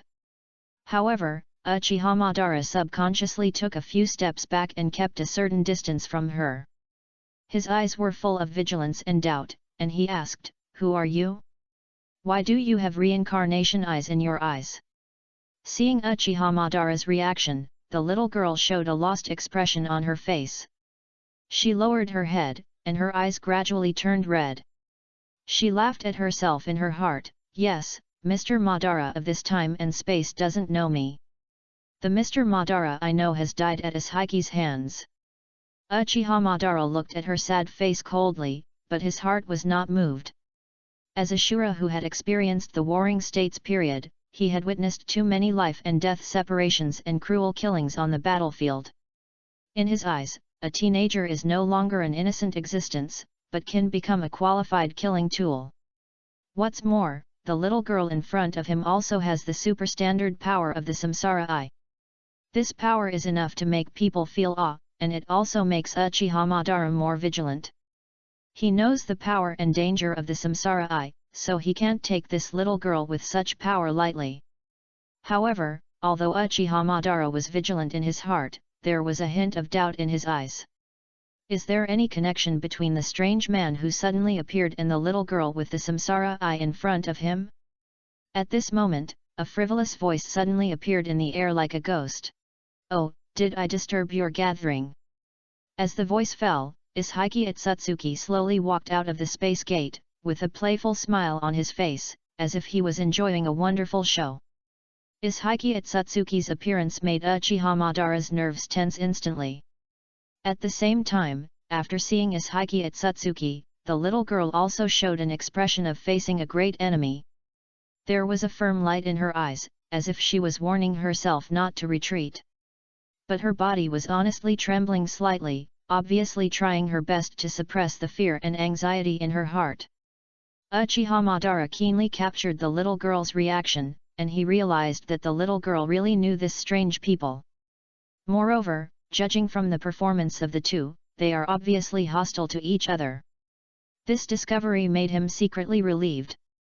It was difficult for him to deal with one weirdo, and with a reincarnation eye, wouldn't he go to see the Six Paths Sage today? Ishiki Itsutsuki was originally looking forward to a wonderful show, but the scene in front of him made him a little dissatisfied. The reason why he didn't take action directly was to be able to enjoy a bitter drama. But the performance of Uchiha Madara and the little girl did not develop according to his inner thoughts, which made him feel a little irritated. He repeatedly let the little girl go just to add some fun and excitement to his ordinary tree planting career. He hopes to satisfy his deep desires by controlling the fate of the little girl. However, if she doesn't follow the script in his heart, then wouldn't all this become meaningless? Ishiki Itsutsuki's face was gradually covered with gloom and impatience, and his eyes revealed a kind of displeasure that was about to burst out. The little girl keenly caught this change. She understood that this was a sign that Ishiki Itsutsuki was about to take action. Her eyes flickered, and then she seemed to have made up her mind. Then she suddenly stood in front of Uchiha Madara, with unprecedented firmness in her eyes and unquestionable determination in her voice. "Mr. Madara, go away. Although you are not the person I know, this time, I will stand in front of you." Every word she said seemed to have exhausted all her strength, as if she was telling about the long-term escape and pain. The people around her left her one by one, and those pictures were like sharp knives cutting her heart, bringing her to the brink of limit. And the death of the ninja just now was undoubtedly the last straw that broke the camel's back. At that moment, the sadness and anger in her heart reached its peak. She made up her mind to end it here with Ishiki Itsutsuki. Even if it was a way to die together, she would not hesitate. Uchiha Madara looked at the figure standing in front of him, and his heart was a little complicated for a moment. He dared to say that he definitely didn't know the person in front of him, but such a stranger would actually sacrifice himself for him? This shocked and puzzled him. He looked at the little girl in front of him, as if he saw his old friend in the past. The spirit of risking his life to protect important people reminded him of Senjo Hashirama, the close friend who always stood by him and fought side by side with him. "Hashirama, if it were you, you would definitely not run away." Uchiha Madara's heart was full of complex emotions. Self-esteem, pride, touching, sadness, all the emotions intertwined, making him feel mixed. In the end, everything turned into a fiery fighting spirit. He, Uchiha Madara, was no weaker than others. The last time he faced Uchiha Zinglyu, he ran away for the Moon Eye project. Doesn't he have the courage to face the enemy now? He stretched out his hand to push away the little girl in front of him, snorted coldly and said, "I, Uchiha Madara, don't have the habit of letting little ghosts cut me off." As he said that, he looked at Otsutsuki Ishiki who was watching the show, and said coldly, "Then let's dance." As the voice fell, Uchiha Madara activated his ninjutsu. Wood release. Wooden man technique. A huge wooden man appeared out of thin air and stood on the ground. Then, majestic Susanoo. Amidst the deafening roar, a god of war wearing armor and holding a huge sword appeared out of thin air. "Come on!" Uchiha Madara said and slashed with a sword. Chapter 145 about to arrive at the battlefield. Just as Uchiha Madara burst out his chakra and prepared to fight to the death, Xingliu, who was also in the snow country, was eating delicious food and chatting with several women. However, at this moment, his eyebrows raised slightly, as if he sensed some unusual fluctuations. He slowly put down the chopsticks in his hand and looked into the distance, his eyes revealing a playful look. Although Uchiha Madara escaped during the Chunin exam, Xingliu remembered his chakra. At this moment, the familiar chakra was surging in the distance, and its intensity and momentum were just like the bright stars in the night, attracting attention. For Xingliu, it was just like the brightest kid in the audience was flashing wildly. Could this be Uchiha Madara opening his samsara eye and inviting me to challenge him? Xingliu thought so in his heart. After all, in his opinion, such an action was indeed a bit too provocative. Their whereabouts were not deliberately hidden, and they flew at high speed on the seven tails, which might not be noticed by ordinary people. But Uchiha Madara was definitely not among ordinary people. If his samsara eye was really opened, such a provocative behavior would also be in line with his character. However, as Xingliu perceived more carefully, he gradually rejected this idea. Because he detected two people with the same aura as him near Uchiha Madara. This discovery surprised Xingliu. He originally thought that this was just a provocation by Uchiha Madara, but now it seems that the situation is more complicated than he expected. His abnormality was also noticed by the three women, and Tsunade asked, "Xingliu, what happened?" Hearing Tsunade's question, Xingliu nodded and answered affirmatively. "Yes, I sensed that Uchiha Madara's chakra is near the snow country, and he seems to be fighting fiercely with someone." This news shocked the three women. They had just started their mission to find Uchiha Madara, but they didn't expect the target to appear so soon. What surprised them even more was that in today's ninja world, besides Xingliu, there was actually someone who could fight against Uchiha Madara, such a powerful ninja. Seeing their surprised expressions, Xingliu smiled and said, "It doesn't matter. Even if there is one more Uchiha Madara, it will be a piece of cake."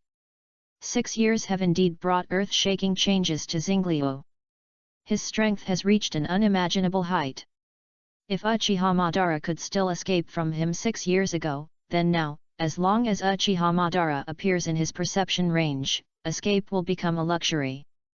Zhili looked at Xingliu's domineering speech with admiration in her eyes. As a member of the Uchiha clan, Xingliu's confidence attracted her deeply. And now she is not as shy as she was when she was a child. Although her face was red, she still said something caring. "Even so, you have to be careful. That's Uchiha Madara." Although No didn't say anything, her eyes were full of care and worry for Xingliu. Xingliu looked at the concerned expressions of the three women and smiled proudly, "Don't worry, I'll be back soon."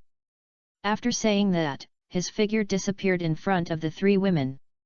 At this time, the battle between Uchiha Madara and Otsutsuki Ishiki had entered a white-hot stage. The power displayed by these two superstandard beings in the confrontation was even enough to change the terrain and make the surrounding environment tremble. The majestic Susanoo worn by Uchiha Madara was no longer as majestic as it was at the beginning. The originally strong and majestic armor became tattered in the continuous battles. Standing on the top of the wooden man, Uchiha Madara fell into deep thought, trying to find a strategy to solve the current dilemma. He could clearly feel that although the majestic Susanoo was amazingly powerful, it seemed a little powerless in front of Otsutsuki Ishiki. What made him even more uneasy was that in the confrontation with the enemy, he was not careful for a while and was actually sucked away by the opponent. This made him realize that continuing to rely on this move would not only waste precious chakra and pupil power, but also put himself in a more passive situation. Just as Uchiha Madara was lost in thought, a mocking voice suddenly sounded in his ears. "Dare you be distracted when fighting with me? Do you look down on me too much?" Hearing this, Uchiha Madara's pupils suddenly shrank, and his vigilance in his heart instantly reached the highest point. He was surprised to find that his powerful Susanoo was suddenly shrunk. This means that he is directly exposed to the enemy and his situation has become extremely dangerous. "Die!" Otsutsuki Ishiki declared indifferently, and the black stick in his hand instantly cut through the air and slashed at Uchiha Madara like the sickle of the god of death. At this critical moment, Shinra Tensei! A cry resounded through the battlefield. The little girl decisively seized this fleeting opportunity and launched this powerful move. The invisible force surged like a huge wave, pushing Otsutsuki Ishiki and Uchiha Madara away at the same time, breaking the original deadlock. Uchiha Madara took the opportunity to quickly adjust his state, disarmed the powerful Susanoo, and used this short respite to restabilize his position. Uchiha Madara, who had just escaped from the deadlock, did not show any fear. Instead, he laughed at himself in his heart. "It's been too long since I fought, I'm so careless, if Hashirama knew, he might laugh at me." After being bounced away, Otsutsuki Ishiki did not continue to chase. Just like a cat will play with its prey when hunting, he has never been serious. Although Uchiha Madara is tricky, he is far from threatening him. And he repeatedly let the little girl go, isn't it just to see this scene? Giving hope, and then letting people despair, this is the seasoning of his tree planting career. The little girl came to Uchiha at this time. Beside Uchiha Madara, he said with a firm face. "Mr. Madara, these eyes of mine are actually yours. Please take them away. This way you still have the strength to fight." When Uchiha Madara heard this, he immediately looked at the little girl, his eyes full of surprise. How could he not know that his eyes were in someone else's hands? However, looking at the little girl in front of him who looked scared but still stood firmly in front of him, Uchiha Madara decided to trust her for once. Anyway, the situation would not get worse, right? If they were really his eyes, he would have the confidence to defeat the enemy in front of him. So he no longer hesitated and reached out to the little girl's eyes. However, at this time, Otsutsuki Ishiki was furious. He roared with a ferocious face, "Who allowed you to decide what belongs to me privately?" Chapter 146 Hyaga Hinata, 7. Just as Uchiha Madara was about to take back his eyes from the little girl, Otsutsuki Ishiki launched an angry attack. He used Mahakala to summon several huge black cubes from the sky, which smashed into the ground with destructive power, interrupting Uchiha Madara's movements. Then, Otsutsuki Ishiki rushed towards Uchiha Madara like a violent beast, trying to fight him with physical skills. Faced with this sudden and fierce attack, Uchiha Madara did not retreat at all. He also rushed towards Otsutsuki Ishiki without hesitation, determined to fight in this melee. However, just when the two were about to fight, a voice suddenly came from the side. "Are you Hinata?" This sudden voice was like a bolt from the blue for Uchiha Madara and Otsutsuki Ishiki, because they did not notice the approach of an outsider. So, the two tacitly stopped their steps that were about to fight, and turned their heads to look in the direction of the voice. I saw that Zingliu, who had just teleported over, was looking at the little girl in some surprise at this moment. When Hinata Hyaga heard this long-lost name, she was also confused for a moment. Many long-lost memories emerged in her mind, intertwined with the scene in front of her, making her feel a little at a loss. However, she then remembered something and looked at Zingliu with surprise. Although the prophecy given to her by the Great Toad Sage before was vague and there was no accurate answer. But the person who could recognize her in this era was undoubtedly the anomaly. She had hoped for this person to appear countless times in her heart, and now, her hope has finally come true. Hinata Hyaga trembled her lips, as if she wanted to say something, but she didn't say it in the end. Her tears rolled down like beads with broken strings, and she kept wiping them, but she couldn't stop them. But her appearance made Xingliu numb. He just teleported over and saw a person who looked like Hinata Hyuga, and he subconsciously shouted. As a result, the little girl didn't say anything after hearing it, and kept crying in front of him. This made him a little muggle.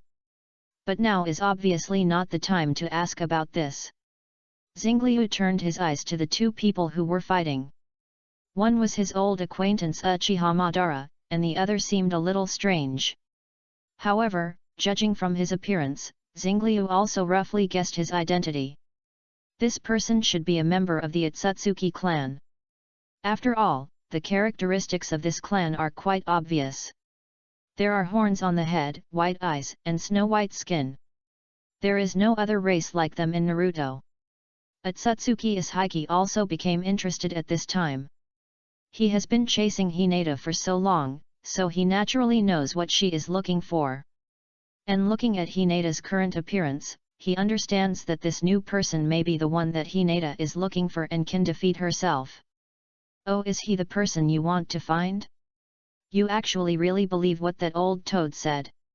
Otsutsuki Ishiki said with a mocking face, trying to hit Hinata's inner belief. It's just another victim. This world is destined to become my new garden like the previous one. Of course, he didn't believe in any anomalies. As Ishiki, who was determined to become the new god of Otsutsuki, he never believed in these nonsense. Forget it, since you believe in him so much, let me break your fantasy. The despair that arises when hope is torn apart in front of your eyes must be delicious. Ha ha ha.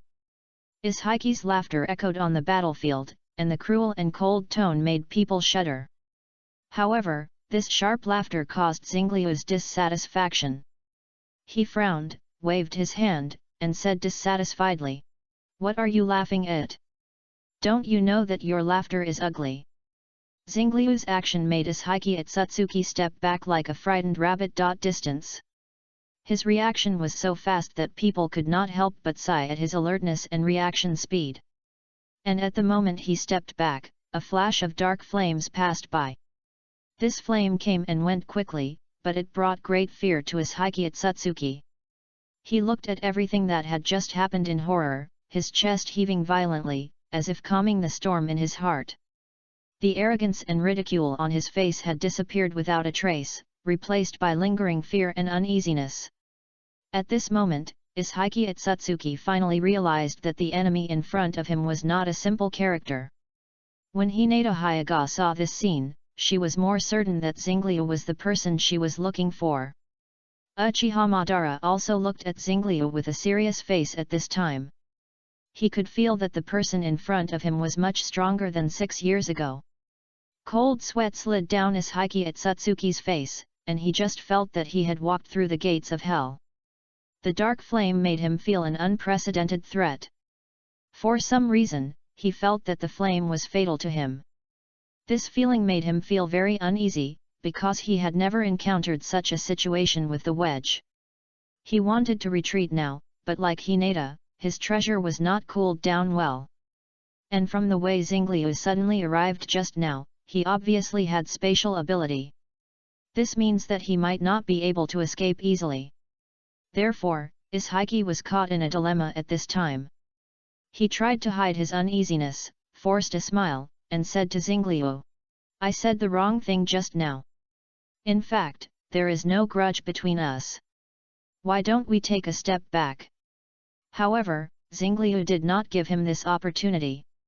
He laughed and said in a teasing tone, "I still like your unruly look just now. Please recover." His words were full of teasing and provocation, and he obviously did not intend to accept Otsutsuki Ishiki's compromise. Listening to Xingliu's words, a well appeared on Ishiki's forehead. The anger and unwillingness in his heart burst out in an instant, but Xingliu's methods did make him very afraid. So he still suppressed his emotions and said in a good voice, "We don't actually need to fight to the death. I promise that I will never come to this world again. How about it?" Hinata was anxious when she heard this. She hurried to Xingliu and said, "Don't believe him. This man has destroyed several worlds. What he said is not credible at all. Xingliu certainly didn't believe what Ishiki said, but looking at Hinata in front of him, he still felt a little unreal. He hadn't watched Naruto, but he had heard the stories in it and knew that there was a plot of traveling through time and space. He didn't expect to encounter it. Chapter 147 Zalong. Just when he was distracted, Ishiki's eyes suddenly lit up. He saw the opportunity and immediately summoned a crimson space door to escape. He seemed to have seen the hope of escaping, and excitedly crossed the portal. However, just when he thought he had successfully escaped, he found himself still standing in the same place. His face showed an expression of astonishment and disbelief, as if he could not understand what had just happened. At the same time, Xingliu just watched his performance with a smile. Do you understand the value of space mastery, Gold? This ability not only allows him to travel freely in space, but can even control space itself. So if Otsutsuki Ishiki wants to leave, he has to ask him. The failure of the ability and the expression on Xingliu's face may make Otsutsuki Ishiki a little angry. He could no longer hold back his anger and shouted loudly. In that case, let me see how powerful you are, the anomaly. As soon as he finished speaking, he was ready to activate his own ability to fight Xingliu to the death. His figure became blurred in an instant, and a powerful energy burst out around him, as if to destroy everything around him. However, at the moment when he activated his ability, he suddenly found that he could not move. His body seemed to be tightly bound by an invisible force, and only his brain could think. Then he found a result that he could not believe. The time around him was still.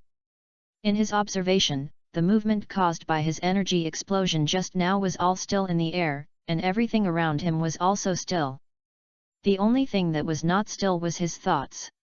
And all this was, of course, done by Xingliu. The pupil technique of the kaleidoscope, the ability of Zalong, had long been sublimated in the system's hang-up. Although this ability does not have the gorgeous special effects of other abilities, the effect is strong. Surprising. This eye technique now allows Xingliu to control the flow of time at will. Whether it is to reverse time, stop time, or speed up time, he can easily control it. However, any ability has its limitations. Although Zalong is powerful, he is not omnipotent. At present, it can only affect the time of a small area, and whether it is reversed, stopped, or accelerated, its duration can only last for one day. Once this time limit is exceeded, Zalong's eye technique will be powerless. Because Otsutsuki's abilities are varied and difficult to guard against, all Xingliu dare not be careless. To deal with such an enemy, you must despise the enemy strategically and pay attention to the enemy tactically. Therefore, he directly revealed one of his trump cards to avoid the risk of a ditch rollover. This trump card did not disappoint him. Zalong's ability successfully controlled Otsutsuki Ishiki, making him completely unable to move. And from this point of view, he has no ability to resist. Otsutsuki has been solved, but there is still a problem that has not been solved at this time. Xingliu turned his eyes to Uchiha Madara, who was about to slip away. Uchiha Madara originally planned to take the opportunity to escape when the two were fighting, and he thought this was an opportunity. However, he never expected that Otsutsuki Ishiki was so vulnerable and was defeated by Xingliu in a short time. This shocked him and made him feel a little uneasy. Just as he was thinking this in his heart, he felt the joy of Otsutsuki Ishiki. He was also tightly fixed by Zalong's time ability and could not move at all. Don't leave in a hurry, there will be someone who wants you to meet later, and I guarantee you will be satisfied. Xingliu slowly walked in front of Uchiha Madara, with a bad taste on his face. He was going to let Uchiha Madara and Senjo Hashirama meet later, and he was looking forward to this scene. Hyuga Hinata, who was standing aside, seemed a little uneasy. Her eyes revealed an indescribable complex emotion, as if she was experiencing a spiritual shock. She couldn't believe it when she saw that Ishiki Otsutsuki, who had caused her countless sufferings and almost pushed her into despair, was defeated by Xingliu. The Otsutsuki, who once symbolized destruction and despair in her heart, was now like a doll, being manipulated by Xingliu at will. This huge contrast made Hinata Hyuga feel a strong sense of unreality and emptiness. She had imagined countless times that someone would defeat Asahiki at Satsuki and avenge her world. But now, when all this really happened, she found that she was not as excited as she had imagined. On the contrary, her heart was full of confusion and bewilderment. She didn't know whether she should feel happy or sad, relieved or lost. She lost everything, and at this moment, she also lost her last enemy. This sudden emptiness and confusion swallowed her like an abyss, making her lose her way in the endless darkness. However, in this endless confusion, Xingliu's existence was like a bright light, always shining in her heart. This anomaly that she had been looking for had already become her inner support without her knowing it. Therefore, at this confused moment, she subconsciously cast her eyes on Xingliu, hoping to find the direction to move forward from him. At this time, he was immersed in the imagination of the meeting scene between Madara, Hashirama, and Mito, and suddenly realized that someone was watching him from behind. So, he turned around and found that he almost ignored the existence of Hyuga Hinata. Although Xingliu is invincible, he is not a know-it-all. To put it simply, he can't read minds. Facing Hyuga Hinata's eyes, of course, he didn't understand at all. However, he learned a little bit from getting along with Tsunade and others over the years. Don't guess about things you don't know, you can ask.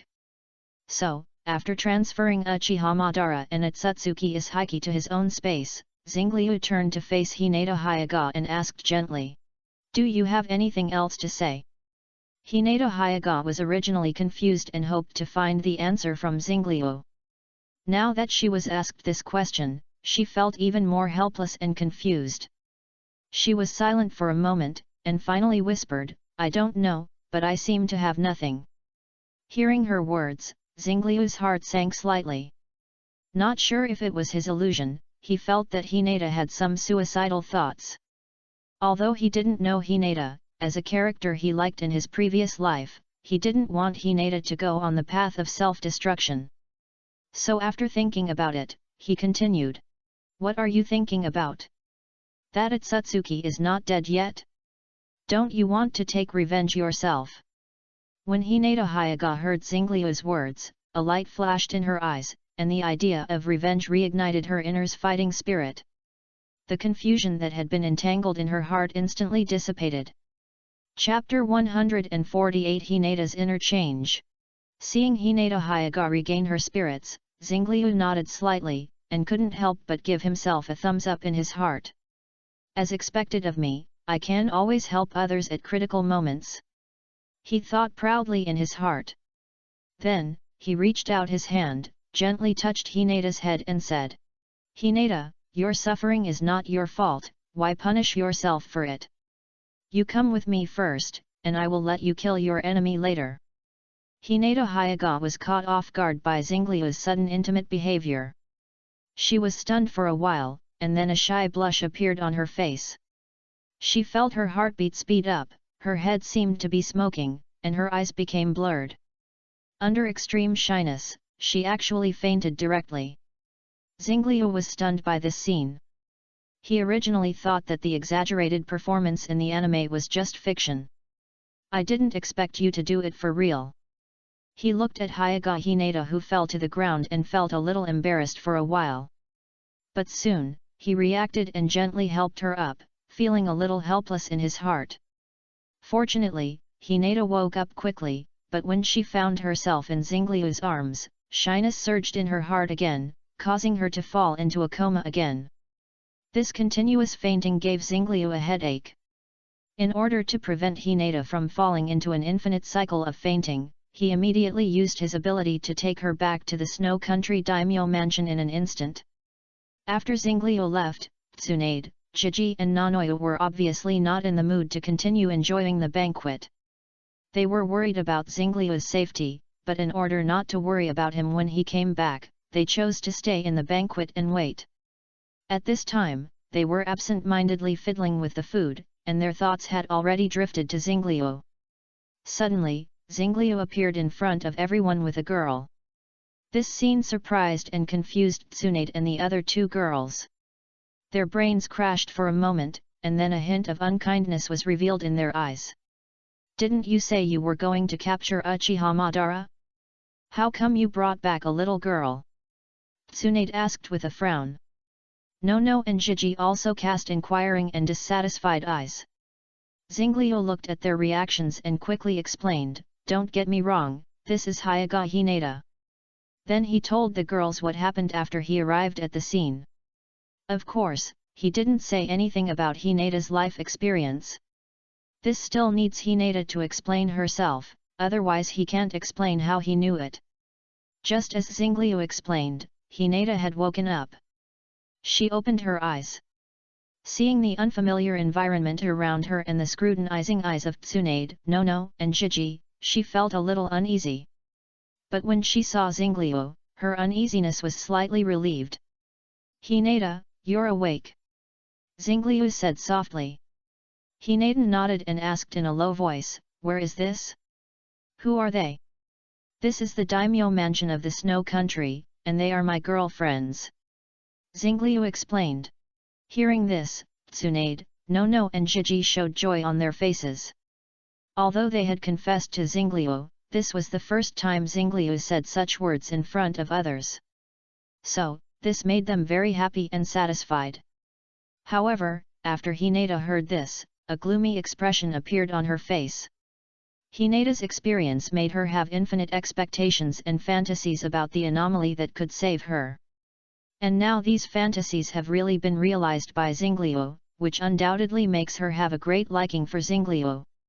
Now that she knows that he already has a girlfriend, she can't help feeling a little lost and sad. But she also knows that she can't show it, so she pretends to be calm and nodded to show her understanding. Tsunade and the other girls watched Hinata's expression change, and their hearts couldn't help but skip a beat. They looked at each other and read the same idea from each other's eyes. It seems that another girl has fallen in love with Xingliu-kun. He is really a bee and a butterfly. However, Hinata's current appearance is indeed a bit distressing. Long-term wandering has made her ragged, covered with stains that are difficult to wash, and the whole person looks dirty. Moreover, long-term malnutrition and the huge consumption of the samsara eye have made her even thinner than the image in the original work. Her body seems to be blown down by a gust of wind, making people want to step forward to protect her. Tsunade and the other girls are all women. Facing Hinata's appearance, their maternal instincts are aroused. They all came forward and began to arrange Hinata clearly. Faced with such a scene, Hinata's shy personality could not stand it, and smoke began to come out of her head. And Xingliu he just watched this scene with a smile and ate melon. When Hinata looked at him with a look of help, he deliberately glanced aside and pretended not to see it. He knew that Hinata needed these things to divert her attention and rekindle her hope for life. So, under the leadership of Tsunade and the other girls, Hinata was taken to wash and tidy up. And Xingliu continued to enjoy his lunch. Not long after, the girls came out with a new Hinata. At this time, she had a brand new look. She was wearing a clean set of clothes, and the original stains and shabby clothes were completely gone.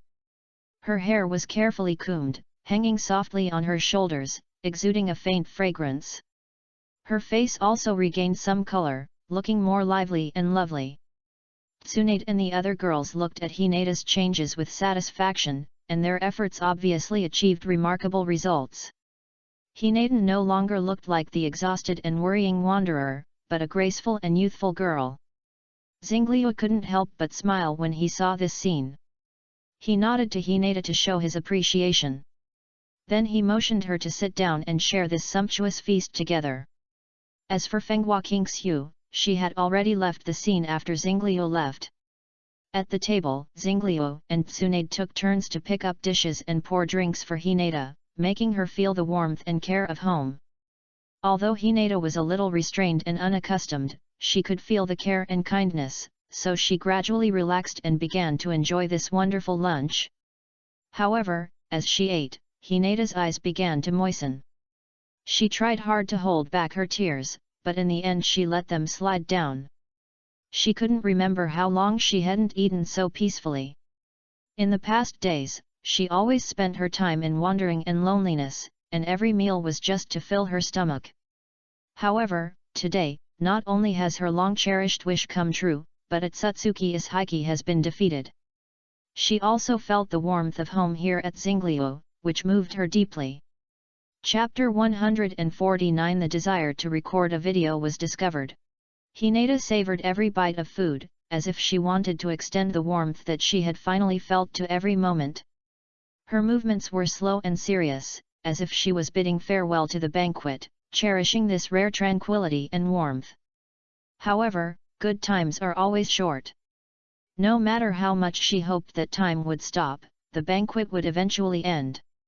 When the last dish was removed, Hinata left the restaurant with some reluctance.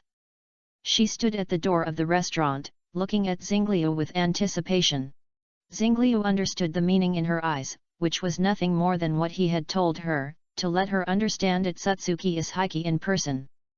He walked to Hinata and whispered, "Don't worry, I will definitely leave this opportunity for you."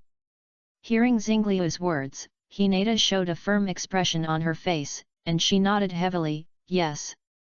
Then, Zingliu turned around and said to Tsunade and the other two girls, "I have actually caught Uchiha Madara. I am going to inform Mito and the others now." He paused for a moment and then said, "Are you willing to come with me?" Tsunade and the others immediately nodded in agreement. They followed Zingliu closely, saying that they would follow him wherever he went. Then, Zingliu briefly greeted Fenghua Kingxiu and told her that he and the others needed to leave for a while. After properly arranging all the affairs, Zingliu signaled that everyone was ready, and then used his teleportation ability to lead everyone back to Konoha in an instant. At this moment, Uzumaki Mito was discussing important affairs of Konoha with Senju Tobirama. She and Hashirama were about to leave Konoha, so there were some things that she could not do even if she wanted to slack off. He could only explain it in detail to Tobirama in person. At this moment, Zingliu suddenly appeared in front of them with Tsunade and several other girls, and immediately attracted their attention. Tobirama looked at Zingliu, and his heart tightened slightly. Although he had known Zingliu for a short time, he knew Zingliu's character very well and knew that he was a person who would not come to the temple for no reason. Every time he appeared, it was always accompanied by some important events. Therefore, he immediately asked, "Has anything important happened again?" And Uzumaki Mito looked at Zingliu and others, and a bad premonition surged in her heart. She felt as if she could foresee the unpleasant things that were about to happen. This intuition made her raise her eyebrows, but she didn't say anything, but quietly waited for the development of things. "Something did happen, so we came back." Zingliu paused, looked at Hashirama and Mito, and then continued. "Uchiha Madara has been captured by me and is now imprisoned in my space." Hearing this, Hashirama instantly became excited. He stood up suddenly and said anxiously, "Madara, let me go see him. I want to ask him in person what he really thinks." Mito sighed lightly and looked at Hashirama with resentful eyes. Then she noticed that Zingliu was watching the show on the side and immediately understood his intention. He just wanted to see the entanglement between herself, Hashirama and Uchiha Madara. After understanding this, Mito was not polite and slapped Zingliu on the head with a loud sound. Zingliu was stunned by this, but Mito's next sentence let him know that his thoughts were seen through. "You can watch it, but you can't record it. Do you understand?" Zingliu touched his head and smiled awkwardly. He knew that his little thoughts were seen through by Mito. He nodded, indicating that he understood what Mito meant, then waved his hand to create a space door and said to Hashirama, "Uchiha Madara is inside, you can go see him." Hashirama immediately walked towards the space door impatiently, and Mito followed behind him, while casting a warning look at Zingliu. Zingliu shrugged helplessly, indicating that he would not record the video. After crossing the space door, Hashirama and Mito stepped into another space, where Uchiha Madara was imprisoned. When Uchiha Madara's eyes met Hashirama's, a deep surprise flashed across his face. But this surprise was soon replaced by another emotion. He seemed to realize something, and a glimmer of understanding flashed in his eyes. Is it the impure world reincarnation technique? He muttered in his heart, Tobirama, you old thief, actually developed this evil technique that disturbs the peace of the dead. Uchiha Madara was full of dissatisfaction with Tobirama, but he knew that at this moment, he needed to face Hashirama and Mito in front of him. Unlike the exciting scene that Xingliu expected, Hashirama seemed unusually calm when facing Uchiha Madara. He just stared at Madara quietly, and for a while, there was a heavy silence between the two. Hashirama, you are here. Uchiha Madara spoke first and broke the silence. Banara, why did you do this? Hashirama looked at Uchiha Madara, his eyes full of confusion and anger. We used to be best friends. You can say that you betrayed Konoha for your ideals, but did you attack the child for your ideals? Uchiha Madara was silent for a moment, then slowly spoke. Banara, this world is too dark, I want to change it in my own way. I know my approach may be a little extreme, but I believe this is the fastest and most effective way. Is your way to kidnap children? Mito asked coldly. You keep saying that you want to change the world, but in fact you are just satisfying your own ambitions. Uchiha Madara snorted coldly and responded disdainfully. What do you know as a woman? Go away and don't disturb my conversation with Hashirama. It is not difficult to hear that his tone is full of arrogance and contempt. Mito was angered by Uchiha Madara's attitude. She was about to refute, but Hashirama stretched out his hand to stop her. Hashirama shook his head at her, and then he was hung up by Mito with the diamond seal. This sudden change surprised Uchiha Madara and Senjo Hashirama. They stared at each other, unable to react for a while. You rotten wood, how dare you stop me? Mito shouted angrily, today I will let you and your gay friend live together. As she spoke, more than a dozen diamond seal chains emerged from behind her and violently whipped Uchiha Madara and Senjo Hashirama. Uchiha Madara and Senjo Hashirama have experienced countless storms in their lives, but today's scene is really unprecedented. Seeing that the chains are about to hit them, they want to break free. However, one was firmly locked by Mito's diamond seal, a blood-level sealing technique, and could not move. Not to mention the other, who was tied up by the powerful formation of the plug-in player Xingliu and could not break free at all. Chapter 150 The End of Uchiha Madara. Seeing that the chain was about to hit him, Hashirama hurriedly shouted, Mito, calm down, don't lose your mind. Mito heard this and pulled back the chain that was about to hit the two of them. This move made Hashirama and Uchiha Madara feel relieved. However, before they had time to rejoice, Mito suddenly showed a devilish smile on her face. She sneered and said, Reason? How can I be rational? After that, the chain that had just been pulled back drew a strange arc in the air, and then pulled towards the two of them with even more violent force. This time, the chain was faster and more powerful. Faced with this attack, Hashirama and Uchiha Madara turned pale. They struggled hard, trying to break free, but they were locked tightly and couldn't move at all. The chain drew a series of trajectories in the air, and each time it passed by their bodies dangerously. Xingliu watched this scene from behind and almost laughed out loud. Then he felt a little sorry that his idea was seen through by Mito in advance, otherwise he would have recorded it and enjoyed it slowly. But he also knew that Mito had not lost his mind. He noticed that although the chain danced so fiercely, it did not actually touch Hashirama and Uchiha Madara, and each time it just passed by them dangerously. This shows that Mito was just scaring them. But the women behind Xingliu obviously did not have such keen insight as him.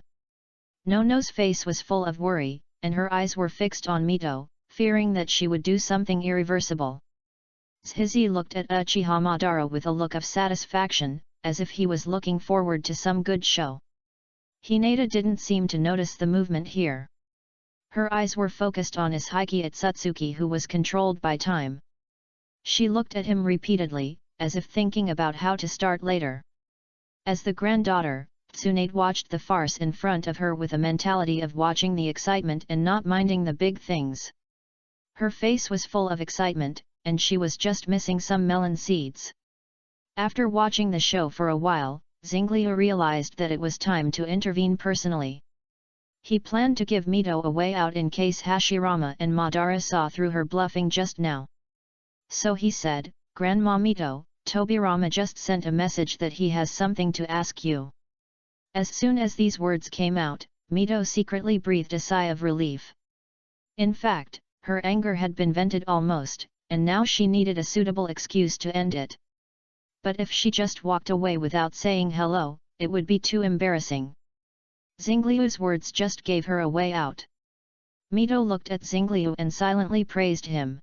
As expected of Xingliu, his observation is first-rate. Then she put away the chains, turned around and pretended to be serious, and said, "Since Tobirama has something to ask me, I'll go and see it first." After saying that, she left quickly without waiting for Hashirama to say anything. After she left, Hashirama and Madara breathed a sigh of relief. Although the chains didn't hit them just now, they still left them with psychological trauma. However, at this moment, Hashirama suddenly froze. He tried to move his body, but found that he was still tightly bound and unable to move. The sealing technique of the diamond seal is powerful.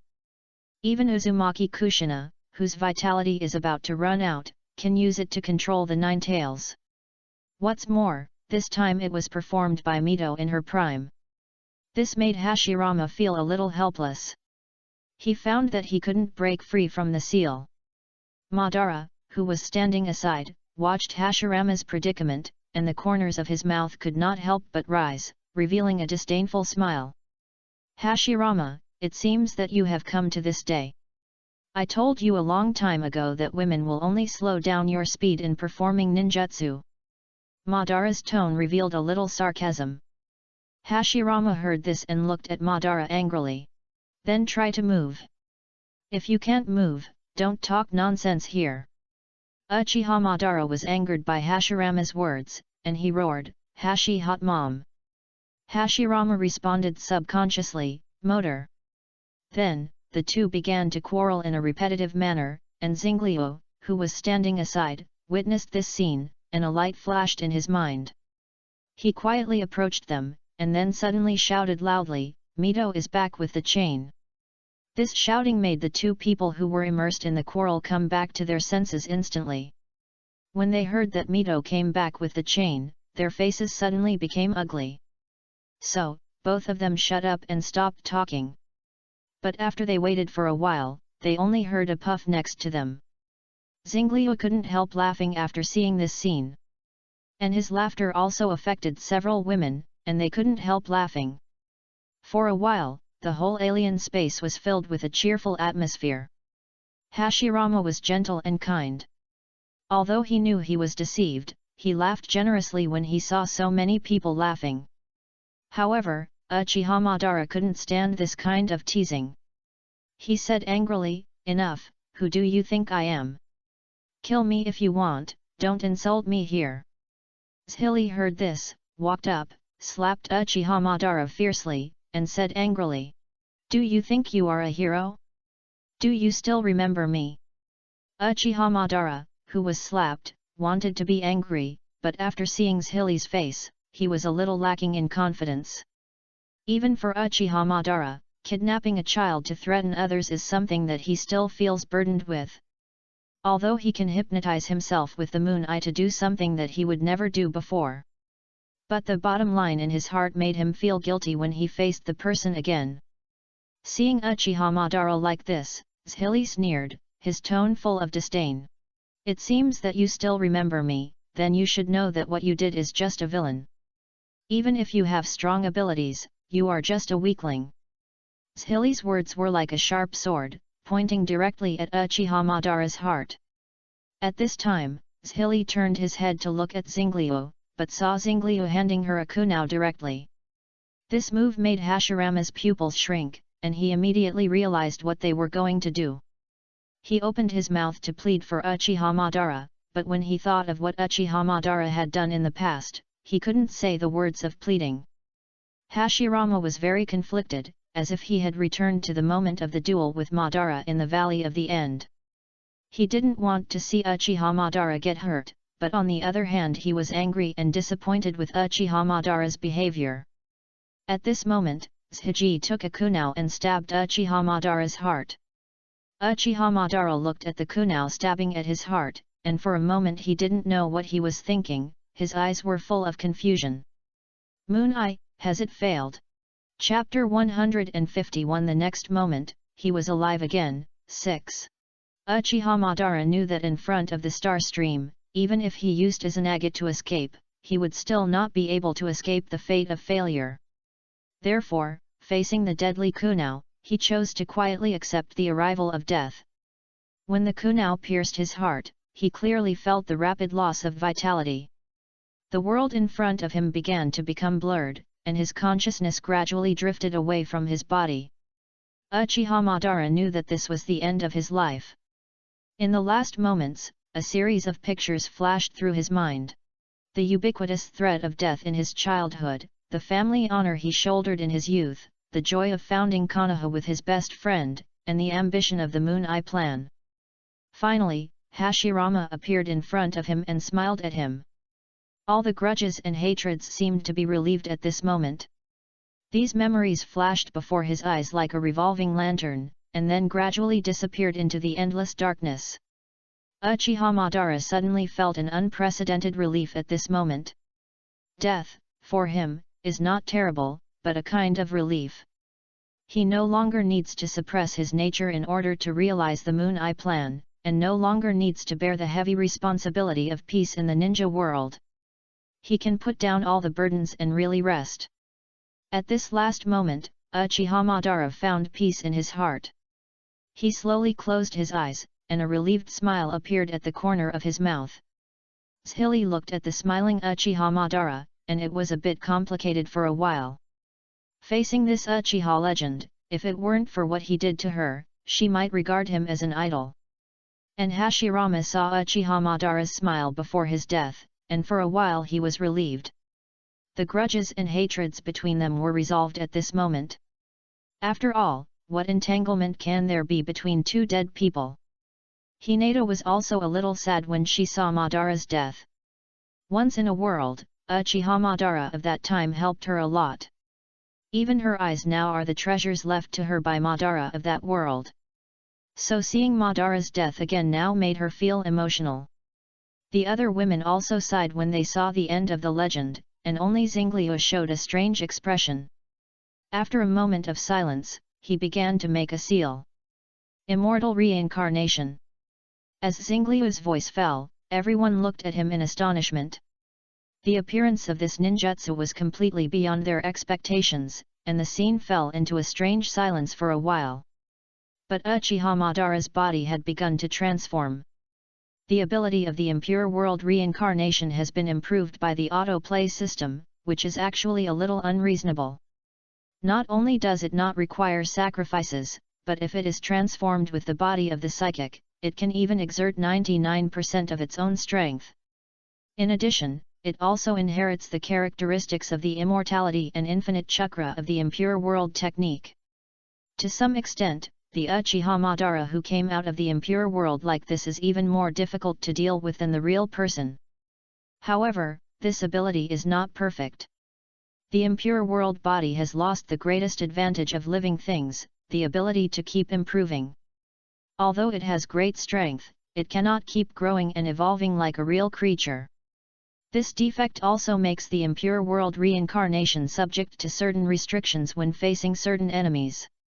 At this time, the impure world reincarnation has been completed. Uchiha Madara slowly opened his eyes, revealing a trace of confusion in his eyes. Am I not dead? Is this the underworld? He wondered in his heart. Then he soon found that his body seemed to be out of his control, and automatically he stood up. What on earth is going on? He felt confused. When he stood up completely, the figures of Hashirama and others appeared in his sight, and they were still standing in front of him. This scene made his brain, which had just awakened, even more confused. However, he quickly regained his composure, and the confusion in his eyes was replaced by a sharp look. He angrily said to Xingliu, "Little devil, are you going to deprive me of the right to die peacefully?" Hearing his roar, Hashirama and others also came back to their senses. Hashirama was also a little dissatisfied at this time. If he and Tobirama were resurrected because of Uchiha Madara's threat, then now Madara is dead, why did Xingliu also resurrect him? Facing Hashirama's dissatisfaction, Xingliu didn't care. Just kidding, the person Xingliu cares about is Uzumaki Mito, not Senju Hashirama. Although Mito is angry at Hashirama's behavior, she is actually happy in her heart. If she is asked to choose whether Hashirama should return to the underworld, Xingliu thinks that it is very likely that he will not be allowed to return. If he really wants to return, he has to wait until the day when Uzumaki Mito goes to the underworld. Moreover, he has a special attack treasure against Uchiha Madara. So Xingliu said to the angry Uchiha Madara, "I know you are anxious, but don't be anxious yet." As he said that, he pointed behind Uchiha Madara and motioned him to look over there. "Why don't you look behind you and talk to me again?" Uchiha Madara turned around in confusion after hearing this. And Hashirama and others also looked over there. I saw a familiar figure appeared there, it was his younger brother, Uchiha Izuna.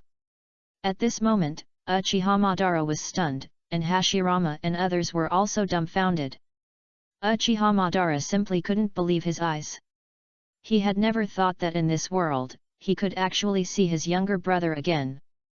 The anger in his heart disappeared instantly, replaced by deep surprise and joy. "Izuna, is it you?" he asked in a trembling voice. The figure nodded, with a gentle smile on his face, "Yes, brother, it's me." Uchiha Madara felt excited, he took a step forward, but suddenly stopped. He realized that his and Izuna's current state was the result of the impure world reincarnation, not a true resurrection. He looked at Xingliu, his eyes full of complex emotions. "Kid, what do you want to do?" he asked in a deep voice, revealing an indescribable sense of oppression in his tone. Xingliu seemed unusually calm in the face of Uchiha Madara's questioning.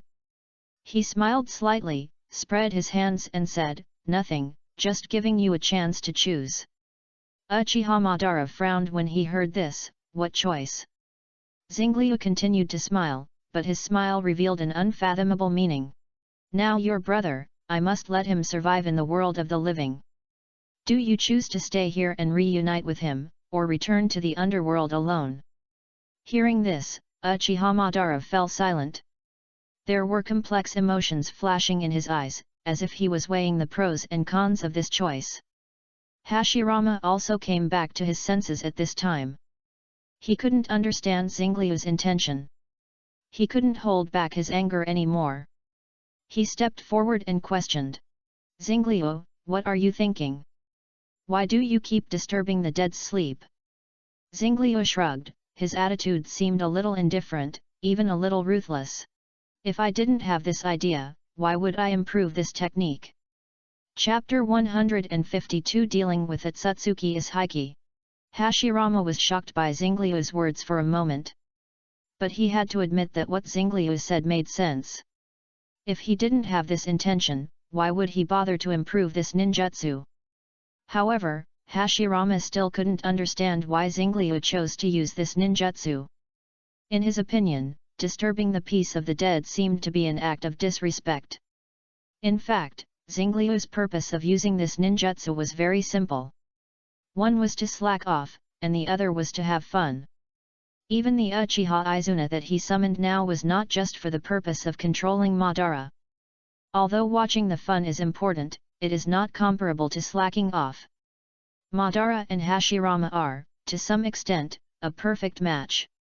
It is better to expect them to join forces to sweep across the 4 countries than to expect them to handle government affairs. Hashirama has a good wife, Tobirama, so Madara naturally has someone to help him. That person is naturally Uchiha Izuna. So his other purpose of summoning Izuna is also obvious. That's right, it's just to watch the fun of Tobirama and Izuna. This time, Mito's anger made him realize that you can't just grab the wool from one person. So he changed his target directly, wanting to see the love and hate between Senju Tobirama and Uchiha Izuna. Love and hatred. Hashirama also figured it out. He was summoned by the star stream and had no ability to help his best friend. He was able to move freely because of Uzumaki Mito. Otherwise, he would be like Senju Tobirama, entangled in endless government affairs, dealing with affairs for 20 hours a day without interruption. Thinking of this, Hashirama shuddered and silently prayed for his best friend in his heart. At the same time, Madara gradually realized his situation. He seemed to have the right to choose, but in fact there was no other way to go. He had just tried to secretly cancel this ninjutsu, but found that it was of no use at all. Since the initiative was in the hands of the star stream, he had no other choice. However, Madara did not give up hope. He decided to use the chips in his hand to exchange. He took a deep breath and said in a deep voice, "I have a secret now, and this secret is enough to change the entire ninja world. I can use it as an exchange for my and I's freedom. What do you think?" Xingliu felt a little curious at first after hearing this proposal. However, this idea was quickly dispelled by him. Could the secret mentioned by Uchiha Madara be the Samsara Eye and the infinite Tsukuyomi? These so-called secrets are nothing but a scam carefully designed by Black Zetsu to rescue Kaguya Otsutsuki. Could Uchiha Madara really intend to use this secret that he was deceived about as an exchange for their freedom? So Xingliu said directly, "You are not talking about the Samsara Eye and the infinite Tsukuyomi, right?" Uchiha Madara heard it, and a look of horror suddenly appeared on his face. "How do you know these things? Wait, have you also opened the Eternal Mangekyo? Impossible, you don't have the conditions." When he said this, his tone revealed a kind of doubt and denial, and his heart was shaken. Xingliu watched Uchiha Madara's reaction, and his guess deep in his heart was verified. He sneered and said calmly, "You don't need to find out how I know this. The key is that this secret is nothing new to me." He paused and then said, "Now, I'll give you some time to think calmly. You can observe from the side, because I have other things to deal with." After speaking, he turned around and walked towards Hinata, who had been waiting quietly. Since Hinata stepped into this space created by Xingliu, her eyes have been locked on Izhiki Otsutsuki beside her except for a brief look around when Madara died. It can be seen how impatient she is. Seeing Xingliu coming, she couldn't wait to speak. "Xingliu, can I take action now to deal with that person?" Xingliu smiled slightly after hearing this, and he subconsciously wanted to reach out and touch Hinata's head. But then he remembered her character and awkwardly withdrew his hand. He didn't want Hinata to faint in this space because of shyness, which would make the scene quite embarrassing. Yes, it's his turn now. However, we still need to wait a little. I feel that there is something very useful on him, and I need some time to deal with it. Hinata nodded obediently after hearing this, and said meekly, "It's okay, Xingliu. I will listen to your arrangements." Xingliu nodded with satisfaction, secretly praising Hinata for being sensible. Then he walked in front of Otsutsuki Izhiki, looked at the horror in his eyes, and sneered at the corner of his mouth. "I feel something on you, and I want to take it away. If you don't say anything, I'll take it as your consent." Izhiki listened to this, although his body couldn't move, but his heart was furious. His current situation is extremely difficult. He was sealed by Xingliu so that he couldn't even blink his eyes, let alone speak. This is clearly bullying. However, Xingliu didn't care about these. This man had destroyed so many worlds and repeatedly let Hinata go in a bad way. So, now he is a bad guy and bullies Izhiki. What's wrong with that? "If you don't say anything, I'll take it as your consent." When he said this, Xingliu had already started. Izhiki only had time to feel a powerful force penetrating his body, and then he felt as if his soul was torn apart. It was an indescribable pain, as if he was in endless darkness and pierced by countless sharp blades at the same time. Ishiki wanted to scream, but no sound came out of his throat. His body was shaking violently, but his eyes were fixed on Xingliu, full of anger and unwillingness. Xingliu looked at Yashi coldly, with a mocking smile on his lips. He did not stop his movements, but plundered Ishiki's things more quickly. It was a powerful energy, as if it was Ishiki's life force. Xingliu could feel the fluctuations of this energy, and it rushed around in Ishiki's body, trying to break free. But Xingliu did not give it this opportunity. He used his own power to firmly lock this energy, and pulled it out of Ishiki's body bit by bit. Ishiki's body trembled violently under the power of Xingliu, his face was as pale as paper, and his eyes were full of despair and unwillingness. Finally, when the last trace of energy was extracted by Xingliu, a huge-tailed beast appeared in front of everyone. Uchiha Madara looked at the tailed beast in front of him and said in disbelief, "Ten-tail." Chapter 153 Ishiki's Death. As soon as he finished speaking, the ten-tail suddenly let out a deafening roar, and the voice was full of endless anger and violence. Then, it turned its head suddenly, locked its bloodshot eyes on Xingliu, and instantly condensed a huge-tailed beast ball. Compared with the tailed beast balls condensed by the other 9 tailed beasts, the tailed beast ball of the 10 tails was simply beyond imagination. Just looking at it made people feel terrified, as if it could swallow everything. The tailed beast ball was like a huge black ball, slowly rotating above the head of the 10 tails, constantly gathering terrifying energy. The surrounding space was distorted as a result, as if it could not withstand the huge energy pressure. Facing the sudden and fierce attack of the 10 tails, Xingliu's expression seemed unusually calm, as if everything was under his control. He waved his hand gently, and the huge-tailed beast ball disappeared out of thin air without leaving any trace.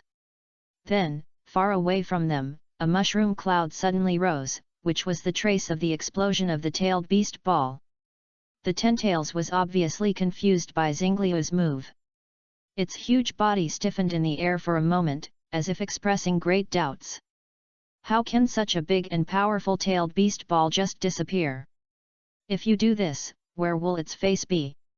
So, the 10 tails, whose brain capacity was not much, let out a deafening roar of anger, and began to gather more violent and terrifying energy around its body. However, Xingliu did not give it such an opportunity. Amid the roar of the 10 tails, a Susanoo as high as 10,000 meters appeared again, and its huge body stood like a mountain in this space. Looking at the Susanoo that suddenly appeared in front of him, the roar of the 10 tails stopped abruptly. Then the giant's palm easily strangled the neck of the 10 tails, like teasing a chicken, showing absolute power. In front of this power, the struggle of the 10 tails seemed so insignificant, as if it would be crushed at any time.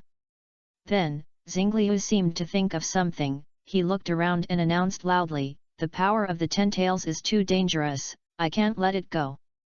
Everyone present heard this and felt puzzled. Only Uchiha Madara glanced at Hashirama beside him, with a hint of amusement in his eyes. Hashirama touched his head awkwardly and laughed dryly. He said the same thing to the 9 tails at the beginning, and the scene at that time could not be said to be exactly the same as now, but it could be said to be exactly the same.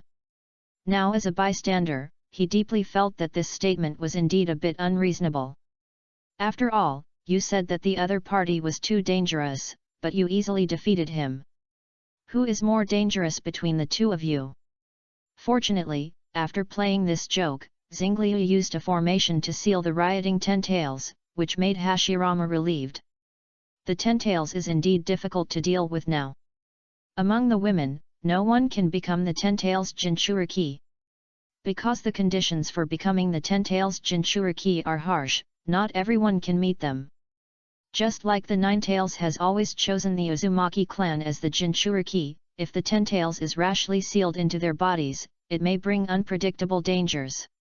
As for Xingliu himself, the power of the 10 tails is indeed strong, but in his eyes it is not indispensable.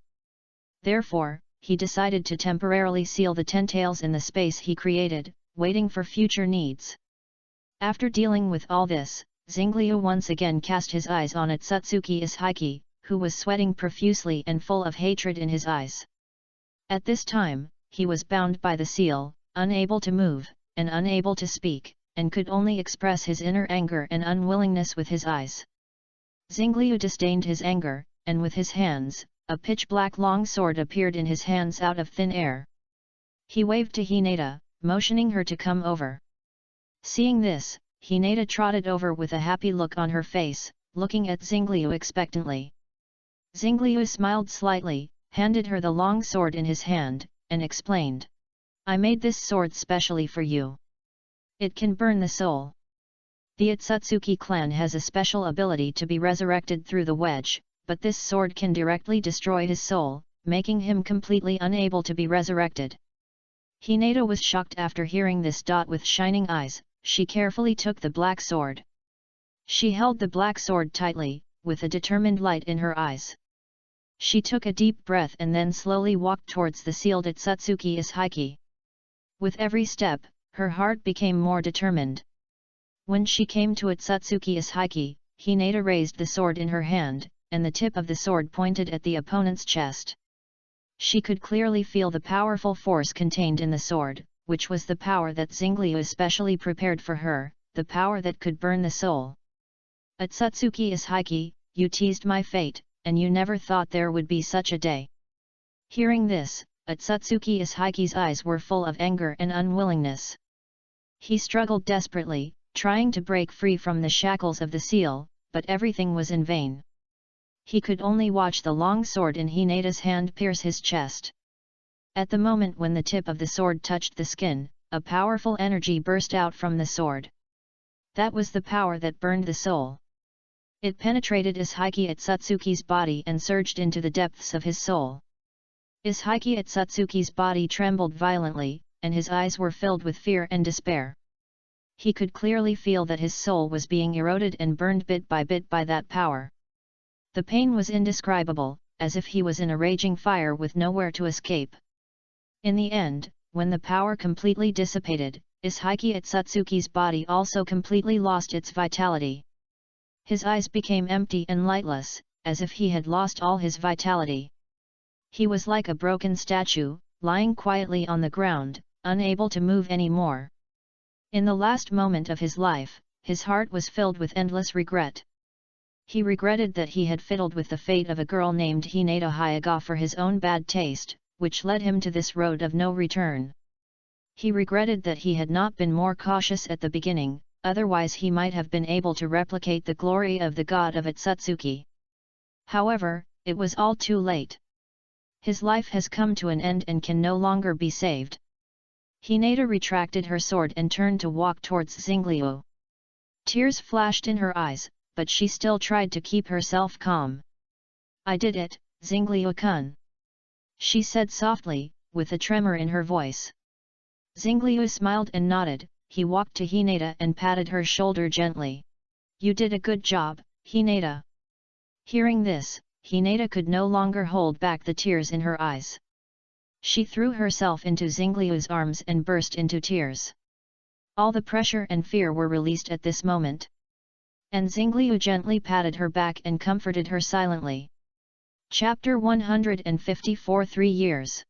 After a long time, Hinata gradually calmed down and stopped crying. When she realized that she was still tightly held in Xingliu's arms, her face immediately turned red with shame. She gently pushed Xingliu away, then quickly turned around and ran to Tsunade. After returning to Tsunade, she lowered her head and dared not look in the direction of Xingliu. Tsunade noticed this scene and couldn't help complaining in her heart. "If you are shy, don't hug." "Damn, I want to do this too." Anzhili felt that this scene was a little familiar. She seemed to have seen it many times, but she just couldn't remember where she had seen it. So she told her thoughts to Nono. After Nono listened, he looked at her and blinked, and whispered, "You used to be like this." This sentence made Anzhili suddenly wake up, and then a blush appeared on his face. And with the complete death of Otsutsuki Ishiki, Xingliu had done everything he had to do.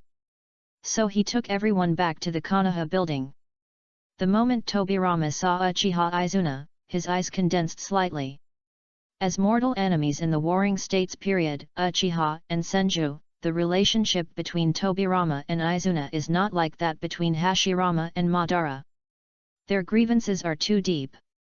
Moreover, Tobirama had a little understanding of him through Seiryo's behavior in the past few days. Izuna's appearance was definitely related to him. So after thinking for a while, he couldn't help but say to Seiryo, "Seiryo, I can handle the affairs of the Hokage by myself, and no one else needs to intervene." Hearing this, Seiryo looked at him in surprise. He refused someone's help?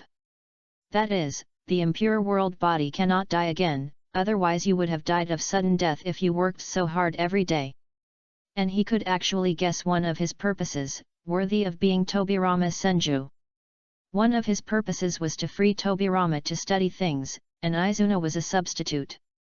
At this time, Izuna, looking at Tobirama's familiar yet unfamiliar face, was burning with anger in his heart. He taunted, "A dead face can actually be the leader, will this village really not perish?" Tobirama heard this, his face darkened. He didn't want to argue with Izuna, but the other party's ridicule was too harsh.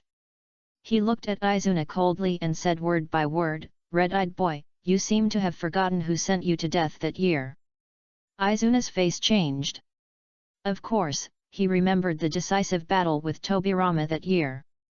But at this moment, he was deeply hurt by the other party's words. The atmosphere between the two suddenly became tense, and a new conflict seemed to be likely to break out at any time. Xingliu watched from the side, shouting in his heart, "Fight, fight, I want to see rivers of blood." Unfortunately, the scene he expected did not happen. Hashirama and Madara walked in front of their respective younger brothers, and each of them gave their younger brothers a big nose of love. After that, Tobirama and Izuna stopped fighting. But every time their eyes met, there seemed to be an electric current in the air, silently telling the entanglement between the two. Unable to see the scene he wanted to see, Xingliu took the girls on his journey again.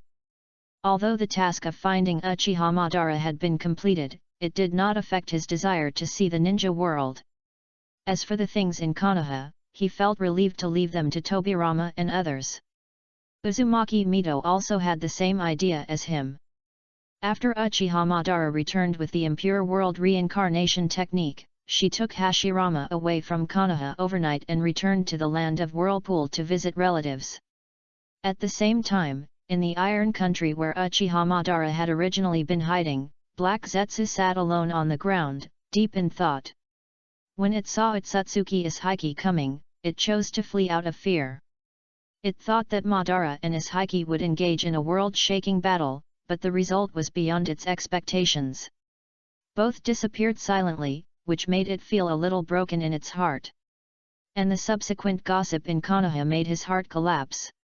He waited for 1,000 years before he saw Uchiha Madara and saw the hope of rescuing Kaguya. As a result, now you tell him that Uchiha Madara has returned to Konoha, and the Moon Eye project is no longer in progress. How can he accept this? But fortunately, Black Zetsu has extraordinary adjustment ability, and even 1,000 years of waiting did not make it crazy. After thinking for a moment, it disappeared into the darkness again. After Xingliu returned to the Snow Country again, he was ready to complete Fenghua Kingxiu's mission. As a result, Hinata told him that those wandering ninjas had been killed by her. This news surprised Xingliu a little. He re-examined Hinata and found that she was more resilient and calm than he remembered. Years of life on the run not only made her more mature, but also added a bit of coldness to her character. Xingliu conveyed this result to Fenghua Kingxiu. After she heard the news, a trace of complex emotions flashed in her eyes. However, what shocked her even more was that all this happened less than a day after she asked Xingliu for help. This speed and efficiency made her deeply appreciate the power and influence of the new god of ninja world. After careful consideration, Fenghua Kingxiu made a major decision. No one knows what she talked about with Xingliu, but they only know that the position of the Snow Country leaned towards Konoha after that. After staying in the Snow Country for a few days, Xingliu and several female companions decided to continue their journey to the ninja world. Unlike the past, this time they chose a more down-to-earth way, walking. Perhaps they wanted to experience the customs of the ninja world more deeply, or they were tired of Nanabe's way of rushing, and the women unanimously decided to walk through the ninja world step by step. In this way, they embarked on a journey of walking through the ninja world. 3 years have passed since the demise of Otsutsuki Ishiki and Xingliu, and others have traveled most of the ninja world. Whether it is the bustling towns in the ninja world or the silent and deserted wilderness, they have left their footprints. In fact, many things have happened in these years. The sudden death of the Fire Country daimyo caused his children to fight among themselves. The fierce infighting between the children of the daimyo made this power struggle end with everyone's death. Unexpectedly, after this chaos, Konoha was able to successfully take over the Fire Country, making the Hokage the actual leader of the Fire Country. This change not only changed the political landscape of the Fire Country, but also affected the situation of the entire ninja world. Although other ninja villages tried their best to explore the truth behind this incident, the information they could get was very limited. It is said that all this is related to a man named Sato Takeru. However, this man is now in a high position in the Fire Country, making specific information about him elusive. The fate of the Fire Country daimyo made the daimyo of the other 4 countries deeply uneasy, and they began to worry whether their fate would be the same. This uneasiness eventually prompted the union of the 4 major countries, and the entire ninja world fell into a strange peace and silence. Chapter 155 Progress. In such a strange environment, Xingliu took several women to soak in hot springs in the Kingdom of Hot Springs. The name of this country aptly reveals its characteristics: hot springs, which makes the Kingdom of Hot Springs famous in the ninja world and attracts countless tourists to experience it. However, in this country famous for tourism and leisure, Xingliu and others encountered cultists who were incompatible with the harmonious atmosphere. These cultists enjoy killing, and their existence destroys the tranquility and peace of the Kingdom of Hot Springs. For Xingliu, since he encountered it, it was a matter of convenience. As usual, Xingliu was on the side, and the women were responsible for dealing with these cultists. But this time the action was slightly different from the past, and Tsunade made a mistake. In the past 3 years, her strength has grown rapidly, which may be why she was a little careless. In an accident, she was cut by the cultists. Then, the cultists who had obtained her blood took the opportunity to launch an insidious attack, causing her considerable damage. Fortunately, she has indeed made rapid progress in the past few years, and even her self-healing ability is comparable to Hashirama, so even if her heart was stabbed, it was only a minor injury. Then, these people were turned into fertilizer by Tsunade, who took it seriously. After completing this matter, Xingliu originally planned to return to Konoha directly. After all, he had traveled to most of the ninja world, and there was no need to continue traveling. Besides, Uzumaki Mito had already given an ultimatum. Even if he didn't go back, he would use the transformation technique to pass the position of Hokage to him. However, just as he was about to return to Konoha, several women asked to rest in the land of hot springs for a few days.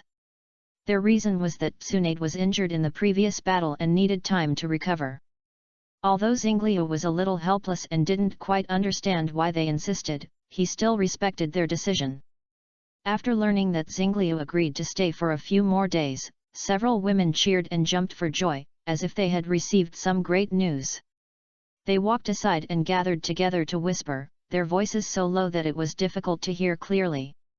Xingliu touched his head, with a little confusion on his face. He felt that these girls seemed to be a little bit wrong during this period of time, but he couldn't tell where the problem was. This feeling of being concealed made him feel a little depressed, so he decided to go to the hot spring alone to enjoy a quiet time. On the other side, several women left together after whispering. They seemed to have some secret plans, but they didn't notice that Zhili, who left with them, was just a shadow clone. Xingliu came to the hot spring alone. At this time, night had fallen, and a bright moon hung high in the sky, shedding silver light and illuminating the scenery around him.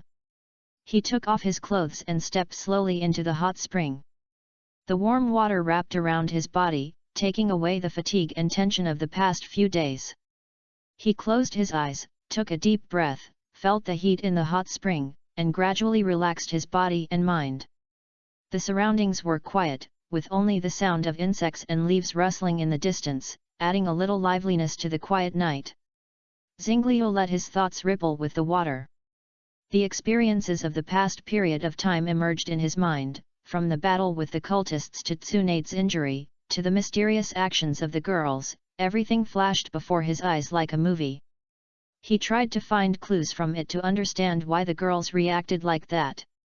But his thoughts were like ripples in the hot spring, spreading and returning to calm, without a clear answer. Thinking of this, he sighed and shook his head, thinking that girls were really hard to understand. Then he turned his mind to his autoplay system. After 3 years, his ability has changed again. Host, Uchiha CEO.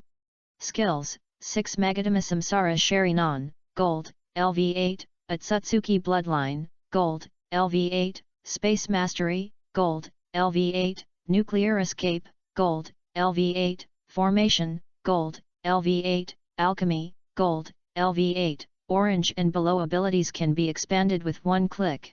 Hang Up Bar, 6 Magatama Samsara Sharinan, Gold, LV8, Atsutsuki Bloodline, Gold, LV8, Space Mastery, Gold, LV8, Nuclear Escape, Gold, LV8, Formation, Gold, LV8, Alchemy, Gold, LV8.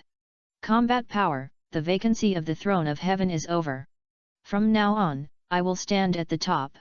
One-click expansion below Shadow, 3000 is Super Shadow level, is 6 Paths level, is Atsutsuki Ten-Tailed Pillariki, 200,000 to 1 million is Atsutsuki God. Please unlock more combat power to learn more about the subsequent levels. Current world, Naruto. Plot change, completely different, idle speed plus 100%. Mission, ability to break through color for the first time. Reward, world gate opens. Hint 1, current idle bar, 6. Hint 2, detected the host's combat power has reached the standard, and the task bar is unlocked. Tip 3, unify the current world to speed up the hang-up. Tip 4, make the current world a sacred timeline to speed up the hang-up. Xingliu looked at the prompts in the system thoughtfully. He could understand Tip 3, which was nothing more than the behavior of the first emperor, but Tip 4 made him confused. However, Xingliu did not dwell on it for too long. After all, his current life level has reached a height that ordinary people can hardly reach. Even if it is not immortality, there are tens of thousands of years of life.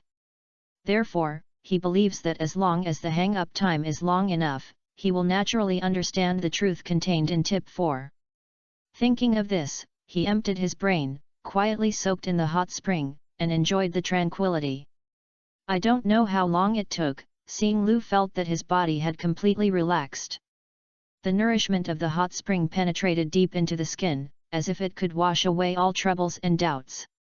He took a deep breath and was about to stand up from the hot spring. However, at this moment, the wooden door behind him was suddenly opened. Xingliu immediately noticed this change and sat back almost instinctively. A trace of doubt flashed through his mind. This was his private hot spring, and no one else should disturb him. Xingliu, are you in there? Just as he was full of doubts, a familiar voice came into his ears. It was Zhili's voice. This sudden voice solved the confusion in his heart. Xingliu calmed down a little and replied, "Yes, Zhili, I'm here." The wooden door was pushed open and Zhili appeared at the door. She was wearing a kimono and her hair was wet. It was obvious that she had just taken a bath.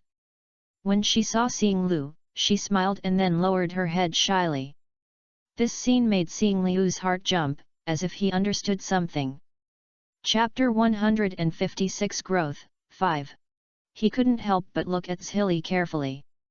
At this moment, she was wearing an exquisite kimono with soft colors and smooth lines, as if she was wearing the scene of cherry blossoms in full bloom in spring, gorgeous and charming. The belt around her waist was tight, outlining her slender waistline, making her graceful figure more prominent. Her body curves were looming under the wrapping of the kimono, exuding a subtle and elegant beauty. At this time, her blushing face due to shyness added a bit of attractive color to her beauty. The shy blush was like the morning glow reflected on the rising sun, which made people feel pity. Her eyes were drooping, and she dared not look directly at Xingliu, but she secretly glanced at him from time to time. The shyness and expectation revealed in her eyes made people excited. This scene made Xingliu a little crazy, until Xiliu's face became more and more charming. He came back to his senses. In order to avoid embarrassment, he coughed and tried to cover up his gaffe. "Xili, what are you doing here?" Xili raised her head and looked at Xingliu shyly, with expectation and nervousness flashing in her eyes. Then she didn't say anything, she just closed the door silently and applied a seal. This series of actions made Xingliu raise his eyebrows slightly, and he completely understood Xili's idea in his heart. But it also made him feel incredible that Xili would be so bold. At this time, Xili had come to the hot spring after doing everything just now. She took off her kimono, revealing her snow-white skin, and then slid into the hot spring gracefully. She closed her eyes, took a deep breath, and adjusted her thoughts. The two of them soaked quietly in the hot spring, surrounded by tranquility and warmth. Time seemed to stand still, and only the ripples caused by the breeze blowing across the water broke the tranquility. After a long while, Xili mustered up the courage to break the silence. She opened her eyes and looked directly into Xingliu's eyes, her voice trembling slightly. "Xingliu, do you know? I actually hated you when I was a child. Because Grandpa always mentioned you in front of me, I felt that his love was taken away by you." She paused, as if sorting out her inner emotions. "But, over the years, I have slowly fallen in love with you and can't leave you." After saying this, Xili's face was as rosy as a ripe apple, and she was very shy. Her eyes also became blurred, revealing a kind of heart-moving charm. Xingliu stared at her quietly, silent. His silence made Xili's heart gradually sink, his face began to pale, and crystal tears flashed in his eyes. Just when Xili thought Xingliu was going to reject her, his eyes suddenly softened. "Will you really not regret it? Just give yourself to me like this." Xili heard this and stepped forward to hug Xingliu. Then the two began to recite poems in this hot spring. "I pity the grass growing by the stream, and the oriole singing in the deep tree above. The springtide comes with rain in the evening, and the boat is drifting alone at the wild crossing." At the same time, Tsunade and others looked at Xili's shadow clone with doubts, and a little uneasiness surged in their hearts. "You won't sneak away, will you?" Tsunade asked tentatively. Upon hearing this, Xili's clone immediately shook his head and answered firmly. "How is it possible? Haven't we agreed? The winner of this year's competition will get that right." Although Xili's clone said so, Tsunade was still half believing and half doubting. During this period of time, they have been discussing the ownership of the first right of Xingliu, and finally decided that the winner of this year's competition would get it. However, Xili's recent performance made them feel a little unusual. She often blushed and dazed for no reason, which was completely different from her usual calmness and composure. But today, she was unusually calm, which made Tsunade suspicious. Tsunade stared at Xili's clone, trying to find clues from her expression and behavior. "So, are you really ready?" Tsunade decided to test Xili further. Xili's clone smiled and nodded. "Of course, I'm ready. I will go all out for this year's competition." "I hope so." Tsunade responded, but her eyes still revealed a trace of doubt that was difficult to eliminate. In the following time, Tsunade and others observed Xili's every move more closely. They found that although Xili behaved normally, there seemed to be some unspeakable secrets hidden in her eyes. Nono looked at Xili like this, and a flash of inspiration flashed in her heart, and she seemed to understand something. She suddenly picked up the kunao in her hand and stabbed Xili. In Xili's astonished eyes, this shadow clone instantly dissipated into nothingness. At the same time, Zhiliu, who was reciting poetry with Xingliu, paused slightly, and then resumed the previous rhythm, with voices coming one after another. Tsunade, Nono, and Hinata quietly looked at the place where the shadow clone disappeared, and fell into deep thought. This sneaky cat! Tsunade finally broke the silence, revealing a bit of dissatisfaction in her tone. Dare to break your promise and sneak away. Nono seemed calmer. She pushed her glasses and analyzed. It may be too late now, we need to consider what to do next. Hinata suddenly spoke, her face flushed with shame, and stammered to make a suggestion. Why not, let's go back together, so that we are all the first time. Her proposal was like a heavy bomb, causing an uproar between Tsunade and Nono. Their astonished eyes focused on Hinata, their eyes full of disbelief. Hinata couldn't help but let out a shy and weak cry under their sharp gaze. Obviously, she was also shocked by her bold proposal. Nevertheless, this unexpected proposal prompted Tsunade and Nono to seriously consider its feasibility. Tsunade spoke first after a short silence. In fact, Hinata's statement is not unreasonable. Do we really want to see the cat who stole fish smugly? Nono and Hinata shook their heads almost subconsciously after hearing this. They really couldn't accept this result. So in the end, they made a decision together and returned to their residence hand in hand. Tsunade looked at the seal on the wooden door with disdain, but the faint sound in her ear made her blush. She stretched out her hand tremblingly and lifted the seal. After taking a deep breath, she opened the wooden door. This movement interrupted Xingliu and Zhili's poetry recitation, and they looked here in astonishment. Tsunade looked at the scene in front of her, her pupils trembled, but then she pretended to be carefree and said, "Humph! We can't let you run away, right?" Nono and Hinata also saw this scene behind her and were in shock. Hearing Tsunade's words, they nodded subconsciously.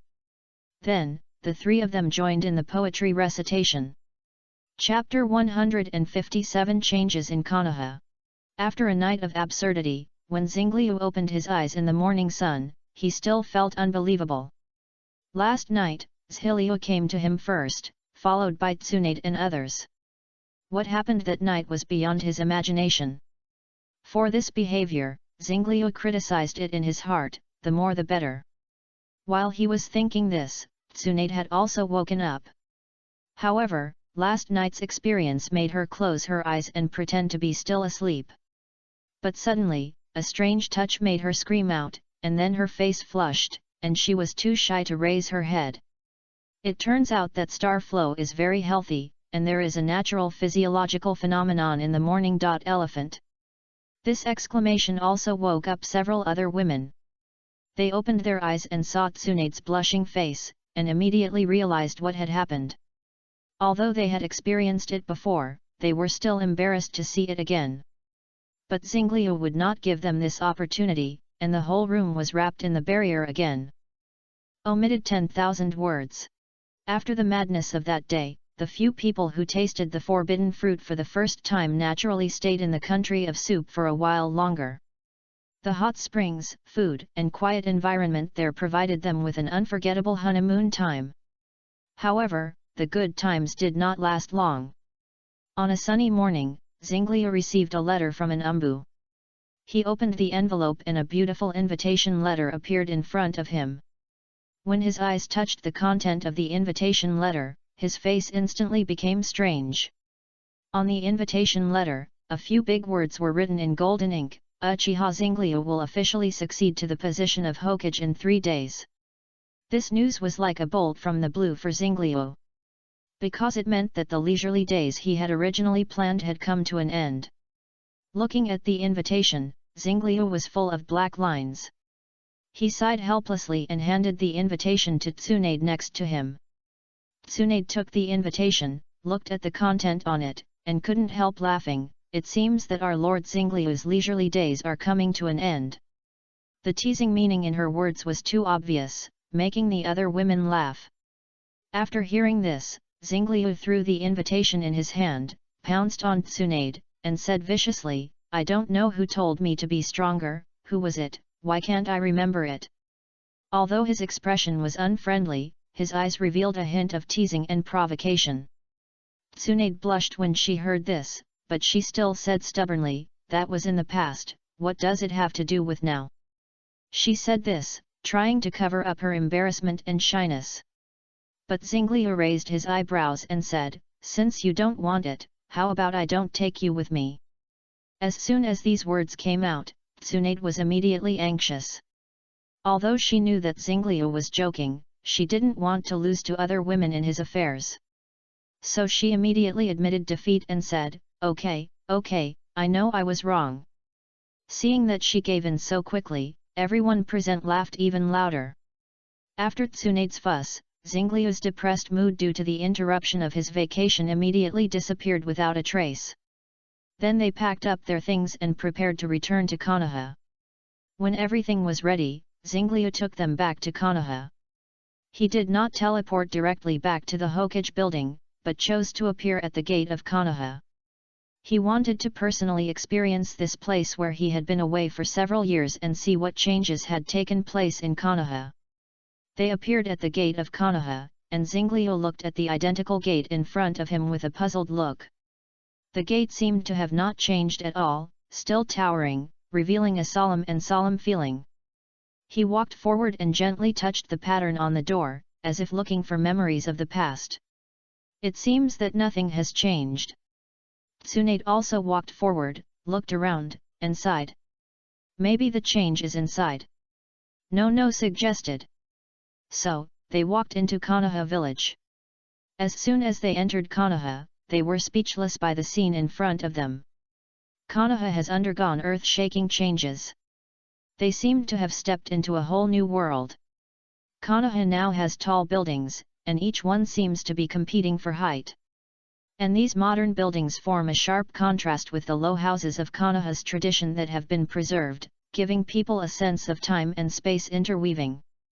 On both sides of the street, pedestrians are weaving in an endless stream. People wearing various fashionable clothes shuttled through the crowd, and their clothing styles were different, showing the diversity and endless vitality of this village. The originally narrow road has now become wide and flat, as if to welcome the arrival of this new era. Various high-tech vehicles are running on the road, some of which are similar to hoverboards, flying freely in the air. Others are small cars, which are no longer bound by the ground, but shuttle freely in the sky. All these vehicles are driven by chakra as energy, which is not only efficient and environmentally friendly, but also demonstrates the perfect combination of technology and ninjutsu. Is this really Konoha? Tsunade widened her eyes and looked at everything in front of her in disbelief. The Konoha village she once knew has undergone earth-shaking changes, and the magnitude of this change is beyond her imagination. It seems that we haven't been back for too long. Xingliu also sighed. He looked at the village full of futuristic atmosphere in front of him, and an inexplicable emotion surged in his heart. This change made him feel a little strange, but overall he was still looking forward to it. They walked along the street, and they could find new changes with every step. The shops on the corner not only had traditional ninja supplies, but also various high-tech products. An item similar to a mobile phone attracted Xingliu's attention, and he curiously picked it up and asked the shop owner. After listening to the owner's introduction, he knew that this thing was a mobile phone, but its function was relatively simple, and it could only realize the functions of calls and text messages. And for some reason, this mobile phone can only be used in the Land of Fire. But this is enough, it is an epoch making progress compared to the past. These novel discoveries made them look forward to what they would see next, so they quickened their pace and couldn't wait to explore more unknown changes. When they came to the Konoha building, the scene in front of them once again amazed them. The original Konoha building has undergone earth-shaking changes and has become a building with hundreds of floors towering into the sky. The building is majestic and magnificent, demonstrating the prosperity and strength of Konoha village. Outside the building, a huge screen is particularly eye-catching. This screen broadcasts various information in real time, including news, weather forecasts, announcements, etc., providing villagers with a convenient information exchange platform.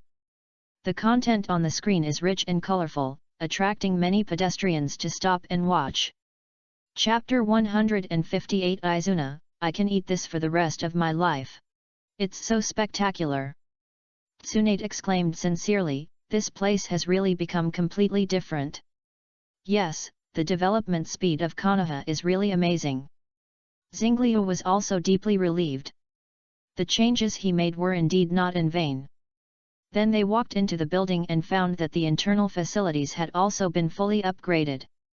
The large space inside the building made them feel lost. Just when they felt a little lost, a staff member recognized them. With an expression of surprise and respect on his face, he walked up and asked respectfully, "Is it Master Xingliu?" Xingliu nodded, and then looked at him with some doubts. The staff member who got the response said excitedly, "Welcome back, Master Xingliu.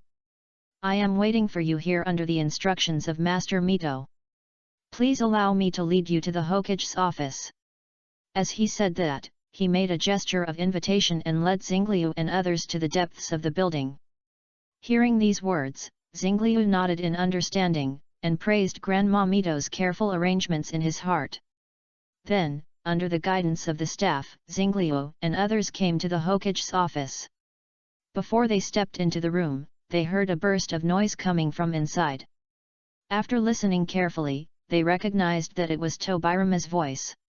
He seemed to be arguing fiercely with someone, and his tone revealed strong dissatisfaction. "Didn't I tell you that Uchiha can't enforce the law so violently? Did you hear me, red-eye disease?" Tobirama shouted loudly.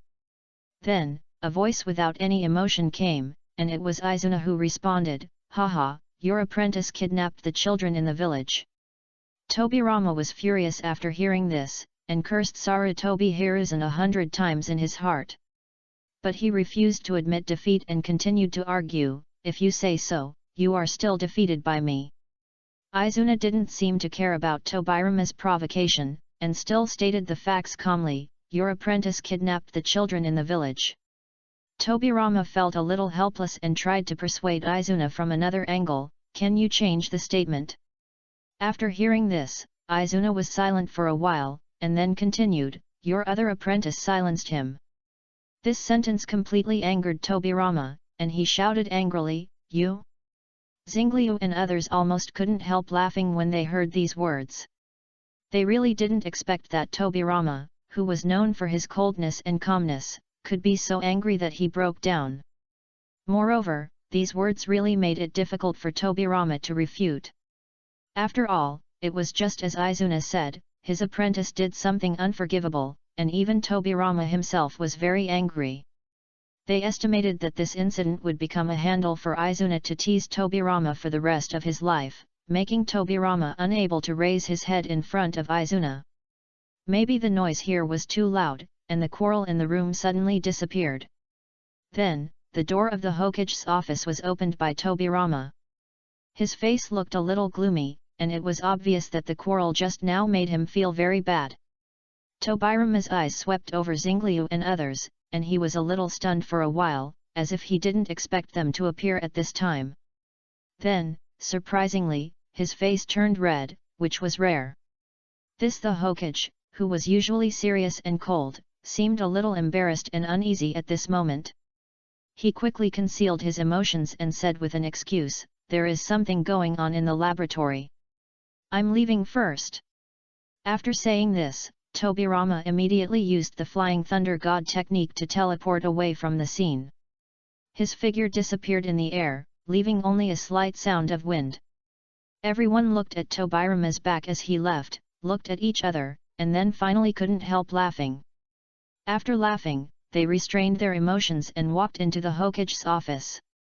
At this time, Izuna was the only one in the office, and the fourth-generation Hokage Uzumaki Mito was not here.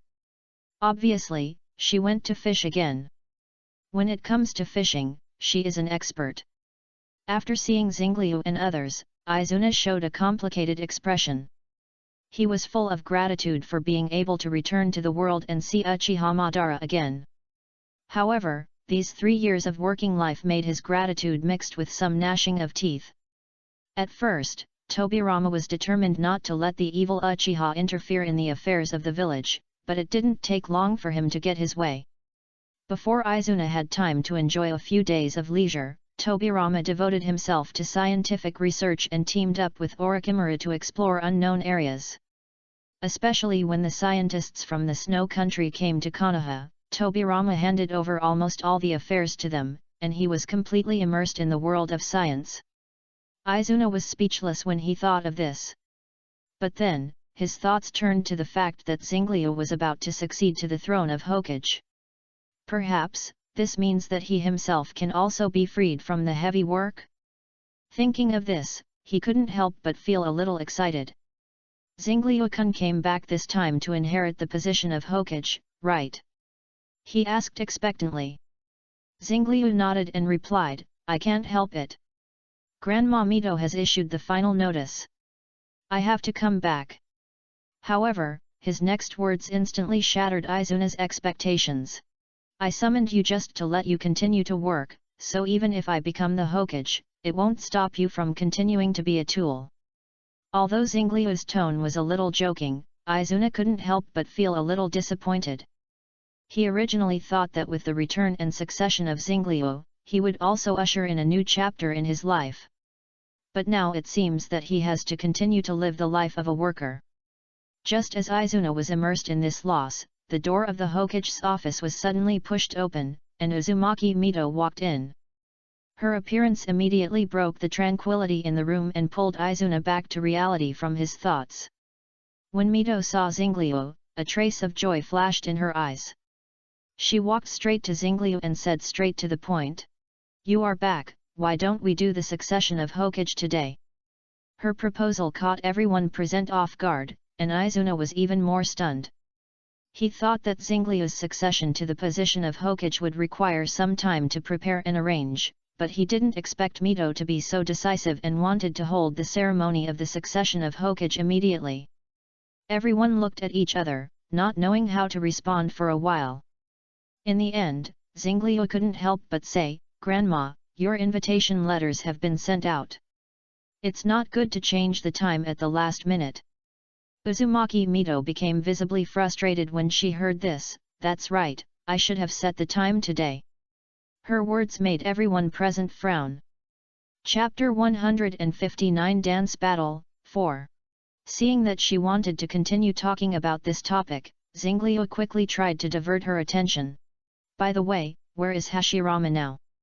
However, as soon as he finished speaking, Mito became excited instantly, as if some sensitive point had been touched. Why don't you go ask Uchiha Madara where he is?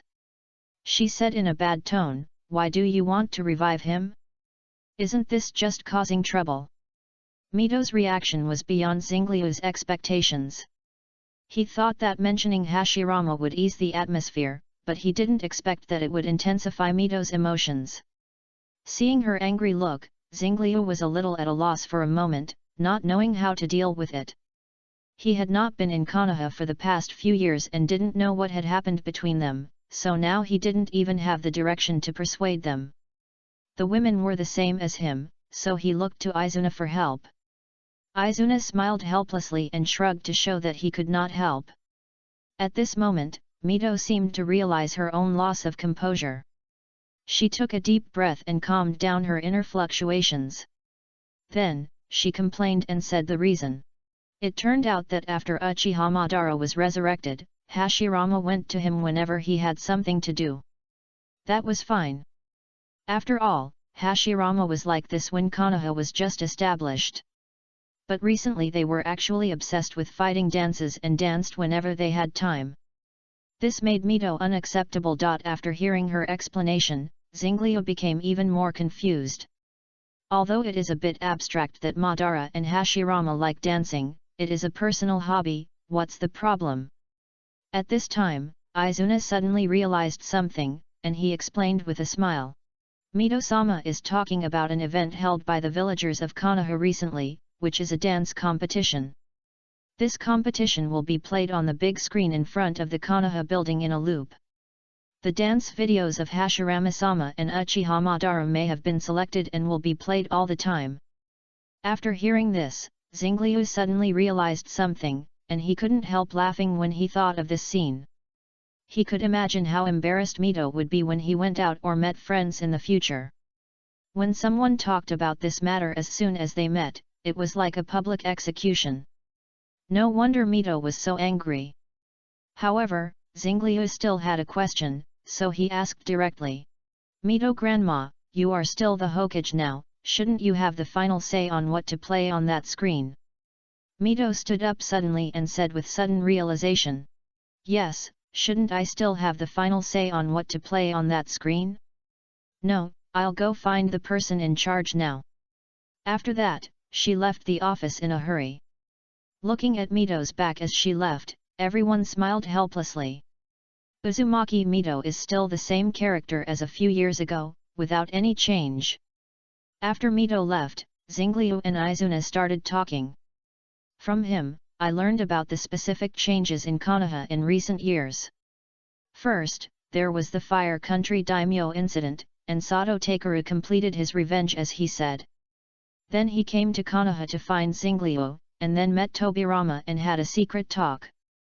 Izuna didn't know the content of that conversation.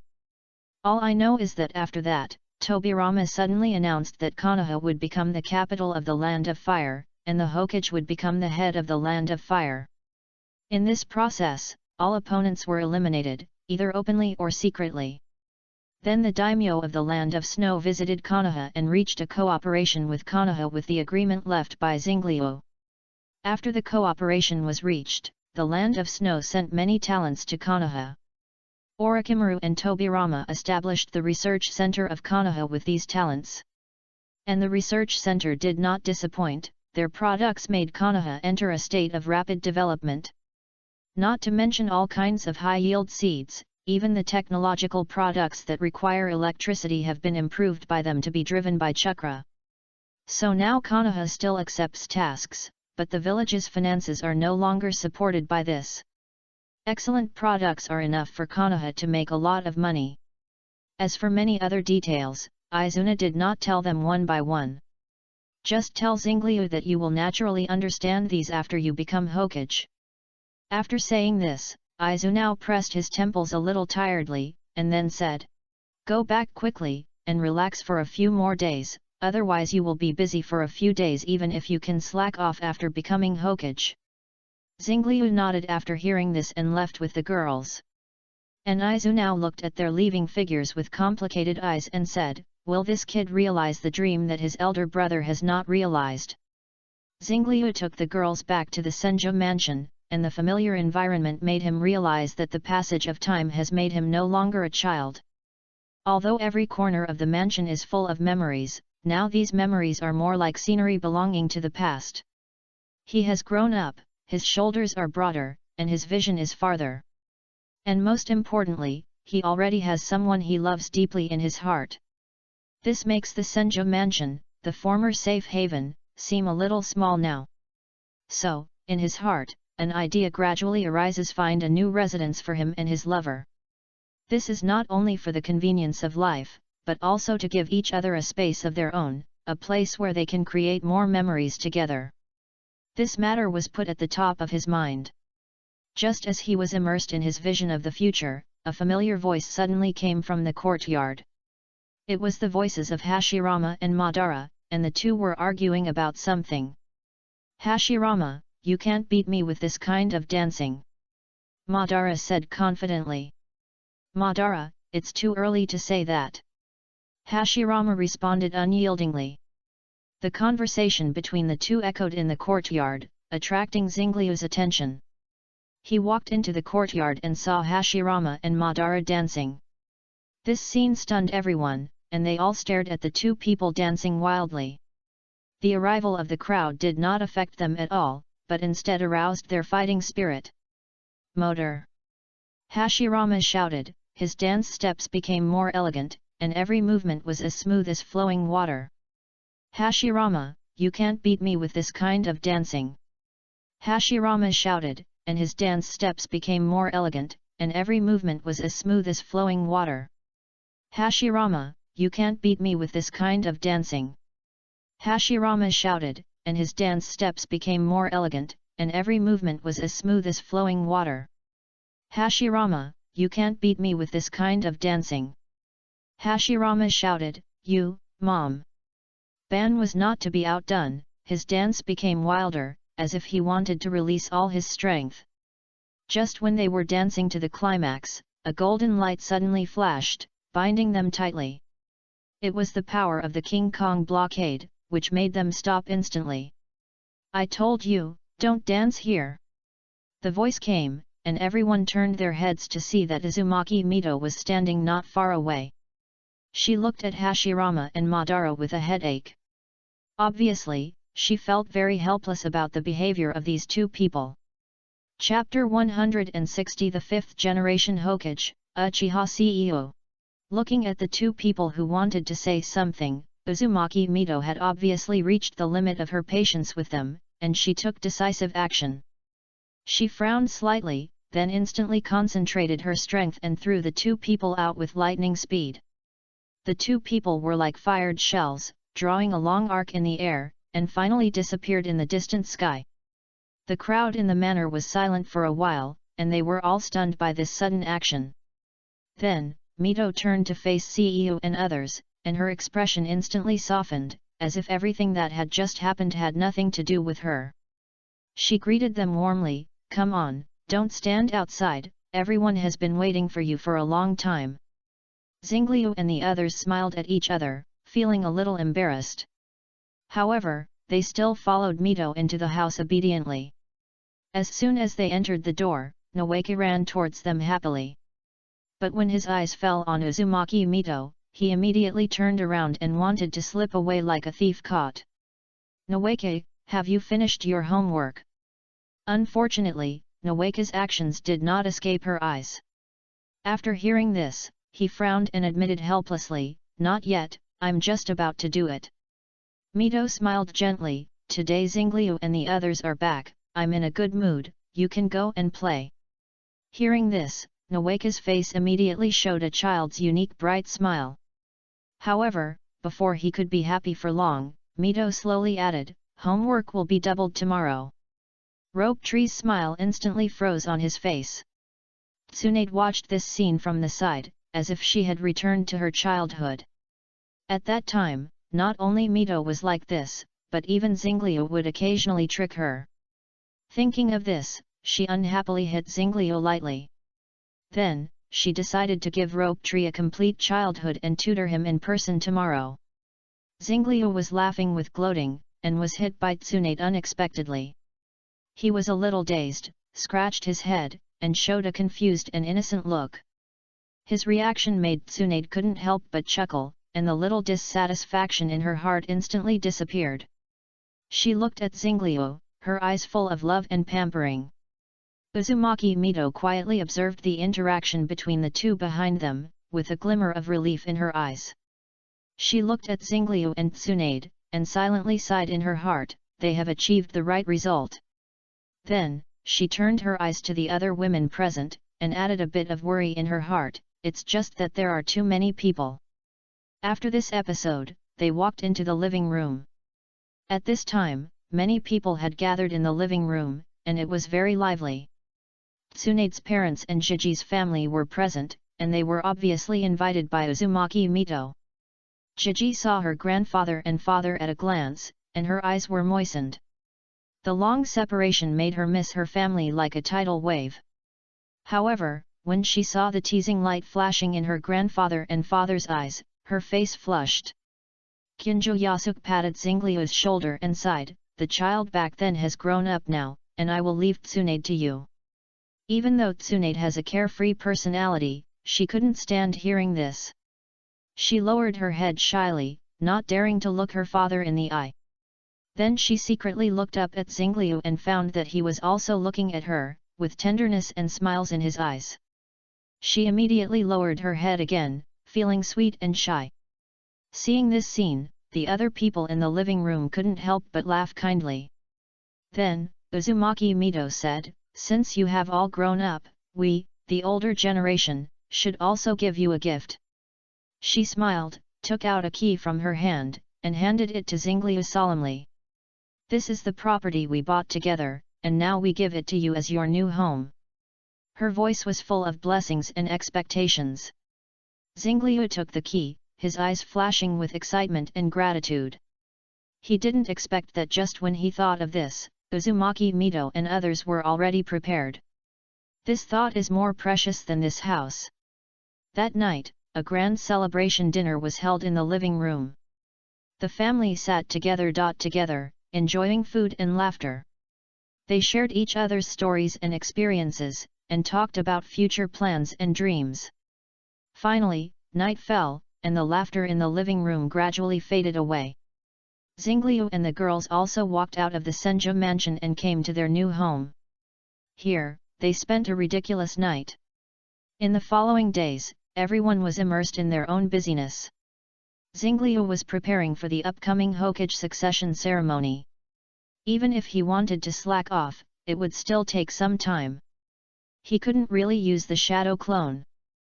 Tsunade fulfilled her promise to herself and began to tutor Nawake, giving him a complete childhood. Nono and Hinata strolled around the streets and alleys of Konoha together, enjoying a rare leisure time.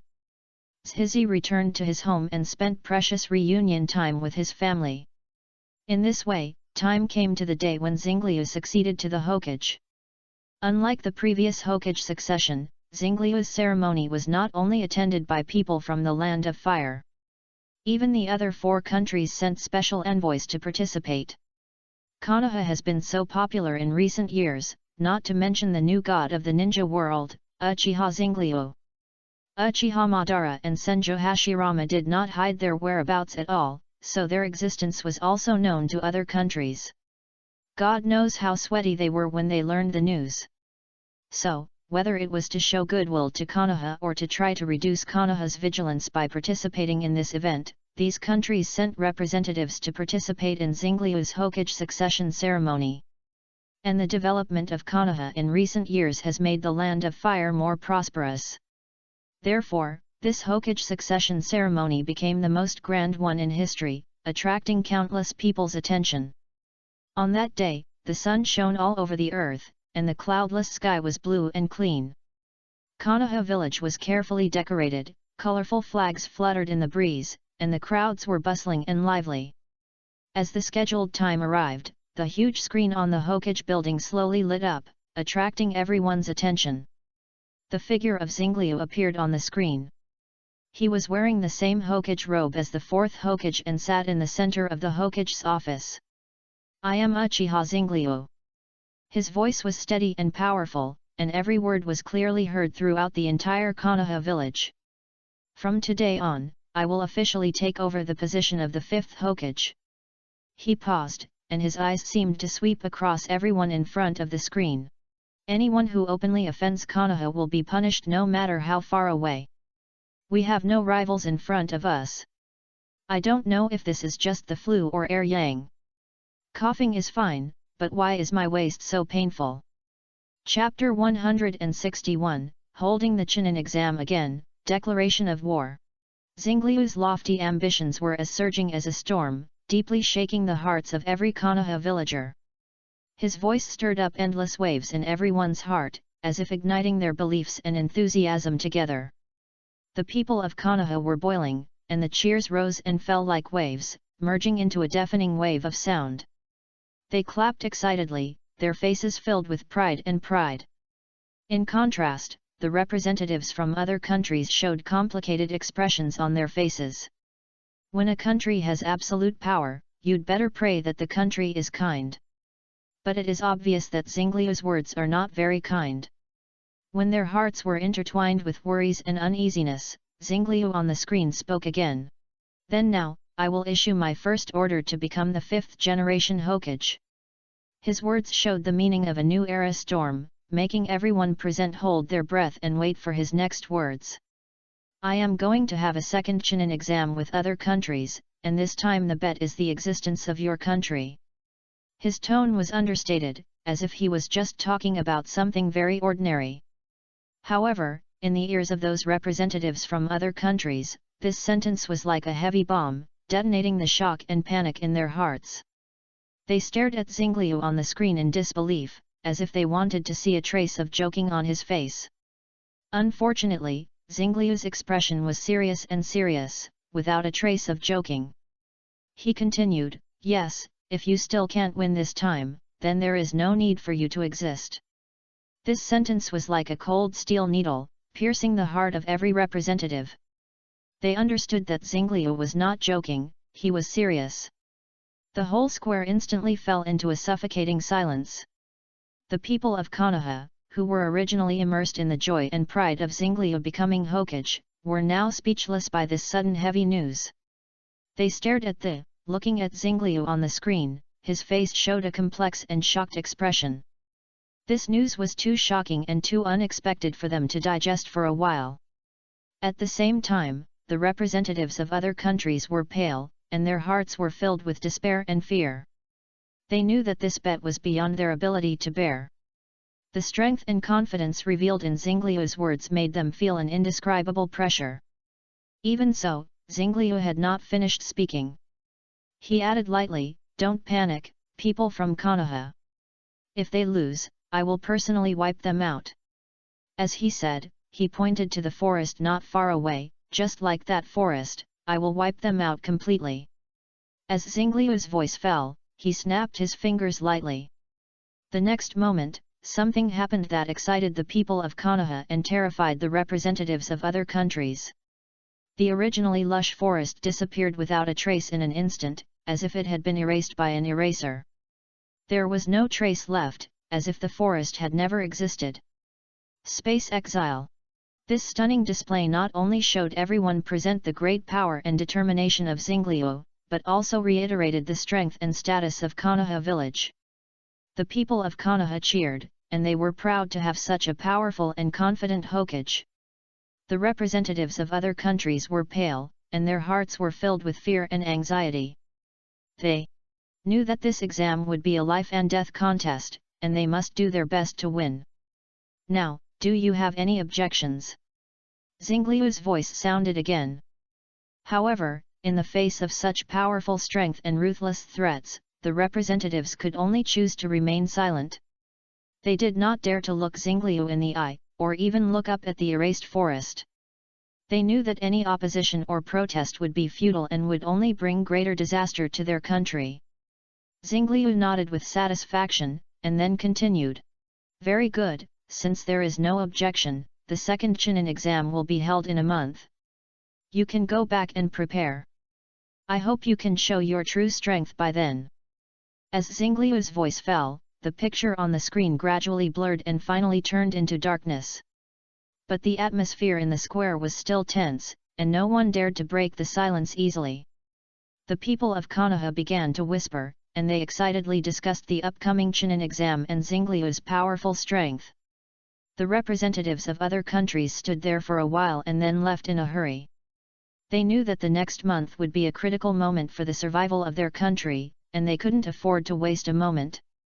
At this time, in the Hokage's office, Xingliu sat behind his desk, his hands crossed in front of his chest, and fell into deep thought. Suddenly, a steady voice broke the silence. It was the first-generation Hokage, Senjo Hashirama. He looked at the fifth-generation Hokage in front of him, and his face showed deep worry. "Xingliu, are you being too tough?" Senjo Hashirama spoke slowly.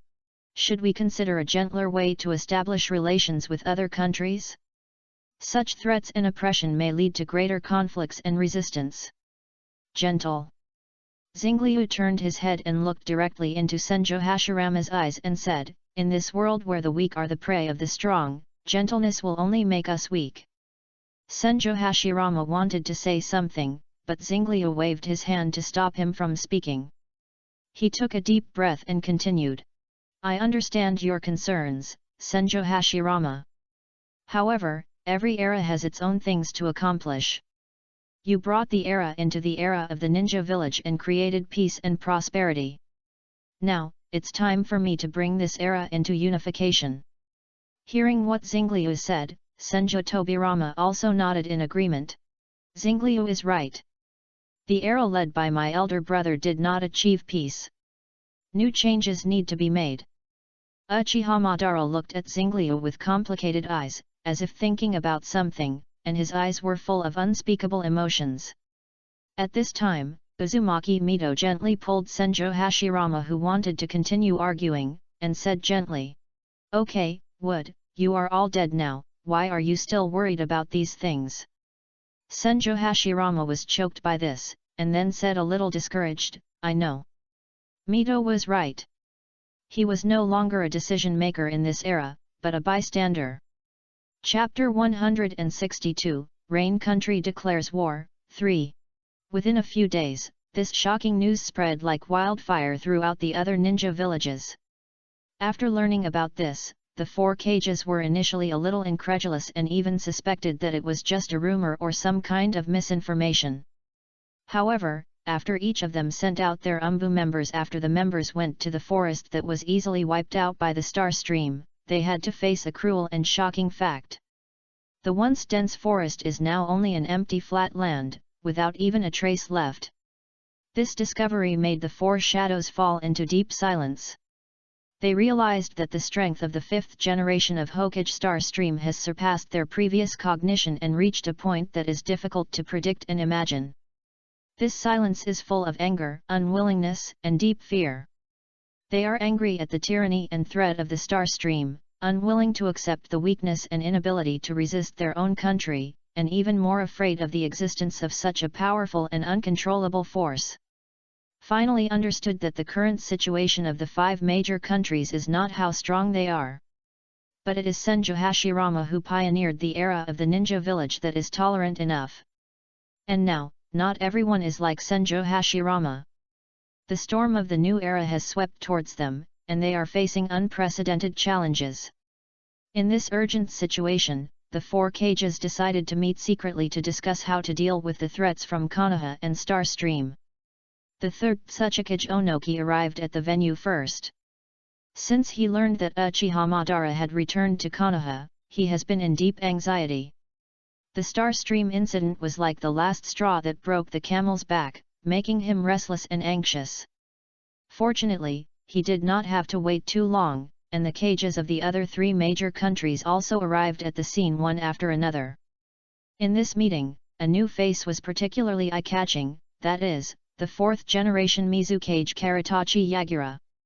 As the new successor of the Mist Shadow Village, he did not want to be an enemy of Konoha. After all, the 3rd generation Mizukage and many ninjas of the Mist Shadow Village had died at the hands of Star Stream.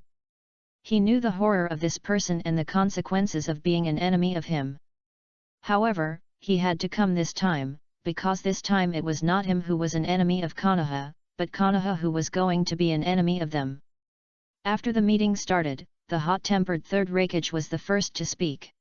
"Who does that brat think he is? How dare he threaten us like this? Why don't we unite?" However, before he finished speaking, he was interrupted by Onoki. He said in a somewhat sarcastic tone, "You are so brave, can you stand up to Uchiha Madara and Senjo Hashirama? Can you stand up to them? You can't." Onoki's words left the 3rd Raikage speechless for a moment, and the meeting room fell into an awkward silence. Onoki was right. The reason why they gathered here was because it was difficult for a country to compete with those strong men alone. Although the 3rd Raikage had a hot temper, he was not an unreasonable person. He knew that what Onoki said was true. However, his self-esteem did not allow him to be easily refuted. So, he gritted his teeth and retorted, "Then how do you say we should deal with it? Are we just going to sit there and wait for death, letting that brat defeat us one by one?" Onoki sighed and said, "Don't hide your trump cards. I'm confident that I have some strength. If my dust release can hit that brat, I have the confidence to kill him with one blow." Hearing him say this, the 3rd Raikage fell silent. Just as he was weighing the pros and cons in his mind, an urgent report from an umbu member suddenly came from outside. This sudden news made the meeting fall into a strange atmosphere. The Land of Rain actually declared war on Konoha, Sand Village, and the Land of Iron. The 2nd Kazekage shaman widened his eyes and read out the content of the intelligence in disbelief. Because of the threat from Konoha, the shadows of these big countries had to discuss countermeasures here and wanted to find a solution. As a result, your land of rain directly declared war. I have to say that you are really brave. The other 3 cages also looked strange after hearing this, and silently offered incense to the leader of the rain country in their hearts. Especially the 3rd Mizu cage Yagura, as the cage of a ninja village that had once directly opposed Xingliu, he knew that the actions of the rain country were undoubtedly a way to seek death. Onoki suppressed his smile and said, "Anyway, the actions of the rain country this time have helped us." The 3rd Raikage also nodded and agreed, "Yes, this will also allow us to see the details of Konoha." But he didn't say anything else. He was afraid that the details he saw this time would make them completely lose confidence. Anyway, because of this unexpected information, the meeting was temporarily shelved. They were all waiting for Konoha to deal with the rain country in this way. At this time in Konoha, Xingliu and others also looked at the information in their hands with some disbelief. "No, how dare he?" Xingliu couldn't help but exclaimed. "Even if he knows nothing about your power, Hashirama, didn't the battle I fought against the Mist Shadow a few years ago give him enough warning?" Xingliu's reaction fully showed his confusion about the news. Just as he knew the plot, Hanzou declared war on them for some reason.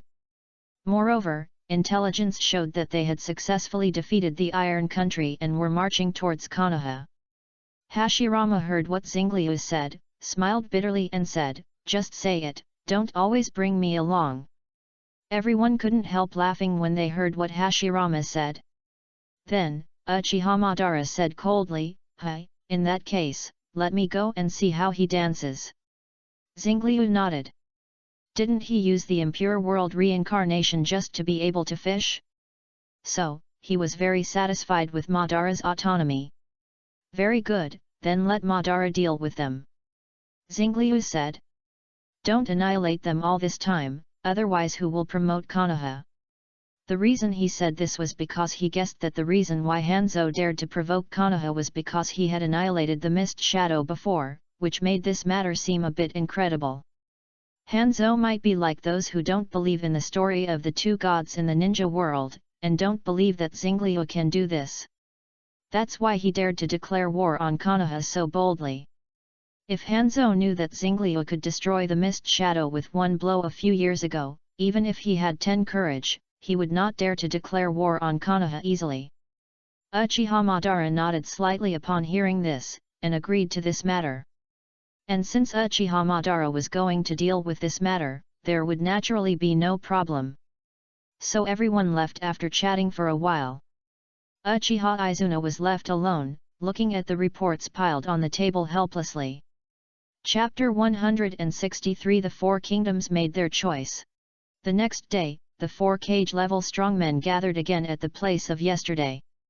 They sat together, and the atmosphere of silence enveloped them. Without words, their inner depression and worries can be easily read from their solemn expressions.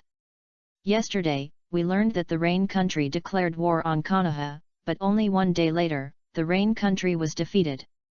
This news was undoubtedly shocking to them, and it also cast a layer of haze over their hearts. According to intelligence reports, only Uchiha Madara took action this time. In front of him, Hanzou was like a helpless child, unable to even resist for a minute. The Rain Country ninja army suffered a devastating blow afterwards, and the power of the complete Susanoo made them defeated. The cruelty and brevity of this battle exceeded everyone's expectations, and also made the 4 cage-level strongmen have a deeper understanding of Konoha's strength. Damn it! Onoki stood up angrily and pounded on the table. Isn't Uchiha Madara dead? Why did he come back to the world of the living to interfere with us? For Onoki, Uchiha Madara has always been his nightmare. When he learned that Uchiha Madara died at the hands of Senjo Hashirama, he felt extremely relieved. However, now, this name that should have disappeared in the long river of history has appeared again, reviving his nightmare and bringing heavy pressure and anxiety to his mind. Maybe it's the forbidden technique of the 2nd generation. As a talent who has studied puppetry, the 2nd generation Kaze Cage shaman still knows something about poison. He guessed. Didn't the intelligence personnel say that Uchiha Madara inhaled the poison gas of the salamander but had no reaction at all? I don't believe he has reached this level. He is no longer a human being. Shaman's words made everyone fall into deep thought. They began to think about how they should deal with this powerful enemy if Uchiha Madara really resurrected with the help of some forbidden technique. The first generation, second generation, and Uchiha Madara of Konoha are actually all dead. The most likely possibility is that Uchiha Zenglyu used the forbidden technique to summon them all. In that case, isn't it enough to just defeat the caster? The third generation Raikage said in a deep voice, with a sharp light flashing in his eyes, and he already had the answer in his heart. The fourth generation Mizukage Yagura chuckled upon hearing this, but his smile revealed a hint of bitterness. You said it lightly, I tell you, none of our mist shadow escaped in the Battle of Whirlpool Country. And at that time, how old was Uchiha Zenglyu? Do you know what this means? Yagura's words made everyone fall into silence again. They began to realize that the problem returned to the original situation. It was all wishful thinking if they couldn't beat Uchiha Zenglyu. But wanting to defeat him was even more wishful thinking. The atmosphere became more and more oppressive in silence, and everyone's faces showed solemn expressions. However, in this suffocating silence, the third generation Raikage suddenly spoke, I have a plan, maybe I can solve this problem at once. Although his voice was not loud, it was clearly heard by everyone. Everyone's eyes instantly focused on him, with expressions of expectation and curiosity on their faces. Time flies, and a month has passed quietly without anyone noticing. In this short month, the Fire Country annexed the Rain Country at lightning speed, and its momentum was unstoppable. In this process, all those who dared to block the Fire Country's path forward were swept away by Uchiha Madara with absolute power. The Rain Country completely withdrew from the stage of history and disappeared in the past. This news also seemed to shock the other countries, and they all expressed that they would participate in this Chunin exam and were willing to bet their countries on the gambling table. At this time in the Konoha office, Zenglyu held the application form in his hand and fell into deep thought. His eyes lingered on the two names on the application form for a long time: Heitake Sakumo and Uchiha Izuna. Heitake Sakumo, your title of White Fang is so famous in the ninja world, is it really appropriate to come to participate in the Chunin exam? Zenglyu silently complained in his heart. After all, Heitake Sakumo has been quite famous in the ninja world in recent years, and it is indeed a bit unreasonable for him to participate in the Chunin exam. Then, his eyes turned to another name, Uchiha Izuna. Uchiha Izuna, you are also too much. So you died before Konoha was established, so you are a genin, right? Then, he put a square root on the four girls' entry form. I am still steady. They are just a few teenage girls. What's wrong with being stronger? Anyway, they are all regular genin of Konoha. In recent years, the four girls have been following Zenglyu in the ninja world, and naturally have no time to improve their ninja level. Therefore, they are still genin of Konoha. In this Chunin exam, Zenglyu decided to use a single duel to determine the ranking. The advantages of this method are obvious: it can save time and reduce cumbersome procedures.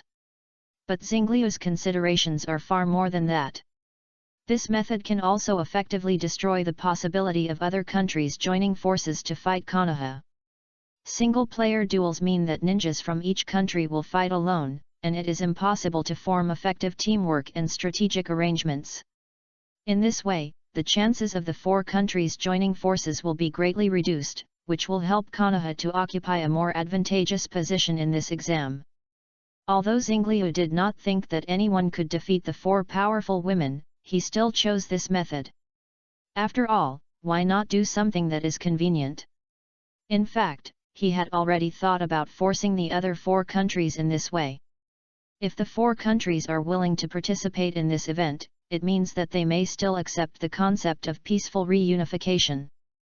Therefore, he deliberately left a month to give the other countries sufficient space for consideration and preparation. This arrangement is designed to allow countries to weigh the pros and cons in sufficient time and decide whether to participate in this exam and whether to accept Konoha's unification concept. If they cannot accept it, this month is enough for them to gather their forces, and then they can solve the problem once and for all. Rather than giving the outside world an opportunity to explore Konoha's bottom card, the incident in the Rain country is exactly what Xinglia wants. In this incident, he showed Konoha's determination to unify, which was the final ultimatum to other countries. While thinking about this, Xinglia suddenly felt a strange fluctuation not far from Konoha. He raised his eyebrows and expanded his perception to explore. At this moment, a huge amount of chakras suddenly gathered and shot towards the direction of the Konoha building. Chapter 164 Chakra Cannon. Time goes back to the moment of the Four Shadows meeting. When the third Raikage made a shocking statement, the eyes of the whole audience were focused on him, and the atmosphere suddenly became tense. Under this invisible pressure, he took a deep breath and revealed a shocking secret in a deep voice. We, the Cloud Ninja, have developed a new type of weapon, which is even more powerful than the tailed beast ball. With just one strike, the entire Konoha can be completely destroyed, especially in the center of the attack, and no one can survive. As soon as his words fell, everyone was shocked. Then, the third Raikage elaborated on the use and origin of this weapon in detail. It turns out that since Uchiha Seiyuu emerged and showed amazing strength, the third Raikage has felt unprecedented pressure. In order to deal with this threat, he decisively ordered the Hidden Cloud Village to invest all its efforts in research and development, vowing to create a weapon that can destroy a strong man of Seiyuu's level. After 10 years of unremitting efforts and countless experiments, the chakra cannon finally came into being. Moreover, due to the increasing pressure brought by Seiyuu year by year, the research and development of the chakra cannon not only did not stop after its success, but also increased investment, and continued to optimize and improve. Today, this weapon not only has the power to destroy the world, but more importantly, it has made breakthroughs in transportation and assembly. It can be disassembled into multiple parts for carrying, and then quickly assembled when needed to cope with various complex battlefield environments. The plan of the third Raikage is simple and direct. First, pretend to agree to Konoha's Chunin exam proposal, and use this month to let the people of Shikoku transport the various parts of the chakra cannon to the designated location during this period. Once the assembly is completed and the specific location of Uchiha Star Stream is confirmed, a fatal blow will be launched. After listening to the plan of the third Raikage, Onoki was still a little hesitant, and his deep fear of Uchiha Madara affected his decision. However, after hearing this proposal, the fourth Mizukage Yagura's eyes flashed with excitement. He decisively said, "I can support your plan, but I must first witness the power of this weapon with my own eyes." The Kazekage and the Tsuchikage also nodded, expressing their agreement with Yagura's opinion. Although the third Raikage was a little unhappy with everyone's doubts, he also knew that this action was related to the future of the village. At this critical moment, any caution is necessary. In this case, then everyone, follow me. The third Raikage said in a deep voice, and then turned and walked out of the meeting room. Everyone looked at each other and followed closely.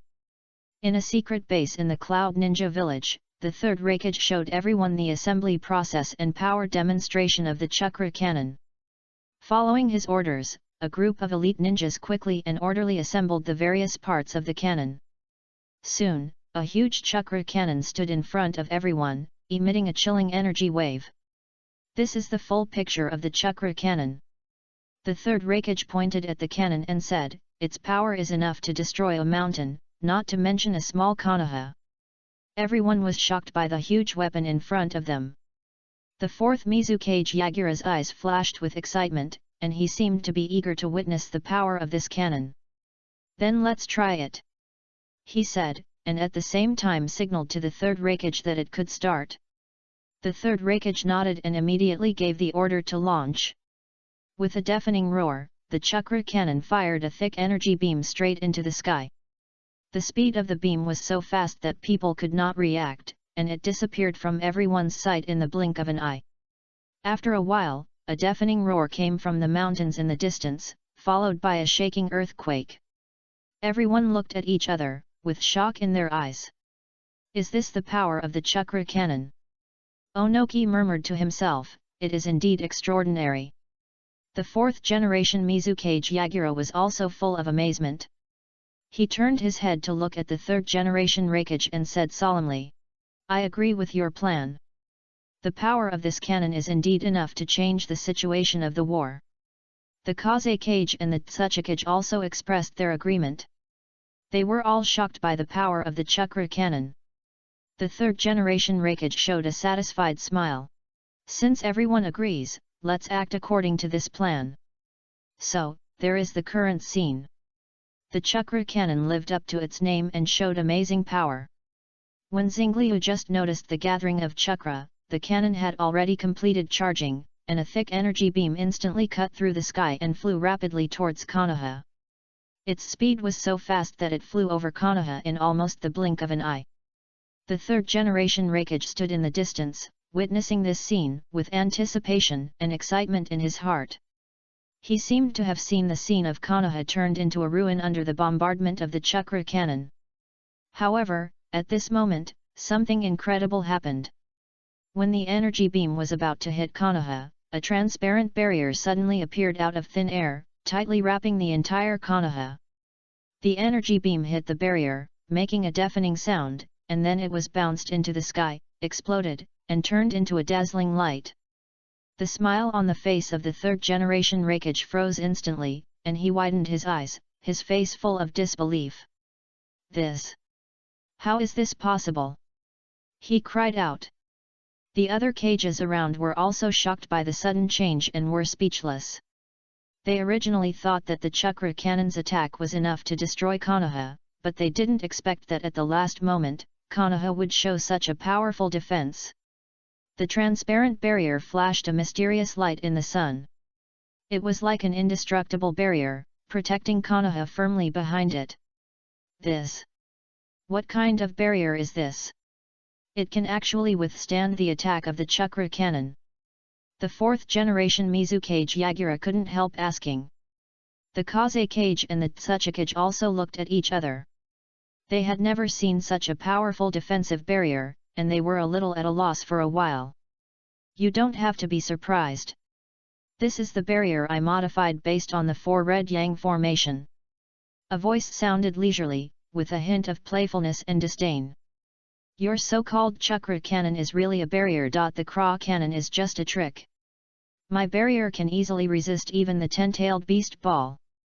The moment the voice fell, the four shadows felt their hearts tighten at the same time. They turned their heads and their pupils shrank sharply. Uchiha Xingliu was standing there quietly, with a faint smile on his face, but his eyes revealed a kind of disdain. It seems that you have chosen to be my enemy. Chapter 165 Death of Four Shadows. Uchiha Xingliu. The third generation Raikage spoke slowly, his voice full of fear and unwillingness. He stared at Xingliu closely, trying to read some clues from his eyes. You knew we would do this a long time ago. Xingliu smiled slightly, with a hint of unfathomable meaning in his smile. He shook his head gently, his tone indifferent. How could I know in advance? I was just in case. His calm attitude made everyone present feel an invisible pressure. Onoki took a deep breath and proposed in a deep voice. This incident was instigated by you, Konoha, so we can let it go for now. But in the future, we will go our separate ways and not interfere with each other, how about that? Hearing this, Xingliu suddenly laughed out loud, and the laughter echoed in the air, getting louder and louder. Onoki felt that his dignity was ruthlessly trampled on. His face was livid, his fists were clenched, and he was furious. He stared at Xingliu with wide eyes and shouted angrily word by word. Little devil, do you really think we are afraid of you? There are so many of us, once we join forces, you may not be able to get any benefits. However, as soon as Onoki finished speaking, his pupils suddenly contracted. An irresistible force suddenly descended, binding him firmly in place. He tried to struggle, but the force was like a chain from the abyss, binding him tightly and making him unable to move. Then, a crisp sound of mirror breaking rang out around him. The sound was sharp and piercing, and it was creepy. He looked down and was horrified to find that his body was broken into pieces like a mirror. The air around him seemed to solidify, and everyone held their breath and stared at this scene intently. Onoki looked at everything that happened to him in horror, with doubts and confusion in his heart. He didn't know why he became like this, let alone what would happen next. At this time, Xingliu also restrained his smile. He looked at the terrified Onoki jokingly and slowly said, "The space around you has been broken into pieces, but it hasn't been completely broken yet." His tone was relaxed and casual, as if he was talking about something very ordinary. However, these simple words hit Onoki's heart like a heavy hammer, making him feel a chill of despair. How is this possible?" Onoki said with a trembling voice. He couldn't believe that space could be manipulated so easily. Xingliu smiled faintly and did not answer his question. Instead, he slowly raised his right hand with his palm facing up. An invisible force gathered in his palm, forming a rotating vortex. What are you going to do?" Onoki asked in horror. He felt that the invisible force was constantly devouring the space around him. Xingliu did not answer, but just looked at him indifferently, as if looking at a passerby who was about to disappear. Suddenly, the invisible force erupted, and Onoki only had time to let out a scream before he was completely swallowed up in the rotating vortex. The air around him seemed to solidify at this moment, and time seemed to stop flowing. Everyone stared at this scene with wide eyes, as if they couldn't believe what was happening before their eyes. Onoki, a person who was one of the best among the four shadows, disappeared without a trace in such a short time. Xingliu gently retracted his right hand, and the rotating vortex dissipated as if it had never existed. He looked around, his eyes swept across everyone's face, as if he was examining their hearts. "Since you have chosen to be my enemy, you should be prepared to die." His voice was calm and indifferent, as if he was talking about something very ordinary. "Everyone present just now didn't think of letting Konoha go, so you should have made this preparation, right?" The air around was dead silent, no one dared to speak, and even breathing became cautious. Xingliu's eyes were like a sharp sword, making everyone feel an invisible pressure. "You can choose to surrender or die," Xingliu said lightly, as if stating a fact, "but no matter which choice you make, you must pay the price for your actions." "Uchiha Xingliu, don't be so arrogant." Finally someone couldn't help but speak. It was a burly man with a face full of flesh. He was wearing a forehead protector from the hidden earth village. At this time he stared at ease, staring at Xingliu fiercely. "Do you think you can fight all of us by yourself?" After saying that, the man roared, and a powerful chakra burst out of his body instantly. "Earth Escape Earth Dragon Bomb!" Xingliu slightly turned sideways and easily avoided his attack. He stretched out his palm and gently pushed, and an invisible force hit him hard and flew out. His body drew a long arc in the air, and then fell heavily to the ground. He struggled to stand up, but the force made him unable to move. "Is this your strength?" Xingliu said lightly, "If it's only this level, then you don't want to leave alive today." As soon as he finished speaking, bursts of breaking air suddenly sounded in the air around him. Then, dozens of figures rushed out from all directions and surrounded Xingliu. "Uchiha Xingliu, you will definitely die today." Yagura's voice rang out in the crowd, "With so many of us, I don't believe we can't beat you alone." Xingliu glanced at the crowd around him, and there was no fear in his eyes. On the contrary, a faint smile appeared at the corner of his mouth. "Do you really think that having more people will be useful?" After saying that, he slowly closed his eyes. When his eyes opened again, a strong breath instantly burst out from his body, and the 6 Magatama Samsara Sharinan also appeared in the eyes of everyone. "Let you see what real power is." As his voice fell, a strong sense of oppression instantly enveloped everyone present. They felt as if their bodies were tightly bound by an invisible force and could not move at all. Now they understood why Onoki didn't run away just now. And the next moment, the scene in front of them suddenly changed, and they found themselves in a strange place. Roar! At this moment, a deafening roar sounded. Everyone looked up and saw that a huge-tailed beast ball had condensed and was roaring towards them. They widened their eyes, and the last picture in their minds was occupied by a huge-tailed beast with 10 tails. The tailed beast stood in the center of the storm, surrounded by violent energy, like a beast that destroyed the world. Then they were destroyed by endless energy and disappeared in the dust. I just started to pretend, and you killed me. There was a hint of dissatisfaction in Xingliu's voice. He controlled Susanoo to hit the 10-tailed beast fiercely. Chapter 166 Formal Declaration of War. The 10-tailed beast let out a shrill cry under Xingliu's continuous blows. It staggered away and stared at Xingliu with its big eyes full of grievances, telling its dissatisfaction and pain. There were big questions in its little head. Why did the master beat him even though he helped the master deal with the enemy? Xingliu glared at it and sighed softly. Since being captured by him 3 years ago, the 10-tails has become more and more like a pet. Because of its huge size and immature mind, he kept it in his own space. He wanted to pretend this time, but he forgot that there was a 10-tails here. As a result, as soon as the enemies entered his space, they were covered in the face by the 10-tails tailed beast ball. Although Xingliu had enough power to block the attack, he did not do it. After all, these people were his enemies. He did not need to block the attack for the enemy. Xingliu glanced at the 10-tails, and the big guy was drooping his head, as if he felt guilty for his behavior. Forget it, I'll forgive you this time. Xingliu sighed lightly, revealing a hint of helplessness in his tone, but you can't do this next time, understand? Hearing this, the 10-tails immediately raised his head, and a hint of joy flashed in his eyes. It growled, as if to assure Xingliu that it would not do it again. Xingliu smiled slightly, then reached out and gently stroked the huge body of the 10-tails. After pacifying the 10-tails, Xingliu left the space and returned to the Hokage's office. At this time, Uzumaki Mito and others had already arrived here.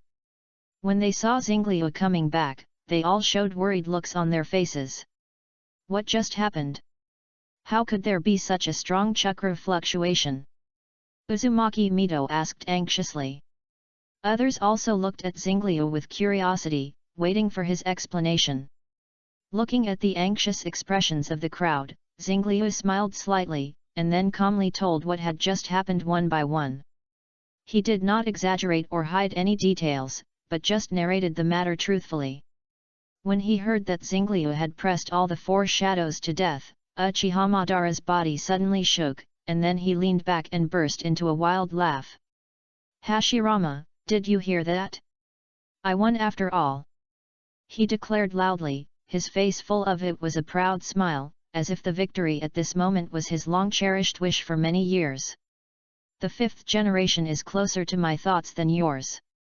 Uchiha Madara's eyes flashed with a provocative light, and he stared at Senjo Hashirama, waiting for the other party's response.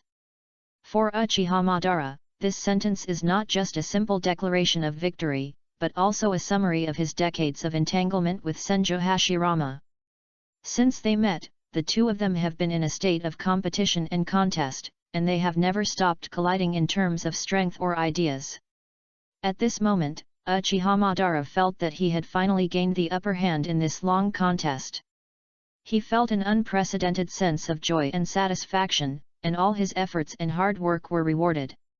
However, in the face of Uchiha Madara's provocation and declaration of victory, Senjo Hashirama did not show any discouragement or frustration.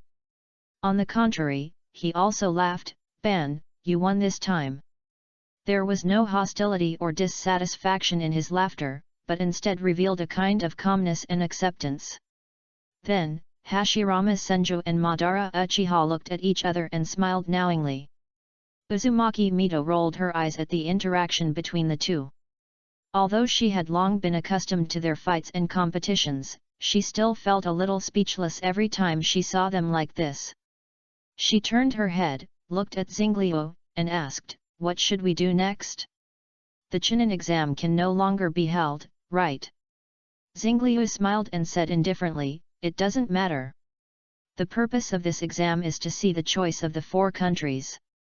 It doesn't really matter whether it is held or not. And now that the 4 countries have chosen to go to war, we can't be weaker. At this moment, the door of the office was suddenly knocked. Xingliu frowned slightly, and just as he was about to ask, the door was pushed open. A member of the Umbu walked in quickly, with a hint of anxiety on his face. Hokage, please forgive me for being rude.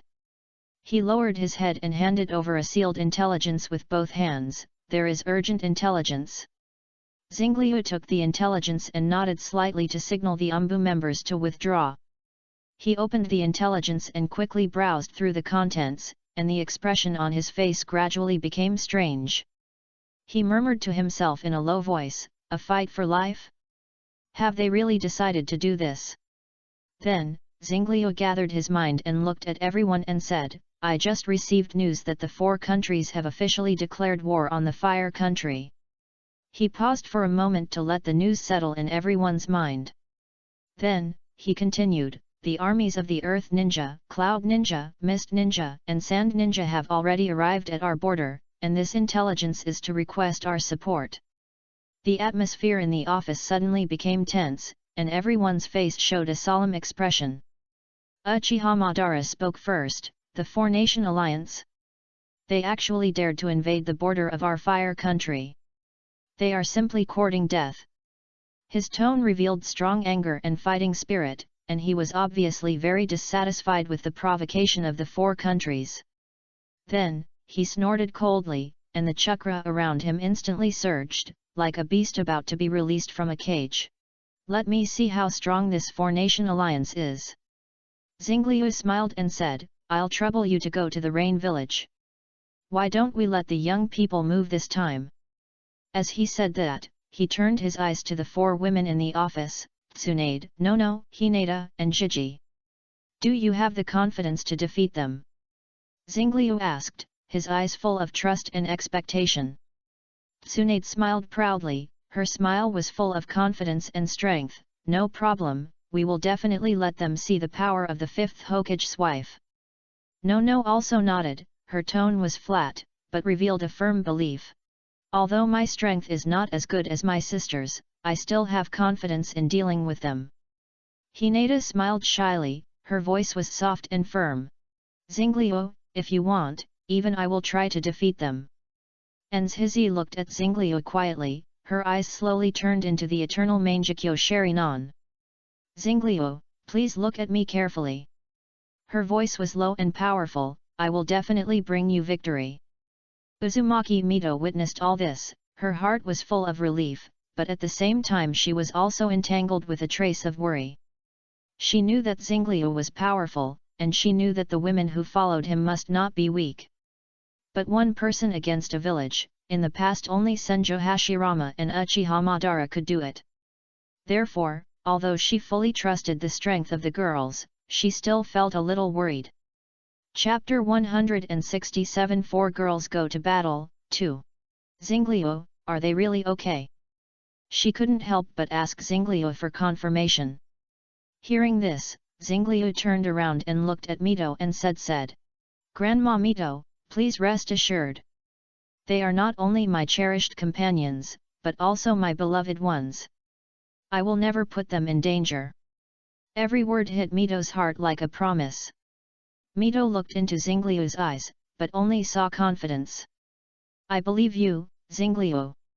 She finally said. Although the worries in her heart have not completely dissipated, she still believes in Xingliu as always.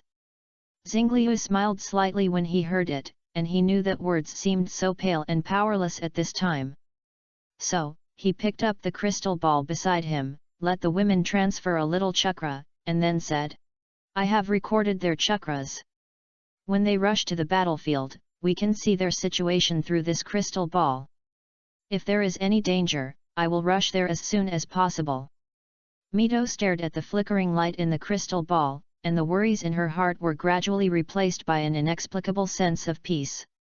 Mito stared at the light flowing in the ball, and the uneasiness in her heart was blown away by the warm wind, and gradually replaced by an inexplicable tranquility. She sighed softly in her heart, "Little Zingliu, you are always so reliable." At the same time, the female ninjas also deeply felt Zingliu's care and affection, and a warm current surged in their hearts. Tsunade looked at the people who were ready and said in a deep voice, "It's time to set off. The ninjas on the border may be eagerly looking forward to our support." Zingliu nodded slightly after hearing this, and then waved his hand, and 4 portals appeared out of thin air in front of everyone. Then he said in a deep voice, "This is the specific location of the Shikoku ninja army that I just sensed. We can go directly to the battlefield through the portal." Looking at the portal that suddenly appeared, Tsunade's eyes flashed with excitement. She walked towards the portal impatiently, but just before she stepped into it, she turned around and said to Nono, Jiji, and Hinata, "How about our competition this year to see who can resolve the battle the fastest this time?" As she said this, a challenging smile appeared on her face, and a competitive light flashed in her eyes. After hearing this, the girls also showed interest on their faces. They all nodded and accepted Tsunade's bet. Under the influence of Zingliu, their personalities gradually became decisive and strong. The experiences of the past few years have also allowed them to witness the darkness and cruelty of the ninja world, but they have never been defeated by these. On the contrary, these experiences have made them more aware that they must not be soft when dealing with enemies. Therefore, when facing a war that may kill thousands of people, they can still remain calm. They even have the leisure to open such a bet. However, Zingliu showed a strange expression on his face after hearing Tsunade's words. He thought silently in his heart, has she forgotten what her bet is? Unfortunately, after seeing the girls agree to the bet, Tsunade couldn't wait to step into the portal and missed the strange look on Zingliu's face. Otherwise, she might recall the childhood nightmares dominated by Zingliu, and thus remember her strange gambling luck. At the junction of the border between the Wind Country and the Fire Country, in a tunnel dug by ninjutsu, several ninjas wearing Konoha forehead protectors hid with tired faces. They were exhausted due to excessive use of chakra, but compared to their companions who died in the Sand Ninja raid, they were undoubtedly lucky. Damn it! A ninja couldn't help but pound the wall angrily, venting his inner grief. If it weren't for the Sand Ninja, Ming Hui wouldn't die. He clearly told me that he would go back to his hometown to get married after completing the guard mission this time. His words were full of grief and anger, and finally he sat on the ground powerlessly, letting his tears fall. His action also resonated with a ninja next to him. That's right, I don't know what the 5th generation thinks, why force them? However, just as he finished speaking, the ninja who had just sat on the ground powerlessly suddenly punched him in the face. The 5th generation is not wrong. He shouted hoarsely. My companion died at the hands of the Sand Ninja. If you don't have the courage to find the murderer who killed your companion, then let me avenge you. The ninja who was knocked away by him flushed, shame and anger intertwined, but in the end he lowered his head and did not refute. The atmosphere in the tunnel suddenly became tense, and the air was filled with strong anger and sadness. These ninjas knew that their enemy was the Sand Ninja, not their companions. Little mouse, do you think that our Sand Ninja does not exist? You made such a big noise, afraid that we can't find it. At this moment, a cold voice suddenly sounded in the tunnel, making everyone's heartbeat accelerate instantly. They looked around nervously, looking for the source of the sound, but saw only it was pitch black. The appearance of this voice made the already tense atmosphere even more tense. Every ninja held their breath and prepared to deal with the upcoming danger with full concentration. They knew that the Sand Ninja had discovered them, and the next battle would be a matter of life and death. However, after they waited nervously for a moment, they found that the voice did not sound again, and there was no movement around. Where is the Hyuga ninja? Has your chakra recovered? Open your Byakugan and take a look. A ninja shouted anxiously. Hearing this, a ninja from the Hyuga family gritted his teeth, tried his best to squeeze chakra out of his cells, and opened his Byakugan. Even though he knew that excessive use of chakra could lead to death, he still did it resolutely for the safety of his companions. However, the moment he opened his Byakugan, his face suddenly changed, pale as paper, and he sat down on the ground, muttering to himself, "It's too late." His abnormal behavior immediately attracted the attention of the people around him. A ninja quickly helped him up and asked, "What's too late?" The Hyuga ninja showed a bitter smile and said weakly, "The army of Sand Village is above us, we can't escape." His voice was full of despair and helplessness. Everyone's heart sank when they heard it, realizing that they were in a desperate situation. At this time, the cold voice before sounded again, saying in a playful tone, "He is right, we have surrounded you. Do you choose to surrender decently, or let us help you to surrender decently?" Faced with this provocation, the ninjas of Konoha did not retreat, but aroused their fighting spirit. "Go up and fight them!" a ninja roared.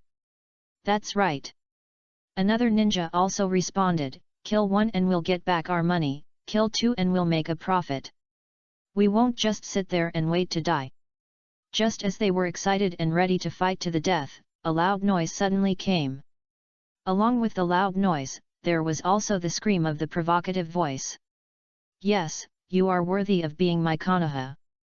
Everyone looked up in astonishment, only to see that the top of the tunnel above their heads was actually opened up, and the sun shone through the gap, illuminating the originally dark tunnel.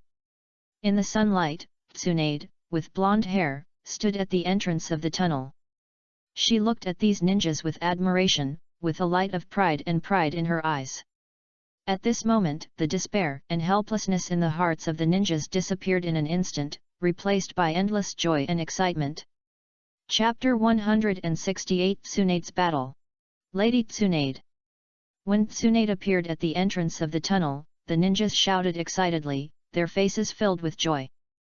They only knew that Tsunade was one of the wives of the 5th generation, but today, her appearance gave them a new understanding of this blonde female ninja. Tsunade smiled and nodded to the ninjas, then her eyes turned cold and turned to the direction outside the tunnel, shouting, "You bastards from Sand Village, you dare to attack the ninjas of Konoha, today is your death."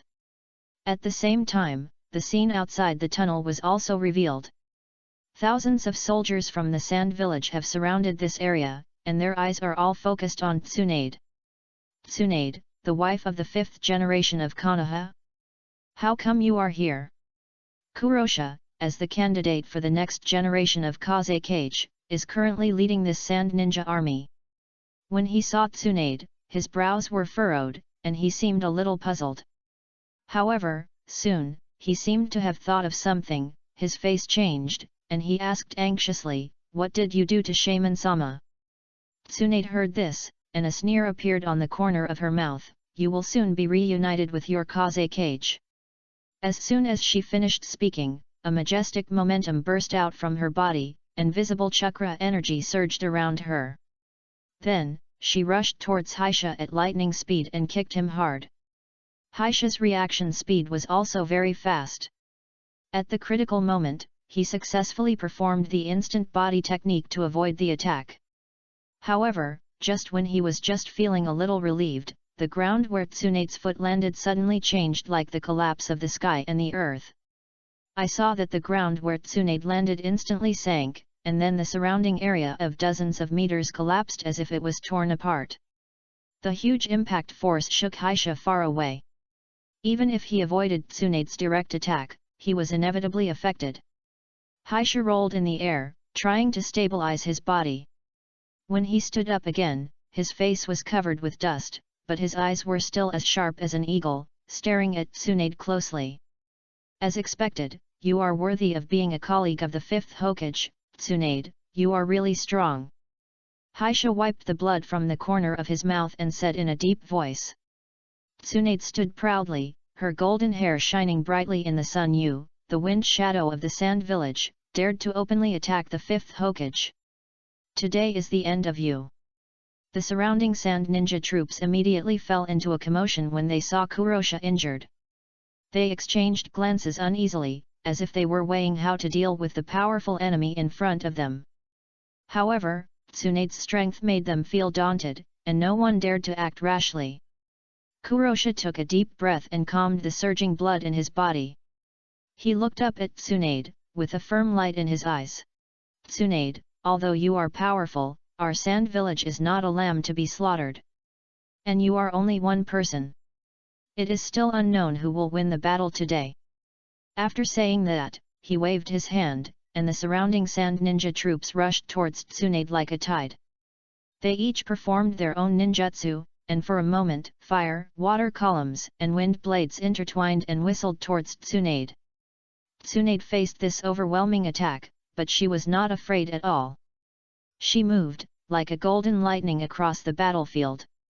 Her fists, kicks, and elbows all carried strong chakra energy, and each attack created a huge movement. Each attack reshaped the earth, and each attack could make dozens of sand ninjas immobile. Illusions were useless to her, and she was not as fast as her. She was not afraid of being hurt, and her body was like a cheat, without stiffness. Such Tsunade made the sand ninjas feel unprecedented despair. That is, the sand ninjas were dispersed, otherwise she would have killed them all in a short time. When Haisha saw this scene, his heart sank. He realized that if this continued, the sand village might suffer unbearable losses. He also tried to use his sand iron technique to resist Tsunade's attack, but like other sand ninjas, his ninjutsu seemed so fragile in front of Tsunade, like a toy that would break at the touch. After seeing this scene, Haisha could only hope that Tsunade's state would not last long. However, what he didn't know was that Tsunade was just warming up at the moment. At this time, Tsunade's strange luck began to work. Haisha saw the Konoha ninjas sticking their heads out of the tunnel, and they were looking at Tsunade with admiration. He had an idea in his mind, and he ordered loudly, "Attack the people in the tunnel." Following his order, the sand ninja troops seemed to be injected with violent power. They quickly changed their attack targets, and dense ninjutsu and kunao poured towards the Konoha ninjas in the tunnel. Tsunade saw this scene, and her heart was burning with anger. She roared, "Despicable!" Then, she came to the front of the Konoha ninjas in an instant like the wind. Putting her hands together, a powerful chakra energy gathered in her body. Wood release. Woodman technique. As Tsunade's shout fell, a huge wooden man appeared out of thin air, standing like a mountain at the entrance of the tunnel, building an indestructible barrier for the Konoha ninjas and resisting the fierce attack of the sand ninja army. Kurosha stared at the huge wooden man, and an endless despair suddenly surged in his heart. He knew the legend of Senjo Hashirama, who was a hero who pacified the troubled times, and his wood release ninjutsu was awe-inspiring. As his granddaughter, Tsunade now used wood release, which meant something self-evident. Recalling Tsunade's previous battle scenes, Kurosha had a chilling realization in his heart. It turns out that she has never tried her best until now. This thought was like a cold snake and scorpion, biting his heart fiercely. If Tsunade showed her strength without reservation from the beginning of the battle, the price paid by the sand village would probably be several times more tragic. Thinking of the unknown whereabouts of the second Kaze Cage shaman, Haisha's face turned livid, and he resolutely issued an order. The puppet team stays behind to buy time for the others to retreat, and the others immediately disperse and flee. He knew very well that at this juncture, only by preserving strength can the fire of revival be left for the sand village. Even if faced with the possibility of defeat, it is necessary to ensure that a part of the force can be evacuated safely to leave hope for the future of the sand village. However, although the ideal is beautiful, the reality is cruel. The sand village's attack on the Konoha ninja completely angered Tsunade, and she showed unprecedented power. Above the earth, green light spots bloomed like a dream, like the stars in the night sky, so beautiful that it was breathtaking. However, for the sand village in it, this beautiful scenery was like a nightmare. Once they touched these green light spots, they would feel their chakra being quickly sucked away until they were weak and collapsed to the ground. Wood release. Green dance. Chapter 169. The rest of the battlefield. Unlike the sand village ninjas, when the Konoha ninjas came into contact with these green light spots, they felt a kind of purification and recovery of body and mind. These light spots seemed to have magical power, which can gently wash their bodies. In this process, not only the wounds on the body gradually healed, but also the consumed chakra was restored. The green dance ninjutsu is Tsunade's unique skill, which combines the essence of medical ninjutsu. By controlling the spores to fly in the air, parasitizing on the enemy to absorb their chakra, and then cleverly using this part of the chakra to heal wounds and restore physical strength for oneself. Compared with the advent of the tree world, the green dance may lack the kind of devastating lethality, but its wide range and strange effects make it more difficult for the enemy to guard against. Moreover, it also has the magical effect of assisting teammates, and can provide continuous treatment and support for teammates in battle. It is a rare all-round ninjutsu. Haisha fell to the ground, his eyes full of despair, looking at the sand-hidden ninjas falling one by one around him. His heart was like being hit by a heavy hammer, and he was so painful that he couldn't breathe. However, when he turned his sight to the logistics troops fleeing in the distance, a sense of comfort surged in his heart. He knew that at least part of the power of Sand Village was preserved, and they would become the spark of Sand Village's revival, leaving hope for future battles. At this moment, Haisha deeply felt the cruelty and ruthlessness of war, but at the same time he also saw the dawn of hope. He knew that as long as there were still people, Sand Village would have a day to revive. Tsunade was the opposite. She had realized that she had done a lot of things that wasted time. Based on her understanding of her sisters, they might have finished the battle at this time. Things were just as she expected. There were no remaining troops of Konoha where Nono, Chiji, and Hinata were. Naturally, there was no need to waste time to help them. Time went back to the moment when Tsunade had just arrived at the battlefield. At this time, the border between the land of water and the land of fire was shrouded in mist. Nono stood quietly in the center, her figure looming in the mist, giving people a mysterious and unfathomable feeling. Around her were the mist ninjas who were ready to fight. Their eyes were cold, like ice blades in the cold winter. Looking at them, Nono pushed her glasses calmly. Unlike the other three women, she was not the heir of a great clan in the ninja world, and lacked the natural advantages and aura. So even with the help of Xingliu, she could not catch up with the others directly, but this did not mean that she was not strong. After these years of growth, she has been able to control the five senses on a large scale. So this kind of large-scale melee is more beneficial to her. The mist ninjas did not say anything extra. They rushed forward and tried to capture Nono alive. In her, they saw the special value of being one of the wives of the fifth generation of Konoha, which was undoubtedly a great temptation for the hidden mist village. However, their wishful thinking was obviously wrong. Under the control of Nono's five senses illusion, the mist ninjas were like being shrouded in invisible darkness, and their world became distorted and chaotic. What they saw in their eyes was no longer their companions, but vague and threatening enemies. They tried to swing their weapons, but every attack seemed to be disturbed by an invisible force, and eventually they either deviated from the target or accidentally injured their companions. The air was filled with a strong smell of blood, which was the trace left by the mist ninjas after they killed each other. The sound of weapons hitting flesh, screams and desperate cries intertwined to form a sad and tragic song. The faces of the mist ninjas were full of fear and despair. They tried to escape from this terrible dream, but the power of the five senses illusion tightly bound them and prevented them from escaping. Their hearts were deeply tortured, and fear and despair continued to spread in their hearts. On this chaotic battlefield, Nono was like a cold-blooded god of war. She observed all this calmly without a trace of pity. She knew that these were the prices that had to be paid for the victory of the war and for the protection of herself and her companions. Her eyes were firm and cold, without a trace of hesitation or wavering. As time passed, the screams on the battlefield gradually weakened and finally fell silent. Except for a few mist ninjas who did not take action, the rest of the enemies had all fallen in a pool of blood. Their faces were frozen with the last fear and despair, as if telling the cruelty and ruthlessness of this battle.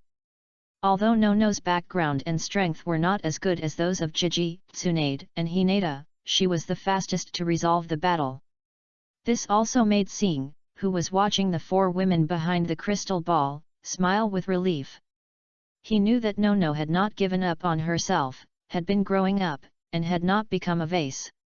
At the border between the land of earth and the land of fire, Hinata was a little distressed, with tens of thousands of rock ninjas in front of her. Hinata had experienced many hardships, and those experiences made her gradually become strong and decisive. However, she still maintained her kind nature deep in her heart. Facing the tens of thousands of rock ninjas in front of her, she felt very distressed.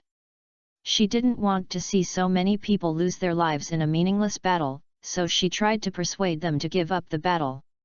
Unfortunately, the rock village has the so-called will of stone.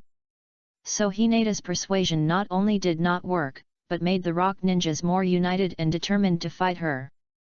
In other words, Hinata was just alone and not a well-known strong man in the ninja world, so how could she let the rock ninjas surrender without a fight?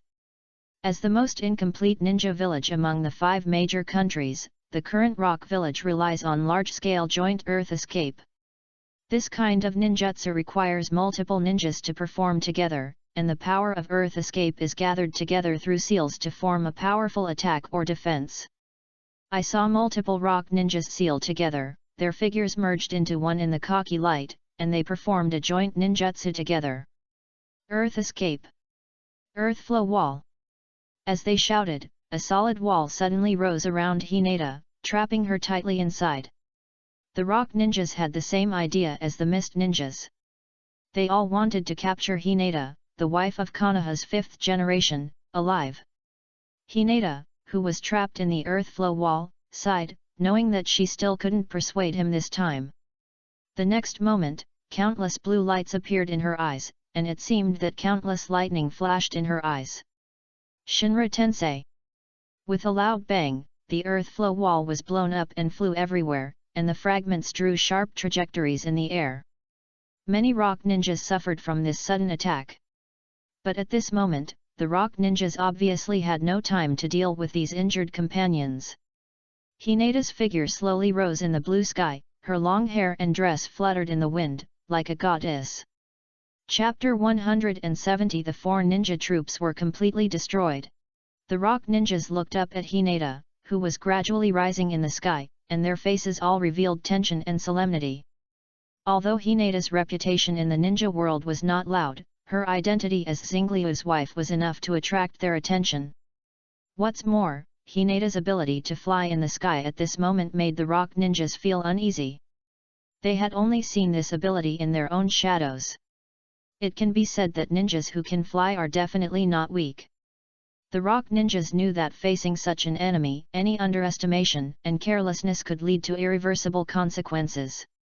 Therefore, the rock ninjas' faces were full of caution and seriousness. They held their weapons tightly and prepared to deal with Hinata's attack. At this time, Hinata was floating in the sky, looking down at the rock ninjas below in a trance. Her thoughts seemed to have traveled through time and space and returned to the past. In another world, Uchiha Madara once entrusted his samsara eye to Hinata. This power became her amulet when she faced the powerful enemy Ishiki, allowing her to escape. And it was the 6th sage from another world who allowed Hinata to successfully control this power. In that world, after the 6th sage failed in his attempt to seal Ishiki, he gave his chakra to Hinata. This chakra, like a blessing and protection, allowed Hinata to burst out with powerful power at the critical moment. However, now Hinata has given up the power from others and opened her own turning eye. As Xingliu said, your own is the best. After she got her eyes back, with the help of Xingliu, she successfully opened the turning eye and gained the ability to destroy the world. At this moment, Hinata is no longer the little girl who needs to rely on the power of others, but has become a truly powerful ninja. Recalling the past experience, Hinata's heart is full of gratitude. She knows that she can get to this point today, inseparable from those who have helped and supported her. She would keep this gratitude in mind, and continue to move forward, fighting to protect everything she cherished. Thinking of this, her eyes condensed, and she shouted softly, "Silver Wheel Rebirth Explosion!"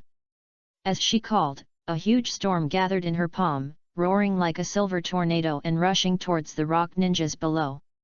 The rock ninjas below were all terrified at the storm that swept across the world. They were sweating coldly, knowing that the power of this attack was extraordinary. At this critical moment, they quickly formed seals and mobilized the earth escape power in their bodies to try to resist this fatal blow. Earth escape. 10,000 miles of earth flow wall. As the rock ninjas shouted, a series of indestructible earth walls rose up in front of them, trying to block the storm that swept over. The storm formed by the Silver Wheel Rebirth explosion collided violently with the earth escape. 10,000 miles of earth flow wall. For a moment, it seemed that only the deafening roar and dazzling light remained between heaven and earth. The violent impact of the storm caused the earth wall to gradually crack, and the earth blocks flying. The rock ninjas tried to stabilize the earth wall, but the power of the Silver Wheel Reborn explosion was too strong, and their efforts were in vain.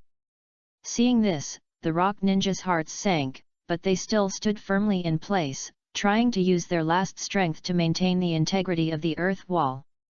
But as the earth wall collapsed, a large number of rock ninjas were exposed to the fierce attack of the storm.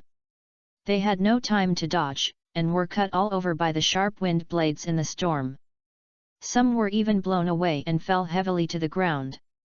For a time, only a few rock ninjas were left on the battlefield. When the storm finally ended, only 1 in 10 rock ninjas on the field survived.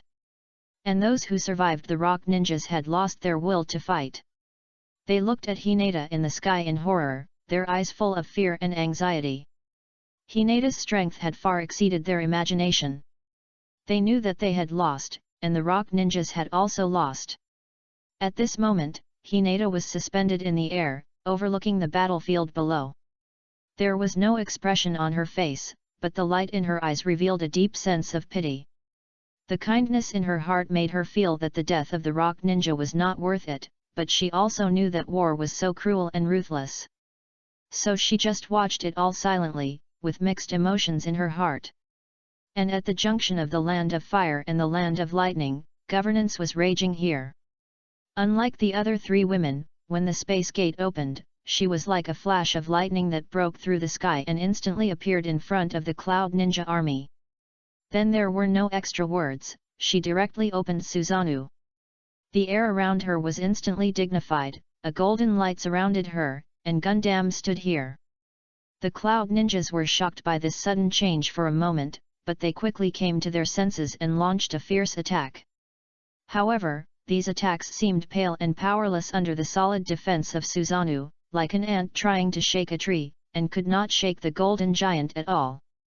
After several attempts, the Cloud Ninjas realized that there was little hope for a frontal breakthrough, so they changed their tactics, dispersed, and tried to consume Zhili's physical strength through guerrilla warfare. They moved flexibly, sometimes attacking and sometimes dodging, which made it impossible for Zhili to concentrate on attacking. Facing the guerrilla tactics of the Cloud Ninjas, Zhili found that although Susanoo's ability was powerful, it could not effectively destroy the enemy on a large scale. So, she decisively removed Susanoo and prepared to adopt a new strategy. Just as the Cloud Ninjas were secretly happy that Zhili had removed Susanoo, Zhili borrowed the power of the 7 tails. Suddenly, gorgeous butterfly wings grew behind her, and she held a short sword flashing with lightning in her hand. This short sword seemed to be in tune with Zhili's mind. It began to wrap around the lightning chakra and slowly extended to more than 10 meters. Then, Zhili shuttled across the battlefield at several times the speed of sound. Her figure was like a flash of lightning, and wherever she passed, there was a huge movement. Strong wind pressure raged with her movement, blowing the surrounding Cloud Ninjas all over the place. And those Cloud Ninjas on her route had no time to react and were cut off one by the sharp blade. For a while, screams and wails echoed throughout the battlefield. Those were the desperate cries of the Cloud Ninjas before they died, full of endless pain and unwillingness.